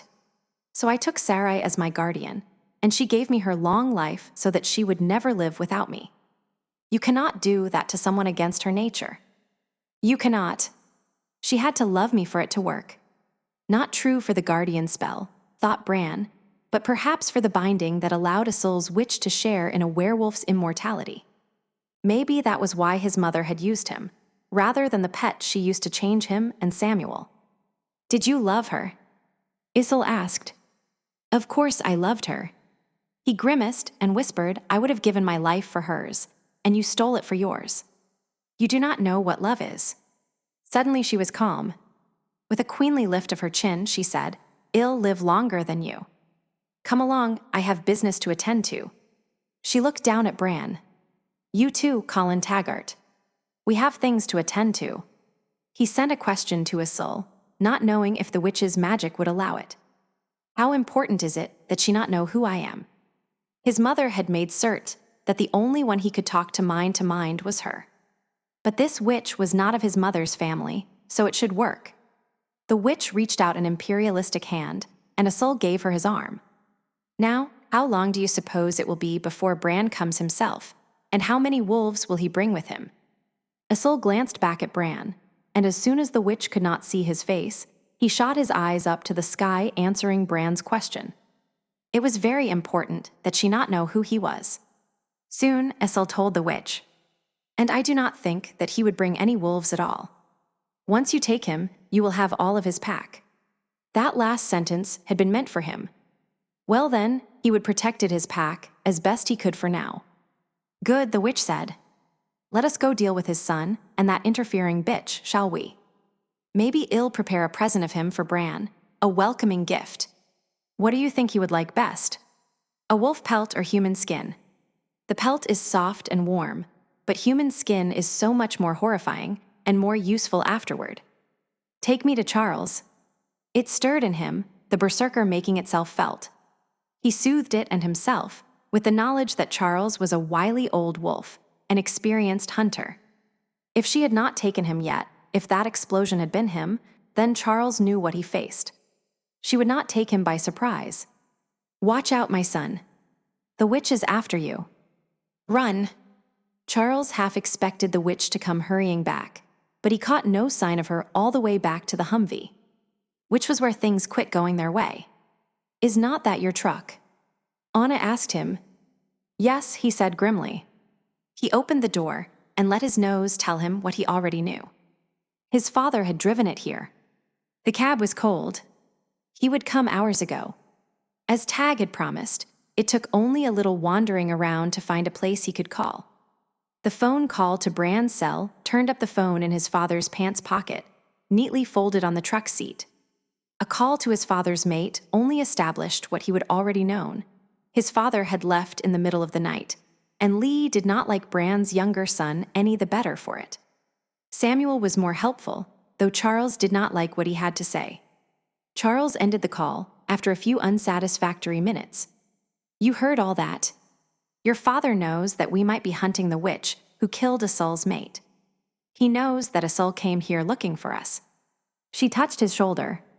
On the off chance it might help him figure out what his father was up to, Charles gathered such magic as belonged to him as his mother's son and reached out to the pack. "Charles." He was astounded to find himself still on his feet. His head felt as if someone had clubbed him, and he had to blink a couple of times to see. All he could think was that the unimaginable had happened. Bran was dead. "Charles, what is wrong?" He held up a hand as he focused his attention on the blankness that had always been his link to his father, and through him, the rest of the pack. What he found let him breathe again. Diz shut down the pack bonds. He gave Anna a smile as bleak as he felt inside. He's not dead, they are not gone completely. Why would he do that? What does it mean? I do not know. He looked down at Anna. I want you to take Walter and drive to Kennewick, Washington, where my brother is. She folded her arms and gave him her stubborn look. No. And do not try that again. I felt that push. You can be as dominant as you want, but remember it does not work on me. If she is using the pack bonds, Walter and I might be your ace in the hole. I am not going to leave you here, and you might as well stop trying to make me. He frowned at her fiercely, a look that had cowed older, more powerful people, and she tapped her finger on his breastbone. Will not work. If you leave me here, I'll just follow you. He was not going to tie her up, and he had the sinking feeling that was the only way he would be able to leave her behind. Resigned to his fate, he organized them for another trek into the wilds. They would travel light. He repacked Anna's pack with food, fire-starting equipment, and their pot for heating water. He found the pair of snowshoes that lived behind the seat of his truck in the winter. Everything else he left in the truck. Do you think he's found her already? Anna asked as they trudged back into the mountains, following his father's tracks. I do not know, he told her, though he was afraid he did. Unless Bran really could read minds, the only way Charles could see Bran knowing the witch was using their pack magic against them was if he would seen it for himself. He wished he knew if following his father was smarter than getting in the car, and driving to southern Mexico. Part of him wanted to believe in the myth of the invulnerable Meroc, but the smarter part, the part that had stood meekly answering the witch's questions, was all too aware that his father was a real person, however old and powerful. He was not invulnerable. Charles drew in a breath. He was bone-deep tired, and his chest hurt and his leg. Worse than they had earlier this morning. He was not so stupid that he did not know why. His father had been feeding him strength from the pack. Even with his spare snowshoes, walking was hard. If she had Bran, Charles was no longer sure they had even a chance of saving themselves. He did not tell Anna, not because he thought it would frighten her, but because by voicing his fears, he might make them real. She knew anyway, he saw it in her eyes. "Watch out, my son. The witch is after you. Run." Now that was useful, he said out loud. "Why do not you tell me where you are, or where you are going?" "Charles, my father can talk in people's heads," he told her. "But he claims not to receive. Which means when he tells you something, you cannot argue or ask him for what you need." "What did he tell you?" "The witch has him, and she is coming after us. She has a soul, she can find us. He did not give me any useful information, like where they are or anything like that. He told you to leave. He told me to run." Charles glowered at her. With the pack bonds constricted so far, his father's order had been more like a suggestion. "Damned if I am going to leave him to her." "Of course not," Anna said. "But we're going the wrong direction." "What do you mean?" "I think they will be headed to the cabin we blew up." Charles stopped and looked at her. "Why?" "If she asks a soul to find us, that is where hell go to give us a chance to escape." She gave him a tired grin. "Isil is practiced at hedging orders. I have heard the stories." It sounded like something the old bastard would do at that. If he had not been so tired, he might have thought of it himself. At any rate, it was better than wandering in his father's footsteps. Charles looked down at Walter. "You know the fastest way to the cabin from here." Even as they turned around and followed Walter, Charles knew they were making a mistake. His father was right, they should run. Every instinct told him so. But as long as there was a chance to save Bran, Charles could not leave him to his fate. Listening to your instincts, his father liked to say, was not the same thing as being blindly obedient to them. Anna understood the impulse that had driven Charles to try to send her and Walter to his brother and out of danger. She felt the same way. Charles was slowing down. Some of it was walking through snow that was 2 inches thick one place and hip-high in others. Even with them both in snowshoes, it was hard going. Most of it, she was pretty sure, was from his wounds. Walter, still in wolf form, had taken to walking next to Charles and steadying him unobtrusively with a well-placed shoulder. When she saw Charles shiver, she stopped. "Chain." She knew it would not help much, but the wolf had 4 legs to bear his weight instead of 2. The wolf would generate heat better than the human, and his fur coat would retain it. She knew from her own extensive experience that the wolf could function better wounded than her human form.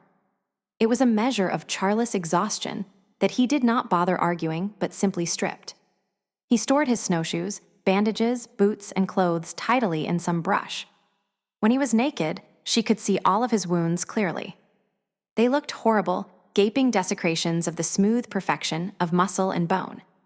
He crouched down, so he did not have as far to fall if he lost his balance when he changed. The new view of the hole in his back was not as bad as the last time she would seen it. Despite everything, he was healing. His change took almost as long as most wolves would have. The bullet hole looked odd on wolf-shaped ribs. The entry and exit wounds no longer lined up, the larger exit wound above the smaller hole. "We'll need to rest and eat before we get there," she told him. "We will not do your father any good if we are exhausted." He did not answer her, just put his head down and followed Walter. Walter's shortcut was the roughest ground so far, leaving Anna cursing her snowshoes and the brush that caught at her bindings and hair. They were scrambling up a steep bit when both the wolves stopped and dropped to the ground. Anna followed suit and tried to see what had alarmed them. 13 she had not told him how to find Charles, so Isil started them back toward her cabin. He would carefully explain to Mariposa that he would felt Charles there, that Charles might have decided to wait where he thought they would come. It was possible that Charles had done just that, so he was not lying to her precisely. Bran had somehow shut down the pack links, so Isolde could not check, but he was pretty sure Charles was nowhere near the cabin. The boy was cautious, and he had his fragile new mate with him. He would have taken off to contact Bran before the last sliver from the cabin's explosion had fallen. The witch and Sarai's wolf was one thing, but the boy would know he stood not a chance against Isolde as well. Charles should be well on his way to the cars by now. Isolde did not know the mountains here that well, but he had a good head for distances. He would have to track him after they got to the cabin, or what was left of it. But if Charles was smart enough to drive away, the witch's search would be fruitless. Of course, if Charles found out his father was out here, too, the damn fool would probably head right back into the maw of danger. He was that kind of heroic idiot. Still, it would be a while before they reached the cabin, so Isolde had bought Charles that much of a head start. He did not know what to do that might help more than that. Besides, he wanted to see Mariposa's face when she saw the wreckage. Destroying the cabin had been smart, smarter than he thought Charles was. Maybe he had not been giving Bran's pet assassin a fair shake. He hoped that Charles had killed the poor coyote, trapped so near death, but held alive by Mariposa's will and magic. He never wanted to spend another night listening to some poor tortured creature breathe in ragged gasps in the space beneath the floor he lay upon. It had taken him most of the miserably long night to figure out what it was. For the longest time, he would had the terrible suspicion that it had been the lost hunter everyone had been making such a fuss over. He never wanted to watch someone cut up a live animal again, either. Never wanted to see Sarai's beloved person filled with some stranger who watched the witch as if she were her goddess and did her bidding. His Sarai would never have fetched an animal for Mariposa to hurt. Would never have fetched a soul. She would done it without orders, too. Mariposa had not expected him. Guardians were supposed to be obedient, incapable of thinking for themselves. He thought there was more to the wolf than Mariposa's mindless guardian. It was the same stupid hope that had led him into this mess. If only Charles Anna had not been an Omega, he thought, his rage would have rendered the lure of Sarai's form useless. He felt that rage now, helpless tearing sorrow that his Sarai's wolf had been stolen and turned into a thing. If he would stayed with Charles, helped him figure out what to do about Mariposa, maybe they would have had a chance. But Anna's presence had dulled his pain and left only the knowledge that whatever the witch had done to Sarai, she had not broken his bond with her. When the wolf who looked like his Sarai left, he would had to follow. No, he was too old to be blaming other people for his mistakes. It had never been Anna's fault, it was his own. He was too old to believe in happy endings. The best thing he could do for Sarai was make certain that her wolf died this time. When Mariposa had scryed with water this morning and discovered a new wolf was coming, he would known who it was. Had known what a disaster it would be if she got her hands on Bran. So when she would ask him what other wolf Bran would send after Charles, he would lied. And he would lied with the truth. The next wolf Bran would have sent was Tag. Isolde did not look at Bran, pacing beside them with all the ferocity of a golden retriever. Bran was always a deceptive bastard, gentle and mild right up until he ripped your throat out. He had many other fine qualities as well.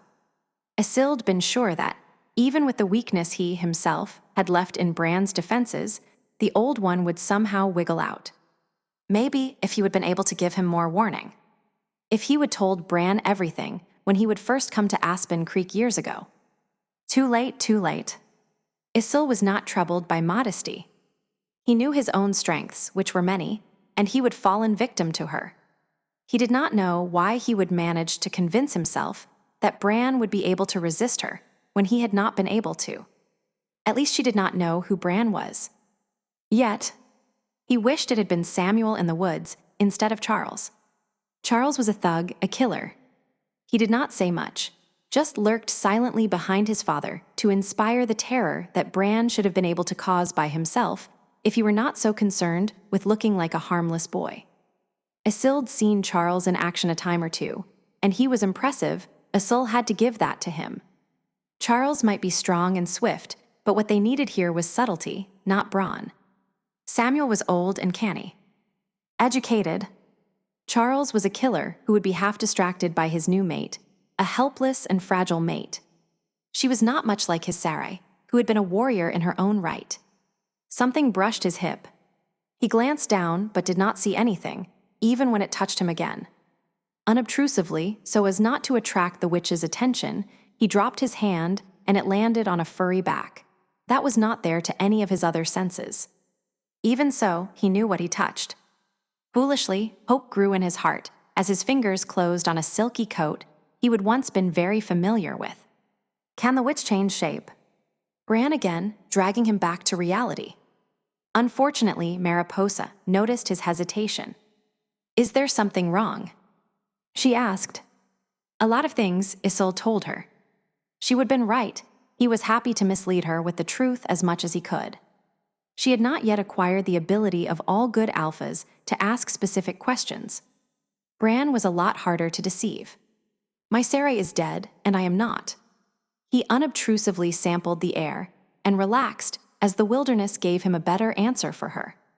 And there is something in the trees, a large predator that is not a bear. I have heard that there are wolverines in this place. She shrugged off the predator and quit paying attention to him. He wondered if she knew she was humming Sarai's favorite song. Did she do it to torment him with the memory of what was lost, or because she derived comfort from it? Bran waited until Mariposa was occupied with her own thoughts before he talked to Isolde again. The witch has the immortality, the strength, and the speed of a werewolf. Can she change shape too? Is she really a werewolf? Disguising her scent somehow, so she smells human and witch, but not werewolf. Or is she just borrowing from her creation? Isolde shrugged. He would never seen her change. He looked down at the hand, still buried in invisible fur. Maybe there was a chance to learn more about Mariposa. For almost 2 centuries, as soon as he realized that the mating bond gave Mariposa access to him, he would block the connection as best he could. But the worst had happened, so what was the danger in it anymore? He dropped his shields, and only iron control allowed him to keep walking as if nothing had happened, as Sarai's love flooded him like an ocean wave. For a while all he could do was put one foot in front of another. Some few mated pairs could talk to each other mind to mind, but with Sarai it had always been emotion. Over the years, practice had allowed it to develop into something not so much different from telepathy. She was so happy he would finally let her in so she could drink of his energies, create herself from him rather than Mariposa. He opened himself to her so that she could do as she wished. If it had been the witch behind it, it would have been fatal, but he was confident that this was his Sarai. She sipped only a little from him as he learned from her. Sarai was dead, he would never have her back. He understood it, because it was something this half-living shadow of his mate understood. If he succeeded in killing Mariposa, even this shadow of his mate would be gone forever. If not, she would be trapped in this half-life that was a living hell. He understood, but part of him could not be bothered with future mourning, while he absorbed the joy that something of her remained to him. He could feel Bran's frustration, and wondered how much he sensed of what he and Sarai were doing. Did he need Bran to know? Sarai thought so he tried to tell him. I know now that your guardian is not her, but she feels like Sarai. I sometimes think about what it would be like to speak to her. Just once more, he said, and was rewarded when Mariposa's nails sank into the sleeve of his white coat. She is here, she is Sarai. But she is mine, Mariposa said. You do not need to talk to her. She does not want you. But Bran had understood. Isolde could see in the thoughtful gaze his alpha turned on him. He could stop there. But Mariposa was laying claim to someone who was his. She still loves me, Isolde replied, knowing it was just going to antagonize her. Part of her does. I could see it in her eyes when she came to get me. And what he would seen had been real, he knew that now. Fiercely, he held the thought to him. She came to me, you did not send her. She belongs to me. The witch sounded agitated. Just as you do. She stopped as she spun the thought around and found something that pleased her. She turned to him and gave him a seductive smile. You love me too. He felt her reach out to him through the bond he shared with Sarai's wolf, and felt her quiet panic that the witch would see what they were doing. She was so afraid, and he could not bear it. So he set out to distract Mariposa. It was not as if it was difficult. He bent down and took her mouth in a carnal assault. After a bare moment's surprise, she welcomed it. He had known, all these years, what the real basis for her obsession with Sarai was. He would try to tell Sarai when he would first understood, but she wanted to see only the good in people. She thought he was too suspicious, and vain, which was true enough. She thought that obscured his judgment, which was not true. She had not believed him when he told her that Mariposa had fixated on him, until that night, the second time Mariposa had poisoned Sarai. The girl had tried to disguise herself as his mate. It had been useless, of course. She might have been able to change what she looked like, but she smelled nothing like his mate. If Sarai had been only human, she would have been dead from the poison. Instead, she would have been sick for 3 days. Mariposa had meant her to die. Only then had Sarai agreed there was something wrong with the girl that she could not fix. Only then had she agreed to send Mariposa away. He kissed Mariposa until she was breathless and panting, until the scent of her arousal rose in heated waves. Then he released her, wiped his mouth with the back of his hand, and told her the absolute truth. I do not love you. I never loved you. She heard it in his voice, felt it in his unaroused body. For a moment, her face was blank with shock, and he might almost have felt sorry for her. Almost. If he did not think about Sarai, about the poor coyote under the cabin floor and the raccoon she would carve to pieces and kept alive, not because she needed it alive for her spell, but because it pleased her to do so. The next moment, her shock was over. She gave him a cynical smile, a horror's smile. Maybe not, but you wanted me. I saw it in your eyes. I see it now. I am young and beautiful, and she was old and big like a cow. You wanted me, and she knew it. She was jealous and sent me away. He raised an eyebrow at her. You are mixing up your stories. I thought it was I who was jealous of the great love Sarai bore you. I thought I was the one who sent you away because Sarai loved you. Is not that what you said? Hebron. She stomped her foot. Hijo de puta. Hard to believe that she was 2 centuries old, and not the young girl she looked and acted. Like Peter Pan, she would never grown up. She loved me. She chose me in the end. That is why she is with me and not with you. But she held up a finger. You wanted me. That is why she made me go away. You wanted me, and it made her angry. I was young and helpless, a child in your care, and you wanted me. Why would I want you? He asked her coldly. I had Sarai, who was more woman than you could ever be. I wanted Sarai. For Sarai I lived and died. You were never more to me than a stray pet Sarai wanted to take care of. He let his truth ring in her ears, and when her hands came up, full of magic, he made no move to defend himself. He was confident that she would not kill him, not before she convinced him that she was right, or until he drove her into a real rage. Honor demanded that he fight to live as long as he could, to try to stop this threat he would brought to the Marok. Anything short of death, Asil could handle. And while she was concentrating on him, she was not paying any attention to what he and Sarai were doing. And more importantly, she was not paying any attention to Bran. But Sarai's wolf was not so sanguine.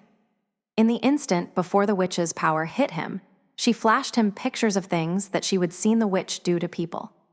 Things that might have made him question his earlier assessment that as long as he did not die, he would be fine. If he would needed proof that he was only dealing with a shadow of his mate, he would have known it then. Sarai would have known that scaring him in advance was not helpful.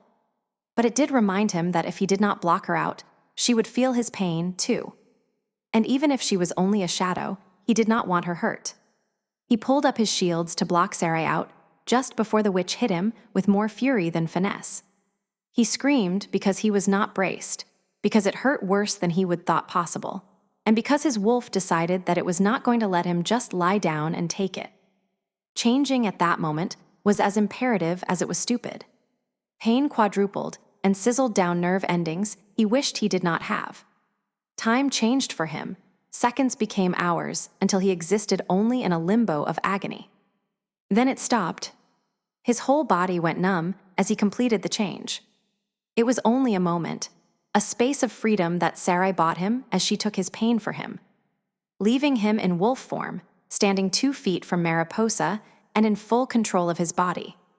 For the first time, Mariposa looked frightened, and he ate that fear as if it were fresh, dripping meat.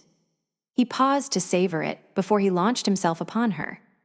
But that gave her 1 instant too many, because she had time to scream his mate's name. And his open jaws met with fur instead of skin, with Sarai's blood and not Mariposa's.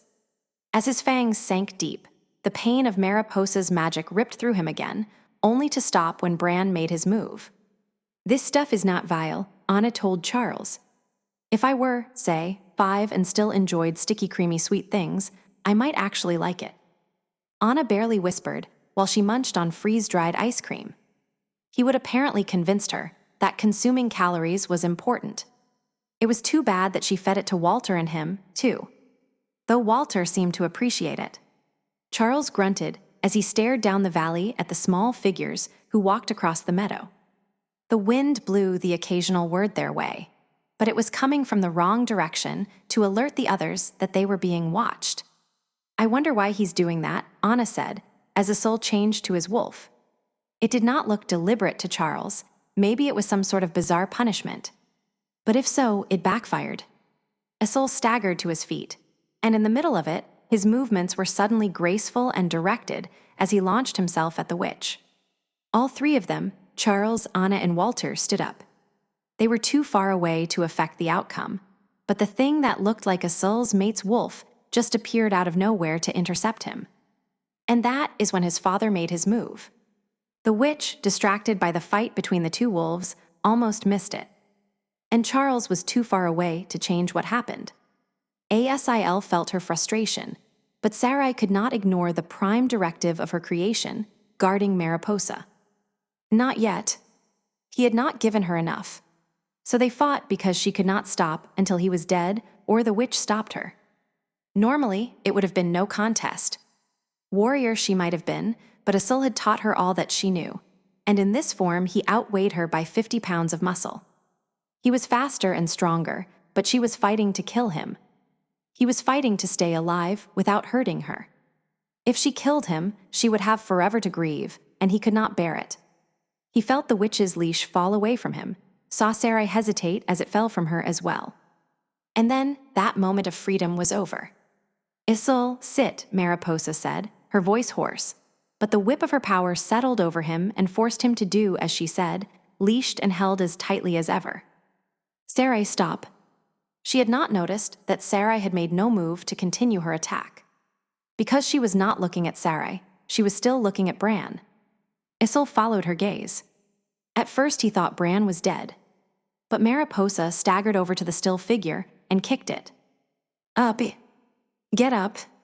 Stiffly, it rose to its feet. The body was still Bran's, a gray wolf with a silly splash of white on the end of his tail. But when it looked up at the witch, there was nobody home. Isil had seen zombies with more personality. And if he had not been a wolf, he would have used the sign his mother had taught him to ward off evil, which would have been useless. It would not work unless it was made by a witch blood, and if Mariposa did not know it, he did not want to be the one to teach her. Even the guardian, shadow of his mate that she was, had more inside than whatever animated the Marok. Satisfied Bran was obeying her again, she looked at Isil. Hassan changed back to human. Allah, it hurt. Too many changes in too few hours, but her orders were pitiless. He staggered to his feet and felt the sharp kiss of the ice crystals in the snow. Cold did not usually bother him, less even than most werewolves. But he felt it now. "Put on your clothes," she snapped. They were torn and bloody, but better than standing naked in the winter winds. His hands shook, making it hard to unlace his boots. He could only find one sock, and it was so wet he did not put it on. Blisters were the last of his worries. Isil was afraid, terrified. No witch he would ever seen, and he would known a lot of them over the years, had been able to do something like that to a wolf with no more than the magic she had at hand. To a human, yes, to a dead human. He would been making a mistake, he realized, thinking of her as the child, however powerful she had been, but she would had 200 years to acquire knowledge and power. Cautiously, he felt down the pack ties toward his alpha and felt nothing. Had she really done to Bran what she would done to his Sarai? 2 centuries was a long time to study and learn. Maybe she would found a way to make another guardian for her protection, a way that took minutes instead of 4 days of torture. Then he realized that Bran himself was shutting him out, that the pack bindings were still in place. The understanding gave him hope. He looked at the Merrock again, but still saw only a dim intelligence that bore no resemblance to the man Bran had been was. Just to be certain, Isil examined the pack ties again, but someone was actively shutting them tight. And the only person he knew who could be doing it was Bran. But they were not shut down entirely. Something eased out from Bran and touched him with black cold fingers, oozing slowly into his soul. Sarai whined softly as she realized what it meant before he did. But then she would always been better at this sort of thing than he was. He would always thought of anger as something hot and quick. This was worse. Berserker. He had been in North Africa at the time, not even a century old. But even there, he would heard the stories. Deathbringer. Whole villages killed, from old woman to day-old infant. There were songs and stories, most of them lost now to time. A witch had forced the change on her son and her grandson, so she could play with them. For years she held them as pets to do her bidding. It made her the most dangerous witch in the British Isles. And then her son broke free. He killed his mother and ate her. Then he killed every living thing within miles. He found a home in the dark heart of the great Welsh forests, and for years nothing lived within a day's walk of his den. Great hunters of a generation, human, werewolf, or other, sought to win their honor or prove their courage, and they died. Some came to visit vengeance for lost loved ones. They died. Even the fools who did not understand, who were unlucky enough to venture too close to the monster, they died too. Then one day, or so he would heard, Bran had walked out of the wilderness, his son at his side. No more berserker, only a harper, a teller of tales, and lone wolf. Given enough time, even the most horrific story drifts to legend, then nothing. Isil was pretty sure that he was the only one, except for Samuel, of course, who knew enough to understand just what it was that the witch had done. She thought she had the Merrock under her control. But then, Mariposa had always rewritten reality to suit her. Him of Egum stad lig jellicost liet unfager, Isil quoted softly. What did you say? Mariposa was white and visibly exhausted, but her leash was strong and unbreakable. Beowulf, he told her. Roughly translated it is, I believe Ephraim his eyes shone a flaming, baleful light. I am not a poet to do the translation in verse. She looked suspiciously at Bran, but saw only eyes so dull they were more brown than amber. Isil knew it because he kept looking himself. From his eyes shone a flaming, baleful light. Grendel owed something to Bran's time as a berserker, as he did to other stories handed down over the centuries. But the lack of intelligence in his alphas, eyes, and the cold black rage flowing slowly from Bran into every werewolf tied to him was far more frightening than Grendel or Grendel's mother, those fierce monsters of the epic poem, could ever have been. He hoped that it was only infecting the immediate pack, but he was very much afraid it might spread to all of them. Death would flow through the world as it had not since the Black Plague, when 1/3 of Europe had died. And there would be no peace for a werewolf in this world ever again. You are afraid, she told him. As you should be. For now I allow you to be yourself, but if you continue to trouble me, I will make you my pet, as I have made him. Pets are less useful than Sarai, incapable of responding to anything except direct orders. I had planned on making you a guardian like Sarai. You would best be careful I do not change my mind. She thought he was afraid of her. And he had been, until the monster she had created surpassed her. She had no idea. She took 2 steps toward Isil, then slapped him hard. He made no move to defend himself. She was hampered somewhat by her size, but she hit him at full strength, Sarai's strength. Reflexively, he licked the blood from his lip. That is for lying to me about who this werewolf was. It is the Merrock, not some stupid lesser wolf. You knew, and you let me believe him to be someone else. He might have hurt me. And you are supposed to keep me safe, have you forgotten? I was given into your keeping so you could make me safe. Eventually, old wolves lost touch with reality. The first crisis was when all the people they had known died, and there was no one left who had known them when they were human. The second came at different times to different wolves, when the change in the world left them no place where they could feel at home. And Mariposa had never been stable, even before she killed Sarai. However, if she thought he wanted to keep her salvatorily, she was mad. But your betrayal did not really matter, she told him with a girlish toss of her head. I can keep myself safe, too. This one is mine. She glanced at Bran. Chain, I want to see your face. I have never been able to find a photo of you, Bran Cornick. Isil found himself holding his breath as his alpha obeyed. Would the pain of the change be the straw that allowed the monster to break free of her chains? They waited in the cold, Isil, his shadowmate, and the witch as the change happened. Their breath rose like steam, reminding him for some silly reason of the time, years ago, that Bran took the Marok pack, all the wolves who belonged only to him, in a hired bus to stay at the big hotel in Yellowstone Park in the dead of winter. He would rented all the rooms so they could run and howl all night in the snow-covered geyser basin, with no one to see them, but a few buffalo and elk. You cannot hide in your hothouse all the time, he would told Isil, when Isil politely requested not to go. You have to make new memories sometimes. Isil closed his eyes and prayed for the first time since Sarai had been taken from him, though he would once been a truly devout man. He prayed that Allah would not allow Bran to become such a monster that he destroyed his careful creation of a home, a haven for his wolves. When Isil opened his eyes at last, Bran stood naked in the snow. He was not shivering, though it was only a few degrees above zero, well below freezing. His skin was pale and thin, showing the blue veins that carried blood back to his heart. There were a few scars, one that ran across his ribs and one just under his right arm. Pretty enough body, said Mariposa.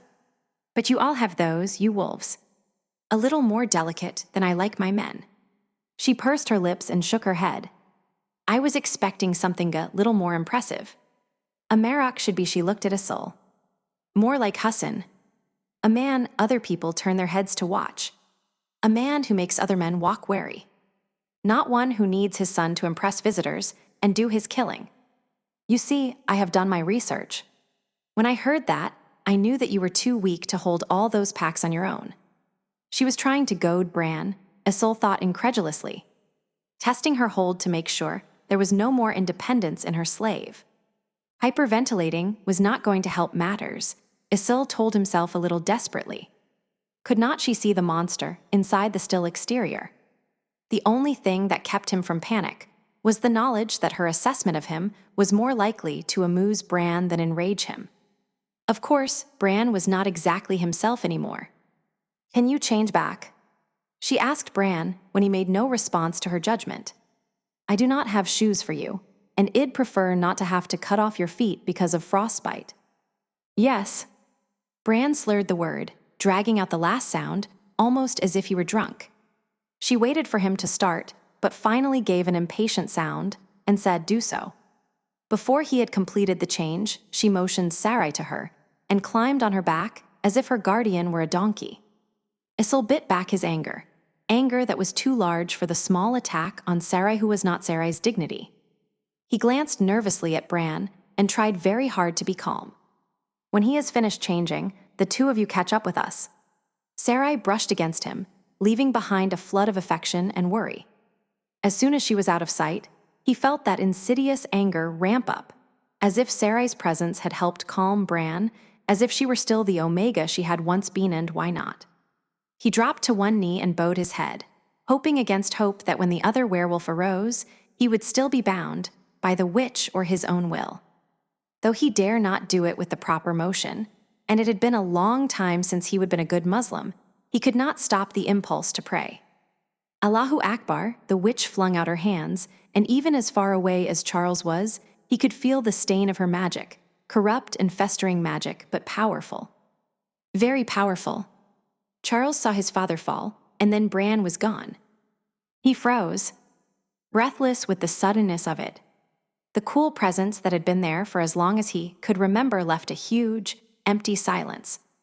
His lungs did not want to move, but suddenly he could get air in, and all Brother Wolf wanted was to howl to the heavens. Charles fought and fought to keep Brother Wolf quiet, but there was an odd undercurrent of savage rage that he would never felt before, deeper and darker than the usual violent urges. And he understood, or hoped he did. Bran was not gone. He was changed. His father mostly talked of the present or near present. 10 years, 20, but not 100 or more. It was something Charles had grown to appreciate as he himself grew older. But Samuel could sometimes be persuaded to tell stories to his younger brother. And Bran as Berserker had been one of his favorite stories until he would grown old enough to understand that it was not just a story. If it were not for that story, he might have been tempted to overlook the darkness seeping into him. He might have thought that Bran had truly been broken. He used his hope to soothe Brother Wolf, and together they ran down the pack magic that cradled them in the Alpha's care. Searching, they found it changed, shut down almost entirely, until only a little of the poison rage seeped through. Bran still lived. But as what? 14 Charles wanted to pelt down the hill as soon as the witch was gone. He led the way in a slow, controlled jog that Anna could easily keep up with in her snowshoes. As they got closer, the trees and underbrush obscured the place where Asul and his father waited. Cautiously, Charles slowed and stopped. He looked at her and then at Walter. She nodded silently and crouched where she was. Walter settled in like the old soldier he was. If it were not for him, Charles would have stayed right where he was. He would not chance Anna's life on a hunch. But Walter would take care of her if something happened, so Charles was free to take a risk. When Charles walked out into the open, Asul had finished his prayer, but just knelt where he was with his head bowed, as if he were trying very hard not to give offense to the Marok. Slowly, murmured Asul without looking up. Asul's ears had always been keen, or maybe he would picked up Charles' scent. We are bound to her, your father and I. I must do what the witch has commanded, as if she were my Alpha. He turned his head finally, and met Charles' eyes with despair. Your father she has bound tighter. She figured out who he was, and took his free will from him like a puppet master, attaching strings to his marionette. I am hoping, Asul explained, still in that soft voice, that when he comes out of this change he is still sane. Tiredly he rubbed his jaw. I have to wait and see, but you do not.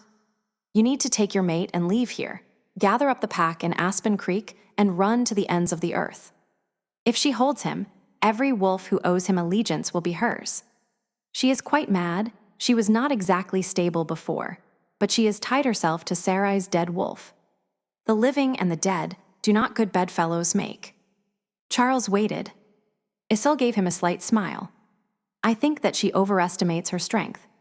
If she does not hold him, he looked at Bran. Well then, Perdido, I think then it is better to be far, far away. Bran staggered to his feet and stood like a newborn foal, with his legs spread out so he would not fall. There was nothing in his eyes.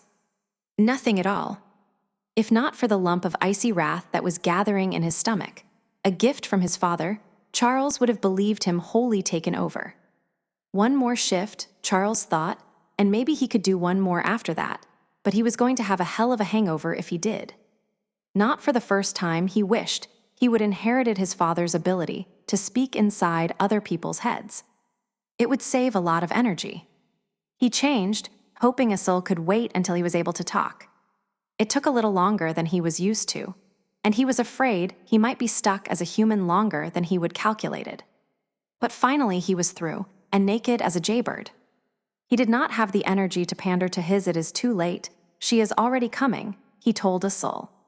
When a witch has such a hold, she can see through their eyes. His brother had told him that. They are living golems for her. Asul closed his eyes. We are undone. You despair too easily, Charles said. He could not say much about Anna or Walter, without the chance that it would be immediately carried to the witch. Our pack has an Omega to call upon. Maybe it will be enough. Do you know what he was? Asul asked. Issel looked at the Marok. Kill him now if you can. If you love him, if you care about the pack. Charles looked at his father, who looked as frail as a werewolf could look.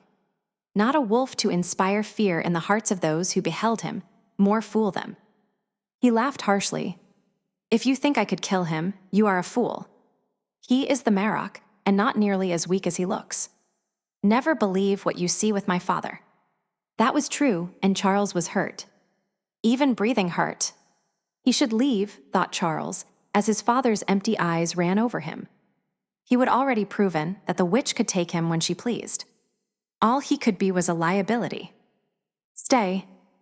I need you. For what? He asked. He looked, but even with his father's voice in his head, he could only see a dumb beast in the Marok's eyes. Because you are the only one I know, I will not kill. Anna listened to them talk and wrapped her arms tightly over her stomach. She knew that Charles was counting on her and Walter to be his ace in the hole. The problem was, she was not much of an ace. A deuce maybe or a joker, but not an ace. Walter had been a soldier. He was a better bet. Do you know this place? Can we move somewhere we can see them and still stay hidden? She whispered to Walter. He started off at a right angle to where Charles was talking to Issel. Anna followed him as quietly as she could. He moved through the woods like Charles did, as if he were a part of it.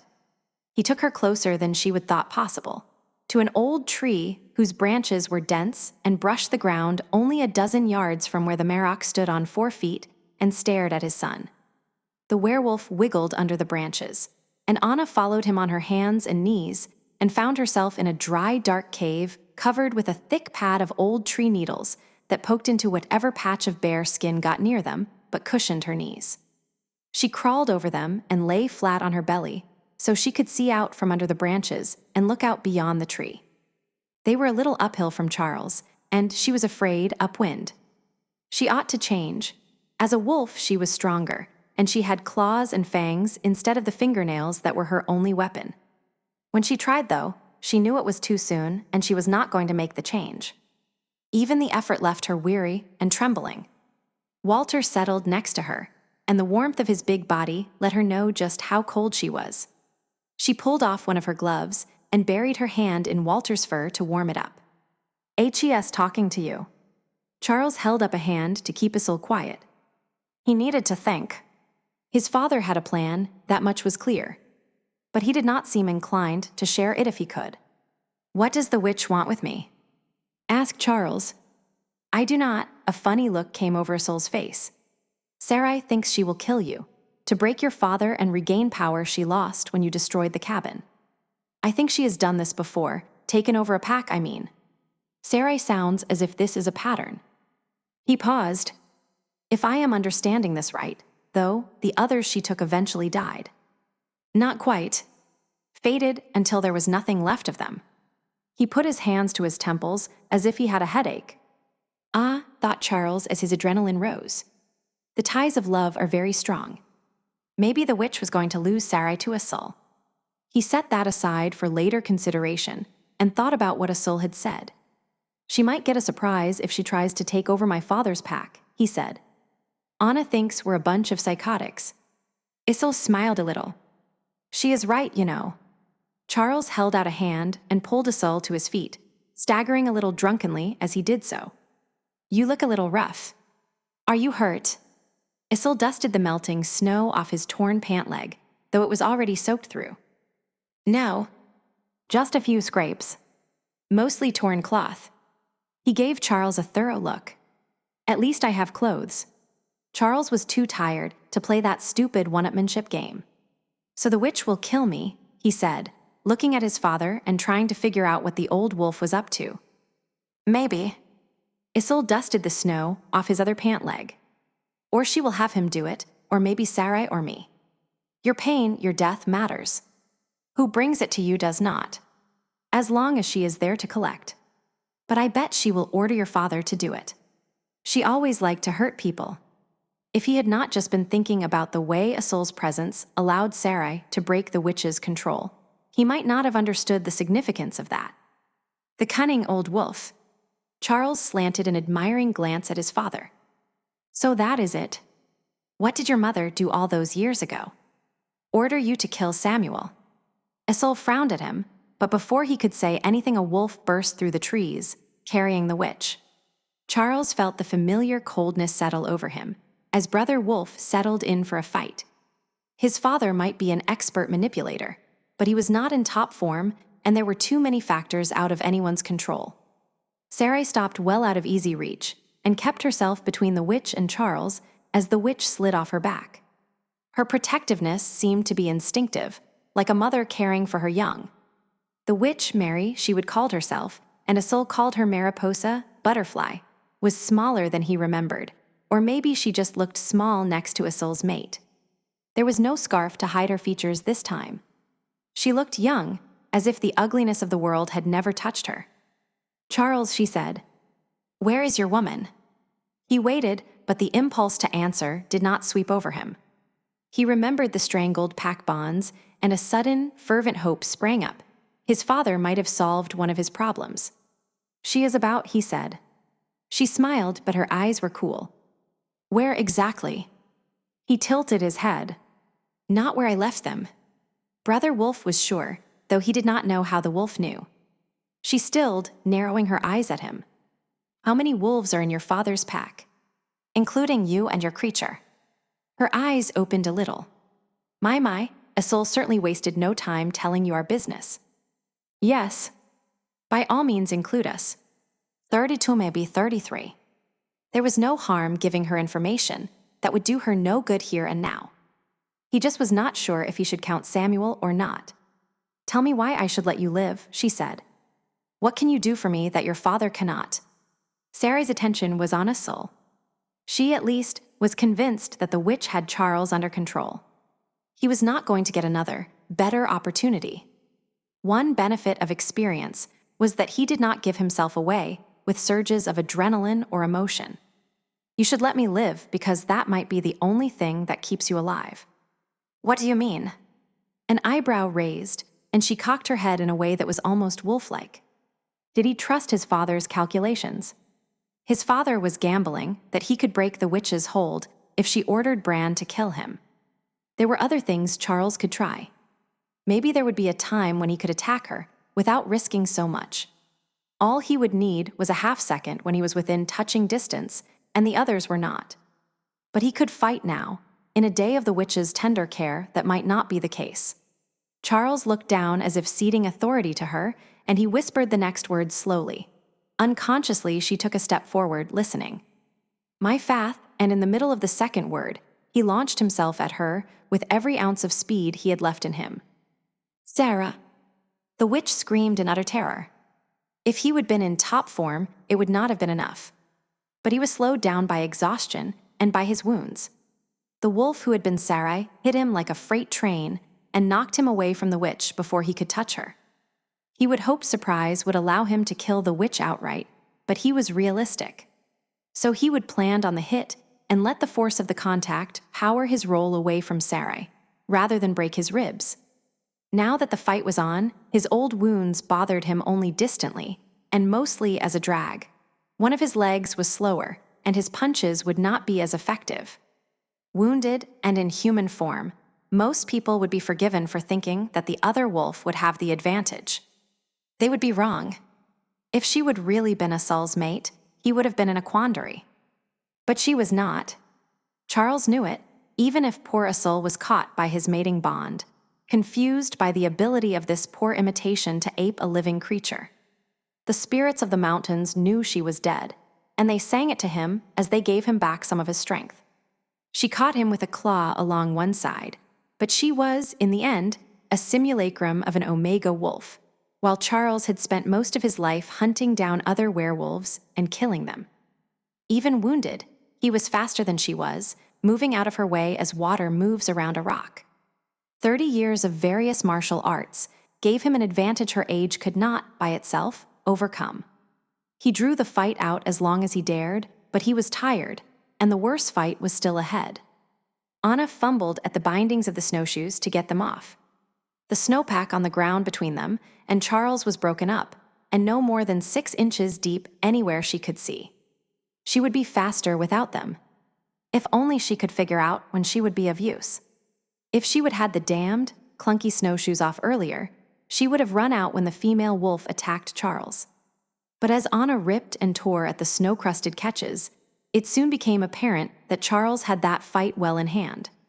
He stood relaxed and at ease while the battered female wolf circled him, looking for an opening. A little calmer, Anna ripped off the second snowshoe. She would not be wearing them again, no one would, but she could move now if she had to. Unfortunately, she was not the only one who saw who was in charge of the fight. "Isolde," said Mary. "Help her." The Moor looked at the witch for a moment, then pulled off his shirt and dropped it on the ground. He stalked to the battle with the ease of a warrior who understood death and welcomed it. If Anna had not been so worried about Charles, if she would have been watching a movie, she would have sat back, eaten popcorn, and enjoyed the view. But the blood was real. She leaned forward and realized she had a death grip on the back of Walter's neck. She loosened her hand and rubbed his fur in apology. 1 minute Isolde was walking toward the fight, the next he was at full speed. He passed Charles at an oblique angle and hit Sarah with an elbow strike on the side of the neck. She went limp and he snatched her up over his shoulders and ran. "Isolde!" But the witch gave no command, and Isolde jumped off a rise and hit the steep side of the mountain on the edge of his feet. At the speed he was going, he might as well have had skis on. Help, Anna realized, could have a lot of meanings.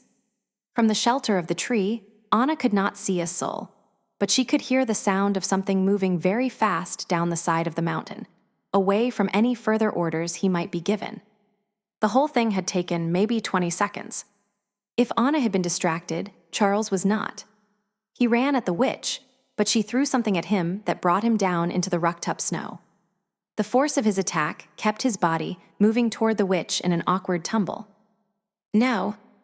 The witch shrieked hysterically as she rapidly backed away from him. Anna had to remind herself that this witch was old. As old as Charles for all that she looked 15 or 16. "I have to be safe." "Sarah! Sarah!" Anna braced herself to intervene, but Charles put his hands on the ground and levered himself up. Whatever she would done to him had hurt, but she could not see it in his face, just in the slowness of his movement. Surely if he needed her, he would find some way to signal. She glanced at the werewolf beside her, but though he was alert and focused, he did not seem worried. Of course, he did not know anything more of witches than she did, and he would only known Charles for a day. Anna was not the only one who had noticed how slowly Charles was moving. The witch put both of her hands to her face. "I forgot," she gasped, half laughing, and then she pointed a finger at him and said something that did not sound like Spanish to Anna. Charles flinched, then clutched his chest. "I forgot. I can defend myself." But Anna was not listening to her. She was watching Charles' face. He was not breathing. Whatever the witch had done to him would be fatal if allowed to continue. She did not know much about witchcraft, and doubtless most of it was wrong. But the witch had released Charles once, with sufficient distraction. Maybe it would work one more time. Anna was through waiting for a signal. She erupted from the shelter of the tree and reached full speed within 2 strides. Her old track coach would have been proud of her. She ignored the nagging ache of her overused thighs and the bite of cold in her chest, focused only on the witch, only dimly aware of the wolf running at her side. She saw the witch drop her hands and focus on Anna.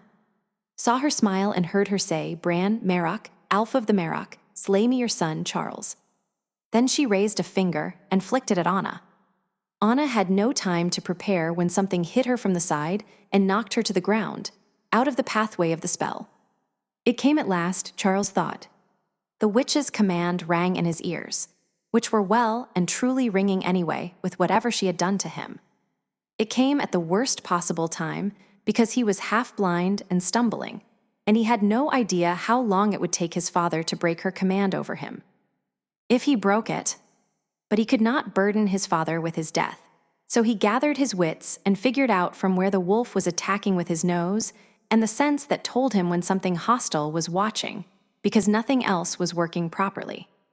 He reached out, grabbed fur as tightly as he could, and let the force of his father's nearly silent charge push him over on his back. then used his feet to make sure Bran continued over and past him. It was not that neat, of course. His father was quicker than Sarai had been. Quicker, stronger, and a damn sight better with his claws. Still, his most formidable weapon, his mind, was fogged by the witch's hold, and Charles was able to throw him without taking too much damage. The leftover momentum was sufficient for him to roll to his feet and await his father's next attack. WLTR was a dead weight on Anna, and she rolled him aside as gently as she could. If she hurt him, he did not show it. His body was limp and moved without resistance, and she could only hope that she was not damaging him further. He would knocked her out of the way and taken the witch's spell himself. She came to her feet and scrambled toward the witch. She could not afford to stop and make sure Walter was all right until she would done something, anything, to keep the witch from doing more harm. "You do not want to hurt me," the witch said, widening her chocolate eyes. "You want to stop." Anna's run slowed until she stood motionless, so close to the witch that she could smell the mint of her toothpaste. For a moment, she had no idea what she was doing or why. "Stay there." The witch unzipped her coat and reached inside, pulling out a gun. Omega, Anna remembered, meant she did not have to take orders, and as easily as that she could move again. With a precision that she would learned from a brother who had boxed in high school, and the speed and power she owed her werewolf nature, she punched the witch in the jaw. She heard the pop as the witch's jawbone broke, and she fell face first on the ground, unconscious. She took a deep breath and looked at the battle raging between Charles and his father. For a moment they were moving too swiftly for her eye to follow.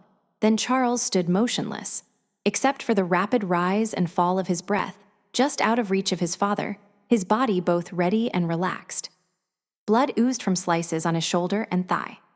A single rip, running from under his left arm across his abdomen to his right hip, looked to be more serious. The Marok stood to one side, shaking his head very slowly, shifting his weight from side to side. She should kill the witch and free the Marok. She turned back and looked down at the limp body. The girl looked so innocent, so young to have caused such harm. Anna had killed someone before, but that had been almost an accident. Killing in cold blood was different. Walter knew how to kill. Instinctively, she looked for him, but he had not moved except his eyes.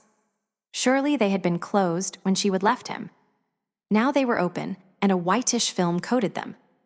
Anna found herself kneeling beside him, without really knowing how she had got there. No heartbeat, no breath.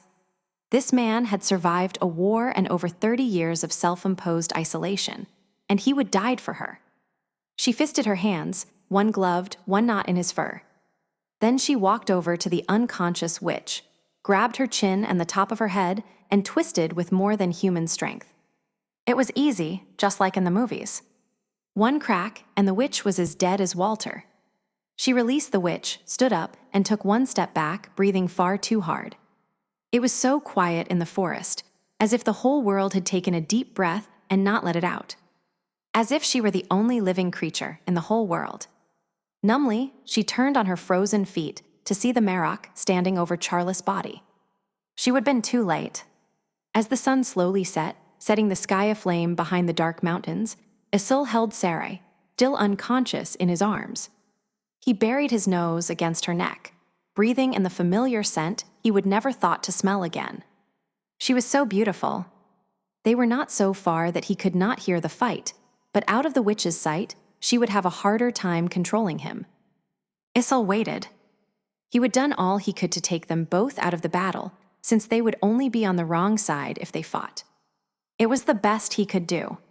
So he held Sarai on his lap and tried to forget that it was the last time. If Mariposa succeeded, she would kill him. He would take Sarai away from her again, and she would not stand for it. If Charles or Bran succeeded in killing Mariposa, his Sarai would be gone for good. A witch's creations did not survive their maker. So he held her and breathed in her scent and pretended that this moment would never end. Pretended it was Sarai he held almost, he caught a hint of cinnamon. As her scent faded into fir and pine, snow and dreary winter, he wondered if he had been able to see the future that long ago day when a frightened and bruised child had been brought to his home. Would he have had the fortitude to kill her? He put his head down on his knee in bleak despair, holding tight to a small, battered scrap of buff fur. He did not have it in him to be glad that Mariposa was dead and Sarai's wolf freed at last, which would have been a premature celebration at any rate, because madness swept through him like a fire in a forest in August. He was too tired, but the rage did not care, just gathered him in an implacable grip and demanded that he change. A wild howl echoed down the mountainside, and Isil called out in return. The beast had awakened. Isil opened his hand and let the wind take the last part of Sarai from him before he answered his master's call. Anna did not think about running until she was halfway to Charles and sprinting. He could not be dead. She could have killed that blasted witch 2 or 3 minutes earlier. It could not be her fault he was dead, that his father had killed him. She brushed by the Marok, and his power roared over her as she dashed through it and fell, sliding in the snow. She crawled the last 2 feet to Charles. His eyes were closed, and he was covered with blood. She reached out, but she was afraid to touch him. She was so sure he was dead that when his eyes opened, it took a moment for it to register. "Do not move," he whispered, his eyes focused beyond her. "Do not breathe if you can help it." Charles watched the wolf, who was no longer his father, stalk forward. Madness mated to cunning in an unholy combination. Bran had miscalculated. Maybe if the witch had not died and broken the control unexpectedly. Maybe if Charles had just given his father his throat at the beginning of the fight, trusting that his father could not kill him, even under compulsion. Maybe if it had been Samuel here, instead of him. Or maybe it was something that would have happened no matter what anyone had done, once the witch had subjugated his father entirely, the way Bran's mother had subjugated him so many centuries ago. Why did not matter anymore, because his clever, chameleon-like do was gone. In his place was the most dangerous creature who had ever set foot on this mountain. Charles had thought he was done in. His chest burned, and he was having real trouble breathing. One of those sharp claws had pierced a lung. He would had that happen often enough he knew what it felt like. He was on the point of giving up when Anna suddenly appeared, taking no more notice of his do than if he would been a poodle. With Anna in danger, Charles found himself much more alert, though his attention was split in his frantic need to know that she was all right. She looked terrible. Her hair was sweat-dampened and deformed by her absent hat. Wind burns reddened her face that he would not have noticed was dirty, too, except for the tear tracks that ran from her eyes to her jaw in ragged lines. He whispered a warning to her, but she smiled, as if she had not heard a word he would said or the danger he would implied. And terrified as he was momentarily dumbstruck. "Charles," she said, "I thought you were dead, too." "No. Do not move," and she put her hand on his shoulder to make sure he did not. Isil growled hungrily, and Anna turned to look. Isil was not a small wolf. He was not as big as Samuel or Charles, but he was big enough. His fur was so dark a brown as to be mistaken for black in the growing shadows. His ears were pinned, and there was saliva dripping from his jaws. But Anna was not stupid. Her attention, like most of Charles, focused on the Marok. Bran was watching them as a cat waits for a mouse to do something interesting, like run. Her breath caught, and the scent of her fear forced him to sit up, which was a dumb move. But his do was watching Anna now and ignored Charles. Caught in Bran's mad gaze, Anna reached out instinctively and grabbed Charles' hand. And it happened. Unexpected, unheralded, the mating bond settled over him like a well-worn shirt. And for a moment he did not hurt, was not tired, sore, beat up, cold, naked, and terrified. For a moment his father's rage, eating him up from the shadows, was as nothing to the joy of the moment. Anna took a deep breath and gave him an astonished look that clearly said, "You told me we needed sex for this to happen. You are supposed to be the expert." And then reality settled in. He gave her a jerk that skidded her back, so he was mostly between her and the 2 mad wolves, who were watching her with utter intentness. She freed her hand gently, and he was glad of it. He told himself he needed both hands to defend them. If he could manage to get to his feet. He could feel her scooting farther behind him, which he appreciated, though he would half expected her to fight him. Then 2 cold hands settled on his bloody shoulders, and she leaned against his back, one of her breasts pressed on his old wound. She drew in a breath and began to sing. And the song she chose was the Shaker song that his father had chosen to sing for Doc Wallace's funeral, Simple Gifts. Peace swept over him like a tropical wind, as it had not since the first couple of hours after he would met her. She had to be tranquil, Asil had said, or something of the sort. She could not give calm that she did not have. So she sang and drew the piece of the song into her, and gave it to the wolves. On the third line, Charles joined in with a descant that complemented her rich alto. They sang it through twice, and when they were finished, Asil heaved a sigh and settled on the snow as if he were too exhausted to move. Charles let Anna pick the songs. The next one was the Irish song, The Black Velvet Band. To his weary amusement, she picked up a little bit of an Irish lilt as she sang it. He was pretty sure from the phrasing. She would learn the song from listening to the Irish Rovers. In the middle of the wreck of the Edmund Fitzgerald, his father walked tiredly over to Anna and put his head in her lap with a sigh. The next time he saw Samuel, he would have to tell his brother that his Anna defeated the Marach at his worst with a couple of songs, instead of the years it had taken Samuel. Anna kept singing as Charles heaved himself to his feet, not a pleasant experience, but his father's claws and fangs were not silver, and even the worst of the new wounds were healing. It was dark, but the moon was bright, not yet full, but waxing strong. He stepped over Asil, who was sleeping so deeply he did not even twitch, and walked to the bodies. The witch's neck was broken, but he would feel better when they burned her body to ash and gone. Walter was dead, too. Anna finished her song and said, "It was for me." He looked over at her. The witch threw some spell at me, and Walter got between us. Anna was pale, and there was a bruise forming along her cheek. Despite the food she had been eating, he thought she had lost some weight the last few days. Her fingernails were torn, and her right hand, which was gently petting his father's muzzle, was cut on the knuckles where she would punch someone, presumably Mariposa. She was shivering a little, and he could not tell if it was the cold or shock or both. Even as he thought about it, Bran curled around her, sharing his warmth.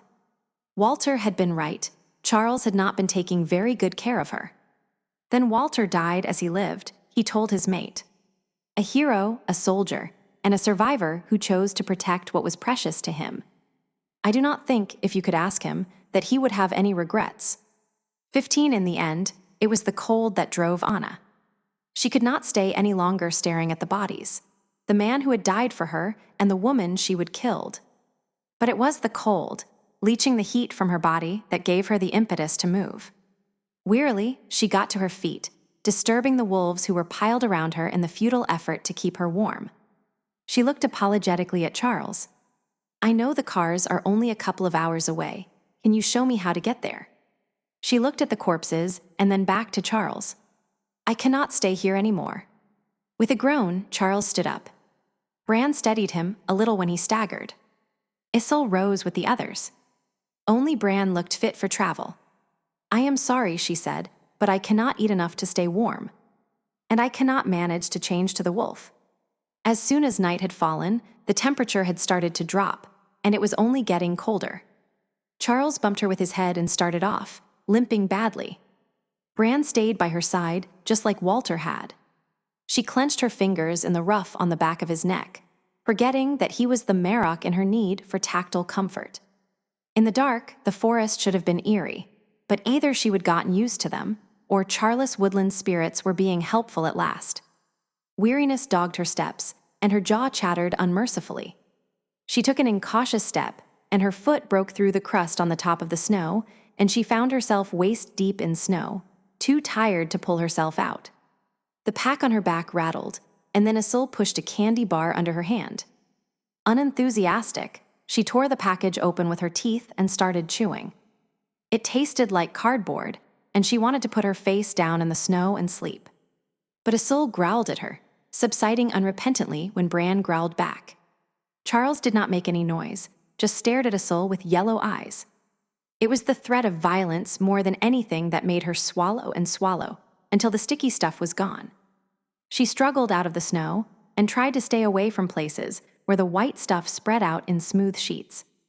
Not that she did not fall into drifts again. The wolves had trouble, too, but not as much as she did. When she first saw the vehicles, she thought she was hallucinating. The truck was behind the Humvee, so she went to it. She fumbled with the door until she got it open. There was not really room for 3 werewolves in her, but they managed somehow. She shut the door, turned the key, and waited with numb patience until warmth started filling the cab. It was only then that she realized that the wolf sitting on the bench seat next to her was Bran. Charles took shotgun, and Isil settled on the passenger floor and closed his eyes. Bran curled up against her and put his muzzle on her thigh. He was shivering now and again, and she did not think it was the cold that was bothering him. When the truck was blowing hot air, she pulled off her gloves and held her fingers against the heater vent until she could feel them, and then untied her boots and took them and her wet socks off, too. There were puddles of water under her feet, but the melted snow had warmed, so she did not mind it too much. She stuffed all of her discards behind the seat. Backing the truck down the narrow road was miserable. The road rose and fell, so half the time she could not see it out her rear window and had to depend upon the side mirrors. By the time she was driving forward down the road, her hands were shaking with stress, sweat ran down her back, but the truck was still in one piece. The cab smelled like warm, wet fur. The clock on the dash said it was 3 in the morning, and her toes ached and throbbed as they warmed up at last. She would driven for about a half hour when a gray Suburban, coming up the opposite way, flashed its lights at her and stopped. Even though they were on the highway, she stopped beside it and rolled her window down. She had not seen another car all night, so she decided not to worry about traffic. The windows of the other SUV were dark, so the only person she could see was Tag in the driver's seat. He frowned at her. Bran told me to gather a few of the pack for a cleanup. Everyone okay? It took her a moment to realize how Bran had told him. She glanced around at her comrades, none of whom looked okay to her. What did Bran tell you? Her voice was tired and slurred. Tag's frown deepened, but he answered her. That there are 2 dead bodies up there, a witch and a wolf. We're to gather up everything and do a general cleanup. Anna nodded. The Humvee is at the top of the road. We left the keys in it. I suppose Isil has a vehicle somewhere, but I do not know where it is. Tag's face went still for a moment, as if he were listening to something she could not hear. He gave her a little smile and tapped his temple a couple of times. Bran does. Well, bring them back. Are you all right to drive back? It was a good question, and she was not sure if she was lying when she told him yes. All right. The sound of his motor changed as he shifted it into gear, but he did not drive off or roll up the window. Instead, he said hesitantly, "Something happened I felt such witch," said Anna firmly, and truthfully as far as it went. If Bran wanted everyone to know about what Isil's witch had done to him, he could tell them himself. She rolled up her window and started down the road again. She would have been worried she would not be able to find Charles' house, but she made it just fine. It looked snug and safe, covered with a new fall of snow. She let them all into the house and staggered off to the bathroom, then the bedroom. She stripped off her filthy and wet clothes, then crawled under the covers in her underwear. She fell asleep while the 3 wolves were sorting out how they were going to fit on the bed with her. Is she all right? His father asked. Charles closed his eyes and listened. All he could tell was that the bond between him and his mate was strong and solid. He could not tell yet what their bond would mean, what gifts it would bring. His ears, though, told him she was singing. She will do, he said. Isil raised his cup of tea in salute. Like his father, Isil was freshly showered and dressed in an extra pair of sweats. A car drove up his road and parked in front of the house. My car, said Isil, not bothering to get up. Sage opened the door without knocking and peered cautiously through the opening. When she saw Bran, she stomped snow off her feet and came inside. Someone needs to shovel, she told Charles.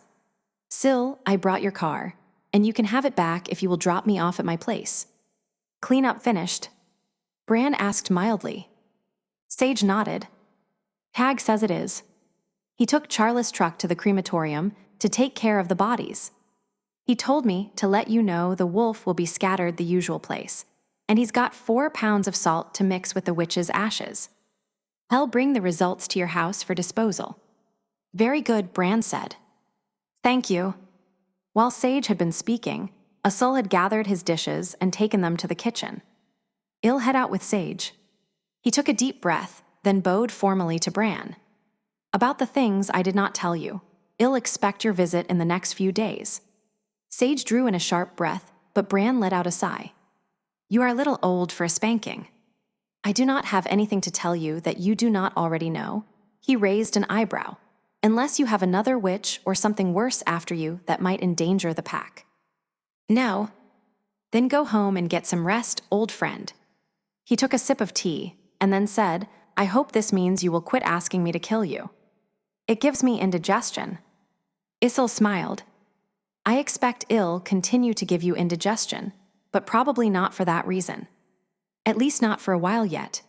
He turned to Charles and gave him the same formal bow. Thank you for your help. Charles tipped his head behind him toward the bathroom where the shower was still running. Anna killed the witch. Usul's smile grew sly. I'll have to thank her properly, then. Charles gazed coolly into his eyes. You just do that. Usul threw back his head and laughed. He took Sage by the shoulder and walked her out, stepping barefoot into the snow without a wince. After the car drove off, Bran said, You will still have trouble with that one, but he will not mean it anymore. I think I'll head home, too. Lee will be concerned. Charles shrugged off Usul. He was more worried about other matters. Are you sure? You are welcome to stay here for a while more. He would never forget that other, the berserker who lurked underneath his father's easygoing facade. His smiled, but it only emphasized the haunted look in his eyes. I am fine. Take care of your mate, and let me know when you would like to make things official. I'd like to get her formally linked with the pack as soon as possible. This week is the full moon. This moon is good. Charles crossed his arms over his chest and tilted his head. But you must be tired if you think you can lie to me like that. Bran, who had been halfway to the door, turned back. This time the smile lit his eyes. You worry too much. How about I will be fine? Is that better? That was truth. If you run into trouble, call me, and I'll bring Anna right over. Bran nodded once and left, leaving Charles to worry. Only when Anna, warm and damp from her shower, came into the room whistling a familiar tune did his concern for Bran subside. Crep strep venefica est mordua, she told him. What is dead? He asked her, then he thought about the tune and smiled. Ding dong, the witch is dead, she clarified, taking the seat next to him. And so is a good man. Do we celebrate or mourn? That is always the question, he told her. She stretched her fingers out on the table. He was a good man, you know. He deserved a happy ending. He covered her fingers with his own, searching for the right words, but they did not come. After a moment, she leaned her forehead against his shoulder. You could have died. Me too. I think I'll take the happy ending he gave us and make it matter. She wrapped both arms around him fiercely. I love you. He turned and pulled her onto his lap. His arms were shaking, and he was very careful not to hold her so hard he might hurt her. I love you too. After a long while she looked up. Are you hungry too? Bran felt the monster stir uneasily as he left his son's house. He would thought he would had it caged at last, unpleasant to discover that the cage he would devised was flawed. Very nearly more than unpleasant. The last time he would felt that way was when Blue Jay Woman died. He would held on to the beast by the finest of threads, and it had scared him. He could not afford to love someone like that ever again. It was still dark when he parked in the garage. They would slept the clock around at Charles' house, and it was a couple of hours still before dawn came. He entered his house quietly and eased up the stairs. Lee was not in her room. He knew, before he got to his door, that she was sleeping in his bed. Silently, he let himself in and shut the door behind him. Curled up on his side of the bed, she hugged a pillow. Tenderness welled up in him. Asleep, she looked soft and vulnerable. He pushed the tenderness away, in that there was too much danger. He knew his sons had never understood his marriage, his mating. It had taken him a few years after Blue Jay Woman's death to find Lee, a woman so selfish and stupid he was certain he could never really love her. But love was not necessary for the mating bond. Acceptance was, trust was, and love was a bonus he could not afford. With Blue Jay Woman, he would found that the mating bond was the answer to the beast, spreading out the cost of control. He needed the mating bond to hold the monster he could become at bay. But he could not afford to lose anyone else. He loved the way he had loved Blue Jay Woman. So he would found an acceptable compromise in Lee. He stripped off his clothes, making noise now. Lee woke when the sweatshirt hit the floor. She sat up and rubbed the sleep from her face. But when his pants followed the shirt, she pouted at him and said, "If you think that you are." He closed her mouth with his and fed the beast with her skin, her scent, and the noises she made as he pleasured her. She stopped resisting after the first kiss. When he finished with her, she cuddled close, trembling a little with aftershocks. And the beast slept. The pack ran through the cold silenced forest like the wild hunt of the old stories, fatal to any creature unfortunate enough to cross its path. Anna was just as glad that nothing did. She did not mind a good hunt, at least the wolf in her did not, but she could still taste Bran's flesh and blood given to her to cement her place in his pack. The flavor was sweet and rich, and that bothered Anna a lot more than it did her wolf, and she would rather decide how she felt about it before she replaced it with the flesh and blood of something else. Charles had been dropping steadily back, and she stayed with him, following when he broke free of the pack. In front of the other wolves, he would behaved with solemn dignity. When they were alone, he dodged suddenly sideways, knocking her off her feet before she could brace herself, and the game was on. She and Charles played until she noticed he was favoring his bad leg, and then they rested. They would have been married that afternoon in the little church in town. Sage had whisked her away for an emergency trip to Missoula the day before, so she would even had a proper gown. Isil had supplied the bouquet and decorated the chapel with his roses. She had not known that Charles had contacted her family until she would stepped into the chapel, and her father had been waiting in the aisle to escort her in instead of Bran. Her brother had been standing with the groomsmen next to Samuel, so she would have been married with tears streaming down her face. The minister had stopped the ceremony and handed her a tissue to wipe her nose, which had made her laugh.